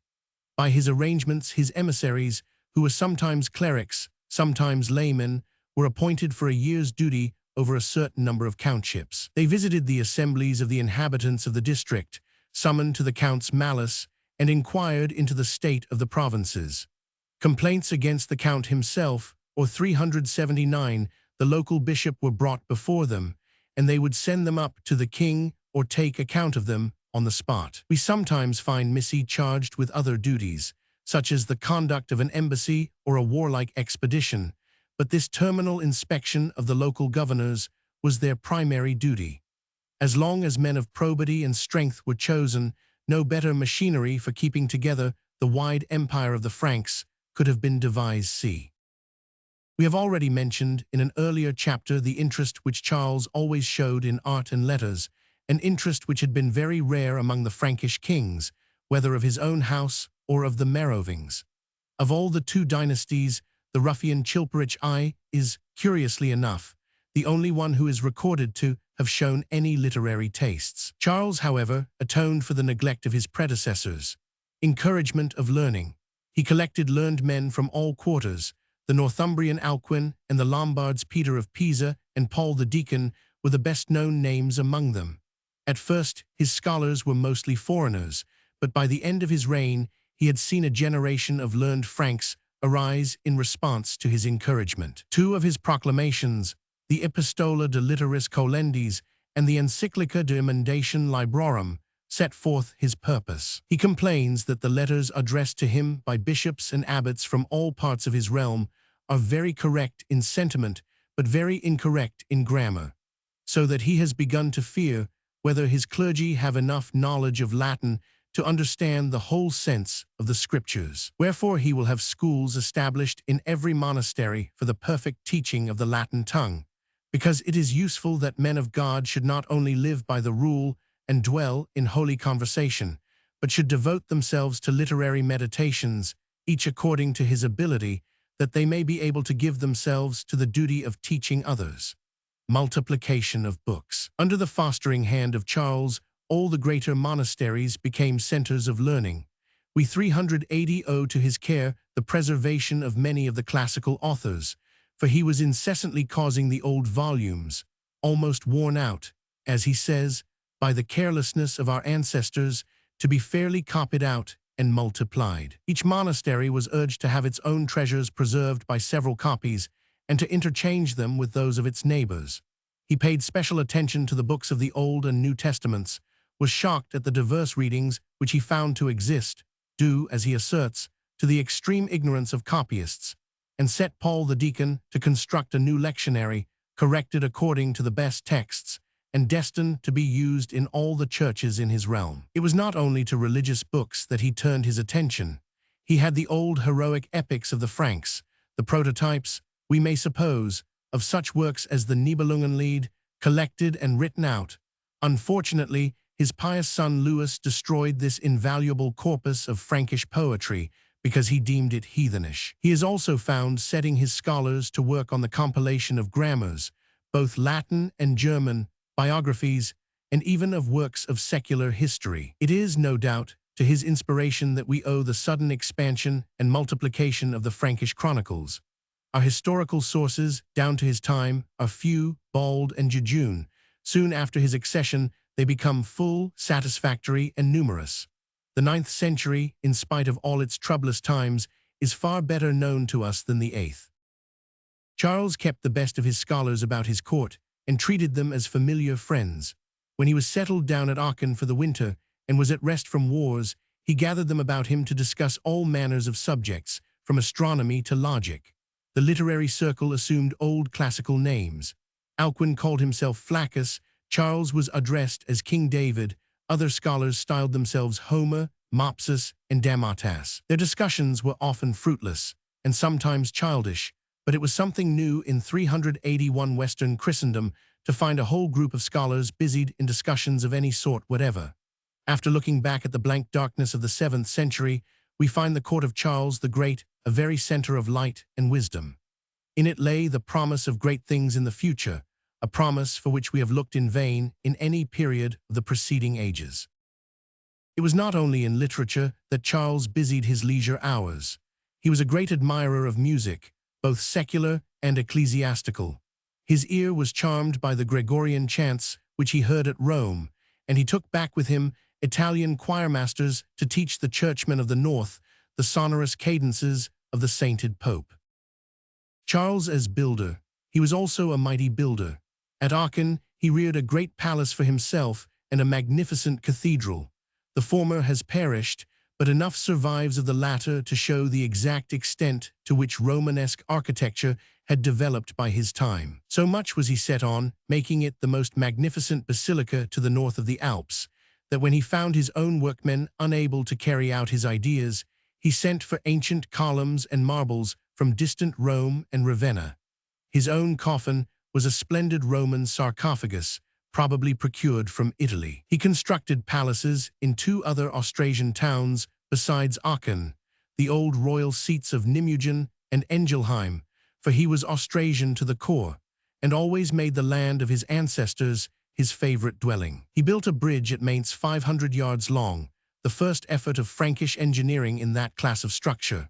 Unfortunately, it was destroyed by fire in 813 and never renewed. Another piece of work which testifies to his interest in engineering was a canal to join the Rhine and Danube by means of their tributaries, the Altmuhl and the Rednitz. But to follow Charles into every department of his activity during his long life and reign would require many volumes. Death of Charles, 814. Here it must suffice to say that after all these achievements, he 382 died at his chosen abode at Aachen, on the 28th of January 814, carried off at a ripe old age by a pleurisy caught in the winter cold. He was buried in the cathedral that he himself had built, and over his tomb was placed a golden shrine with his image and the inscription, Sub hoc conditorio citum est corpus Caroli Magni et orthodoxi imperatoris, qui regnum Francorum nobiliter ampliavit, et per annos Roman 47 feliciter rixit. It was but a short epitaph, considering the mighty deeds of him who lay beneath, but no length of words could have done justice to his greatness. A far better memorial was left to him in the hearts of his subjects. His name survived in the mouths of all the races that had served him as the type of power, wisdom, and righteousness. All Western Europe looked back to him for 700 years as the common pride of Christendom, the founder of that Holy Roman Empire which satisfied their ideal of governance. His figure looms out, though often with outlines blurred and distorted, from dozens of the legends and romances which shadowed forth the aspirations of the Middle Ages. Within 100 years of his death, it was currently believed that he had conquered Spain and Byzantium and carried his arms as far as Palestine. So great was the impression he had left behind him that the world thought nothing too impossible for him to have achieved. Perhaps the notion that his reign had been a kind of golden age was partly produced by the contrasting years of trouble and civil strife that followed his death. But the tendency to look back to his time as a period of unexampled splendor and righteousness was no delusion, but a just recognition of the fact that he had given the Western world a glimpse of new and high ideals, such as it had never known under the brutal rule of 12 generations of barbarian kings, nor in those earlier days when it was still held together in the iron grasp of the Caesars of ancient Rome. Chapter 23. Louis the Pious, 800–1440. Character of Louis the Pious. He reforms the Frankish court, his ecclesiastical legislation. After a narrow escape from death, he divides his kingdom among his sons, the partition of Aachen, rebellion and death of Bernard of Italy, the second marriage of Louis and its consequences, second partition of the empire followed by rebellion of Louis' elder sons, their repeated risings, the Lugenfeld, Louis twice deposed and restored, continued troubles of his later years. He dies while leading an army against his son Louis, disastrous consequences of his reign. Charles the Great left his throne and his empire to his only surviving son born in lawful wedlock, Louis the Pious, as his own age named him, though later chroniclers style him Louis the Debonair. The heir of the great emperor was a devout prince who proved, like our own Edward the Confessor, a fair saint for the crown.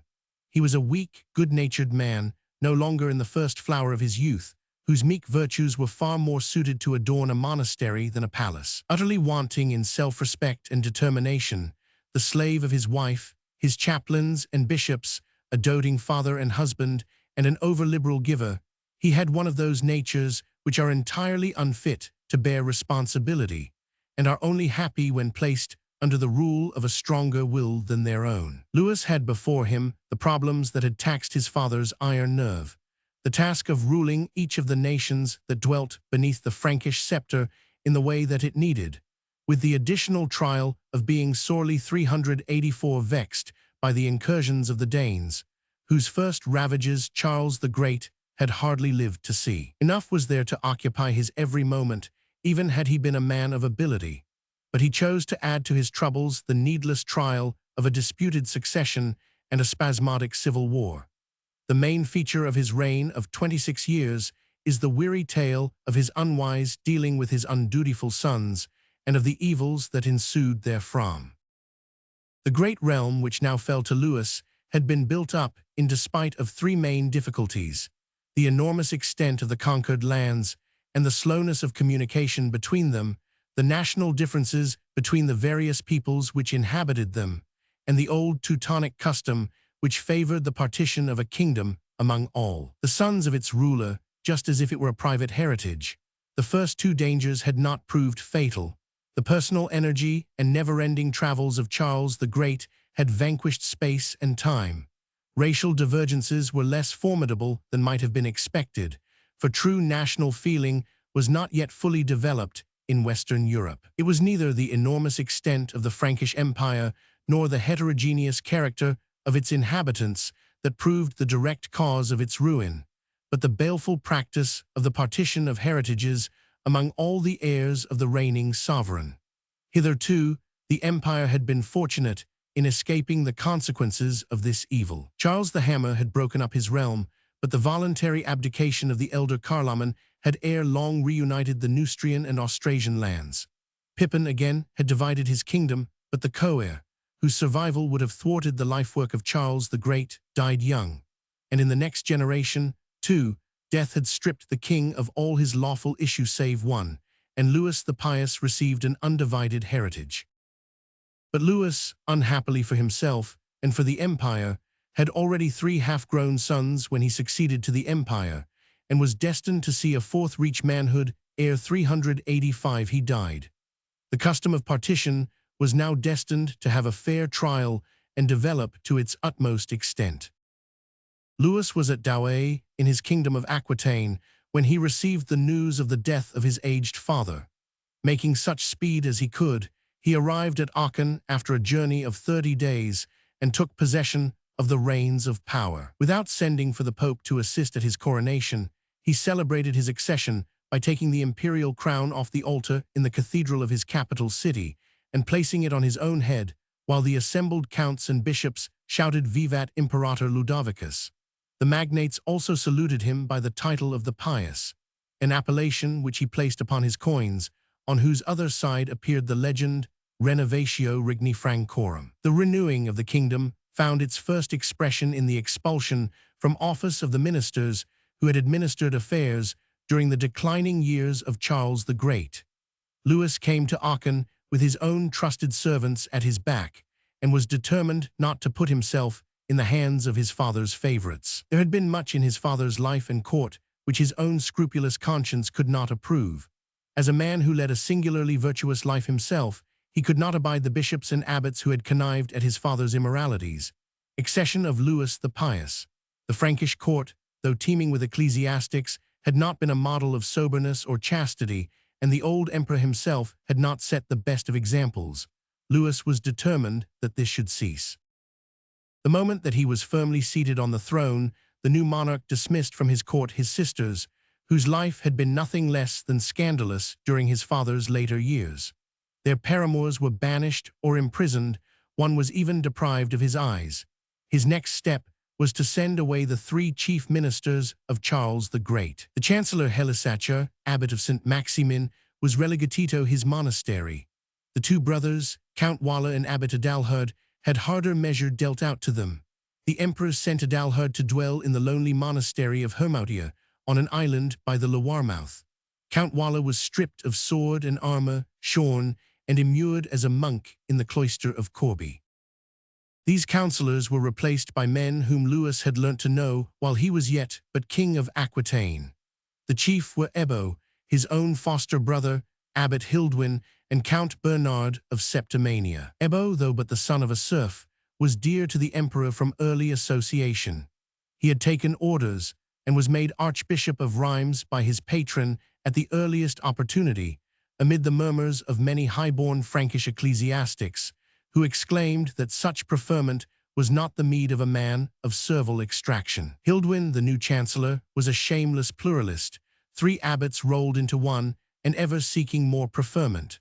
Bernard, however, a clever, restless, intriguing Gascon, provoked even greater jealousy and bitterness among the old courtiers of Charles the Great, and seems to have been the best-hated man in the realm. But perhaps the most influential of all the advisers of Louis was his wife, Hermingard, the daughter of the Count of the Hesbain, an ambitious and unscrupulous woman, who exercised such an influence over her uxorious spouse that she was even able to drive him once and again to deeds of ill faith and cruelty very foreign to his mild and righteous disposition. Charles the Great had left the frontiers of his great realm so well secured that in the earliest years of Louis the Pious there was no foreign war to call the emperor into the field. It was a characteristic sign of the new regime that things ecclesiastical took precedence of all others at the first meetings of the magnates of the empire. We hear of legislation against carnally-minded bishops and abbots who shocked the Pious 387 by riding with cloak and sword and golden spurs like secular nobles. A modus vivendi was established between clerics of servile birth and their former lords, providing that on due compensation being paid, the villain might go free. The emperor took the keenest interest in this question. Not only his favorite Ebo, but several others of his counselors had been serfs, and he was most anxious to defend them alike against claims of their ancient masters and insults at the hands of the freeborn clergy. Ecclesiastical legislation.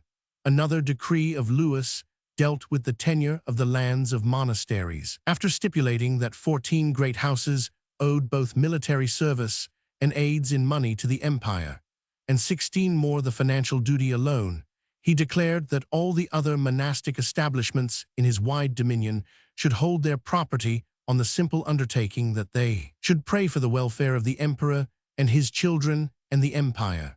This threw a vast quantity of estates into tenure by what later ages called Frank Oman, and relieved of its natural responsibility to the state more land than could prudently be suffered to go scot-free. Louis recrowned 816. Another sign of Louis' extreme regard for the church was given at the very commencement of his reign, when Pope Leo Roman III, the aged pontiff who had crowned Charles the Great, died in 816. The Romans elected, in great haste, Stephen Roman IV as his successor. The new pope was consecrated without the imperial sanction being sought, but Louis made no objection and showed no wrath at this disregard of his prerogative. So far was he from resentment that he allowed Stephen to represent to him that his coronation at Aachen had lacked the church's blessing, inasmuch as he had taken the crown from the altar with his own hands. To render Louis' position more like that of his great father, the Pope proposed to cross the Alps and recrown his master. Louis took no offense at the slur thrown on the form of his election to the empire, but received Stephen in great state at Rheims, and was there crowned for the 388nd time, 816. Thus, he loosened his own grasp on the papacy in 1 year and allowed the Pope to tighten his grasp on the empire in the next. In 817 happened an accident which was to have the gravest consequences on the emperor's character and fate. He was passing with all his train over a wooden gallery which connected the cathedral and the palace at Aachen, when the whole structure came crashing to the ground. Many of the courtiers were killed, and the emperor himself received injuries which confined him to his bed for many weeks. The shock and the narrow escape from death set Louis meditating on the instability of life and the necessity for being always prepared for the grave. He had never been anything but sober and self-contained, but he now fell into a morbid and lugubrious frame of mind, which never left him till his dying day. If he had only hitherto been a daring sinner, he might have salved his conscience by turning to a new manner of life, but being already a man of blameless and virtuous habits, his conversion only led him into an exaggerated asceticism. He abandoned the study of profane literature, which had hitherto soothed his leisure hours, and would for the rest of his life read nothing but theology. We are even told that he destroyed the collection of old Frankish heroic poems which his father had made, because of the many traces of heathenism which he found in them. It was with difficulty that his counselors prevented him 2 years later from laying down his crown and retiring to a monastery. One of the first effects of Louis' morbid brooding over his latter end was that he determined to make a settlement of the inheritance of his wide dominions in view of his own possible death. He was now only 43, and his eldest son was but 17, but he resolved to take the untried boy into partnership and associate him with himself, so that his succession might be assured at his own death. At the same time, he determined to give his younger sons appanages in the realm which would be their brother's. The old German instinct for 389 dividing the paternal heritage was still too strong to be resisted. By this partition of Aachen, the first of many partitions that we shall have to bear in mind, Lothair, the eldest of Louis' 3 sons, became co-emperor and was allotted as his special province, during his father's life, the kingdom of Italy. Pippin, the second son, was to inherit Aquitaine, his father's original portion.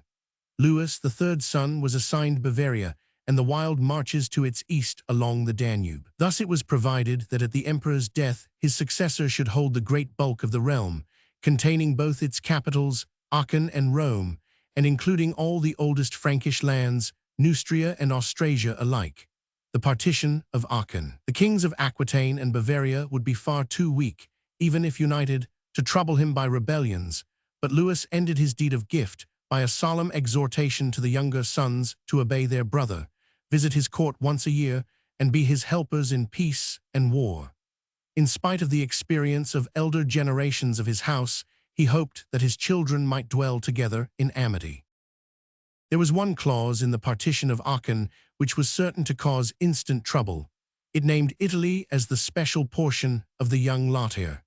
Now, Italy was, and had been for 7 years, under the government of the emperor's nephew Bernard, son of that Pippin of Italy who died in 810. Charles the Great had placed him there, and while obeying Louis as a loyal subject, he looked upon the Cisalpine kingdom as his own appanage, and expected to retain it through all changes in the imperial succession. Bernard was determined not to be ousted from his realm.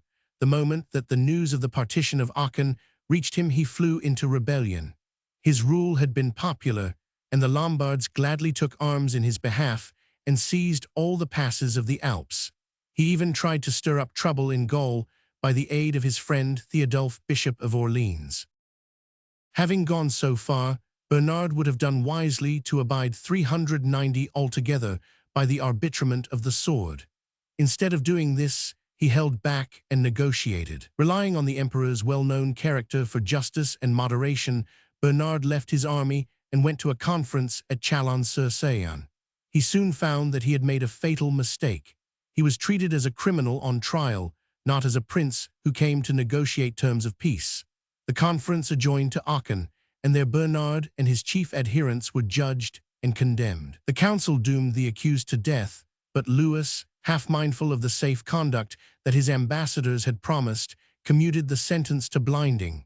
Death of Bernard of Italy, 818. The cruel order was executed, but so clumsily was it carried out that Bernard died of the shock. Rumor added that it was the Empress Hermingard who had bribed the executioners to do their work so badly. The remorse that seized the emperor for his broken safe conduct and the death of his nephew never ceased to vex his soul for all his remaining years. It was the only grave moral offense that he had ever committed, and his tender conscience would give him no rest. Within a few months after Bernard's death, Louis was visited by a calamity which he considered the first installment of the divine vengeance for the deed. On his return from an expedition to Brittany, he was met by the news of the death of his wife Hermingard. It was whispered that she had been largely guilty in the matter of her nephew's death, and that she was now paying the penalty. Louis, at any rate, seems to have had this idea. He had been deeply attached to his imperious wife and lent much on her guidance. Deprived of her, he fell into a state of morbid melancholy, far worse than any he had yet experienced. He shut himself up with his grief, neglected state affairs, and talked of retiring into a cloister. After some months, his ministers found the situation growing so impossible that they took every means to rouse him. It was, we are told, his bishops who took the strange step of urging on him that he must marry again as a public duty. His 391 seclusion injured the realm, and he must remember that man was not meant to live alone. When the emperor would neither go to seek a wife nor take a princess whom he had not seen on another's recommendation, his ministers brought to his court all the fairest of the daughters of the counts and nobles of his realm. The same scene was rehearsed that was a few years later to be seen at Constantinople when the widowed Theophilus took his second wife. Among the crowd of ladies presented before him, the eye of Louis fixed upon Judith, a noble damsel from the Suabian Alps, daughter of Welf, Count of Altdorf. Pressed hard by his courtiers, he consented to take her to wife, and ruled all his remaining years. Judith was fair, wise, witty, and learned above all the women of her day, and soon acquired an empire over her melancholy spouse, not less than that which her predecessor had exercised. Birth of Charles the Bald. 2 years later she presented him with a son, whose birth was to cause unending evils to the empire. The boy was named Charles, after his great-grandsire. For a space things seemed to be going well with Louis, but 3 years after his second marriage, the black shadow closed in again over the unfortunate emperor. Some cause, to us unknown, suddenly plunged him once more into a fit of misery and contrition. He remembered first that he had not pardoned all his enemies as a good Christian should. Forthwith, all whom he had ever injured were recalled from exile. The brothers Wala and Adalhard were drawn out of their monasteries. The partisans of Bernard of Italy, who had suffered blinding and imprisonment, were sent back to their homes. So anxious was the emperor to atone for his harshness that he most unwisely proceeded to place the most important of the exiles in high posts of trust. He made Adalhard master of his household and sent Wala to his son Lothair to be his first counselor. He had forgotten that others might not forgive as he could himself. These appointments placed in power men who at the bottom of their hearts, 392, could never pardon their years of weariness and cloistered seclusion. After doing what he could to recompense his victims for the indignities they had suffered, Louis took another and a more startling step, penance of Attigny. He summoned a great council at Attigny, hard by the royal city of Soissons, and proceeded to do penance for his sins before the face of his magnates. Coming forth crownless and robed in sackcloth, he recapitulated all the faults and misdeeds that had ever been committed, from the execution of Bernard of Italy down to many trifling transgressions, which most men counted as harmless failings, and all had long forgotten. He even rehearsed, with a somewhat unnecessary scrupulousness, all the crimes and shortcomings of his great father, the Emperor Charles. Then he besought his bishops to lay on him such a meed of penance as might fit these many and grievous sins. Not unwilling to take advantage of their sovereign's humiliation, the prelates prescribed to him a course of stripes and fasting and vigils, of prayer, almsgiving, and building of churches, all of which he conscientiously carried out. The astonished counts and courtiers saw their monarch bearing his back to the lash and discharging with exactitude all the humiliating burdens that the clergy laid upon him. It was the act of a saint, but not of an emperor. Nothing could have done Louis more harm than this outburst of labored penitence. While his subjects marveled at his Christian humility, they drew from his conduct the conclusion that as a sovereign he was no longer to be feared or obeyed. The Frankish nobles, who remembered the high-handed Charles the Great and had loved him in spite of all his harshness, felt more scorn than admiration for an emperor who wept and groveled in public over deeds which few in that age considered sins at all. They muttered that Louis was no better than a brain-sick, self-torturing monk. For the future, there was an undercurrent of contempt for the emperor passing through the minds of most of his lay vassals. It needed but some small encouragement to turn this feeling into active disloyalty. The year of the Council of Attigny was the last year of good fortune for Louis. It was followed by premonitory symptoms of evil all over his realm. The Moors of Spain, quiescent for more than 20 years, sent a sudden invasion into Septimania. The Danes drove out their King Harold, a protege of Louis and a favor of Christianity, and began to ravage the Frisian coast. But there were worse foes than Saracen or Dane awaiting Louis in his own household. His eldest son Lothair, under the tutelage of the unforgiving Wala, had begun to display an alarming amount of self-will and disregard for his father's wishes and the common weal of the empire. He bore himself like an independent king at his court in Pavia. In 829, the fatal civil wars of the 9th century began. Charles, the young son of Louis and Judith, had now attained his 7th year, and his future had become the greatest concern of his father and mother. The emperor, always brooding over his own latter end, was convinced that he had not long to live. He was filled with fears as to the fate of the Joseph of his old age when he should fall into the hands of his brethren. Urged on by his wife, he determined to make some provision for the boy in the event of his own early death. He set aside the Duchy of Alemannia and the Swiss and Burgundian Alpine lands to the south of it as a kingdom for his youngest son. Louis declared his purpose of erecting the kingdom of Alemannia at a great council held at Worms, to which no one of his 3 elder sons vouchsafed his presence. The moment that the edict was published, murmuring and conspiracy began. The new kingdom was carved out of territory which would have ultimately fallen to Lothair, but his 2 brothers showed themselves quite as resentful at the partition as was the heir of the empire. Their wrath found vent in slanderous rumors. They did not shrink from asserting that Charles was no brother of theirs. Bernard of Septimania, 394, they said, had betrayed their father and seduced the old man's wife. The accusation was absolutely without foundation, but it met with wide belief. The chiefs of the higher clergy joined themselves to the royal princes.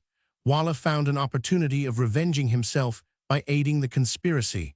The ministers, Ebbo and Hildwin, who had found themselves superseded in favor by Count Bernard, had the ingratitude to join in the plot against the man who had raised them from the dust.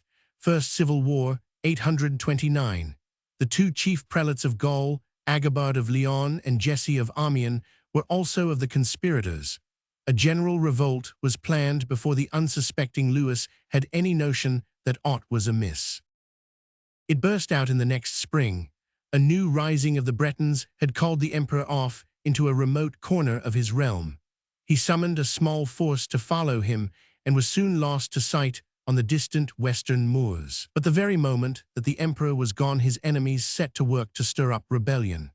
The implacable Wala harangued the West Frankish nobles and sent letters to the chief ecclesiastics of Gaul in which he accused the emperor of ruining the unity of the church and the empire, the one by his interference with things sacred, the other by his neglect of things secular. Louis had become a mere tool in the hands of an adulterous wife and an unfaithful servant, and it was the duty of good Christians and patriotic Franks to rescue the empire from its shame. Pippin of Aquitaine soon gave point to the harangues of Wala by leading a Gascon army to Paris, where all the counts of Neustria joined him in arms.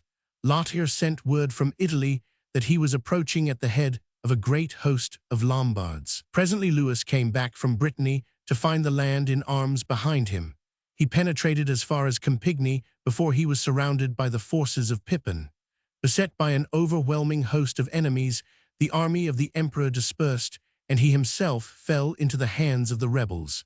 His sons put him in confinement, pending the meeting of a grand council. The Empress Judith they dragged from Sanctuary 395 and forced under the terror of death to take the veil at Poictiers. But when the great council of the empire assembled at Nimugin in the next spring, a reaction had followed the first success of the rebellion. The meeting was in the heart of the old Frankish land, where the rebels had few sympathizers, and the counts of the Rhineland and northern Germany came up to it with such a following of armed men and such a truculent aspect that the Neustrians and Lombards who accompanied Pippin and Lothair were quite overawed. Without a sword being drawn or a blow struck, the tables were completely turned, and the old emperor found his rebel sons at his feet. He showed himself merciful, all too merciful, in the moment of his triumph.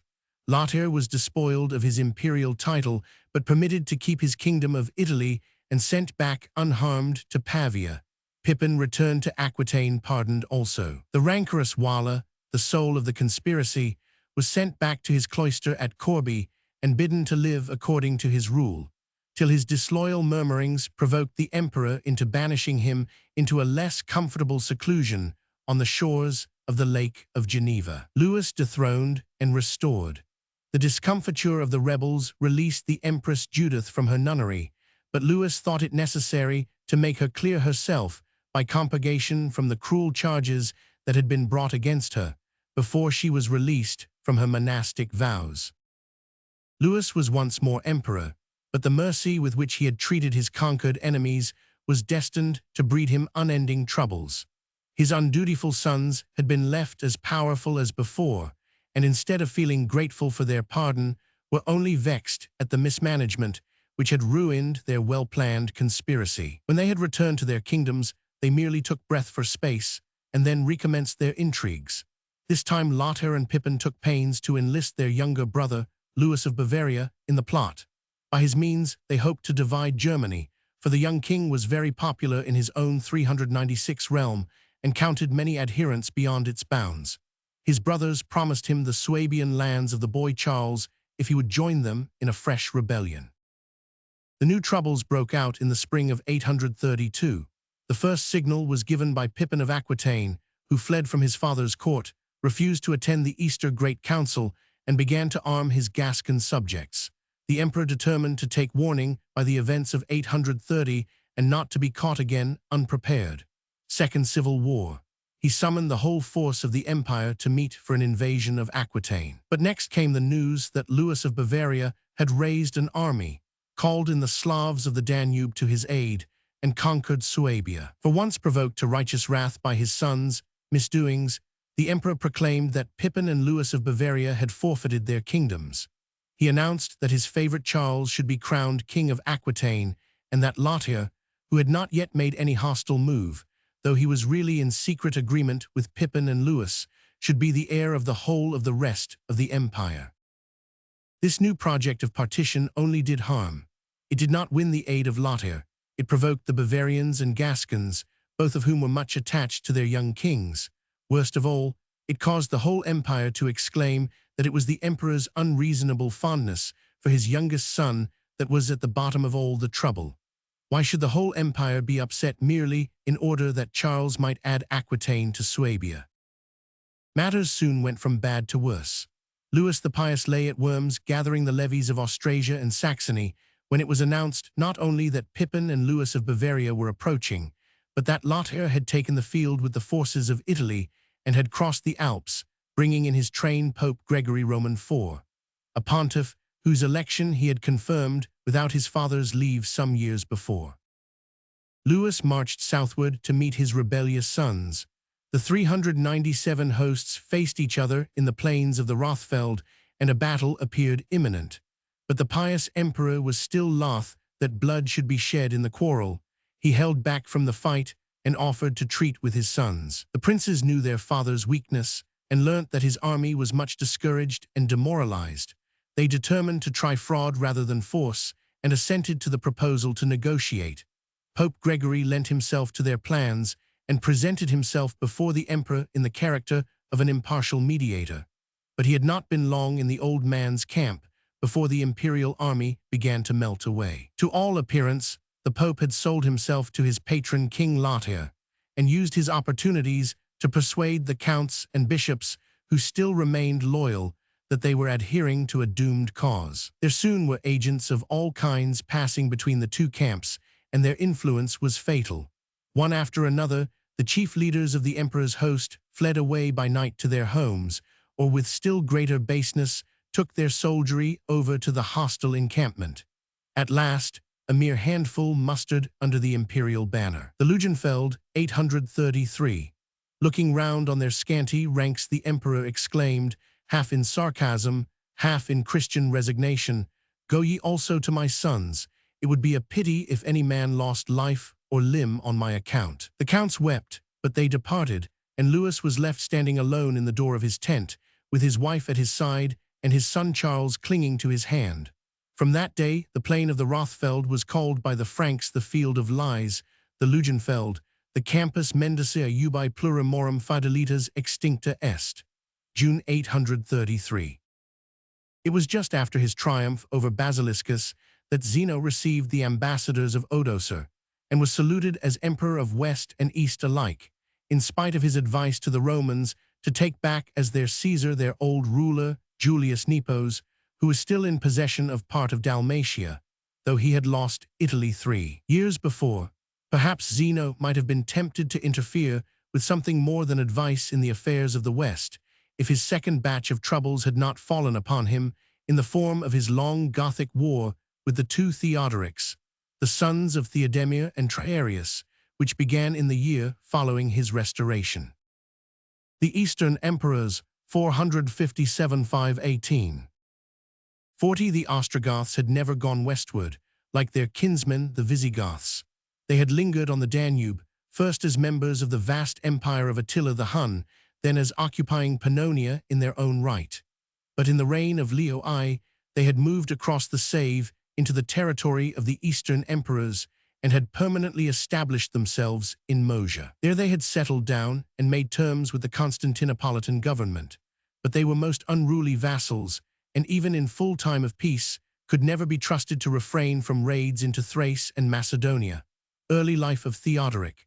The main body of their tribe now acknowledged as its chief Theodoric, the son of Theodemir, the representative of the heaven-born race of the Amals, the kings of the Goths from time immemorial. Theodoric was now a young man of 23, stirring and ambitious, who had already won a great military reputation by victories over the Bulgarians, the Sarmatians, and other tribes who dwelt across the Danube.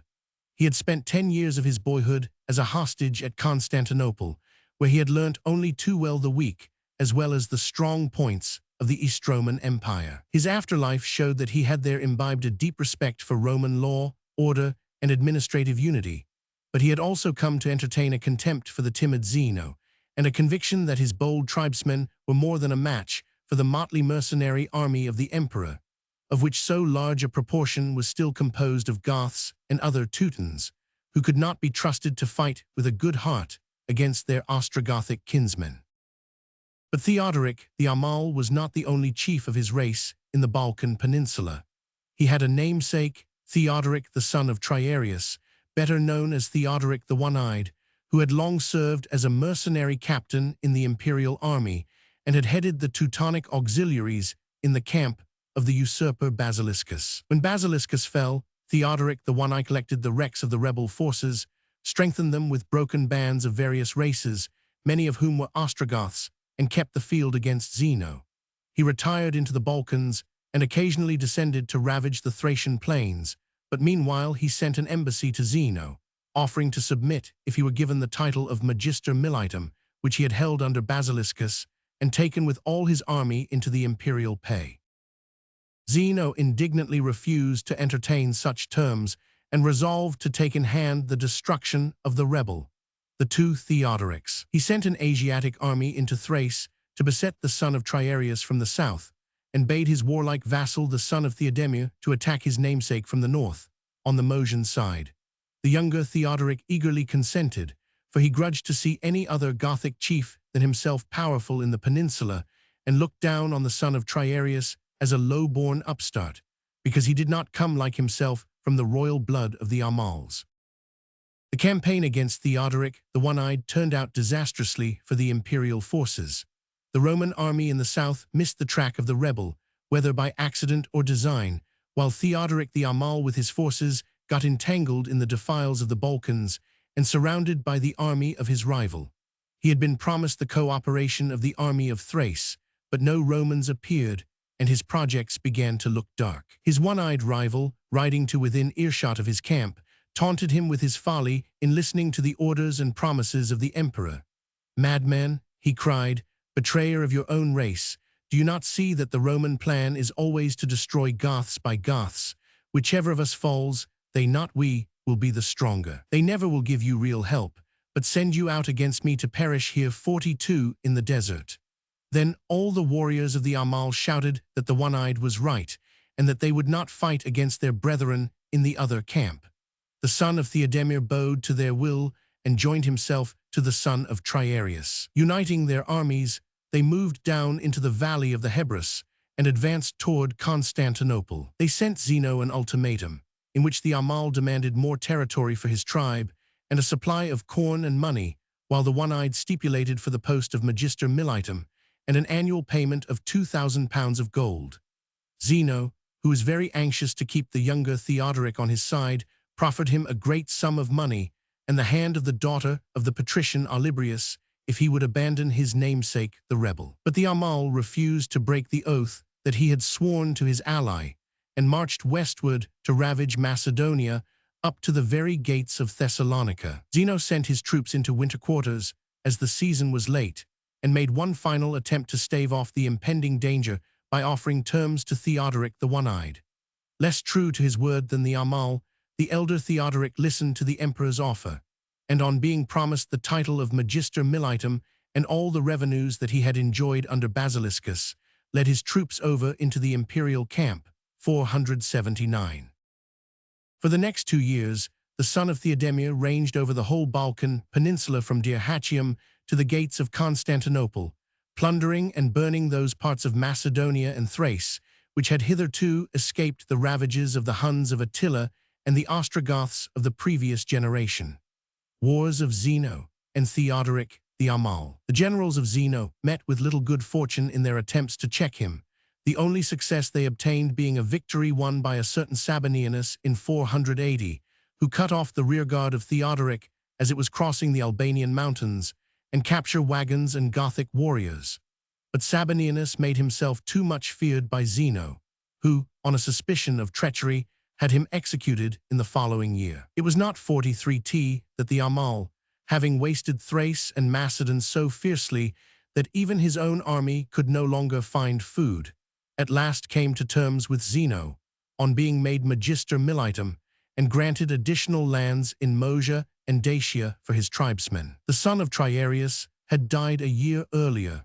He had again burst out into insurrection against the emperor, and was mustering an army on the Thracian coast when he was slain in a strange manner. A restive horse threw him against a spear which was standing by the door of his tent, and he was pierced to the heart. His son Resitach continued his rebellion, but Theodoric the Amal, who wished to see no other Gothic chief but himself in the Balkan peninsula, slew the young man and incorporated his warriors with the main body of the Ostrogoths. The utter helplessness which Zeno showed in dealing with the two Theodorics, may be attributed in a large measure to his troubles at home. In 479, the year when he had failed to support Theodoric the Amal in the Balkans, his throne had nearly been overturned by a rising in Constantinople. Marcianus and Procopius, the two sons of Anthemius, the late emperor of the West, who were popular with the citizens of the capital, formed a plot for overthrowing the emperor, in which they enlisted many men of importance. They surprised the palace and massacred the bodyguard, but Zeno escaped, brought over his faithful Isaurians from Asia, and crushed the rebellion after a vigorous street fight. In 482-3, he had a prolonged misunderstanding with his commander-in-chief Elus, the Isaurian general who had put down the rebellion of Basiliscus 5 years before. Zeno neither banished nor fully trusted him. He left him in office, but was nervously on his guard and always thwarting his minister. It is said that, with or without his consent, the Empress Ariadne endeavored to procure the assassination of Elus. In 483, the year in which Theodoric the Amal made his peace with Zeno, a certain Leontius raised a rebellion in Syria. Elus, who was sent to put him down, had grown tired of serving his suspicious and ungrateful master and joined in the revolt. Revolt of Leontius, 483. He and Leontius seized Antioch, where the latter was proclaimed emperor, and got possession of Cappadocia, Cilicia, and North Syria. It is said that they designed to re-establish paganism, a project which seems absolutely incredible in the very end of the 5th century, when the heathen were no more than a forlorn remnant scattered among a zealous Christian population. The Empress Dowager Verina, who was living in exile in Cappadocia, joined herself to them and adopted Leontius as her son. But the rebels took more practical measures to support their cause when they applied for aid to Odoacer the king in Italy and to the Persian monarch Ballas. Both promised aid, but before they could send it, Zeno had put the rebellion down. He induced his late enemy Theodoric to join his army, and the Goths and Isaurians combined easily got the better of Leontius. Syria submitted, and the rebel emperor and Elus, after a long and desperate defense in a castle in Cappadocia, were taken and slain. Zeno enjoyed comparative peace after Leontius' rebellion had been crushed, and was still more fortunate when, in 488, he induced Theodoric the Amal to move his Ostrogoths out of Moesia and go forth to conquer Italy. How Theodoric fared in Italy we have already related. His departure was of enormous benefit to the empire, and for the first time since his accession, Zeno was now able to exercise a real authority over his European provinces. They were left to him in a most fearful state of desolation. 10 years of war, ranging over the whole tract south of the Danube and north of Mount Olympus, had reduced the land to a wilderness. Whole districts were stripped bare of their inhabitants, and great gaps of waste territory were inviting new enemies to enter the Balkan Peninsula and occupy the deserted countryside. 45 north of the Balkans, the whole provincial population seems to have been well-nigh exterminated.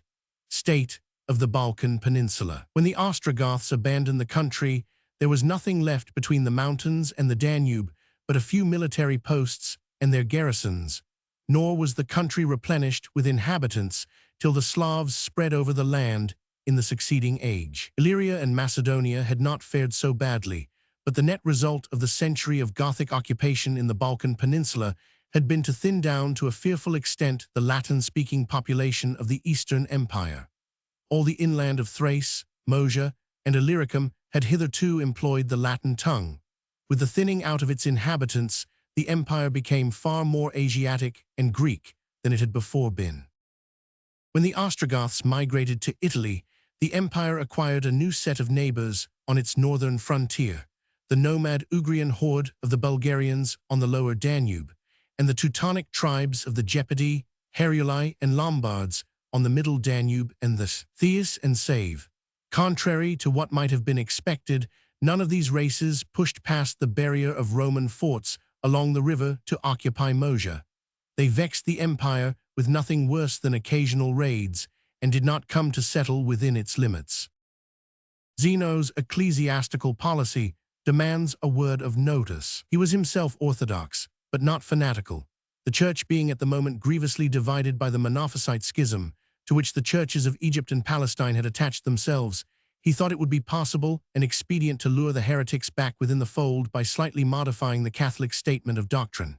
In 482, though he was in the midst of his struggle with Theodoric the Amal, he found time to draft his Heneticon, or Edict of Comprehension. The Monophysites held that there was but one nature in our Lord, as opposed to the orthodox view that both the human and the divine element were fully present in his person. 46 Zeno's Heneticon. Zeno put into his Heneticon a distinct statement that Christ was both God and man, but did not insert the words two natures, which formed the orthodox shibboleth, but his well-meant scheme fell utterly flat. The heretics were not satisfied and refused to conform, while the Catholics held that it was a weak concession to heterodoxy and condemned Zeno for playing with schism. The patriarch, Acacius, who had assisted him to draft the Heneticon, was excommunicated by the Bishop of Rome, and the churches of Italy and Constantinople were out of communion for more than 30 years, owing to an edict that had been intended to unite and not to divide. The last years of Zeno's reign were far more undisturbed by war and rebellion than its earlier part. He survived when he died of epilepsy, leaving no heir to inherit his throne. He had had two sons, named Leo and Zeno. The first had died while still a child in 474. The second killed himself by evil living when on the threshold of manhood, long ere his father's death. The right of choosing Zeno's successor fell nominally into the hands of the Senate and people, really into those of the widowed Empress Ariadne and the imperial guard. The daughter of Leo made a wise choice in recommending to the suffrages of the army and people Anastasius of Dyrrhachium, an officer of the Silentiarii, who was universally esteemed for his piety and virtue. Anastasius was a man of 52 or 53 who had spent most of his life in official work in the capital and was specially well known as an able and economical financier. He was sincerely religious and spent many of his leisure hours as a lay preacher in the Church of St. Sophia till he was inhibited from giving instruction by the Patriarch Euphemius, who detected Monophysitism in his sermons.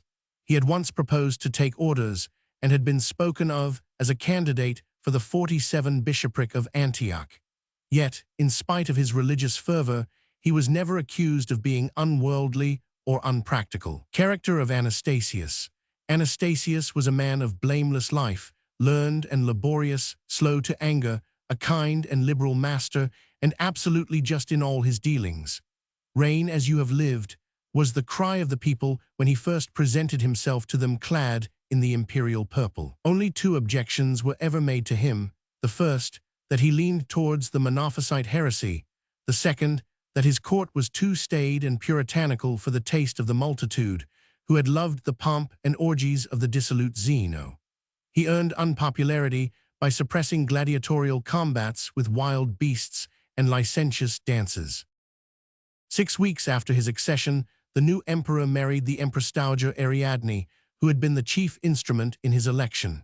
She was a princess of blameless life, and had done much in the previous reign to redeem the ill repute of her first husband. It was a great misfortune for the empire that she bore her second spouse no heir to inherit his throne. The commencement of the reign of Anastasius was troubled by a rebellion of the Isaurians. Zeno had not only formed an imperial guard of his countrymen, but had filled the civil service with them and encouraged them to settle as merchants and traders in Constantinople. They had been much vexed when the scepter passed to the Illyrian Anastasius and entered into a conspiracy to seize his person and proclaim Zeno's brother, Longinus, as emperor. A few months after his accession, they rose in the capital and obtained possession of part of the city near the palace, but the majority of the people and army were against them, and they were put down after a sharp street fight in which the great hippodrome was burnt. Longinus was captured and compelled to take orders. He died long after as a priest in Egypt. Anastasius, after this riot, dismissed all the Isaurian officers from the public service. They returned to their homes in Asia Minor, 48, and organized a rebellion in their native hills. A second Longinus, who had been Magister Militum in Thrace, put himself at the head of the insurrection, which lingered on for 5 years, 491–496, but was never a serious danger to the empire. Rebellions in Isauria, 492–496. The rebels were beaten whenever they ventured into the plains, and only maintained themselves so long by the aid of the mountain castles with which their rugged land was studded. In 496, their last fastnesses were stormed, and their chief, the ex-magister, taken and executed. Anastasius punished the communities which had been most obstinate in the rebellion by transferring them to Thrace and settling them on the wasted lands under the Balkans, where he trusted that these fearless mountaineers would prove an efficient guard to keep the passes against the barbarians from beyond the Danube. The Asiatic provinces of the empire had no further troubles when a war broke out between Anastasius and Kobad, king of Persia. The Mesopotamian frontier had been singularly quiet for the last century. There had been no serious war with the great Oriental monarchy to the east since Julian's unfortunate expedition in 362. The same age which had seen the Teutonic migrations in Europe had been marked in Inner Asia by a great stirring of the Huns and other Turanian tribes beyond the Caspian. And while the Roman emperors had been busy on the Danube, the Sasanian kings had been hard at work defending the frontier of the Oxus. In a respite from his eastern troubles, Kobad made some demands for money on Anastasius, which the emperor refused, and war soon followed. It began with several disasters for the Romans, and Amida, the chief fortress of Mesopotamia, was stormed in 503.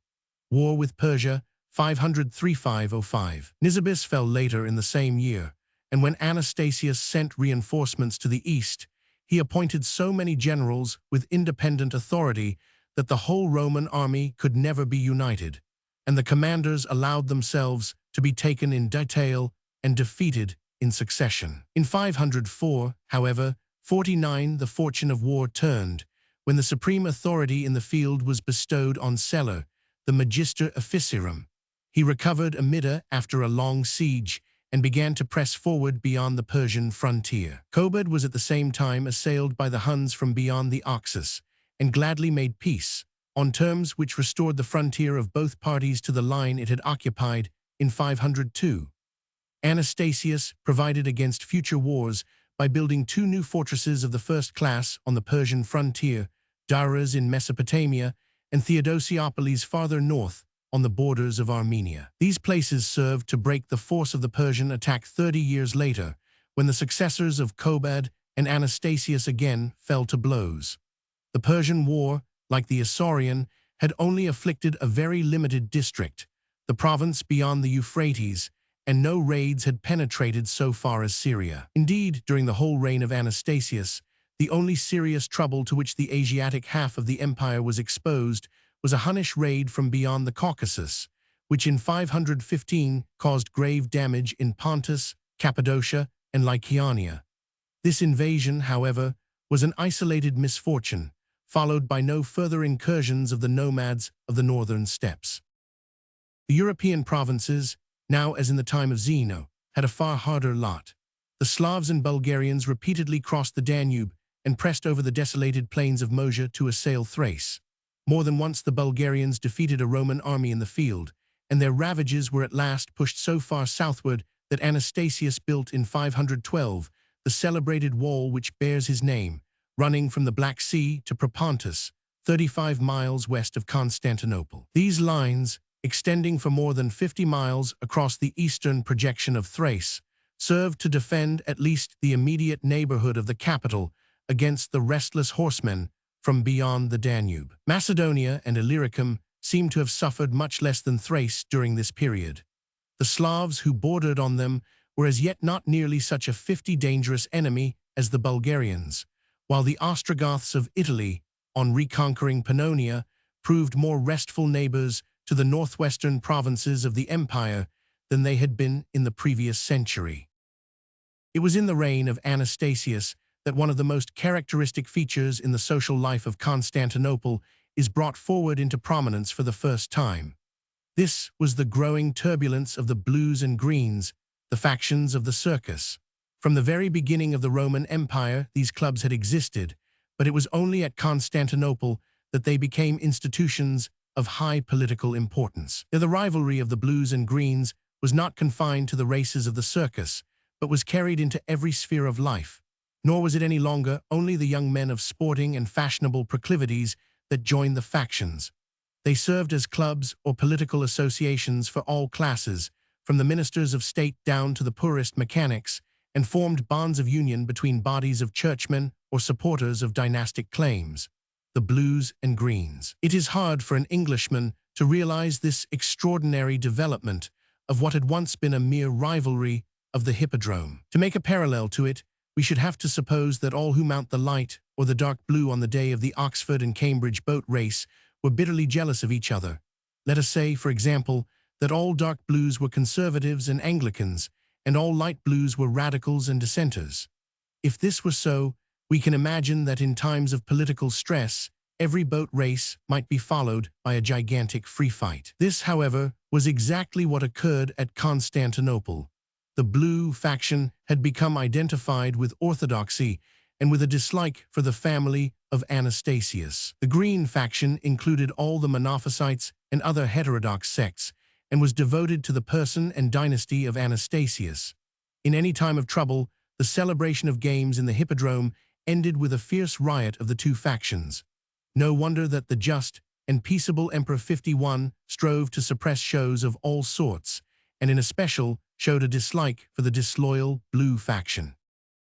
The worst of Anastasius' domestic troubles were due to the suspicion of heterodoxy that clung to him. In 511, when he added to the hymn, called the Trisagion, the line letter 1F41 sigma, tau alpha upsilon rho omega theta epsilon letter 1F76 sigma delta iota, letter 1F21 mu letter 1FB6 sigma, in a context which seemed to refer to the whole Trinity, the Orthodox populace of Constantinople, headed by the blue faction, burst out into sedition. It was only quelled by the old emperor presenting himself before the people in the hippodrome without crown or robe and announcing his intention of abdicating. So great was the confidence which his justice and moderation had inspired in all ranks and classes, that the proposal filled the whole multitude with dismay, and they rose unanimously to bid him resume his diadem. But the grievance against the Monophysite tendencies of Anastasius was not destined to be forgotten. Rebellion of Vitalian, 514. In 514, an ambitious general named Vitalian, who held a command in Moesia, rose in arms, alleging as the cause of his rebellion not only certain misdeeds committed in that province by the emperor's nephew Hypatius, but also the dangerous heterodoxy of Anastasius' religious opinions. When Hypatius was removed from his office, the greater part of Vitalian's army returned to its allegiance, and the rebel then showed how much importance was to be attached to his religious scruples by calling in the heathen Bulgarians and Huns to his aid. At the head of an army composed of these barbarians, he maintained himself in Moesia for some time. The emperor, somewhat unwisely, replaced his nephew Hypatius in command and sent him with a large army to put down the rebel. But while the Romans lay encamped on the seashore near Varna, they were surprised by a night attack of the enemy and completely scattered. Many thousand men were driven over the cliffs into the sea and crushed or drowned, while Hypatius himself was taken prisoner, 514. The old emperor was driven, by concern for his nephew's life, to make peace. He ransomed Hypatius for £5,215,000 of gold and granted Vitalian the post of Magister Militum in Thrace. The pardoned rebel for the remainder of Anastasius' reign occupied himself in strengthening his position on the Danube, being determined to make a bold stroke for the imperial throne when old age should remove the octogenarian ruler of Constantinople. In spite of all his troubles with the two Longini, King Kobad and Vitalian, Anastasius may be called a successful and prosperous ruler. All these rebellions had been of mere local import, and for the whole 27 years of his reign, the greater part of the empire had enjoyed peace and plenty.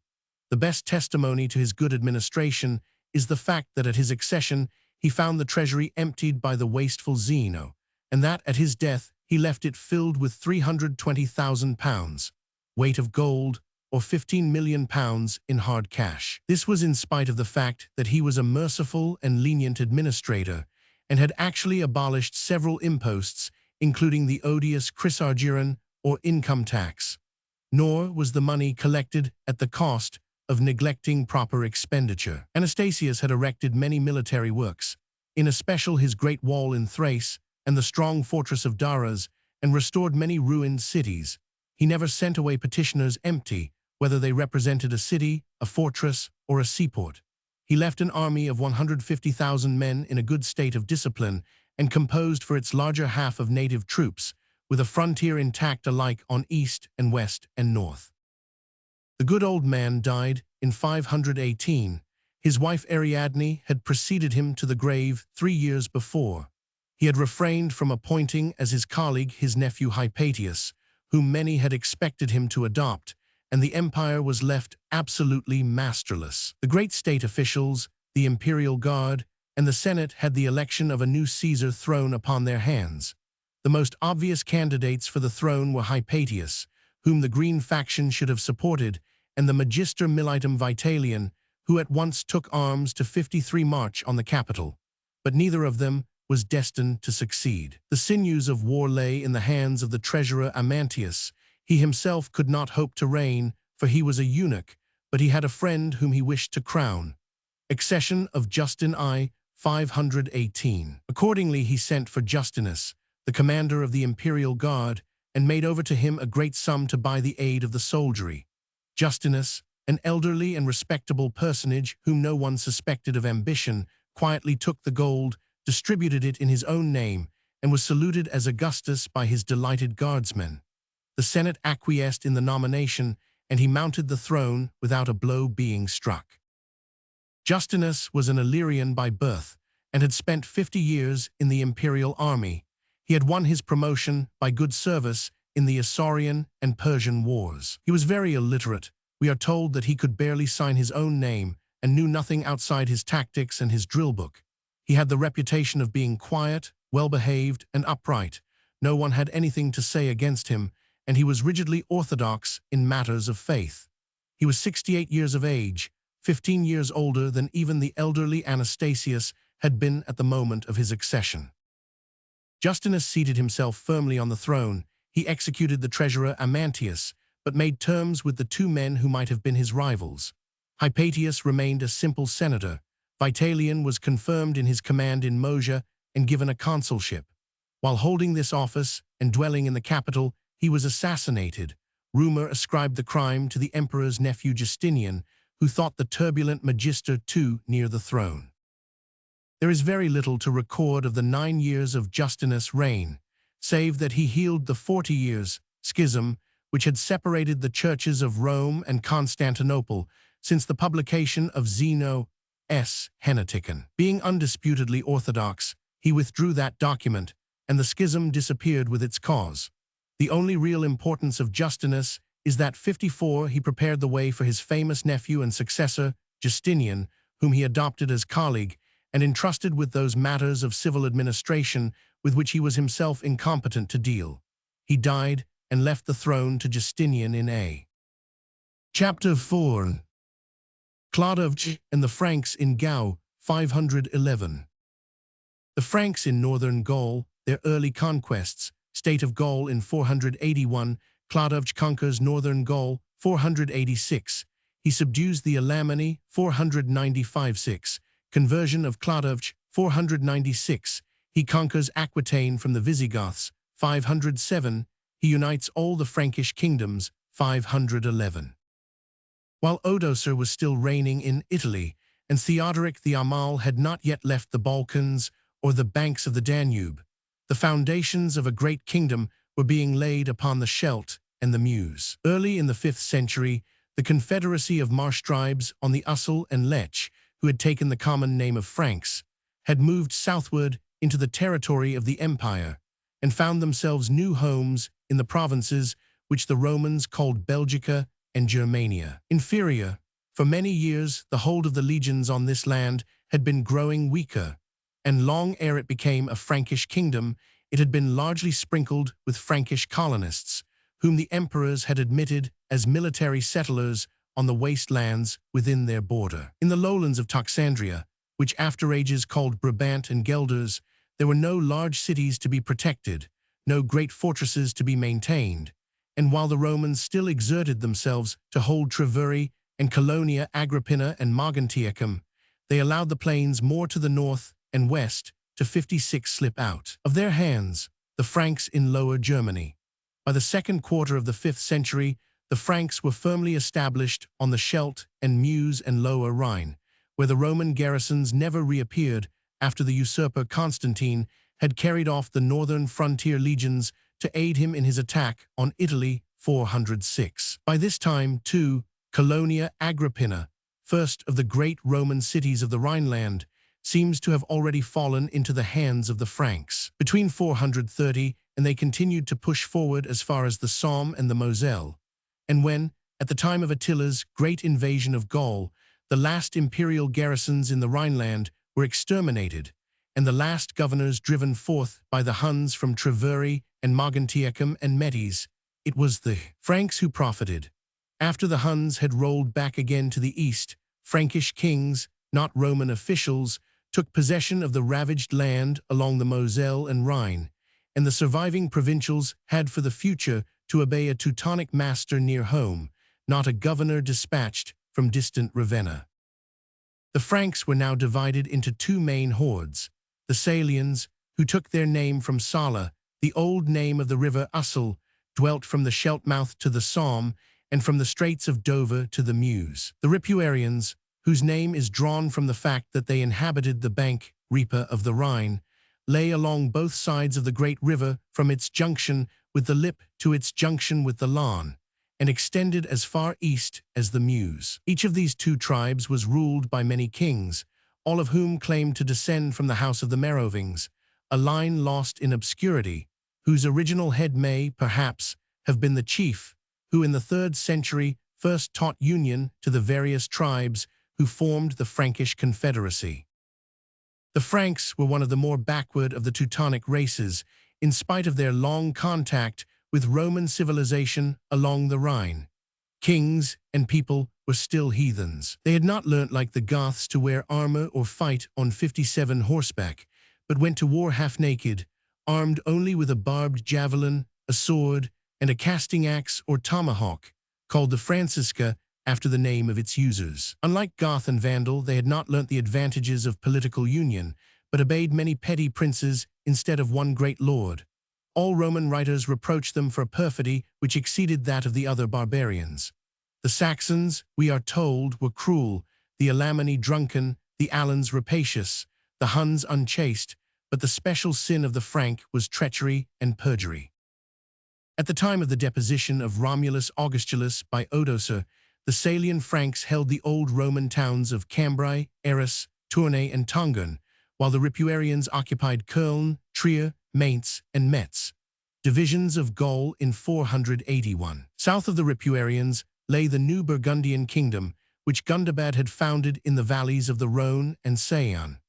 South of the Salians was a district of Roman Gaul, which had to the last acknowledged the supremacy of the ephemeral emperors of the West, and kept itself free from barbarian invaders under the patrician Aegidius. After his death in 463, his son Syagrius succeeded to his power, and ruled at Soissons over the whole Seine Valley and the plain of central Gaul as far as Troyes and Orleans. After the disappearance of the last Western emperor, Syagrius had no overlord, but was so much his own master that the Franks called him King of the Romans, though he himself took no title but that of patrician. South of the realm of Syagrius lay the Visigothic kingdom of Uric, a vast state extending from the Loire to Gibraltar and from the Bay of Biscay to the Maritime Alps. Its king dwelt at Toulouse, and the Gaulish rather than the Spanish half of his dominion was considered the more important. Indeed, his rule in Spain was still incomplete, as the Suevi held its northwestern corner, the land which we now call Galicia and North Portugal, and the Basques maintained their independence in the Western Pyrenees. 58 in the 3rd quarter of the 5th century, the most important of the Frankish chiefs of the Merovingian line was a prince of the Salians, named Childeric, who dwelt at Tournai and ruled in the valley of the Upper Scheldt. He died in 481, leaving his throne to his 16-year-old son and heir, a prince named Clodovch or Clodwig, who was destined to found the great Frankish kingdom by extinguishing the other Frankish principalities and conquering southern and central Gaul. Such an event seemed most unlikely at the time of Clodovch's accession, when the dominant power in the land was that of the fierce and able King Uric the Visigoth. It was Uric who had brought the Visigothic kingdom up to its largest extent by driving the Sueves into a corner of Spain, conquering the last Roman provinces in central Gaul, and receiving Provence from the hands of Odoacer, king of Italy. He was the first Visigothic king to publish a code of laws, and would have left a good name in history but for his assassination of his brother Theodoric and his persecutions of the Catholics. Though not such an oppressor as the Vandals Gaiseric and Huneric, he had made himself hated by refusing to allow the election of Catholic bishops, and by closing or handing over to his favorites, the Arians, many of the churches of the Orthodox. Uric died in 485, just as Clodovch was about to commence his conquering career in northern Gaul, a career which the Visigoth would probably have checked if a longer life had been granted him. He was succeeded by his son Alaric, a boy of only 16 or 17 years. It was in the very year of Uric's death that Clodovch, now aged 21, set out on the first of his warlike expeditions. In company with his kinsman Ragnachar, king of Cambrai, he invaded the realm of the Roman patrician Syagrius. The Gaulish troops were unable to resist the onset of the Franks, and their leader, after a short struggle, abandoned his home and fled for safety to the court of Alaric the Visigoth. The 59 counselors of Alaric, either wishing to gratify their Teutonic neighbors or fearing the event of a war while their king was yet so young, threw the patrician into bonds and sent him back to Clodovch, who promptly put him to death. Clodovch conquers Syagrius, 486. The Seine Valley and the great towns of Soissons, Paris, Rouen and Reims now fell into the hands of the Frankish king, and in the course of the next 3 years, he extended his power up to the Loire and boundary of Armorica, where the Romano-Celts of the extreme west still succeeded in holding out. Clodovch took all the spoils for himself. None fell to his neighbors, the other kings of the Salian Franks. It was these princes who were next to feel the force of his arm. He picked quarrels with his kinsmen, the kings of Cambrai and Terouanne, the one for not helping him against Syagrius, the other for claiming part of the spoil of the Roman, and slew them both, the one by treachery, the other in open battle. The remaining Merovingian princes of the Belgic plains soon shared their fate. Then Clodovch pressed eastward against the Ripuarian Franks and conquered the Thuringi, their chief tribe, in the year 491. In a short time, he had won all the Frankish kingdoms, save that of his ally Sigebert the Lame, king of Köln. He remorselessly slew every prince of Meroving blood who fell into his hands, and did his best to exterminate all the rival lines. When he could find no more to kill, he is said to have made open lamentation that he was left alone in the world, and that the royal house of the Franks was threatened with extinction. He then bade any kinsman who might yet survive come to him without fear. But it was cruelty, not remorse, that moved him, for his only object was to catch and slay any Meroving who might yet survive. His conquests in Ripuaria brought Clodovch into touch with new neighbors, the Burgundians to the south, and the confederacy of the Alemanni to the east, along the Main and Neckar. With the first named, he entered into friendly relations and married Crotechildes, Clotilda, niece of King Sixty Gundobad, in 492. The princess, unlike her uncle and most of her tribe, was a devout Catholic, and much was destined to follow from her alliance with the pagan Frank. Clodovch's wars with the Alemanni. With the Alemanni, the relations of Clodovch were from the first hostile. In fact, when he brought his frontier up to the Middle Rhine, he was constrained to take up an already existing feud between the Ripuarians and their eastern neighbors. For several years, he was engaged in a struggle with this confederacy, who held the east bank of the Rhine from Koblenz upwards, the valleys of the Main and Neckar, and all the Black Forest. At last, in 496, he got the better of them in a decisive battle, apparently near Strasbourg, and forced the main body of the confederacy to do him homage and acknowledge him as overlord. An obstinate remnant retired over the Rhine and took refuge in Rhaetia under the protection of the great Theodoric, but all the rest became Frankish vassals. As a result of this war, the Alemanni were driven southward out of the main valley, which was seized and settled by Ripuarian settlers, and became a Frankish country under the name of East Francia or Franconia. A suggestive legend and an important fact are connected with these campaigns of Clodovch against the Alemanni. The ecclesiastic writers of the next century state that, in his decisive battle with the Confederates, Clodovch was driven back and almost routed. Then, recalling the words of his wife Crotecaldes, who never ceased to persuade him that he should serve the true God, that the Lord was the Lord of hosts and the arbiter of battles, he cried aloud, O Christ Jesu, I crave as a suppliant thy glorious aid, and if thou grantest me victory over these enemies, I will believe in thee and be baptized in thy name. At once the Alemanni began to give back, and the king obtained a complete triumph.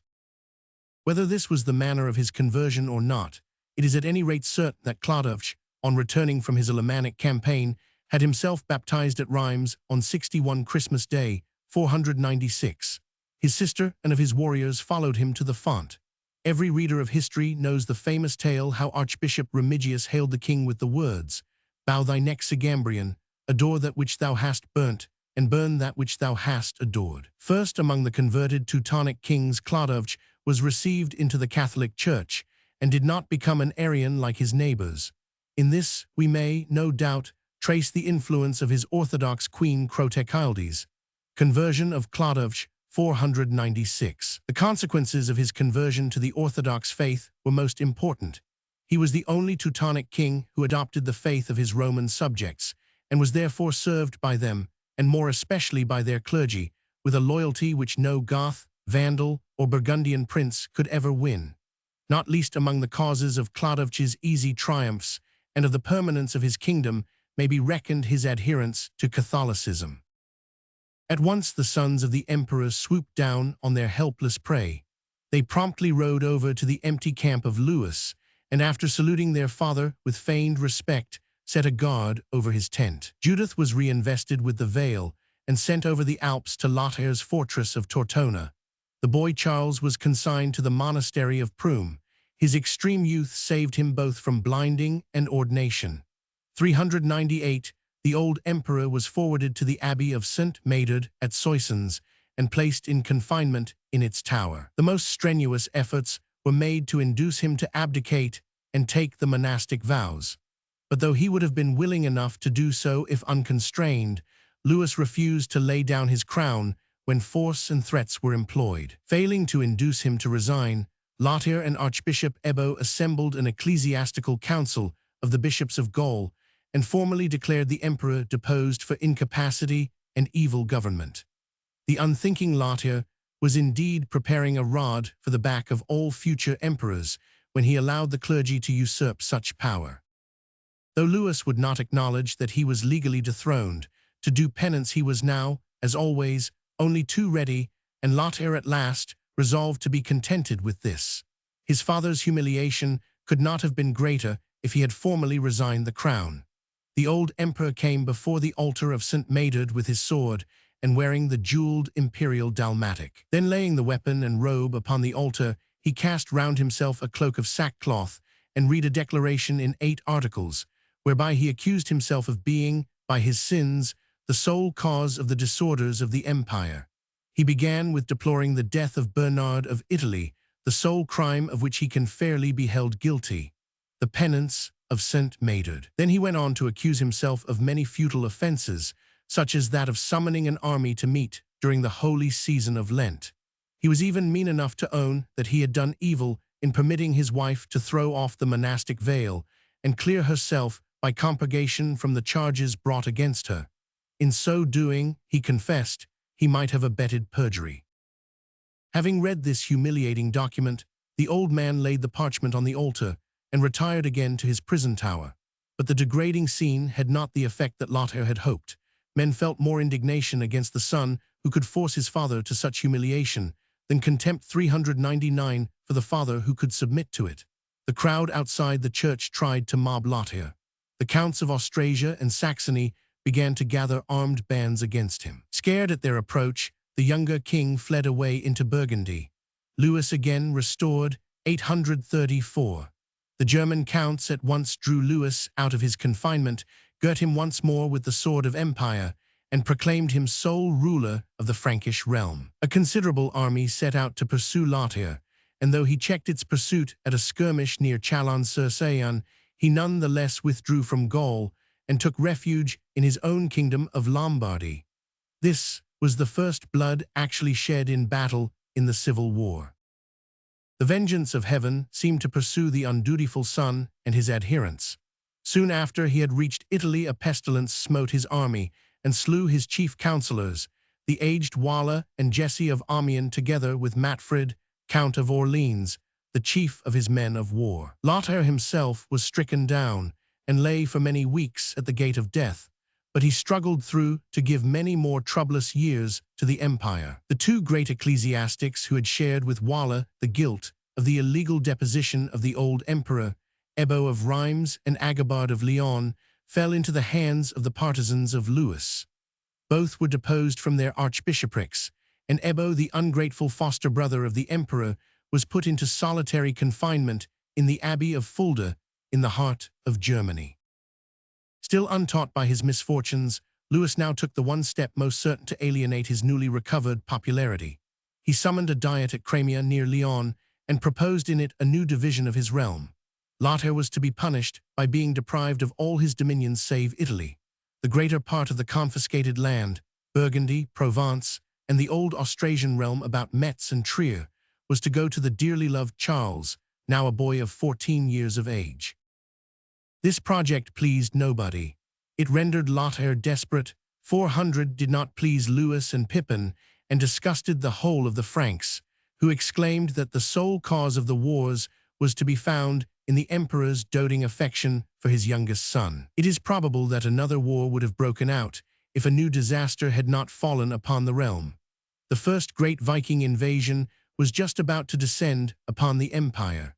The men of the north had seen its forces turned aside into fratricidal civil war and took the opportunity to make havoc of the undefended coastland. In 835, when Lothair was being driven back towards Italy, they landed in great force in Frisia and sacked Utrecht, its metropolitan city, and Dorstad, the great harbor and mart of the province, the predecessor in commercial history of Rotterdam. In 836, while Louis had been planning the redivision of his empire to the prejudice of Lothair at the Diet of Crimea, the Danes harried Flanders and burnt the new city of Antwerp. Now in 837, they fell upon the island of Walcheren, wasted it, and worked up the Rhine mouth with fire and sword as far as Nimegen. The Danes on the Rhine, 836. Relinquishing his plans against Italy, Louis the Pious turned against the heathen of the north and marched rapidly towards the scene of their ravages. But the Danes did not yet dare to face the full imperial army of Frankland and fled away to their ships, leaving nothing in front of the emperor but ravaged fields and burning villages. Louis returned at once to his unwise schemes for endowing his well-beloved Charles. At a great council at Aachen in 837, he girt the boy, now aged 15, with the royal sword, crowned him with his own hands, and bestowed on him not only the Swabian and Burgundian lands that he had been promised at the Diet of Crimea, but a great tract of German land up to the borders of Saxony, which had been previously allotted to Louis of Bavaria. The counts and prelates of the new realm were bidden to do homage to their young ruler and become his men. Louis of Bavaria, however, was determined not to give up 401 his promised inheritance in Germany, and found support among all the Teutonic peoples east of the Rhine, who had no wish to be handed over to the boy Charles. He mustered an army, sent to beg the help of his brother Lothair, and stood on the defensive. The old emperor replied by summoning a great council at Cerisy-sur-Reuss, at which he declared Louis deprived of all his lands save Bavaria, and conferred them on the young Charles. Immediately afterwards, Pippin of Aquitaine died, and the emperor put the finishing touches to his unwisdom by handing over the whole of Pippin's realms to his darling. If this plan had been carried out, Louis would have left all the Frankish Empire north of the Alps, save the single Duchy of Bavaria, to his youngest child. The worst point in the project was that Pippin left sons, and the eldest of them, his father's namesake, was a growing boy of about the same age as Charles. The majority of the people of Aquitaine would have nothing to say to the transfer of their allegiance, and proclaimed Pippin the younger king in his father's room. The emperor, with transparent injustice, declared the boy too young to reign, and bade the Aquitanians send him to Aachen to be trained up at his court and learn the art of government, an art which Louis was so competent to teach. When the young Pippin did not appear, Louis threatened his southern subjects with invasion. At once the civil war burst out in east and west and south. Louis of Bavaria broke into Suabia. The Gascon followers of Pippin the Young marched on the Loire. At the same time, the Danes, who had been narrowly watching their opportunity, returned to the Frisian coast, destroyed Dorstad for the second time, and harried all the lands about the Rhine mouth. Spring of 839. At his wits' end to know which foe he should first attack, the emperor resolved to seek aid in the only place where it might still be found. Consigning to oblivion all memories of the Lugenfeld and the humiliations before the altar of St. Medard, he besought the help of his eldest son. Lothar, on his side, was anxious to recover his 402 birthright and to be recognized once more as heir to the empire. He hurried from Pavia to Worms to place himself at his father's disposition. Kneeling before the old man in full meeting of the Great Council, he confessed his ingratitude and repeated treasons and asked for pardon. But while ostensibly craving for forgiveness only, he had secretly stipulated for reward. Accordingly, Louis, the Pious, now proclaimed the last of the many partitions of the empire which had been the bane of his life. The Placitum of Worms stated that Louis of Bavaria should retain his original Bavarian duchy alone, that the younger Pippin should be wholly disinherited, and that Lothar and Charles should divide the empire.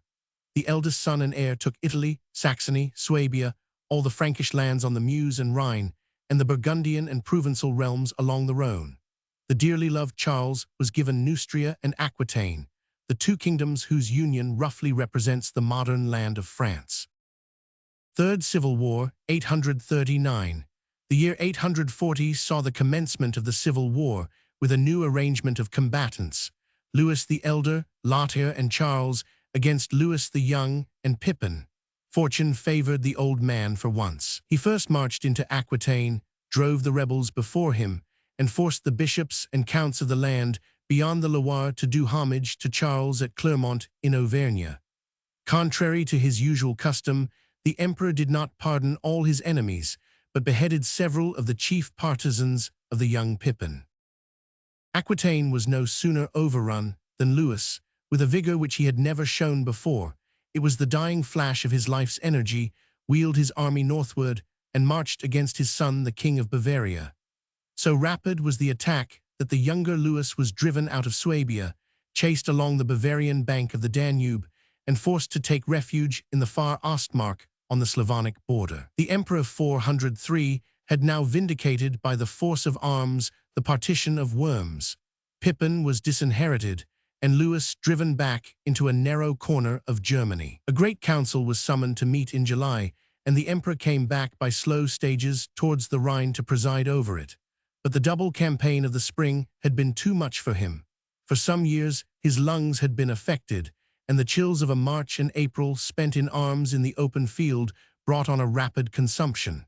At Frankfurt-on-Main, he dismissed his army and took to his couch. His strength dwindled as the weeks passed away, and at last he bade his attendants place him in a boat and row him down to the Rhine, to a spot which he loved well, the island in midstream hard by his palace at Ingelheim, where the tower of the Pfalz now rises from the rapid rushing waters. Then it contained only a rough hunting lodge thatched with reeds, and in that poor shelter the dying emperor lingered out the midsummer weeks, lying for hours motionless on his couch with a little cross clasped to his breast. His wife and his son Charles were far away at Poictiers in Aquitaine and did not arrive in time to receive his dying blessing. But a crowd of bishops and monks mustered around the emperor's deathbed to watch over his edifying end.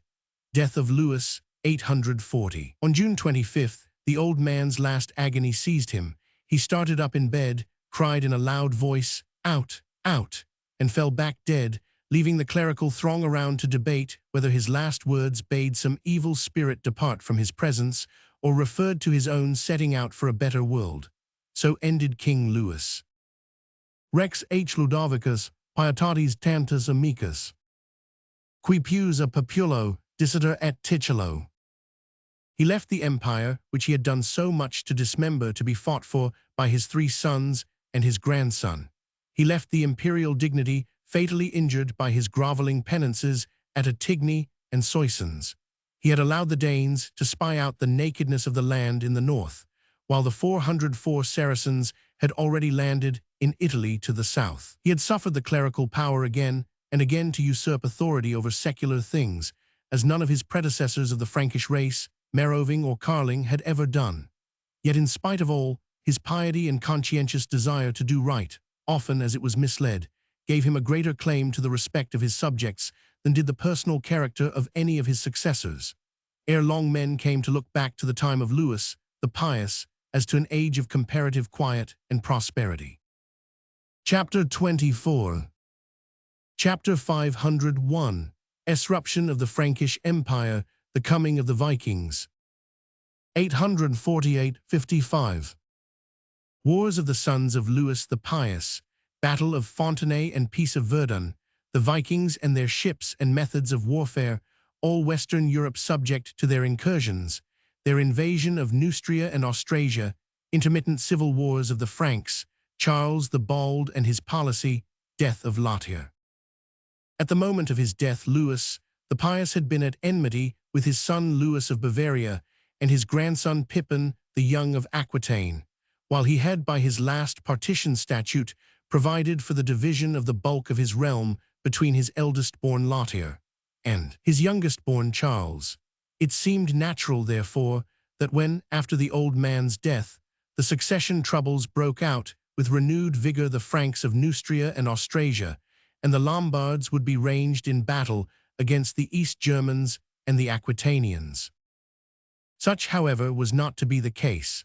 The governing force in the future course of events was to be, not the dying will of Louis the Pious, but the dispositions of his three sons, and still more the unwillingness of the various kingdoms in their heritages to abide by the unnatural partition, last among so many, which Louis had left behind him. The first question to be settled was whether the empire, in the shape in which Charles the Great and Louis in his earlier years had ruled it, was to continue. There was no doubt as to 406, the succession to the imperial title. Lothair had been crowned co-regent emperor many years before, and before his father's death had been restored to favor and acknowledged as heir to the imperial throne. But would he be strong enough to sustain the burden which had been too much for his father, to combine a strong hand and a conciliatory policy, and hold the various races of his subjects together without driving any one of them to discontent and revolt? Character of Lothair. Lothair was brave, unscrupulous, active, troubled by none of the morbid scruples and ill-placed tenderness which had been so fatal to his father. But he was full of faults of the opposite extreme, as dangerous to a ruler as his parents' overgreat mildness and long-suffering. He was quite destitute of natural affection, as his doings at the penance of St. Medard and the Lugenfeld had shown, and was not merely wanting in tenderness for his kith and kin, but unable even to pretend to a reasonable regard for brother, father, or nephew. Even in that rough time, his unfilial conduct had shocked his own subjects and followers.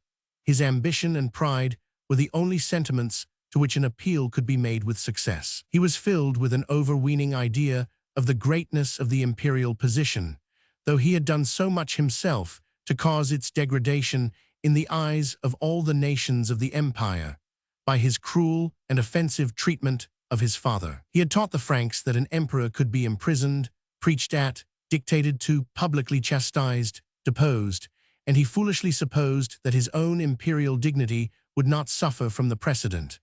The moment his accession was proclaimed, it was known that harsh, unbending rigor would reign all over the Frankish realm.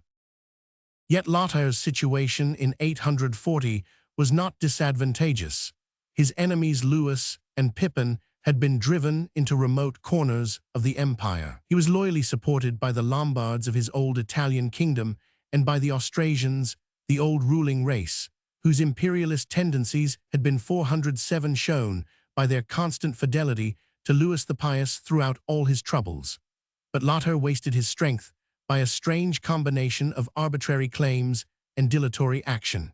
He began by showing the most reckless disregard for his father's dying wishes. He made no secret of his intention of stripping his young brother Charles of the Neustrian dominions which had been left him, though the child of his father's declining years had been specially commended to his protection. War of the Three Brothers. But he did not follow up his threats by any prompt action against the young king, but went off to Germany to conclude the campaign against his brother Louis of Bavaria, which his dead father had left half-finished. But on arriving in Bavaria, he did not strike down his enemy, but made a 6-month truce with him and returned to Neustria. There he made a feeble attempt to put down Charles, but finally returned to Aachen, where he spent the winter in pomp and feasting, while his two brothers were repairing their strength and raising large armies. Louis and Charles had determined to combine, for they saw that strict union was needful against their common enemy. In the spring of 841, the king of Neustria and the king of Germany each drew towards the Rhine, with the purpose of joining their armies. The emperor was frightened by the strength which they displayed, and thought it necessary to add to his own forces by enlisting in his cause his only possible ally. He hastily promised to confirm the young Pippin in his kingdom of Aquitaine if he would lead the men of the south to his aid. Pippin accepted the offer and brought an army of Gascons across Burgundy to join his uncle. Meanwhile, Charles and Louis had successfully united their hosts at Chalons-sur-Saône in such force that Lothair feared to fight them. He held them off by disloyal negotiation for some weeks, till he heard that his nephew had arrived with all the forces of Aquitaine, and then suddenly declared that nothing could be settled without a battle, and proceeded to attack his 408 brothers. Battle of Fontenay. The armies met in the valley of the Yonne, and there followed the decisive and disastrous Battle of Fontenay, the greatest fight that Europe had seen since Charles Martel smote the Saracens at Poictiers. The whole of the nations of the empire were arrayed against each other. On the hill by Bretignolles, Lothair, with the host of Austrasia, faced the Bavarians and Saxons of King Louis. In the plain by Leffe, the Neustrians of Charles were drawn up against the Aquitanians of the young Pippin. After much hard fighting, the Neustrians gave way before the onslaught of their southern countrymen, but on the other flank, the Germans of Louis won a far more decisive advantage over the emperor's Austrasian followers. Lothair was driven down from the hill with fearful slaughter. The flower of the nobility of the land between Meuse and Rhine lay dead on the field. It was a blow from which Austrasia never recovered. Her ancient supremacy over the rest of the empire, won 6 generations back at Testry and Amblev, was gone forever. The swords of the Teutons of the East had shattered the reputation of her invincibility, and the balance of power was permanently transferred eastward. June 25, 841. The slaughter was long remembered, and the evils which the empire was to pass through during the next 40 years were often ascribed to the result of this fatal fight. By that day, says the chronicler Regino, the strength of the Franks was so cut down, and their fame and valor so diminished, that for the future they were not merely unable to extend the bounds of their realm, but even incapable of protecting their own frontiers. Lothair drew back the wrecks of his army to Aachen, while Pippin fled southward to Aquitaine. The victorious brothers, Charles and Louis, succeeded before the year was out in subduing all the partisans of the emperor, both in Neustria and in Germany. It was in vain that Lothair tried to stir up trouble against them by supporting a rebellion in Saxony, where, in the wilder corners of the land, a rising of 409, the servile classes, and the few surviving adherents of paganism, was troubling King Louis. In the next spring, the kings of Neustria and Germany united their armies to drive Lothair from Austrasia. The Oath of Strasbourg. They met at Strasbourg, where they swore to each other the solemn oath, whose wording is so precious to us as giving the first monument of the new French and German tongues that were just developing in their realms. When they marched on Aachen, Lothair was compelled to take his wife and children and the royal treasure hoard and fly southward into Burgundy. It was long remembered how on his retreat he broke up the great silver globe, which had been the pride of his grandfather Charles the Great, whereon were represented the divisions of the world and the constellations of heaven and the courses of the planets, and distributed its fragments as pay among his discontented soldiery. He halted at Lyon, and there his proud spirit at last bowed to the necessity of asking for peace from his brothers. The two kings showed themselves willing to treat, and the final result of the negotiations was the famous partition of Verdun. It was indeed no time for civil wars. While the brothers were fighting, the Danes had sacked Quentovic, a great port on the English Channel, and the Moors had landed in Provence and harried Arles, while the Slavs beyond the Elbe had shaken off the Frankish yoke. The partition of Verdun finally broke up the empire, though Charles and Louis restored to Lothair his capital of Aachen and consented to recognize him as emperor and to respect him as elder brother, yet for the future they were, for all practical purposes, independent sovereigns. The scheme which Charles the Great had worked so successfully and Louis the Pious so feebly for conducting the government of Western Christendom by an emperor assisted in certain outlying regions by subject kings of his kindred, now definitely disappeared. Lothair had no power or authority outside the district, which his brothers consigned to his direct sovereignty. Partition Treaty of Verdun. Two of these realms, those of Charles and Louis, roughly corresponded to national unities. The Eastern Kingdom comprised all the Teutonic districts of the empire, except Austrasia. The Western, formed by the union of Neustria and Aquitaine, was the first foreshadowing of the modern Kingdom of France, comprising as it did the bulk of the Romance districts of the empire, where the Teutonic element had always been small and was of late growing less and less prominent. But Lothair's kingdom was an unnatural and unwieldy aggregation of districts connected neither by blood, by language, nor by historical ties. Its shape seems to have been determined merely by the wish to give the emperor both the imperial cities, Rome and Aachen, together with a strip of soil conveniently connecting them. The Teutonic Austrasians, the Romance-speaking Burgundians, and the Italian Lombards were in no wise fitted for union with each other, and were certain to drift apart, alike from geographical and from national reasons. They only adhered to each other for one man's life, and fell asunder the moment that he died. For the future, we shall find the wide realm of Charles the Great constantly tending to minute subdivision. The connection between East and West, North and South, grows constantly less, and ere long we shall be compelled to tell of the fortunes of the different fractions of the empire in separate chapters, since the central cord of connection formed by the kingly power has finally snapped. But as long as the generation of the sons of Louis the Pious survives, there is still a certain interdependence between the history of the Eastern and Western Franks, and it is not till the deposition of Charles the Fat in 887 that the elements of dissolution 412 finally triumph, and all ideas of the reunion of the empire are finally discredited. In 843 commences the tripartite government of Lothair the Emperor and his two brothers, whom we may for the future style by their well-known names of Louis the German and Charles the Bald, though the latter style can hardly yet have been appropriate to the Neustrian king, who had only just celebrated his 21st birthday. His elder brothers were now much older men, Lothair having attained his 44th and Louis his 38th year.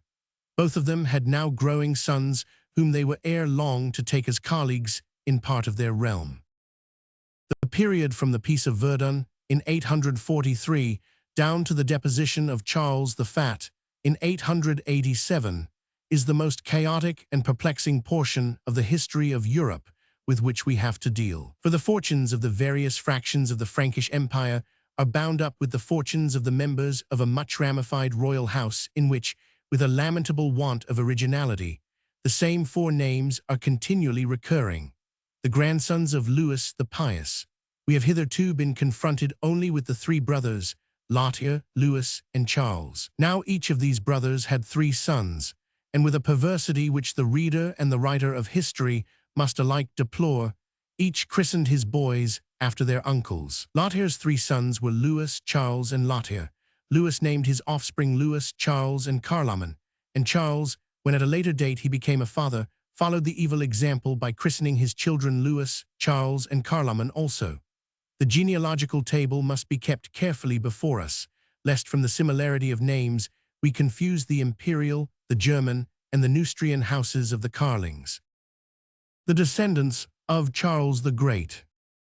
The dates of the reigns of the three contentious brothers were, for Lothair 843–855, for Louis 843–876, for Charles 843–877. When they had settled down after the Peace of Verdun, they found two problems before them. The first was that of 414 keeping the peace with each other, in spite of all the grudges which the events of the last 15 years had raised between them. The second was that of defending Western Christendom from the assaults from without, which were daily growing more and more dangerous. The Danes, whose first ravages we have related under the reign of Louis the Pious, were now becoming no longer a mere pest to the coastland, but a serious danger to the whole empire. The Saracens were commencing a series of daring piratical descents on Provence and Italy. The Slavs beyond the Elbe were gradually throwing off their allegiance to the empire and recommencing the raids on Germany from which they had been stayed by Charles the Great. For 10 years, 840–353, the three kings succeeded, contrary to all expectation, in keeping the peace with each other. But in spite of their temporary freedom from civil strife, they did not succeed in defending their realms with success from the outer barbarian. As the chronicler observed, the slaughter of Fontenay seemed not only to have thinned the ranks of the Frankish host, but to have robbed them of their ancient invincibility in war. The only one of the three kings who showed the slightest power to defend his borders was Louis the German. His two brothers suffered one continual series of checks and disasters. The Vikings. The main problem which now confronted the Frankish rulers was the necessity for dealing firmly with the invasion of the Scandinavian pirates. The peoples on both shores of the Kattegat had now thrown themselves heart and soul into the occupation of harrying the lands of their southern neighbors. They were a group of kindred tribes, some of whom dwelt in Jutland and the Danish Isles, others on the southern and southeastern shore of the Scandinavian peninsula, others along the fjords which face the German Ocean. Western Christendom often styled them indiscriminately by the name of Danes, though in truth the Danes were only the most southern of the four races which 415 joined in the invasions. A better common appellation was that of Northmen, which would include the Swede, the Goth, and the Norwegian, as well as the Danish dwellers in Jutland and Zealand. From time immemorial, the dwellers on the Kattegat and the southern Baltic had been a seafaring race. Tacitus, in the 2nd century of our era, speaks of Scandinavia as powerful by its fleets. The Jutes and Angles who joined in the conquest of Britain had sprung from these seas. The Danes had been addicted to piracy from the earliest times. Far back in the 6th century, we have heard of Viking chiefs, like King Hygelac, whom Theudebert the Frank slew, as occasionally descending on the Austrasian and Frisian shores. But it was not till the end of the 8th century that Western Europe began to be seriously troubled by the Northmen. The cause of the sudden increase of activity among races who had so long spared the feeble realm of the later Merovings is difficult to ascertain. Perhaps their constant wars with the Saxons, tribes as fierce and untamable as themselves, had kept them quiet. But it is certain that down to the time of Charles the Great they were mainly expending their energy on wars with each other, and were seldom heard of in the North Sea or the British Channel till the Frankish Empire with its wealth, its commerce, and its Christian propaganda came up to meet them by subduing the Saxon and Frisian and stretching forth its boundary to the Eider. Early Viking raids. It was just after Charles the Great had conquered Saxony that the Vikings began to make themselves felt. The earliest trace of them in western waters was a petty raid on the English town of Wareham in 789. Within a few years, however, the scope of their expeditions enlarged. In 793, they sacked the great Northumbrian monastery of Lindisfarne. In 795, they are heard of in Ireland for the first time. In 799, they began their assaults on the Frankish Empire by a transient raid on Aquitaine. From this time forward their activity grew incessantly. Every year their fleets discovered some new and rich field for plunder, till no creek or estuary of Western Europe was unknown to their pilots. We have already told how Charles the Great was so vexed by their first ravages that he endeavored to establish a defensive flotilla in all the ports of Neustria, and how in the last years of his reign the Danish king Godfred had given him serious trouble both in the South Baltic and on the Frisian shore. We have mentioned the far more important descents of the Vikings on the lands about the Rhine mouth in the days of the feeble government of good King Louis. But now the evil was still growing. The Emperor Lothair and his brothers were to find the Northmen no longer a nuisance, but a real danger. Nothing could have been more daring than the enterprise of the Northmen in setting out from their distant homes to undertake the long voyage to Ireland or Aquitaine. The ships of the Vikings. Their vessels were merely long, narrow, open boats, generally some 75 feet long by 15 broad, but drawing only 3.5 feet of water. They relied on rowing more than on sailing, and their one mast could easily be lowered, and generally was taken down before a naval engagement. When the wind was favorable, they used a single large square sail, but it was always in the strength and endurance of the oarsmen that they placed their main confidence. The ordinary Viking vessel seems to have carried about 120 men, so that to transport any large body, an enormous number of ships was required. But even in small numbers, the Vikings were very formidable. They were all professional warriors who had taken by choice to the trade of sea robbers, and were individually far superior to the forced levies whom English aldermen or Frankish counts could hurry into the field against them. They were far better armed than their opponents, almost every man being well equipped with the shirt of ringmail and steel helmet, while among the Franks 417 and English only the nobles and chiefs were as yet wearing armor. They were also fighting for their lives. The pirate defeated in a strange country was completely at the mercy of the people of the land and always doomed to death. Hence he fought with a far greater fury than his enemies. But at first the Viking came to pillage rather than to fight. He was better pleased to plunder some rich undefended port or monastery and then put out to sea than to win precarious spoil after hard handstrokes with the levies of an angry countryside.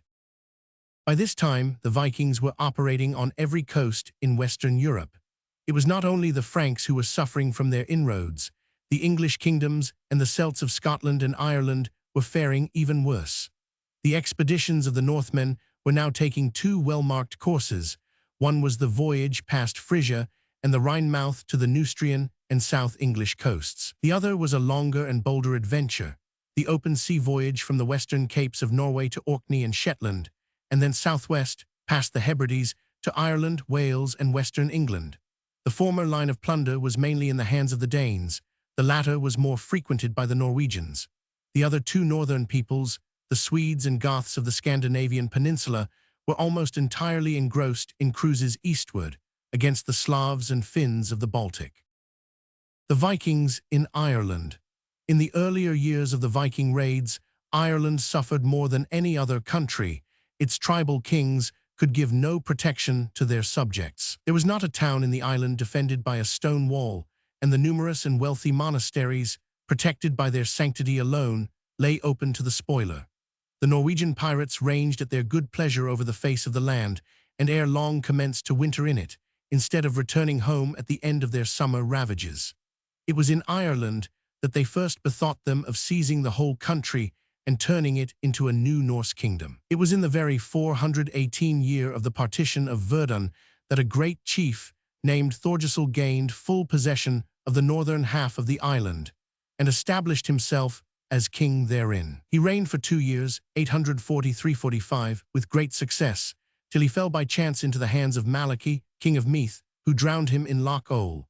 With his death, his kingdom fell to pieces, and the Irish recovered much that he had conquered from his divided followers. But the Norwegians still clung to all the ports and headlands of Ireland. At Dublin, Wexford, Waterford, Limerick, they built their towns and waged continual war against the Irish of the inland parts. England fared at first better than the sister isle. The great Overking Ecgbert of Wessex was well able to defend his realm. Most of the Viking attacks were beaten off with loss as long as Ecgbert lived, 800–838. But under his weaker son Ethelwulf, the invasions grew more and more desperate and persistent, till in 850 we find the fatal sign that the Vikings succeeded for the first time in wintering in the land, fortifying themselves in the Kentish Isle of Thanet, and defying the Field of Wessex to force the narrow waterway that separated it from the mainland. The Danes in the Frankish Empire had a far harder task than their Norwegian brethren had found in Ireland, and for a long time they showed much greater caution in venturing inland or accepting battle in the open field. They fled before the face of Louis the Pious when he marched against them in force, and it was only when the empire was distracted by civil war that they began to strike boldly up the great rivers and plunder the towns of the interior. It was of evil import for the empire that just before the fight of Fontenay they had sailed up the Seine and taken Rouen, 841, and that just before the pacification of Verdun, they had entered the Loire and burnt the great port of Nantes. But when at last the Frankish kings had made peace, the Vikings had grown so bold that they persisted none the less in their attacks on the empire, and in the years that followed the 419 new partition, their successes were even greater than before. All the three brothers were sorely beset by the Northmen, and two of them met with an unbroken series of disasters. The Danes in Saxony. Louis the German fared best. The tough Saxon tribes on his frontier always made a good fight against their hereditary enemies, the Danes. But the king saw the new town of Hamburg burnt in 845, so that its bishop had to fly to Bremen, and in 851 a great expedition sailed up the Elbe, defeated the Saxon counts in the open field, and returned in triumph to Jutland after ravaging the eastern half of Saxony. Lothair and Charles fared far worse. The emperor saw his coastland in Frisia ravaged every year. It was in vain that he tried to gain peace by giving the island of Walcheren to Rorik the Dane, on the condition that he should hold it as a fief and guard the coast from his brethren. Other greedy adventurers followed Rorik, till the whole Frisian coast was dotted with their palisaded forts, and their ravages penetrated farther and farther inland, till Lothair in his palace at Aachen began to tremble for his own safety.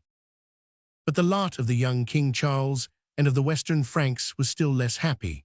His realm had a far greater length of exposed coastland than those of his brethren, and he was vexed by a lingering civil war, for Pippin of Aquitaine had never acquiesced in the partition of Verdun, and did his best to maintain himself among his partisans south of the Loire. After much fighting, he was compelled for 2 years to do homage to Charles, but he soon rose in arms again, and though his uncle had the better in the contest, he was still able to keep up an obstinate resistance. The Vikings in France. Charles thought more of subduing Pippin than of warding off the Danes, and while he was engaged in Aquitaine, the northern parts of his realm were fearfully maltreated. As early as 843, the Vikings found courage to winter in Neustria, seizing and fortifying the monastery of Noirmoutier on an island at the Loire mouth. Next year they were enabled to strike far 420 inland, for Pippin, overborne by his uncle Charles, madly called in Jarl Oscar to his aid and brought the Vikings up the Garonne as far as Toulouse. Thus introduced into the very heart of the land, they were able both to spy out its fertility and wealth, and to judge of the weakness and unwisdom of its rulers. It was not Aquitaine, however, that first felt their heavy hand.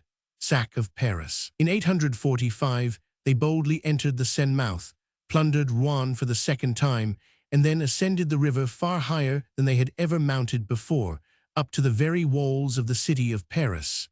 Charles dared not face them, but fortified himself on the heights of Montmartre and the Abbey of Saint-Denis, while the Vikings entered Paris and plundered part of the city, till, stricken by an inexplicable panic, they returned to their boats and dropped down the river again. It was certainly not the army of Charles that they need have feared, for he was thinking of paying tribute rather than of fighting. Indeed, he paid pounds of gold to this particular horde to induce them to quit Neustria altogether. From this time onward things went from bad to worse for King Charles, largely owing to his own faults, as we may guess, for he was a fickle, unsteady prince, always taking new enterprises in hand and dropping them suddenly for some fresh plan before he had half carried them out. Nor was his courage beyond suspicion. More than once in his reign he fled out of danger with an alacrity that savored more of fear than of prudence. After the sack of Paris, we find the Vikings hovering around Neustria on every side. One band had established itself at the Loire mouth, another under Jarl Oscar watched the Garonne, another devoted itself to the harrying of Flanders, and got succor when required from the Emperor Lothair's Danish vassals on the Isle of Walcheren. Spasmodically hurrying about from one scene of Viking outrages to another, King Charles protected nothing, and always arrived too late to be of use. In 847 even Bordeaux, the greatest city of southern Gaul, was beleaguered by the Vikings of the Garonne. 421 Sack of Bordeaux. This drew him for some time into Aquitaine, where he for once won a success, by subduing his nephew Pippin, who had lost his former popularity among the Gascons by his drunken and dissolute habits, and still more by his unwisdom in calling in the Danes to his aid, but while Charles lay in Aquitaine, he suffered a greater disaster than any he had yet sustained by the loss of Bordeaux, which was betrayed to Jarl Oscar by a discontented party among its citizens. It was to be held for some years by the Vikings.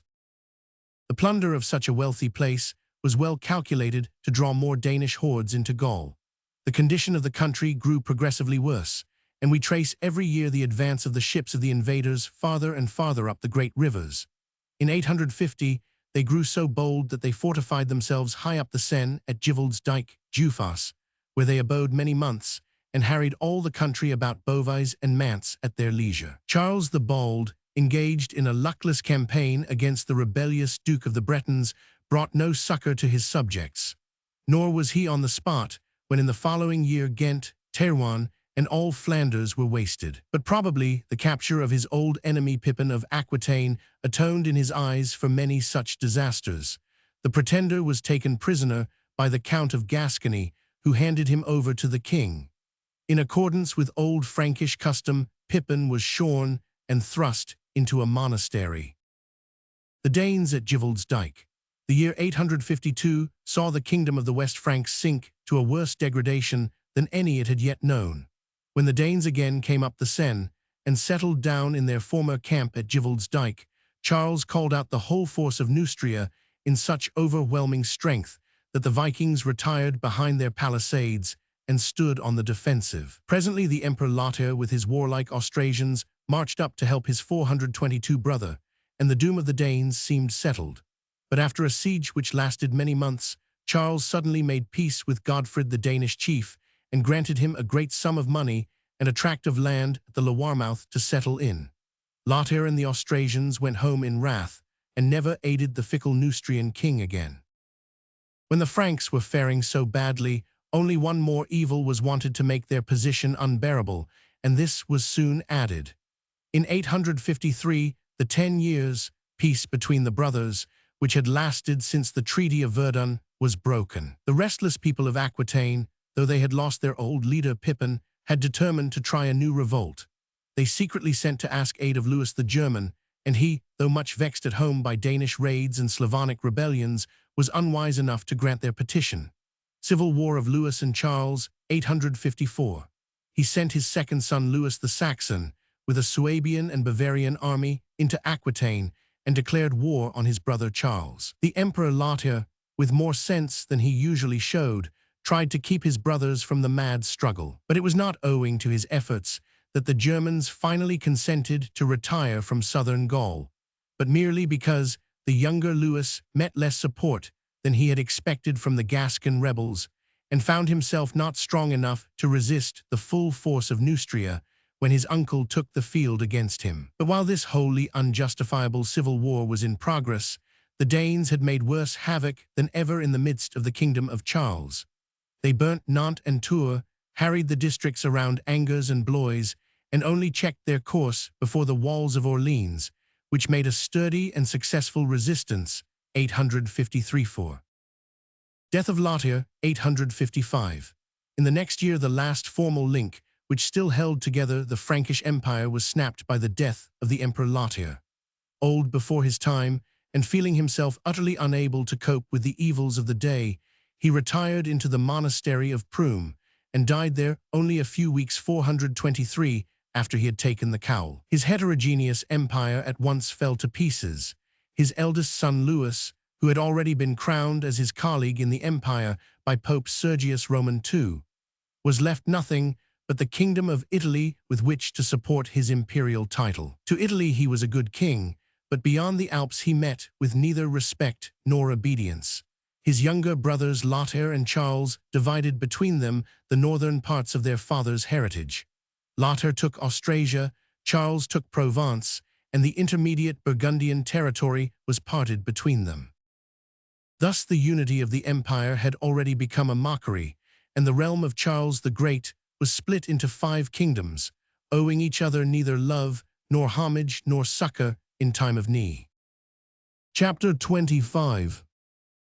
The D'Archaeasti Hour, A-887. From the death of Lothari. To the deposition of Charles the Fat. Chapter 153. Wars following the death of Lothair I, King Louis and his rule in Germany, troubles of Lothair Roman II. The Vikings in Neustria, the Edict of Pistis, Charles the Bald invades Austrasia, Treaty of Mersin, Charles made emperor, death of Louis the German, war of his sons with Charles the Bald, Charles's successors in Neustria, disastrous reign of Charles the Fat. He unites Germany, France, and Italy, the siege of Paris, Charles the Fat dethroned. Evil as had been the years which followed the fight of Fontenay and the partition of Verdun, there were yet worse to come. It was the miserable peculiarity of the second half of the 9th century that it saw Christendom, for the first time since the commencement of the Dark Ages, begin to sink back towards primitive chaos and barbarism. After 400 years of vacillating but permanent progress towards union, strength, and civilization, it began to relapse and to fall back into disunion, weakness, and ignorance. The reign of Charles the Great was to be for long years the high-water mark of progress. The succeeding age rapidly sinks away from it, and it is not till the middle of the 10th century that a rise is once more perceptible. But of all the evil years, those between 855 and were to be the worst. The civil wars of the descendants of Louis, the pious, grew yet more numerous and ruinous. The raids of the Viking and the Saracens spread wider and wider. The rulers of the Frankish Empire were struck by a blight, dying young or 425, sinking into imbecility long before they attained middle age, till the race seemed destined to disappear from history with the fall of the cowardly, unwieldy, incompetent Charles the Fat in 887. 153. War on the death of Lothair I. The new troubles began immediately on the death of the Emperor Lothair. His 3 sons could not agree in the partition scheme which divided their father's realm.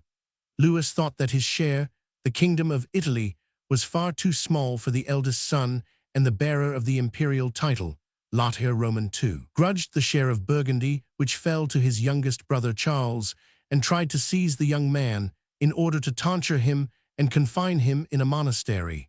Before any actual blow had been struck, Pope Benedict Roman III succeeded in patching up a truce between the brothers, but they drew apart and sought alliances against each other, Lothair leaguing himself with his younger uncle Charles the Bald, while Louis became the friend of his elder uncle and namesake Louis of Germany. 2 years later, the family grudge led to war under the most disastrous circumstances. Charles and Lothair Roman II had united their forces for a decisive campaign against the Danes, whose main army, under a certain Jarl Bjorn, had concentrated itself in central France and burnt Paris, Chartres, and Blois, 857. Before the united strength of Neustria and Austrasia, the Vikings drew back and stockaded themselves in a great camp on the Seine island of Oisel. Charles blocked their way down the river by bringing up a fleet, which he had lately built, to the next reach, and determined to starve them out. After a siege of 3 months, it seemed likely that he would achieve his purpose. The Danes could neither beat him nor escape him. But just as they were about to yield, there came to the king of Neustria the dire news that his brother Louis, with the whole host of Germany, had crossed the Rhine and was marching against him. Charles straightway raised the 426 siege of Oisel, allowed the Danes to burn his fleet and to escape, and turned eastward to resist King Louis. Their armies met at Brienne-sur-Aube, but when Charles saw the overwhelming numbers of the Germans, his heart failed him, as it often did in such a crisis, and he deserted his men and fled away into Burgundy. Deprived of their leader, his vassals laid down their arms, and most of the Neustrian counts and bishops did homage to King Louis. The German monarch was able to take possession of his brother's realm and to proclaim himself king of the West Franks. His nephew Lothair Roman II sent to beg for peace from him, and it seemed that Louis would become the suzerain of all the realms north of the Alps. Louis the German wins and loses Neustria, but when he had sent away his German troops and prepared to winter near Laon among the Neustrians, the instability of his power was suddenly shown. Charles the Bald had secretly raised a new army in Burgundy. He marched on Laon at midwinter. The Neustrians refused to take arms against their old king, and Louis, with a very small following, had to flee away into Germany and abandon his lightly won dominion over the West Franks. 18 months later, the brothers made peace, 860, but no treaty could undo the harm that the reckless ambition of Louis had brought on all the Frankish realms. While the war was raging, the Danes had swept unresisted across the land. One army had harried the Rhine mouth and Flanders, another had sacked Amiens and Noyon. A third had entered the Mediterranean, sailed up the Rhone, and devastated the distant kingdom of Charles of Provence, the younger brother of Lothair Roman II. A weakly youth racked by epileptic fits, who showed no power to defend his fertile land from the pirates. The last-named band had even extended their ravages to Italy and sacked the flourishing port of Pisa in the realm of the Emperor Louis, an island or peninsula, enclosed by the Seine and its marshes near Bougival, close to Paris, in Department Seine-et-Oise.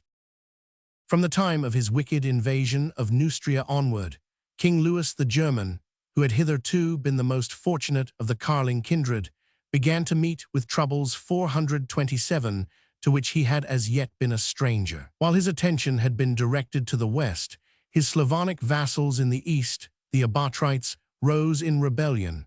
When he led a host against them in 862, he encountered defeat and disaster. But a far worse blow came from the bosom of his own family.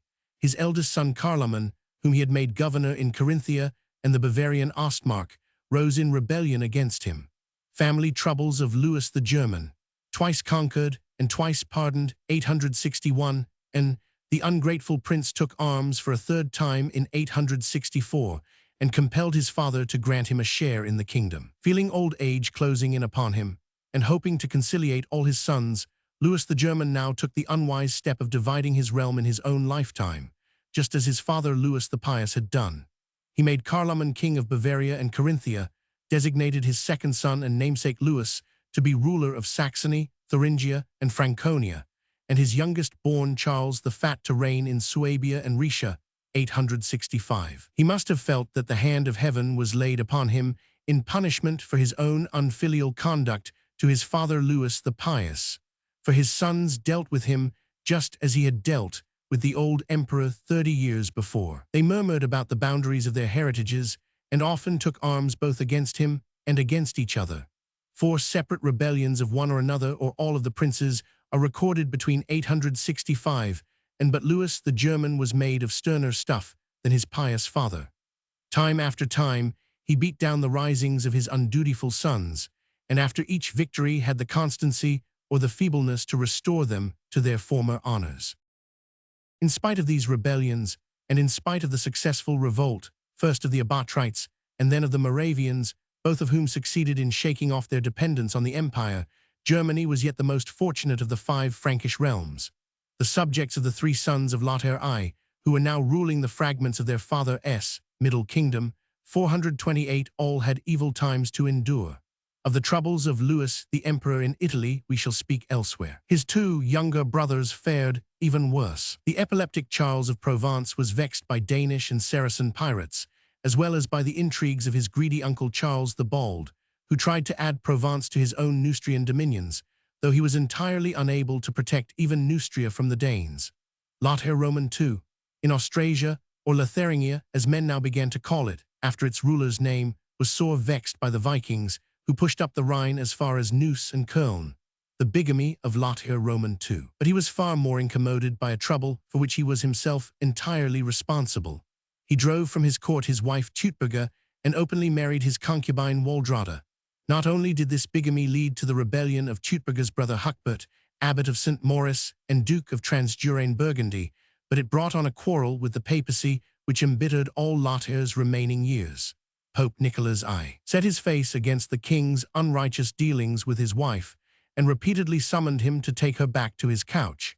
He induced the nobles of Lotharingia to compel their king to dismiss Waldrada for a season, but Lothair was passion's slave and soon chased away his wife and again sent for his mistress. This brought on him fresh thunders of ecclesiastical censure, and for the last 10 years of his life he lived under the ban of the Pope, till in 868 he was so far humbled that he came in person before Hadrian Roman II, and made a complete surrender, one of the greatest triumphs that the papacy had won since the days of Gregory the Great. But though the other Frankish kingdoms fared ill, it was, as usual, the realm of Charles the Bald which bore the brunt of the troubles of Christendom. There were now permanent 429 hosts of Danes established at the mouth of each of the great rivers of France, the Somme, Seine, Loire, and Garonne. The chronicles call them Pagani Sequinenses or Pagani Lydrenses as a matter of course. Settled on islands or headlands at the mouths of these rivers, each band devoted itself to the harrying of the district, which lay inland from its camp. Meanwhile, Charles the Bald left the defense of his realm to the local counts and busied himself in futile schemes for seizing the realms of his nephews, Charles of Provence and Lothair of Austrasia. He was not without his family troubles. His children, like those of Louis the German, were very unruly. His second son Charles, who ruled Aquitaine for him, tried to make himself an independent king, and his youngest son Charles Oman was detected conspiring against his life, for which he was condemned to blinding and perpetual imprisonment. But neither domestic troubles nor Viking raids could keep Charles from his unending intrigues against his brother and his nephews. When he did turn his attention to his own proper business, his methods of dealing with the problems that lay before him were not generally wise. No man of real intelligence would have conceived the plan that Charles invented in 861 for getting rid of the Vikings by bribing them to fight each other. The wily pirates took the king's subsidy and then all united against him, as might have been expected. There were, however, two schemes for organizing resistance against the Danes, which were broached at Charles's council board, that are worthy of note, as foreshadowing the methods by which the invaders were ultimately to be checked. The great difficulty which the Franks had hitherto found in dealing with the Vikings came mainly from two reasons: the power of rapid movement which the enemy possessed, and the fact that walled towns were still very rare, and castles quite unknown in the Frankish realms, so that the inhabitants of the countryside had no secure shelter to seek. The Edict of Pisters, 864. In the Edict of Pisters, 864, Charles shows some appreciation of these two difficulties and endeavors to 430 dispose of them by very well-judged measures. To cope with the swiftly moving Vikings, he determines to make the Frankish army more mobile also. He endeavors to substitute cavalry for the unwieldy masses of local levies by ordering that omnes pagences Franciqui equos habent aut haber passant cum sues comitibus in hostem int. The day of feudal cavalry was indeed just beginning, and from the military point of view, this expedient was perfectly correct. Unhappily for the monarchy, the day of the feudal horseman was also to be the day of feudal separation and disunion. The second measure ordered by the Edict of Pisters was one for the strengthening of the kingdom by means of fortifications. The particular plan which Charles most favored was that of blocking the great rivers by fortified bridges. Towns lying beside the water were to throw a bridge across, with a fortified bridgehead on the opposite bank. Thus the Vikings would find their advance up the lines of the rivers completely checked, since their boats would not be able to pass under the bridges till the forts at either end of them were taken, a long matter in those days, when the art of poliarcetics had sunk so low. As the first fruits of this edict, a strong bridge was built at Pisters itself, low down the Seine, where the Jura flows into the great river. It was at the same time that the island on which old Paris lay was furnished with two fortified bridges across the northern and southern branches of the Seine, joining it to the mainland. It was mainly owing to these defenses that, when next attacked by the Vikings, Paris, though twice plundered before, held out successfully and did not suffer capture and desolation after its third siege. In 863 died Charles, King of Provence, the youngest son of the Emperor Lothair I, carried off by the epilepsy that had always afflicted him. His little kingdom was divided between his brothers Lothair Roman II and Louis the Emperor, to the great discontent of Charles the Bald, who would have liked to have a hand in the partition. But Charles was vexed for the moment not only by the Danes, but by his nephew Pippin 431 the Younger, who had escaped from his monastery and raised a new rebellion in Aquitaine. While the king was dealing with his nephew, the Vikings of the Loire made the widest sweep round central France that any horde had yet carried out, burning Poictiers, Angoulême, Périgueux, Limoges, Clermont, and Bourges in one single incursion. The end of Pippin of Aquitaine. The rebel Pippin joined himself to them, and is actually said to have cast aside his Christianity and worshipped Woden in their camp, ex monacho, apostata factus, ritum paganorum servavit. He fell into his uncle's hands before the year was out, and with the general approval of the Franks, was condemned to perpetual solitary confinement. For a short time after these events, the West Frankish kingdom was destined to have a time of comparative respite from the inroads of the Northmen. In 867, all the Vikings of the West massed themselves for an attack on England, which had hitherto suffered comparatively little at their hands. From the capture of York in 868 down to Alfred's great victory at Ethandune in 878, the main strength of the Danes was spent in winning a kingdom beyond the Channel. The invasion of England was not for plunder but for conquest, and the great army, led by 2 kings and 5 jarls, was composed of all the hordes who had been harrying the continent for the last 10 years. If they did not succeed in subduing the whole of England, they yet won the great Danelagh, the eastern half of the island, and settled down in the land they had subdued. But the comparative immunity from Viking raids which the Franks obtained between 868 and was not of much profit to them. In 869, Lothair II died as he was journeying home from Italy in a disconsolate mood after making his peace with the Pope. From that time, there was unending trouble between his 2 elderly uncles, as to which of them should inherit Austrasia, the old Frankish land between Scheldt and Rhine, the ancestral home of their race. At this moment began the struggle between France and Germany for 432, the inheritance of the Middle Kingdom, which Lothair had ruled, a struggle which was to last for 1,000 years.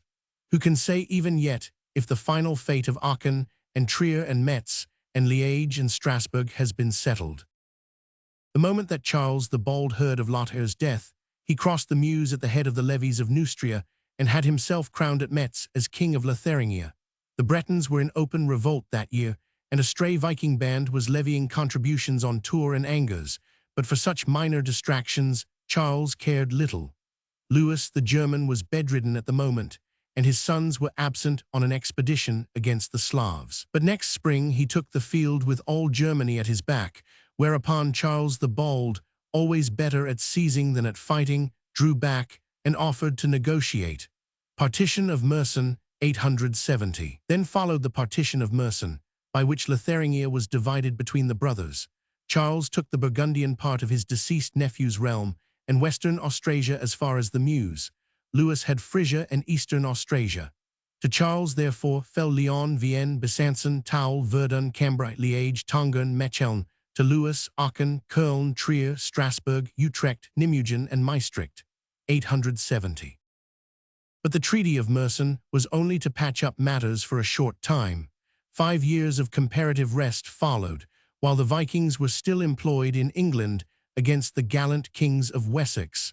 But in 875 died the Emperor Louis II. The last of the 3 sons of Lothair, like his 2 brothers, he left no male heir, and there followed one more struggle between his aged uncles Louis the German and Charles the Bald for the imperial title and the Italian realm.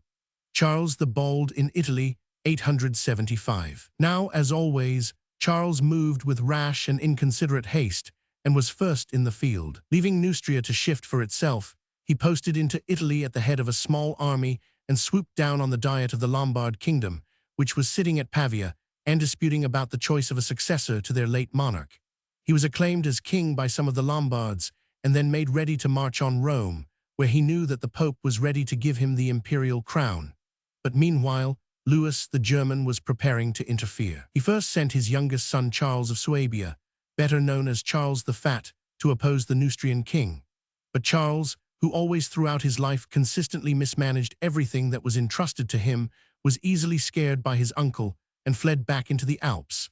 Then the king of Germany sent down into Lombardy his unruly eldest born, Carloman the king of Bavaria, with an imposing array of Bavarian and Franconian levies. Charles the Bald feared to face this army and proposed to Carloman that both the Neustrian and the German forces should withdraw from the peninsula and allow the disputed succession to be settled by peaceful negotiation.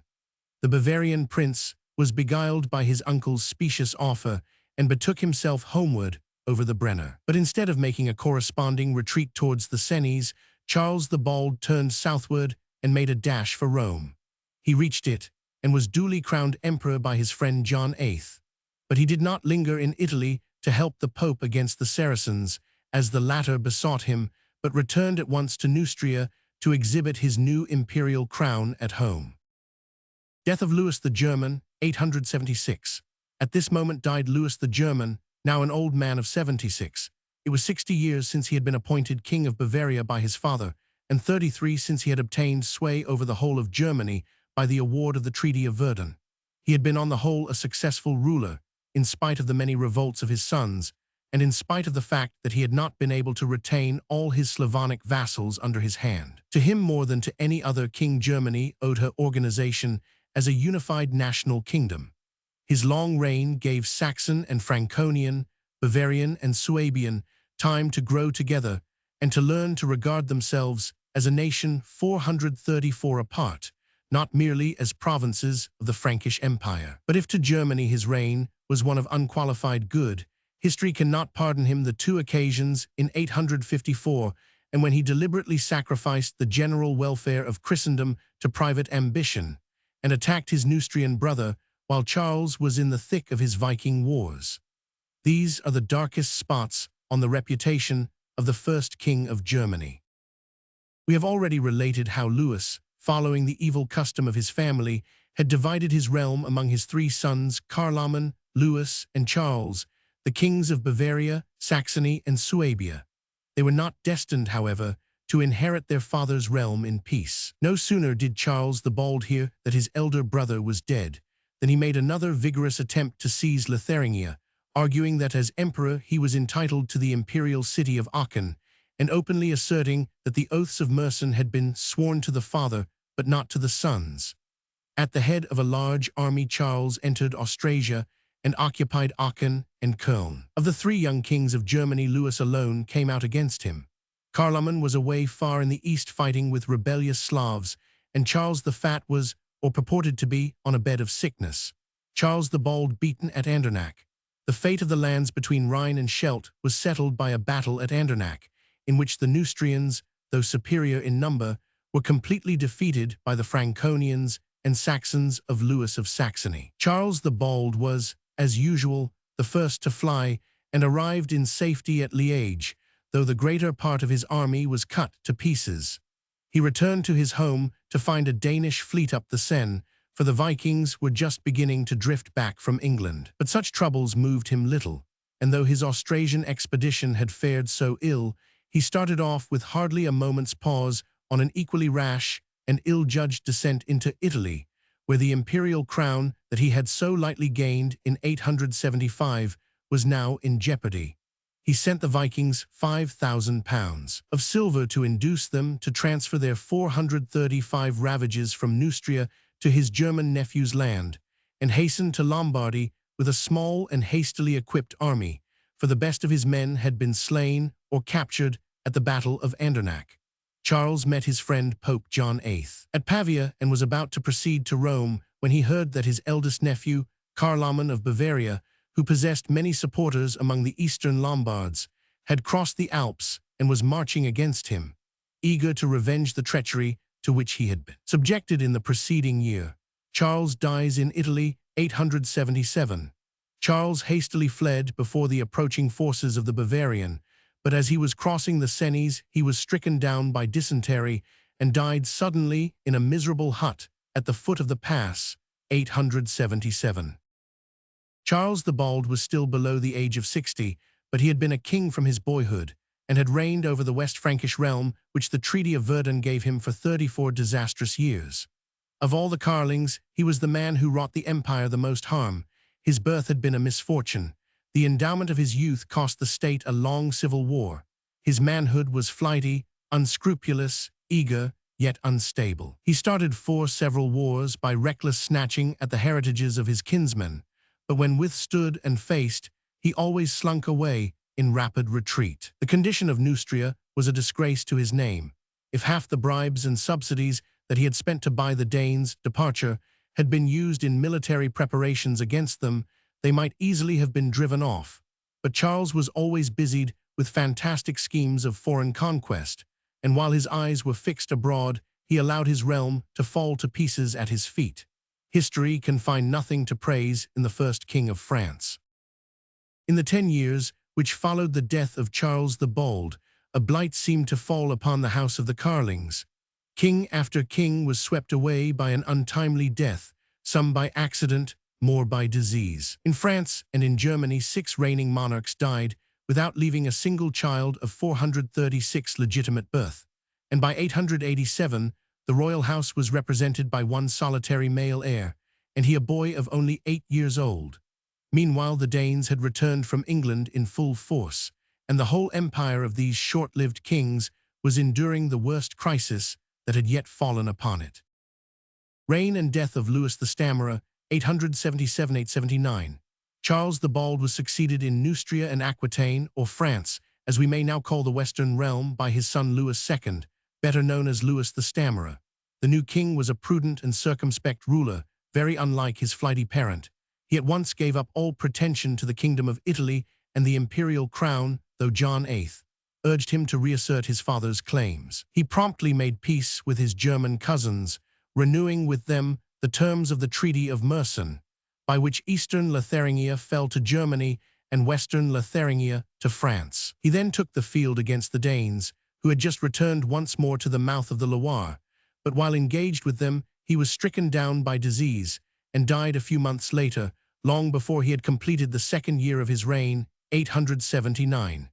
He left 2 sons, Louis and Carloman, and a 3rd child was born to him just after his death, and christened Charles. The counts and bishops of France, following the invariable and unhappy custom of the times, crowned both Louis and Carloman as kings. The 2 lads, they were but 17 and 16, were not to enjoy a quiet heritage. Alfred had just expelled from England those of the Danish great army who had refused to settle down in the Danelagh and do him homage. Accession of Louis III and Carloman, 879. The swarm of Vikings fell on Flanders and burnt Ghent and St. Omer before the young king's reign was 2 months old. At the same time, Louis of Saxony, on whom the spirit of greed that had possessed Charles the Bald seemed now to have descended, invaded Neustria, summoned, it would appear, by some disloyal counts. But the West Franks rallied around their young masters, and Louis the Saxon consented to retire on condition 437 that Western Lotharingia, the lands that Charles the Bald had acquired by the Treaty of Mersen 10 years before, should be ceded to him. So Liège, Namur, Cambrai, and Tongan became for the moment German and not French. In another part of the West Frankish realm, an equally serious loss was at the same time taking place, since the death of the good Emperor Louis Roman II. Provence and southern Burgundy had been united to Neustria, 875–79. But Louis' only daughter, the Princess Hermingard, had now found a strong and ambitious husband in Boso, Count of Vienne, one of the governors of Burgundy. Taking advantage of the crisis in Neustria, this Count Boso resolved to assert his wife's claim to her father's heritage. In Italy he failed to win success, though the Pope would gladly have helped him, but in Provence and Lower Burgundy the nobles rallied to his standard. Boso made King of Arles, 879. He was proclaimed king in October 879 and afterwards crowned at Lyon. His new realm of Arles, Provence, or Lower Burgundy, for it is found styled by all these names, was the first fraction of the empire of Charles the Great to pass away from the male heirs of the great royal line. Boso's dominions nearly coincided in size with the kingdom of Provence, as it had been held by Charles the son of the Emperor Lothair. They included the whole valley of the Rhone, from Lyon to the sea and the borders of Italy. While the West Frankish kingdom was being cut short to north and south, Germany was on the whole in better condition. The 3 sons of Louis the German, unlike most royal brothers of the time, dwelt together in harmony. The 2 elder brothers had come to an agreement that Carloman should prosecute his fortunes in Italy, while Louis sought to aggrandize himself in Lotharingia. But Carloman, after driving Charles the Bald out of Lombardy and mastering most of the land north of the Po, was stricken down with a fever which terminated in a paralytic stroke. He was carried back to Bavaria and survived for 2 years, but never rose Frohi's couch again. Feeling the hand of death upon him, he handed over the administration of his realm to his brother Louis, only stipulating that the frontier duchy of Carinthia should be given to his own illegitimate son Arnulf, the child of a Slavonic princess whom he had taken as his concubine. Carloman lived out another year and died in 880 before he had passed the limits of middle age. Charles the Fat, King of Italy, 879. Meanwhile, his place in Italy had been taken by his shiftless younger brother, the King of Suabia. Charles the Fat entered Italy in the autumn of 879, was everywhere recognized as king, and solemnly received the Lombard crown from John Roman VIII at Ravenna, but his new kingdom saw little of him.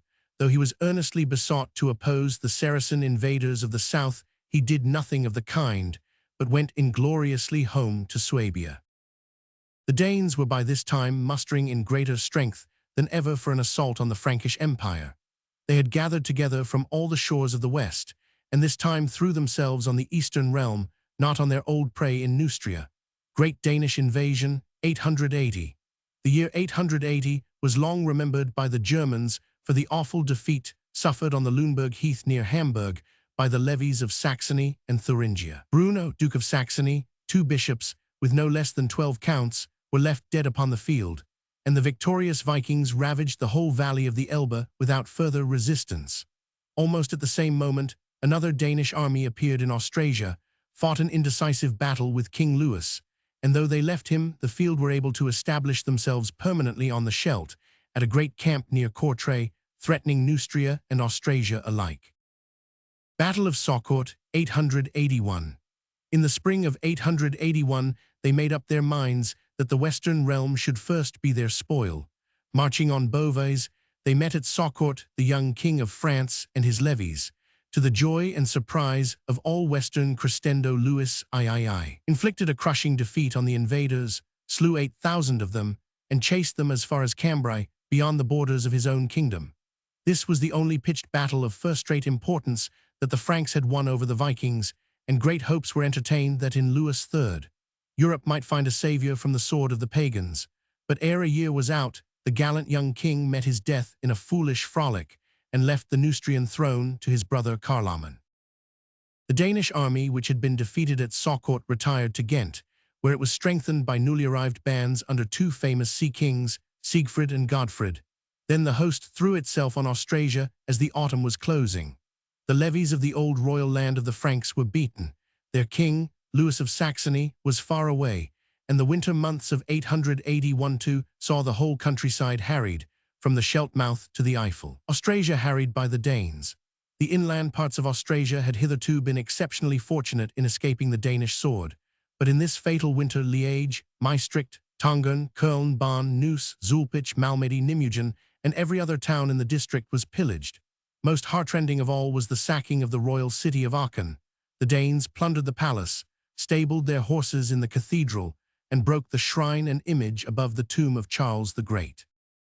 To the despair of all Germany, King Louis the Saxon, whose task it should have been to attack the invaders in the next spring, died on January 20th, 882, the 4th Carolingian monarch, who had been carried to the grave within 440 years.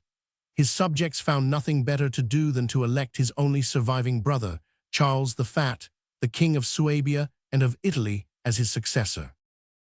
Charles the Fat, King of Germany. Thus began the unhappy reign of Charles, the last Carolingian emperor of the full blood.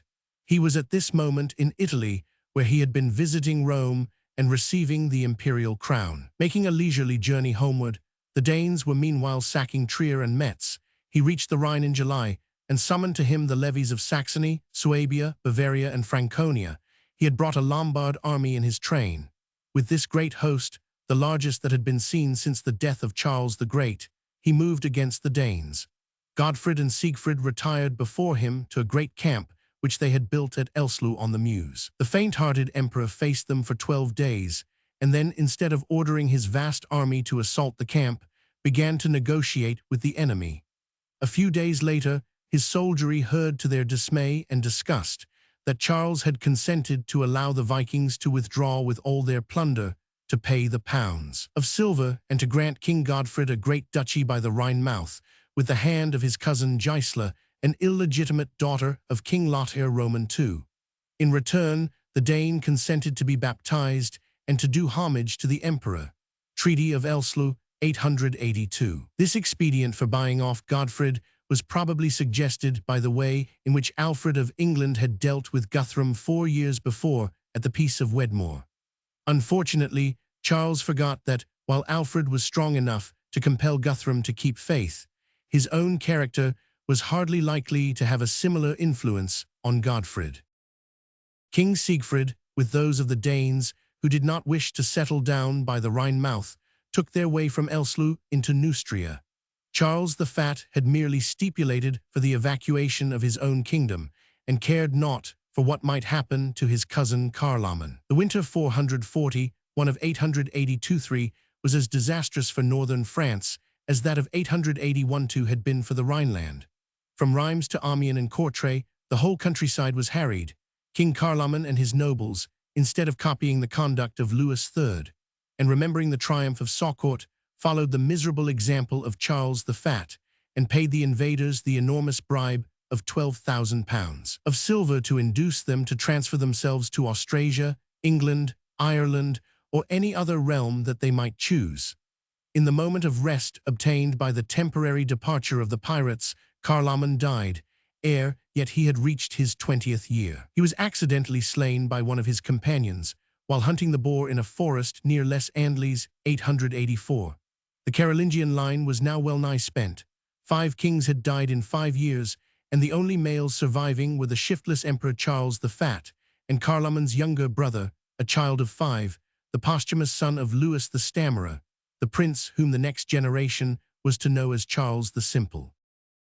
Charles the Fat inherits Neustria, 884. Rather than face the horrors of a minority, the West Franks sent to the emperor and besought him to take up the kingship of Neustria. All the empire that had obeyed Charles the Great was therefore united once more beneath a single scepter, save the little realm of King Boso in Provence. But Charles the Fat was a sorry substitute for his great namesake. The 3 years of his reign over the whole of the Frankish kingdoms, 884-7, were fated to shatter the last remnants of loyalty in the breasts of the subjects of the empire, and to cause them to cast away the old royal house in despair and seek new saviors and new kings. The history of these 3 evil years is easily told. Hearing of the death of Carloman, the Danes flocked back to Neustria. Oaths sworn to a dead man, they said, did not count, but their return was chiefly caused by a thorough beating which their main body had suffered at Rochester from the 442-strong hand of King Alfred. At the same time, the converted Viking Godfred rose in rebellion on the lower Rhine. He impudently bade the emperor give him the rich lands about Bonn and Koblenz, because his duchy had no vineyards to yield him wine. Charles did not take arms against him, but sent ambassadors to lure him to a conference. When the Dane appeared, the Counts Henry and Eberhard treacherously cut him down and massacred his retinue.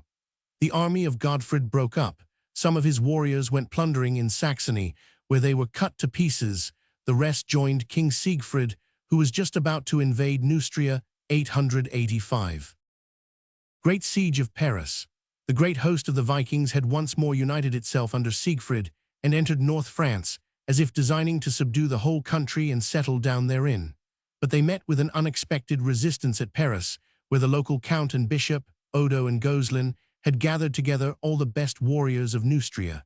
The defense of Paris was the bravest feat of arms which the Franks had wrought since the Battle of Saucourt. They maintained the Isle of Paris, with its 2 fortified bridgeheads over the 2 branches of the Seine, for more than 11 months, against all the assaults of the Northmen, Noacht. 886. 700 Viking keels were drawn ashore on the flat land where the Champ de Mars now lies, and 0 Vikings beset the city on all sides. But though shamefully abandoned by the emperor, who chose the time as suitable for a journey to Italy, Odo and Goslin refused to despair, even when the northern bridgehead was cut off from the city by an inundation and burnt by the besiegers.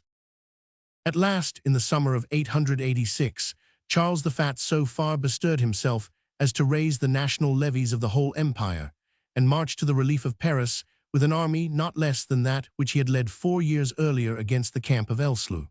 But when his vanguard received a check, and its leader, Henry, Duke of Franconia, was slain, the emperor refused to risk an attack on the Danes. Charles the Fat bribes the Danes. Once more 443, the disgraceful scene of Elsloo was renewed. Charles paid the Danes £700 of silver and gave them permission to pass up the Seine into Burgundy and work their will there.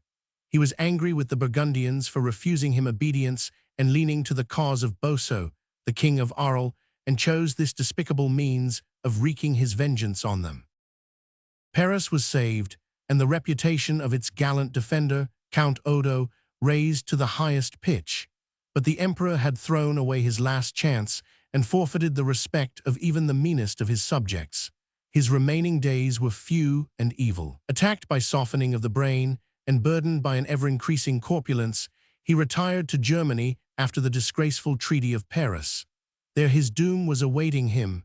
The counts and dukes of the East Frankish realm conspired against him, headed by his illegitimate nephew Arnulf, Duke of Carinthia, the son of King Charles Oman. In 887, the young duke took up arms, openly announcing that he was about to march on Frankfurt and depose his uncle. Abdication of Charles the Fat. Charles tried to raise an army, but none of his vassals would lend him aid.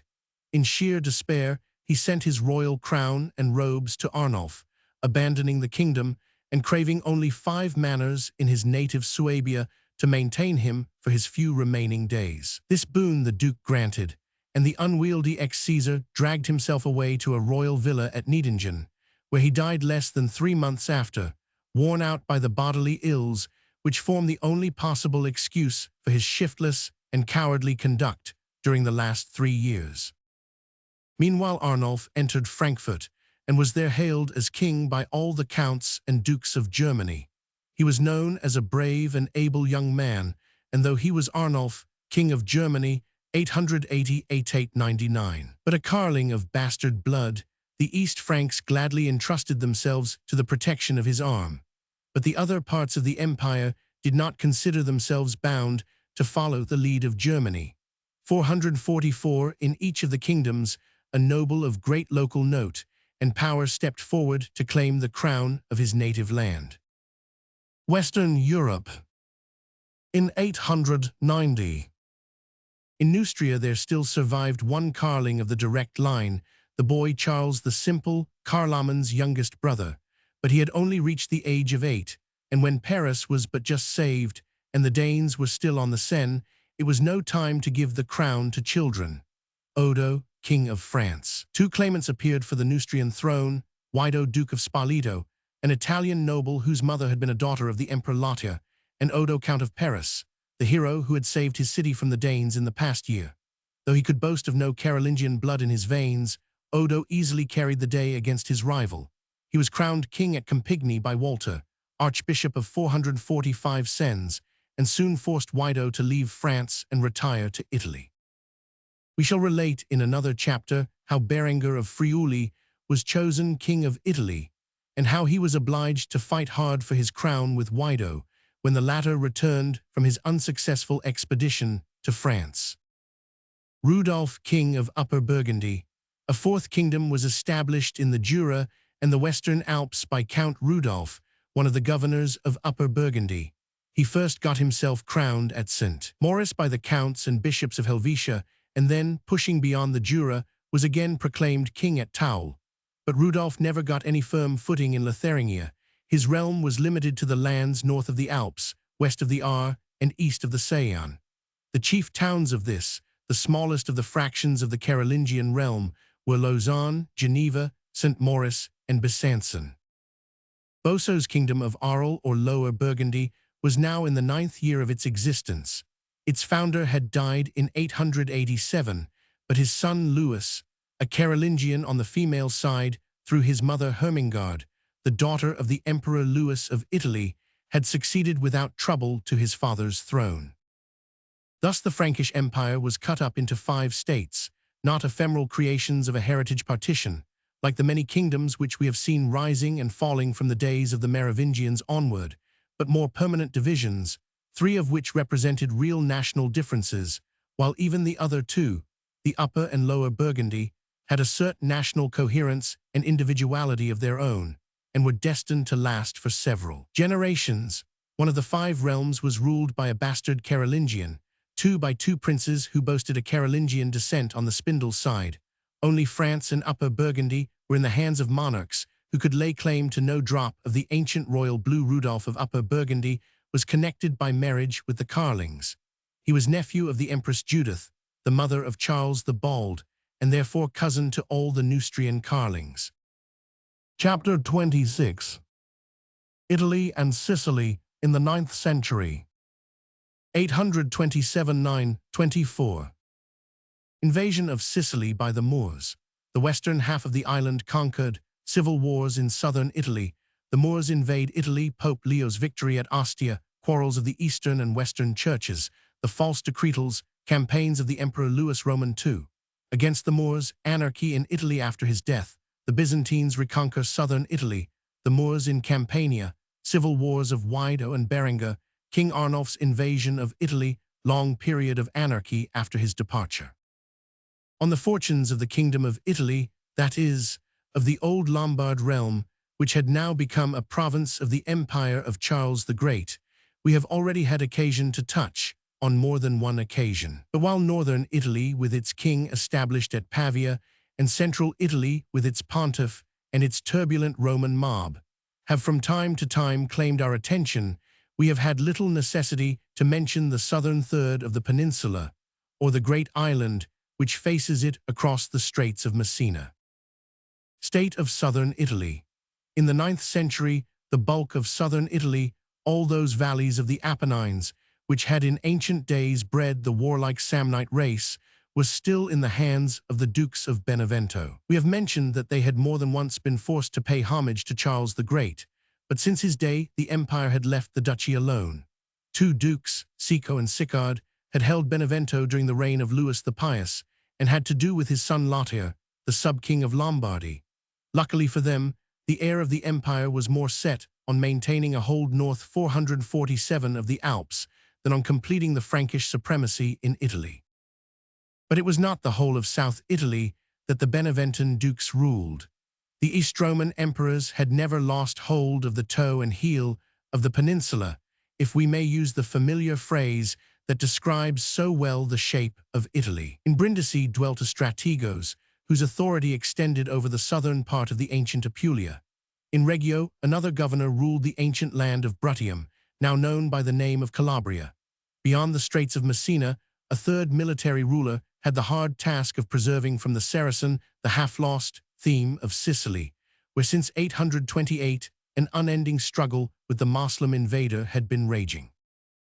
Beside the Beneventan duchy and the Byzantine themes, there were yet more states in South Italy. Naples preserved a precarious independence under a series of hereditary consuls.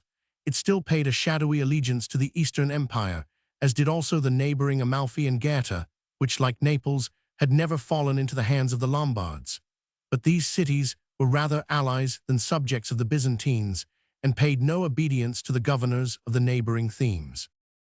The one important element in the politics of southern Italy during the 9th century must be sought in the approaching peril of conquest by the Saracen.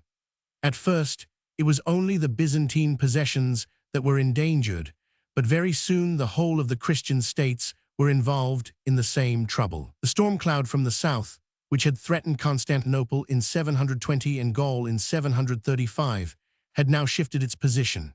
The new attack was in the center, not on the eastern or the western flank of the line of defense of Christendom. For 20 years Italy was to be in deadly peril, and there appeared every prospect that Naples and Benevento, if not Rome also, would share the fate that had fallen on Carthage and Toledo 150 years before. The trouble began with the landing of a Mussulman army 448 in Sicily during the year 827. They had been called in by a traitor named Euphemius, a termarch in the Sicilian theme, who rebelled against the Emperor Michael the Amorian. Euphemius rebels in Sicily, 827. Euphemius had carried off a nun from a convent, and the emperor had ordered the strategos of Sicily to punish him by cutting off his nose. But the soldier, instead of submitting, slew the governor, induced his troops to rebel, and seized Syracuse. His rising was put down by a fleet sent from Constantinople, but Euphemius himself escaped by sea and took refuge with Ziad-Atala, one of the Aglabite monarchs who ruled in northern Africa, since that land had shaken off its allegiance to the caliph at Baghdad. Euphemius calls in the Moors. The Moor consented to lend Euphemius his aid, not in order to replace him on the Sicilian throne, but in the hope of winning Sicily for Islam and adding it to his own dominions. He proclaimed the Holy War and named as General Ast ibn Forat, an aged doctor of law who was worshipped as a saint by all Africa. The preaching of Ast gathered a multitude of fanatical adventurers, Arabs, Berbers, and Moors, to join the regular troops whom his master placed under his orders. Taking Euphemius with them, in the hope that the Sicilians would rise in his behalf, the Saracens landed at Mazara on the south coast of the island early in June 827. The natives execrated the traitor and refused to join him, but when the strategos Photinus led the army of Sicily against the invaders, he was completely defeated. The fanatical fury of the Mussulmans swept all before it. We are told that the aged Ast himself charged in the front rank in spite of his 70 years, and slew so many Christians that the clotted blood glued his lance to his hand. The army of Sicily was almost exterminated, and its commander fled to Calabria and died there. The Mussulmans then seized Girgenti and marched to besiege Syracuse, but before its walls, while they camped in the marshes of the Anapo, they were smitten by the same deadly marsh fever which has struck down so many other besiegers 449 of that ancient city. Ast died of the pestilence, and his army fled from their plague-stricken camp and fell back on Castrogiovanni, Enna, to which they laid siege. Here the traitor Euphemius fell, as he well deserved, himself the victim of treachery. He was tampering with the officers of the garrison to induce them to surrender the place, when two brothers, who pretended to listen to his offer, enticed him to meet them under the walls and promptly cut off his head when he came to the secret interview. The Moors repelled from Syracuse. The siege of Enna was soon afterwards raised by a force sent from Constantinople, and the Mussulmans fell back on the fort of Minio, where they were beleaguered by the Byzantines. But just as victory seemed about to crown the East Romans' banners, the whole aspect of the war was suddenly changed by the arrival of two new Saracen hosts. A force dispatched by Ziad-Atala to aid his first army fell upon Palermo and took it. A second force, composed of Moors of Spain, a band of exiles driven out of their own land by civil war, landed on the south coast, relieved their besieged coreligionists at Minio, and defeated the strategos of Sicily in the open field. For some time, the Emperor Theophilus, who had just succeeded his father Michael on the Byzantine throne, continued to send succor to Sicily. But in 832, he became involved in a desperate war with the Caliph Motassem, which distracted all his attention to the east. This war in Asia proved the ruin of Sicily. The African Moors kept pouring in fresh fanatical hordes and gradually subdued all the cities of the western half of the island. The Moors conquer East Sicily. For a moment, it seemed likely that Sicily would be permanently divided between Greek and African, just as it had been 1,200 years before, in the days of Dionysius and Hiero II. But at last, the stubborn defense of the Byzantines was broken down by two fatal blows: the fall of Messina in 842, and that of Enna, the strongest post in the center of the island, 17 years later, in 859. This drove the East 450 Romans back to the eastern coast, where they retained no more than the seagirt city of Syracuse and the strong towns about the roots of Mount Etna, Taormina, Catania, and Rametta. The Moslems, masters of the bulk of the island, were now at leisure to turn their arms farther afield and to cross the Straits of Messina to invade the mainland. In South Italy, all the elements of disaster were ready and prepared. Sicard, Duke of Benevento, a ruffian and an oppressor, had been assassinated by his outraged subjects in 839. The Beneventans then proclaimed a certain Count Radulchis as their prince, but the important towns of Capua and Salerno adhered to Sicanulf, the brother of the deceased tyrant. A civil war broke out between these two pretenders, which was destined to last, with many variations of fortune, for no less than 12 years. In the second year of the struggle, 840, Raedlchais, hard pressed by his rival, had the unhappy inspiration of asking aid from the Moslems of Sicily. The chance was too good to be lost, and a Moorish army was landed at Bari, where it was received by the partisans of Raedlchais and allowed to take possession of the town. Then Sicanulf, as mad as his enemy, answered evil with evil by sending to Crete to call in to his aid the Saracen pirates of Candia. The Dukes of Benevento call in the Moors, 840. They came, and the same sight was seen which occurred 600 years later, when the rival emperors of Constantinople called in the Turks. The auxiliaries of each prince sacked the towns held by his rival, and generally ended by garrisoning them and holding them on their own account. Apulia and Lucania were overrun by the Moors and Cretans, while at the same moment the Sicilian Saracens crossed the straits. Messina had just fallen and swept all over the Byzantine possessions in Calabria. Between 843 and the whole of Italy, from Reggio to the gates of Rome, was overrun by the Moslem marauders, and it seemed as if Christendom was to lose the southern part of the peninsula. Half its towns, Bari, Taranto, Reggio, Brindisi, even the castle of Misenum, at the very gates 451 of Naples, had now become Saracen fortresses. In 846, a great fleet from Africa appeared at Ostia, and the pirates overran the Roman Campagna and even sacked the rich churches of St. Paul outside the walls and St. Peter on the Vatican.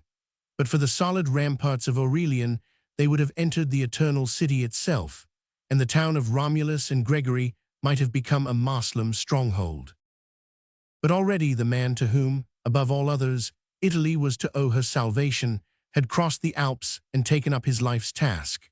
Louis, the eldest son of the unwise Emperor Lothair, was appointed king of Italy by his father in 844, soon after the partition of Verdun, and appeared in the next year before Sergius II, to be solemnly crowned at Rome. The Pope made the young Frankish prince swear to protect the church and all its privileges, but when once crowned, Louis made Sergius and all the nobles of Rome do him homage, and when in 847 Sergius died and Leo IV followed him, the imperial rite of confirmation was duly acknowledged. Louis and Leo, who lived in concord and amity, were the first to discomfit the Saracens and give some hope of salvation to Italian Christendom. In 849, the African and Sicilian Moslems sent a second and larger expedition against Rome. Pope Leo's victory at Ostia, 849. Pope Leo took the field himself with the forces of the Roman and Latin counts and barons, while the fleets of Naples and Amalfi, under the consul Caesarius, guarded the harbor of Ostia. When the infidels appeared, battle was joined at sea, but a tempest arose and drove most of the African fleet ashore. Caught between the Neapolitan ships and the Pope's army, the Moors were crushed. The few who escaped death by the sea and the sword became the slaves of the Romans, and were set to labor on the wall which Leo built to protect the Vatican and St. Peter's, the new quarter of Rome, which got from him the name of the Leonine city. The great fresco of Raphael representing this victory has made Pope Leo's triumph the 19th century event in Italy, which is well remembered by the word Louis II, pacifies South Italy. In the next year, the Emperor Louis compelled the rival Beneventan dukes to come to terms. He marched into Samnium and threatened to attack Raedlchais if he refused to make peace with his enemy Sicanulf. Under this pressure, a partition of the duchy was made. Raedlchais kept the capital and the eastern half of the principality. Sicanulf became Prince of Salerno and ruled the Campanian and Lucanian half.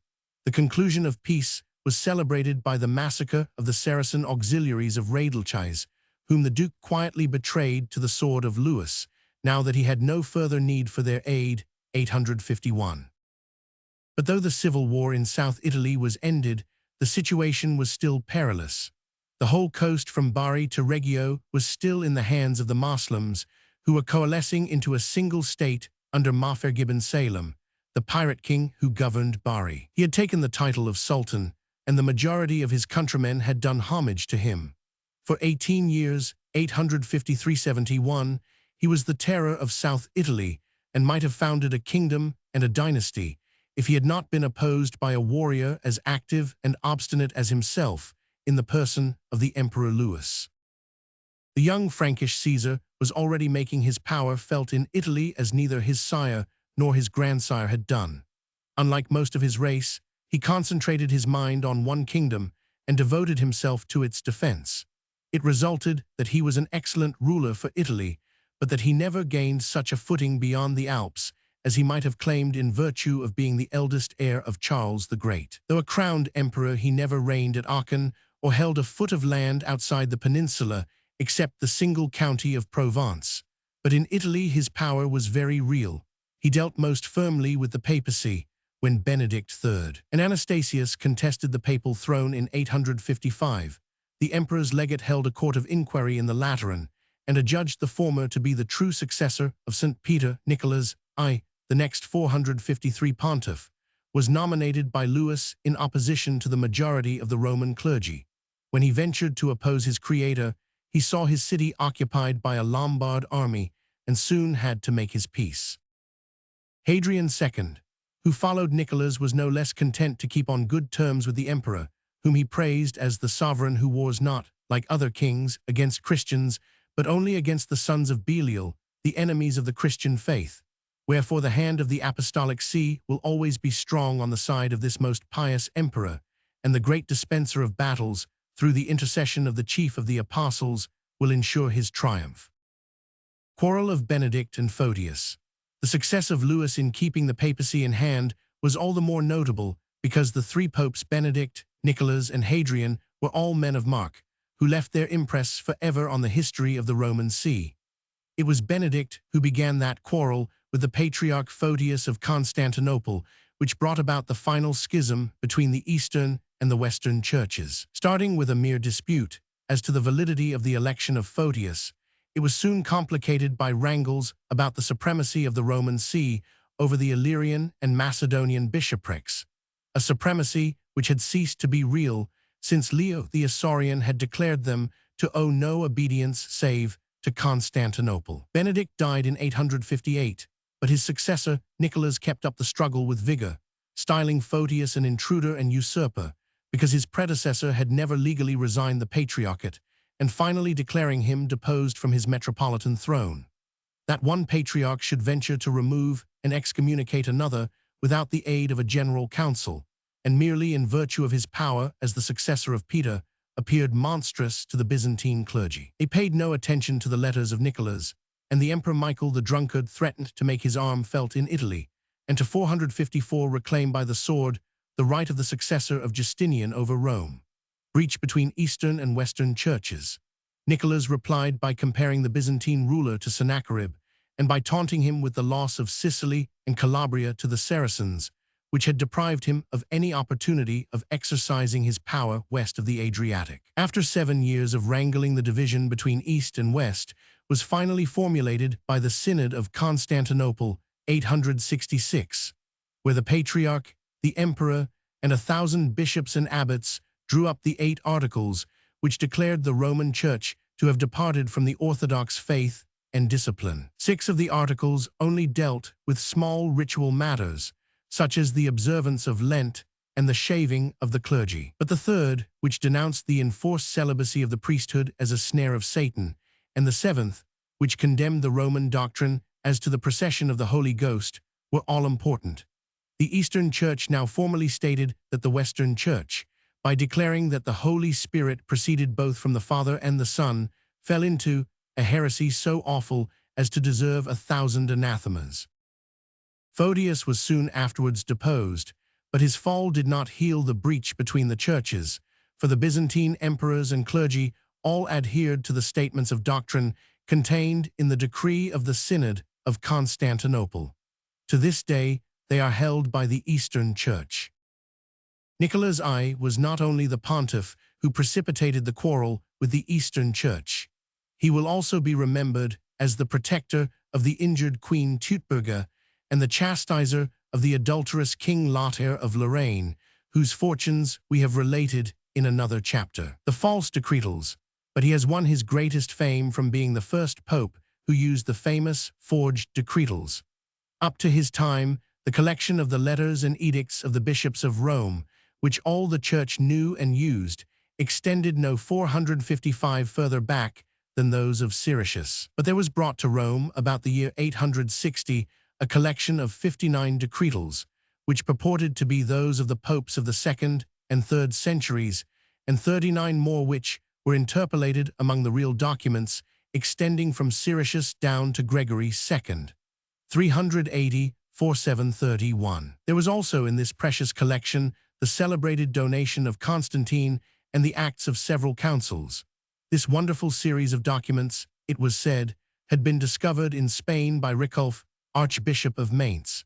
It was at once incorporated in the authentic series of Acts of Councils, edited by the great Isidore of Seville, and the new as well as the old documents were in future called by his name. To anyone with a competent knowledge of early church history, or with a turn for textual criticism, the false decretals would have betrayed their character at once. But these accomplishments were rare in the 9th century, and the few who could have exposed the new decretals were precisely the persons most interested in proving them to be authentic. For, as was natural considering their origin, they were full of authoritative decisions on the points in which the 9th century clergy were interested. What could be more delightful than to find St. Clement or St. Felix giving just such decisions on the questions of church lands or clerical celibacy as would have been given by the reigning pontiff? To inquire whether the church had any lands in the 1st century or whether the idea of clerical celibacy had then been broached would have been not only impious but unwise.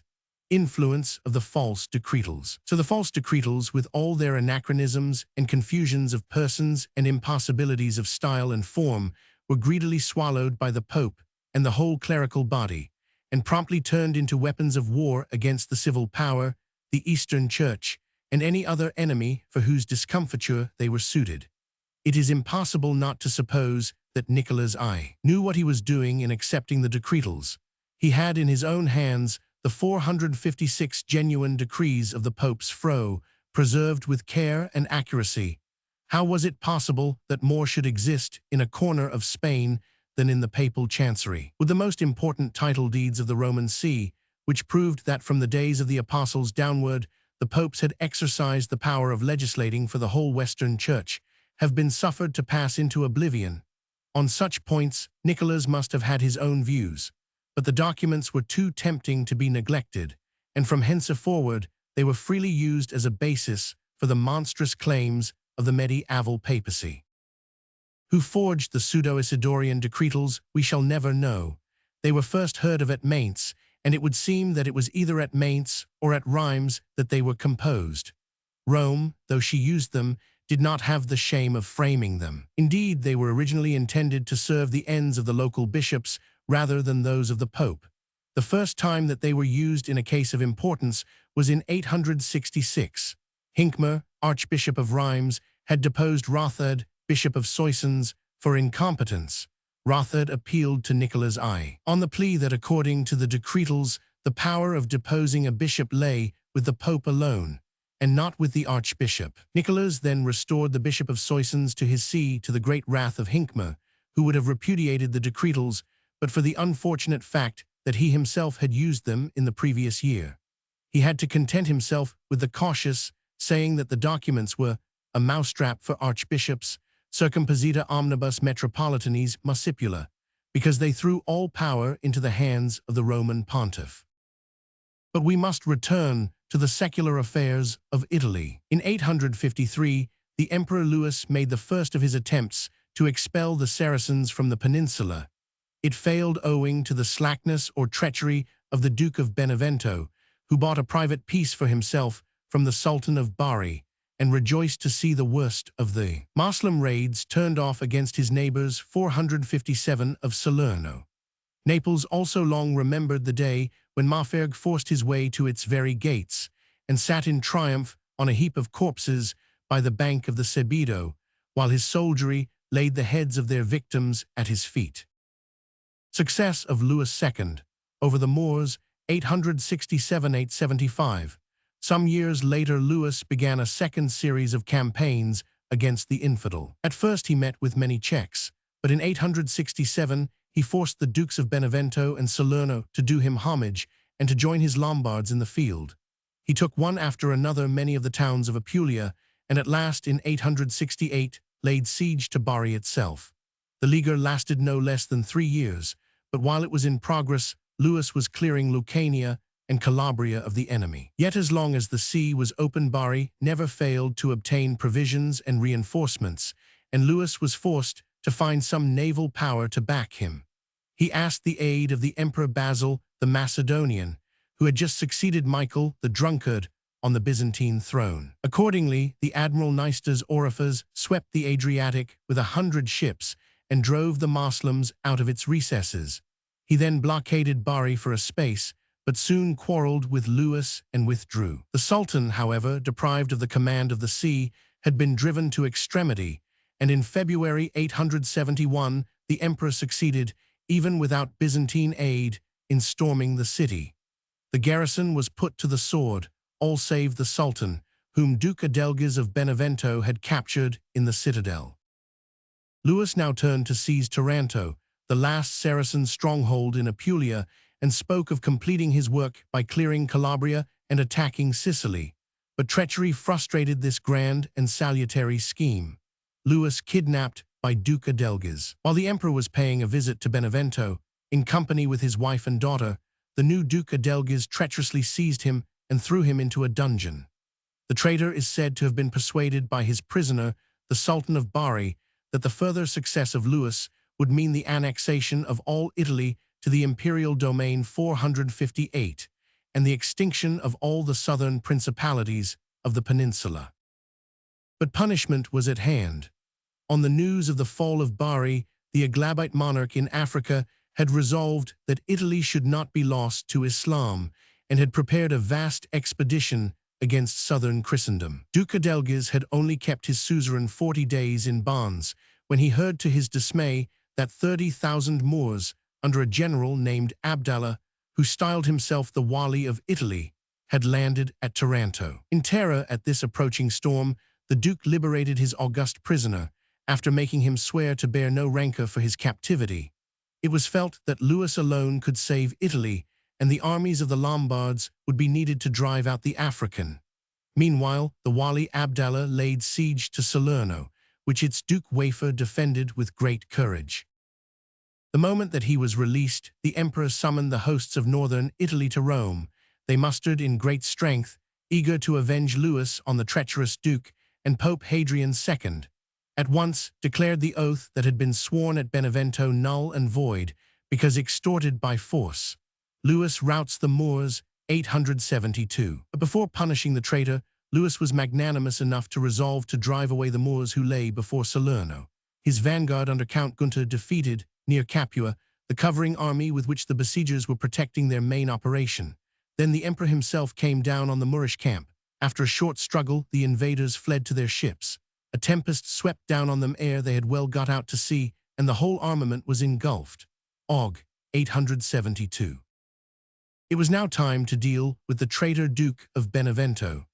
In the spring of 873, Louis, supported by the solemn blessing of Pope John Roman VIII, marched into the duchy, overran it, and forced his way to the gates of the capital. But his successful campaign did not end, as might have been expected, by the annexation of Adelgis' dominions. At the intercession of the Pope, the Duke was admitted to pardon, and on doing 459 homage and penance, was reinvested with the sovereignty of Benevento. Louis had now leisure to undertake his great scheme for expelling the Moors from Calabria and Sicily. Death of Louis, 875. But to the grief of all his subjects and the eternal misfortune of Italy, he died in 875. To crown the disaster, he left no male heir, but only a daughter, and the Princess Hermingard was not yet married to any stalwart count who could have championed her claim to her father's realm. Louis was by far the best of the later Carlings. Just, pious, and forgiving like his grandfather and namesake, he was no weakling as the elder Louis had been, but a mighty man of war from his youth up. If he had succeeded his father Lothair in all his kingdoms, the fall of the empire of the Franks would have been stayed for another generation. If he had lived longer and left male issue, a strong and compact kingdom of Italy would probably have come into being. But when they bore him to rest in the old Basilica of St. Ambrose at Milan, the hope of a united Italy was buried in his grave, and the Age of Iron, as it was afterwards styled, set in for all the provinces of the peninsula. We have narrated in another chapter the troubles which were brought upon Italy and all the other kingdoms of the Frankish Empire by the extinction of the eldest line of the descendants of Charles the Great and the vacancy of the imperial throne.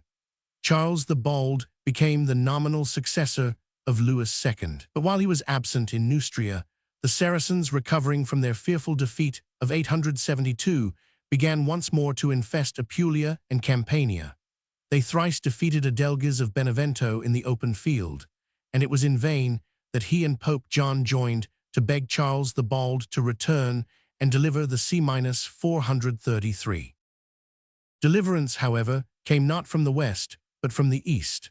While the Frankish emperor failed to appear, Basil the Macedonian had resolved to take up the task of driving the 460 Moors from Italy. His armies crossed the Ionian Sea and seized Bari in 875. They met with unbroken success. The Apulian towns opened their gates one after another in order to get succor from the infidel. The Byzantines conquer South Italy 875–94. Two splendid naval victories annihilated for a space the piratical fleets of the African and Sicilian Moors. Their stronghold of Taranto was stormed, and then, in 3 years, the great general Nicephorus Phocas, grandfather of the emperor of the same name, overran Calabria and left not a single Saracen on the eastern side of Italy 884–87. The Byzantines then went on to attack the Duchy of Benevento. They swept over it with ease and forced Duke Urso to fly into exile. For 4 years, East Roman governors ruled at Benevento itself, but in 894 Wido, king of Italy, drove them out of that city and reconstituted the Beneventan state on a smaller scale. Its southeastern half, the provinces which got from the Greeks the names of the Basilicata and Catapanata, remained permanently in the hands of the Eastern Emperor. It is strange to find that while the Byzantines were faring so well in Italy, their fate in Sicily had been disastrous, unless, indeed, it was success in one quarter that led to the neglect of the other. In 877, a great horde of African and Sicilian Moslems laid siege to Syracuse, the main post of the Eastromans in the island. It was defended stubbornly by two forgotten worthies, John the Patrician and Nistas of Tarsus, and held out for 10 months. Syracuse taken by the Moors, 877. By May 878, the besieged were reduced to feed on grass, nettles, and unclean animals, and the fainting troops could no longer man the walls. The Moors burst in and massacred the patrician and the remains of the gallant garrison. Nothing now remained to the empire in Sicily save a few forts among the roots of Etna and the single town of Catania. These were held throughout the war and only fell in the beginning of the next century. While the Byzantines were maintaining their struggle in South Italy and Sicily with the Aglabite monarchs of the 461 Moors, Lombardy and Rome had troubles of their own. Much vexed by Saracen inroads on Campania, Pope John VIII summoned Charles the Bald to return to Italy. The king of Neustria did for once appear to vindicate his imperial claims in 877, but it was only to fly in haste and to expire while crossing the pass of Mont Cenis. The title of emperor and the kingdom of Lombardy were both now vacant. Several princes stepped forward to claim them. The majority of the North Italians, headed by the Bishop of Milan, chose to rule them. Carloman, the eldest son of Louis the German, though the Pope tried to support the claims of Count Boso, a Burgundian noble who had just married the Princess Hermingard, the heiress of the good Emperor Louis II. But Carloman never was able to make good his rule over Lombardy. Soon after his election, he lost his health and fell into a lethargy, which obliged him to abandon all state affairs. Yet till his death in 880, he held the title of King of Italy. Meanwhile, the peninsula fared very ill without the hand of a ruler to guide it. While the East Roman armies were evicting the Moors from the Adriatic shore, the expelled infidels kept throwing themselves upon Latium and Campania. Aided by new swarms from Africa, they infested the regions about Naples, Capua, and Gaeta, till, in despair, the Neapolitan Republic made a private peace with them and bought immunity from their ravages by allowing its harbor to become a base of operations for the plunder of the neighboring lands. The Moors in Campania. A veritable colony of Mohammedans was soon established on the banks of the Garigliano, and Froti, the central Italian powers, were quite unable to drive them out. Their ravages extended far and wide into the Samnite Apennines and even as far as Tuscany. Yet, strangely enough, the adventurers never succeeded in capturing Gaeta or Capua or any other of the strong towns around them. They were purely predatory and showed no signs of settling down into an organized state. 462, in his despairing search for an emperor who should save Rome and Italy, Pope John finally crowned Charles the Fat, the most unpromising candidate upon whom he could possibly have pitched. But the incapable and unwieldy monarch soon returned to Germany, and even took with him for northern wars the Lombard levies, which John had fondly hoped to use for the extirpation of the Campanian Moslems, 881. Next year John VIII died. He was the last of those able pontiffs of the 9th century who did their best to defend Italy from the infidel and to strengthen and extend the papal power over the Frankish kings and the Frankish Church. After his decease, the same blight which had already fallen on the house of Charles the Great seemed to descend on the bearers of the Roman keys. 3 popes died in 8 years, and men of mark ceased to appear on the papal throne. The last 15 years of the century saw the first of those scandalous prelates who were for a century to be the disgrace of Christendom. The inglorious reign of Charles the Fat was no less fatal to Italy than to the rest of the Frankish realms. The Moors of Sicily and their colonists on the Garigliano sent their expeditions farther and farther afield. Their vessels were seen as far north as Pisa and Genoa. The Moors of Fraxinet, 880–8975. Another band from Spain descended on the Provençal coast at the same moment and seized the sea-girt fortress of Fraxinet, where they established a strong colony, which lasted nearly 100 years, 880–8975. The raids of the Moors of Fraxinet reached far inland, in despite of the kings of Arles and Upper Burgundy. We read, to our surprise, of incursions which devastated the whole valley of the Rhône and reached as far as Lausanne and St. Maurice in Switzerland. On one occasion, a band of Provençal Saracens and a band of Magyars from the Danube met and fought at Orbe in the land of Vaud. It seemed as if the enemies of Europe had met at her central point, and that Christendom was doomed to succumb. After the deposition of Charles the Fat, no more Carlings. 463 of legitimate blood survived. Italy, like the other Frankish realms, had to seek a new royal house. 2 princes courted the suffrages of the Lombard Diet and the blessing of the Pope, Guido, Duke of Spoleto, the most powerful and the most turbulent of the nobles of central Italy, and Berengar, Margrave of the March of Friuli, the Italian borderland toward the Slavs of Illyria. Both claimed Carling blood on the Spindle side. Berengar was the son of Gisela, a daughter of Louis the Pious and the Empress Judith. Guido's mother was a daughter of Lothair I and a sister of the good Emperor Louis II. At first there appeared some chance that the 2 competitors might not come to blows, for Guido had the bold idea of crossing the Alps to seize the Lotharingian dominions of his grandfather Lothair, in the general breakup of the empire, which followed the deposition of Charles the Fat. He agreed to allow Berengar to be crowned king of Italy if he himself was aided in his transalpine schemes. The Margrave of Friuli, therefore, was duly elected by the Lombard Diet and anointed king by the Archbishop of Milan, while Duke Guido entered Burgundy and got himself crowned at Langres. Wars of Guido and Berengar. But after a short struggle with Odo of France, the Spoltan prince abandoned his hopes beyond the Alps and fell back on Italy. Then, disregarding the oaths he had sworn to Berengar, he commenced to intrigue with the counts of central Italy and soon laid claim to the crown. There followed 4 years of bitter war between Berengar and Guido, the former supported by Lombardy, the latter by Tuscany and all central Italy, and backed by the Pope. Pretending that the Archbishop of Milan ought not to have crowned Berengar, the privilege belonging to the papal see alone, Stephen V. anointed Guido and proclaimed him emperor as well as king of Italy, 891. The struggle between the rival kings ended in the victory of Guido, who took Pavia, drove Berengar back into his own duchy of Friuli, and ruled all the Lombard realm for 3 years. He made Pope Formosus crown his son Lambert as co-regent 464 emperor with him, and thought that his dynasty was firmly established. Arnulf invades Italy, 894. The humbled Berengar sent over the Alps to ask aid from Arnulf, king of Germany.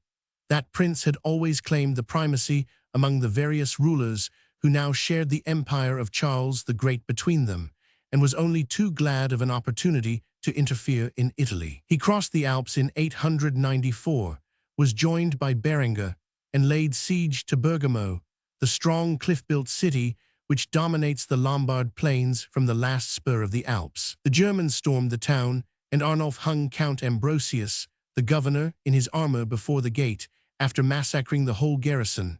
The terror of this deed cowed the partisans of Wido, and all Italy north of the Po did homage to Arnulf. The Spoltan emperor retired southward to prepare to defend the line of the Apennines. There he died, leaving his claims to his son Lambert. Next year Arnulf returned in force, passed triumphantly through Tuscany, and though disease much thinned the ranks of his army, appeared before the walls of Rome. Not Lambert of Spoleto, but his mother Engeltrud defended the Eternal City. Arnulf takes Rome, 895. Inspirited by her, the Romans held out for some days, but when Arnulf had stormed the Leonine city, the new quarter beyond the Tiber, the empress and her warriors fled, and the Pope opened the gates. Formosus, who had always opposed the Spoltans, looked on Arnulf as a deliverer and crowned him emperor with joy. But the violence and rapine of the conquering soldiery disgusted the populace of Rome, whose confidence had not been won by Arnulf's first act, the beheading of 30 citizens who had favored the cause of Wido and Lambert. Attacked by fever and a paralytic stroke, Arnulf returned to Germany without having conquered Lambert's hereditary duchy in the Umbrian Apennines.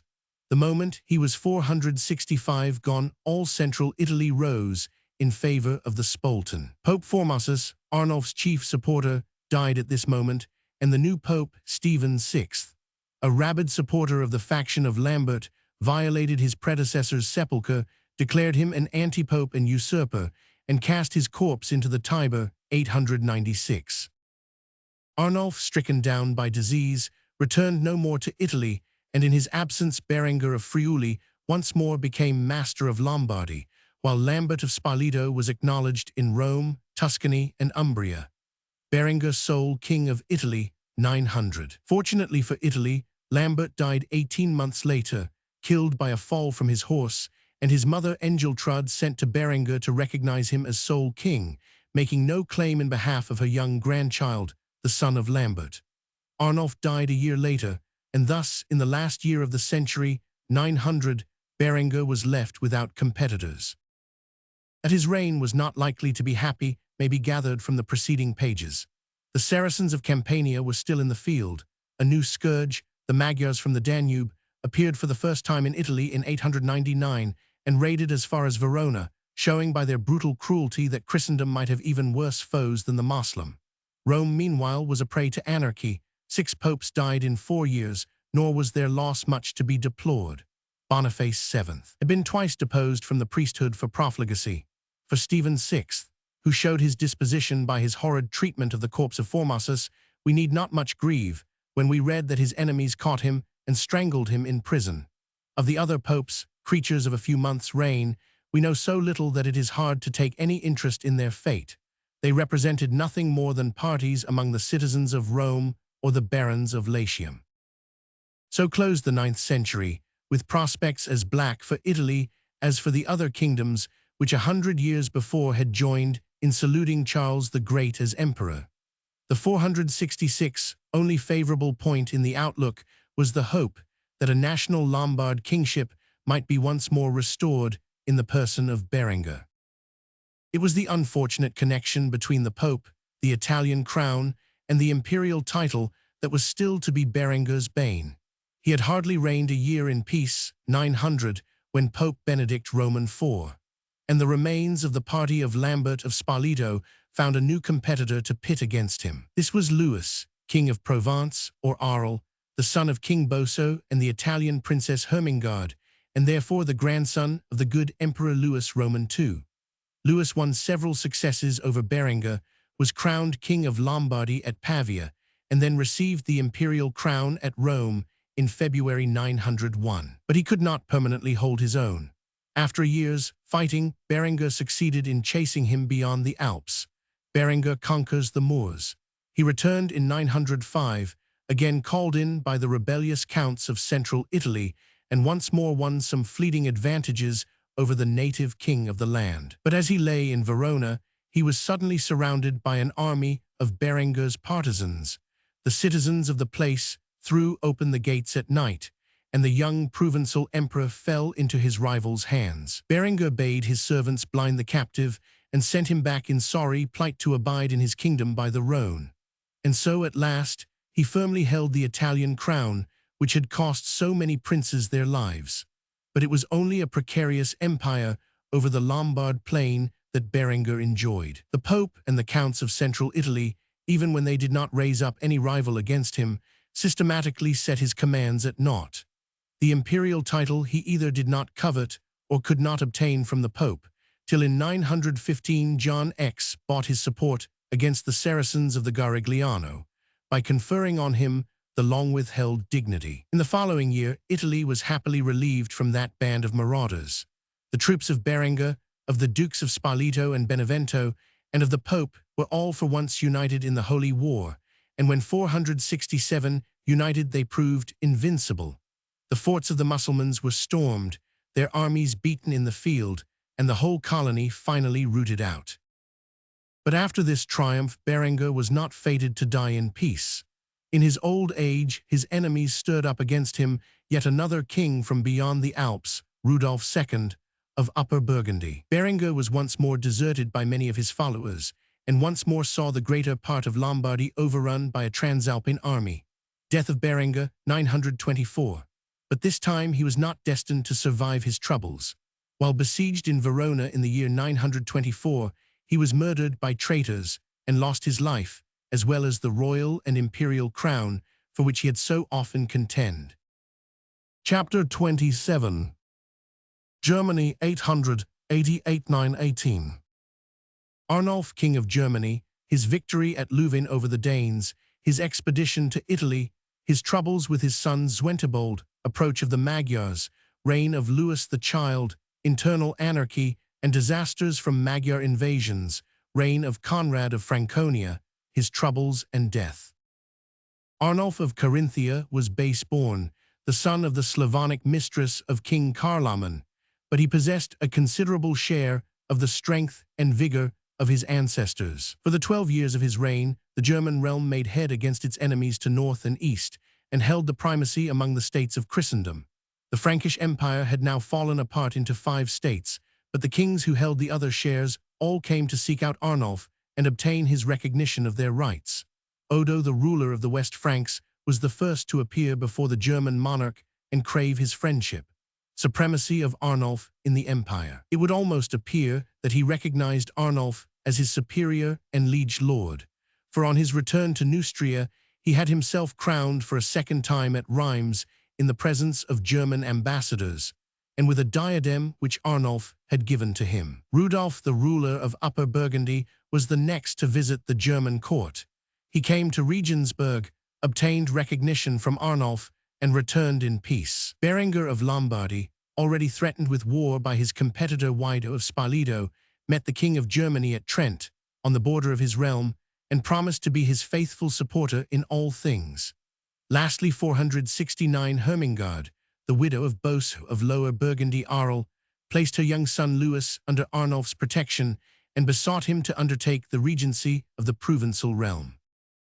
Though Arnulf had not obtained the imperial title, he was for all practical purposes far more of a general suzerain and ruler of the whole Frankish realm than any of his relatives had been for the last 50 years. The best sign of his strength was that he succeeded in checking the inroads of the Vikings in a manner which made them for the future the least dangerous of the many enemies of Germany. In 891, the Danes came flooding into Austrasia in great force and harried all the lands on the Meuse and Moselle. The local levies of Lotharingia were beaten, and Sunderold, Archbishop of Mainz, who had led them, fell on the field. The Battle of Louvain, 891. But Arnulf, who had been far away in Bavaria, came flying westward on the news of this disaster and chased the Danes as far as their great fortified camp at Louvain on the Dial. There they had entrenched themselves with the river at their back and a marsh in their front, which rendered it impossible for the Frankish horsemen to approach them. But Arnulf bade all his warriors dismount, and taking axe in hand, led them through the swamp and up to the Danish palisades. The Germans hewed down the breastwork, broke into the camp, and drove the Danes into the river, where most of them perished. This was the last first-class engagement which the Danes ever fought in the East Frankish realm. They continued to come on plundering excursions to Frisia and the Lower Rhine, but never attempted again either to penetrate deep into the land or to set up any independent principality upon its borders. Arnulf in Italy. After defeating the Danes and putting down some risings of his eastern Slavonic vassals, the Czechs and Moravians, Arnulf undertook the unwise enterprise of conquering Italy, whence his friend and vassal Berengar had of late been expelled by Wido of Spoleto. Of the details of his two invasions of 894 and 6, we have 470 spoken at length in our Italian chapter. Arnulf returned from Italy wearing the imperial crown, whose splendor seemed to ratify the primacy that he already possessed over his brother kings. But he was broken in health by the fever that he had caught in the Roman campaign, and he left Italy behind him in a state of complete disorder, and mainly in the hands of Lambert of Spoleto. After his Italian expedition, Arnulf's reign was much less fortunate.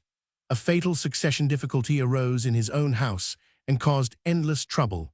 For many years, he had no lawful issue born to him, so he persuaded the National Council of the Germans to allow him to designate his bastard son Zwentibold as his heir, 889. 4 years later, he made this prince sub-king in Lotharingia. Dynastic troubles, 893–99. But the same year, 893, his wedded wife Oda bore him a son, known in history as Louis the Child, who was therefore recognized as the lawful heir to the empire, to the great grief and anger of the new king of Lotharingia. From this time forward, Zwentibold, an unruly and turbulent young man, was a perpetual thorn in his father's side. He grudged his infant brother the heritage of the German kingdom and persistently stirred up strife.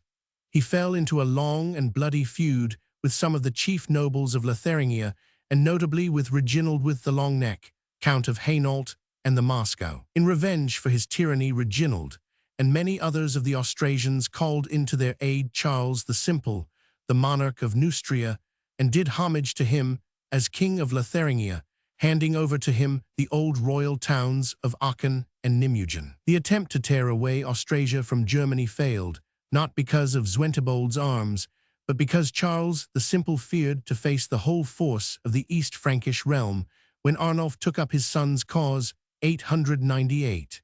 He agreed to retire into his own states and evacuated Austrasia. The Hungarians, of even greater import of evil to Germany than Zwentibold's 471 unruliness, was the arrival on the eastern frontier of the kingdom of a new race of enemies. These were the Ugrian tribe of the Magyars or Hungarians, who appeared in 896 on the middle Danube and Theiss, where the decaying remnant of the Avars were now dwelling mixed among the Slavonic Moravians. The Magyars had been driven westward by another wild horde, the Tatar Pechenegs, who thrust them out of South Russia and forced them to find new homes. They were a race of light horsemen, mighty with the bow, skillful in sudden onsets and feigned retreats, but wanting the perseverance and steady strength in pitched battle which would have rendered them invincible. Their raids were even more rapid and destructive than those of the Northmen, but they were not such formidable foes to meet as the Vikings, for they never could learn to besiege a fortified place or to defend themselves in entrenched camps or to fight in regular line of battle. All their attacks were mere ambushes or sudden surprises, and they seldom allowed the heavy horsemen of Germany to fight them on equal terms and in the open field. Their custom was to ride through the open country, burning defenseless monasteries and villages, but avoiding walled towns and always escaping in haste if the levies of the district came out against them in full force. Arnulf himself was responsible for the first visit of the Magyars to the empire. During his Moravian War, he hired some of their warriors to follow him to the field as auxiliary light horse. Thus they learnt the way into Moravia and Germany alike. During Arnulf's own life, they do not seem to have seriously molested his kingdom, for they were mainly occupied in evicting the Slavs from the plains by the Danube. But no sooner was the emperor dead than they began to extend their ravages into Bavaria and Thuringia. At an even earlier date, they are found already harassing North Italy and vexing the soul of King Berengar by ravaging his native duchy of Friuli, 899. Death of Arnulf, 899. In December 899, Arnulf died, old before his time, and was 472 buried in his favorite city of Regensburg. Then the dukes, counts, and bishops of Germany met at Forchheim and chose, as King Louis the Child, the 6-year-old son of their deceased monarch. The reign of a minor was always dangerous to the old Teutonic kingdoms, and that of Louis was no exception to the rule. The 11 years during which he nominally ruled as King of Germany were almost the most disastrous ever known in the history of the East Frankish realm. Hitherto the land had been fortunate in its rulers. Of all the descendants of Charles the Great, the German line had been by far the most able and vigorous. Save the unhappy Charles the Fat, who only reigned for 5 years, they had all proved strong and capable rulers. Weakness of Louis the Child. But now under the nominal sway of Louis the Child, all the evils that had been kept down by his father's strong hand came to a sudden head. Germany was deprived of all central authority and exposed to 2 evils at once: invasion by the enemy from without and civil war at home. The first troubles came from Lotharingia, where King Zwentibold had made himself so hated that many of the Austrasian nobles determined to disavow their allegiance to him, and to acknowledge his boy brother as immediate ruler as well as suzerain. While waging war on his rebellious subjects, Zwentibold fell in battle. As he very happily left no male issue, his kingdom was at once reunited with the main body of the Germanic realm. But worse was to come. In 902, there burst out the first of the great family feuds, which were to be such a curse to Germany. During the last generation, the succession to the posts of Duke, Count, and Margrave throughout the land had been tending more and more toward hereditary right. It was growing quite usual to continue the son in the father's office, and to give to brothers countships in each other's close neighborhood. Under a strong government, this had not led to any danger. Arnulf had been powerful enough to keep all his vassals in 473 order. But his son was a mere child, without any grown relative at his side to act as protector, and not even provided with a strong mayor of the palace to vindicate the royal authority. So far as there was any central government at all, it was worked by 2 great bishops, Adalbero of Augsburg and Hatto of Mainz, the wicked prelate of German tales, of whom posterity persisted in believing that he was devoured alive by rats in divine punishment for his sins. But Hatto and Adalbero were not even formally acknowledged as regents by the national diet, and had no authority to use the royal name save to execute the behests of that council. 153 Wars in Franconia. In the 3rd year of Louis, 2 powerful family groups of counts in Franconia began to wage open war on each other, not under any pretense of serving the crown, but purely to settle a personal feud. Adalbert of Bamberg and his 2 kinsmen, who governed the land of the Saale and Upper Maine, fell upon Conrad and Eberhard, 2 brothers who ruled in Hesse and on the Lahn, and for 4 years central Germany was torn by their intermittent struggles. The meeting of the National Council and the anathemas of the bishops proved quite unable to bring the feud to an end. Presently the quarrel spread into western Lotharingia, where 2 other counts, Gerhard and Matfred, espoused the cause of Adalbert and attacked his enemies in Hesse. It was only after 4 counts had fallen in battle, and the whole Main Valley had been miserably ravaged, that a diet, summoned by Bishop Hatto at Tribur, finally put its ban on Adalbert of Bamberg as the fomenter of the war, and raised a great army against him. He was beleaguered by the national levy in his castle of Theirs, captured and executed, while his friends Gerhard and Matfred were exiled. But it had taken 4 years to induce the nation to move, and meanwhile other great counts and dukes had learnt the lesson that they might enjoy a long impunity, whatever turbulent enterprise they might take in hand. A few years later, we find Burchard Margrave of Riesia endeavoring to make himself Duke of Swabia by coercing the small governors in his neighborhood. When he was put down and executed by council of the bishops who surrounded the young king, popular sympathy was decidedly in favor of the feudal usurper and not of the central government. In Lotharingia, two troubles never ceased. They culminated in a second attempt of Count Reginald with the Long Neck to make over the Austrasian countries to the King of Neustria, Charles the Simple. Invasions of the Hungarians, but serious as were these civil broils, their importance was as nothing compared with the greater disasters caused by the Hungarians' ravages on the eastern frontier. From the first year of King Louis onward, their attacks knew no intermission. They began by raids on Bavaria and Carinthia. A little later, while the Franconian Civil War was in progress, we find them penetrating into Suabia and even into the distant Saxony. In 907, they defeated the whole levy of Bavaria and slew its Duke Luitpold together with the Archbishop of Salzburg and the bishops of Freising and Sebben. The consequence of this disaster was the temporary loss to Germany of its eastern frontier, the Bavarian Ostmark, which we now know as Austria. The Magyars overran the whole of it as far as the Enns. In the very next year, the victorious horde entered Thuringia and slew its duke together with the Bishop of Würzburg. In 910, the young king himself, now 16 years old, took the field against them for the first time, and for once Bavarians, Suabians, and Franconians were found united under him for a common campaign against the invader. But the first fight of King Louis was a disaster. His army was caught in an ambush and routed with great slaughter. Only the Bavarian troops escaped the panic and succeeded in checking the outset of the victorious enemy.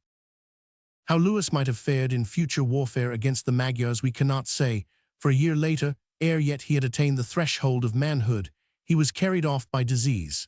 With him was extinguished the German line of the Carolingian house, for he left no male heir of any kind, 475, whether brother, uncle, or cousin, to take up the heavy heritage of the Teutonic crown, 911. The only alternatives that now lay before the German nobles were either to elect as king one of the French branch of the Carolingian line, or else to follow the example of the Burgundians, Italians, and Provençals, and choose one of themselves as the new ruler. Election of Conrad I, 911. After much hesitation, the latter course commended itself to the Diet, and at Forchheim the Franconians, Saxons, Suabians, and Bavarians joined in elevating to the throne Conrad, a count of Lower Franconia, the son of that Conrad who had fallen in the war with Adalbert of Bamberg 5 years before. Only the Austrasians, faithful now as ever to the house of Charles the Great, refused to acknowledge the new king and once more did homage to Charles the Simple, the weak but ambitious monarch of Neustria. Conrad seems to have been remotely descended in the female line from the house of St. Arnulf, but could not pretend to represent the old traditions of Frankish royalty. He was simply the most powerful, or almost the most powerful, man among the German noble houses, and was chosen purely for his military abilities. Conrad's reign of 7 years, 911–918, was one continuous story of rebellion and disaster. Under a ruler of a new line, whom they regarded merely as one of themselves, the local governors became even more insolent to the central power than before. They made war on each other at their good pleasure, and each endeavored to put down his weaker neighbors and make their possessions his own. Each of the ancient divisions of the German realm, the original tribal unities of Suabian and Bavarian, Saxon and Frank, showed a tendency to draw apart from its fellows. Each sought to reassert its individuality under some new ruler of its own, to hail its strongest noble as duke, and follow him even against the king. It required a strong and persevering monarch to keep this separatist tendency under, and to prevent it from splitting up. The rear Conrad I was deficient neither in energy nor in perseverance. His whole reign was filled with struggles against the usurpations of the greater nobles, but he was still far from having won a victory when he died. Except from his fellow countrymen in Franconia and from the higher clergy, he got little assistance in the strife, and his own last words were a warning to the Germans that they must choose a stronger king than himself if their kingdom was to survive. Rebellions against Conrad It would be wearisome to relate the many campaigns of Conrad against his two powerful subjects, to tell how the Palatine Count Urchinger tried to make himself duke in Swabia, how Arnulf, the son of that Luitpold whom the Hungarians had slain, claimed the ducal power in Bavaria, how the great Saxon Henry, son of Duke Otto, to be better known a few years later as King Henry I, defied his liege lord to drive him out of Saxony. Conrad was generally unsuccessful in his strife against the rebels. It is true that he defeated, captured, and executed the would-be Duke of Swabia, and that he drove Arnulf the Bavarian into exile for a time. But he utterly failed in his attempt to win back Austrasia from Charles the Simple, and his expedition into Saxony against Duke Henry came to a disastrous end, so that he was compelled to make peace and to recognize Henry's ducal power over the whole country. It is said that Hatto, the great Archbishop of Mainz, died of sheer anger and disgust on hearing of the triumph of the Saxon, against whom he had a personal grudge. Hatto had been the chief supporter of the central government in the reign of Conrad, as in the reign of Louis the Child, and could not bear to see the forces of disunion finally victorious. Further Magyar inroads. It need hardly be added that while civil war raged all over the German kingdom, the foreign enemy was more active than ever. Instead of afflicting only the eastern border of the land, the Magyars came flooding in over its whole extent. They even reached the Rhine. In 913, we find them before the walls of Koblenz.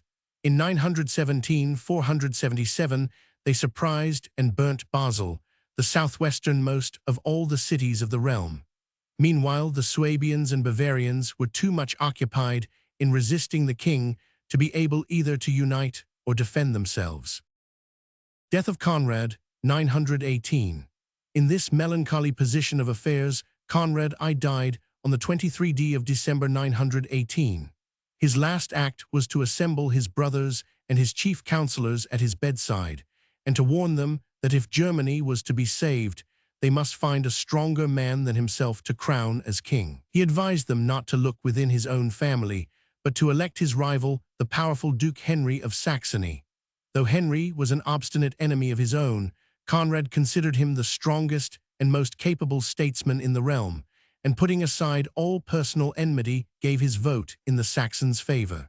His advice was taken, and the happiest results ensued.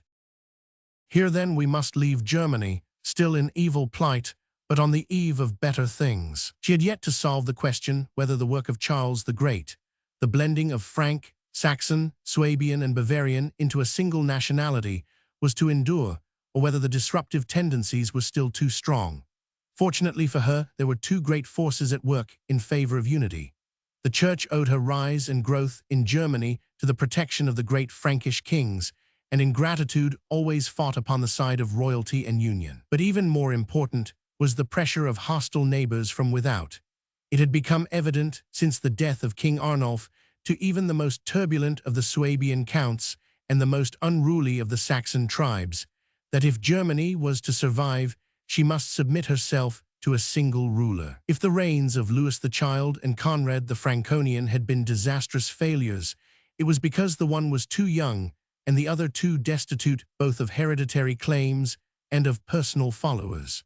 When a strong man, with one of the great duchies at his back, took Conrad's place, the problem of saving Germany was found not to be insoluble.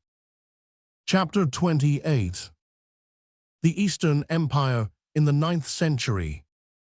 800-912. Nicephorus I and his wars.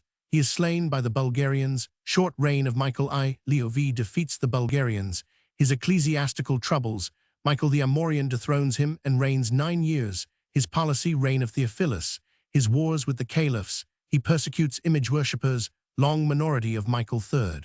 Restoration of image worship, orgies, and end of Michael, Basil I, and the Macedonian dynasty.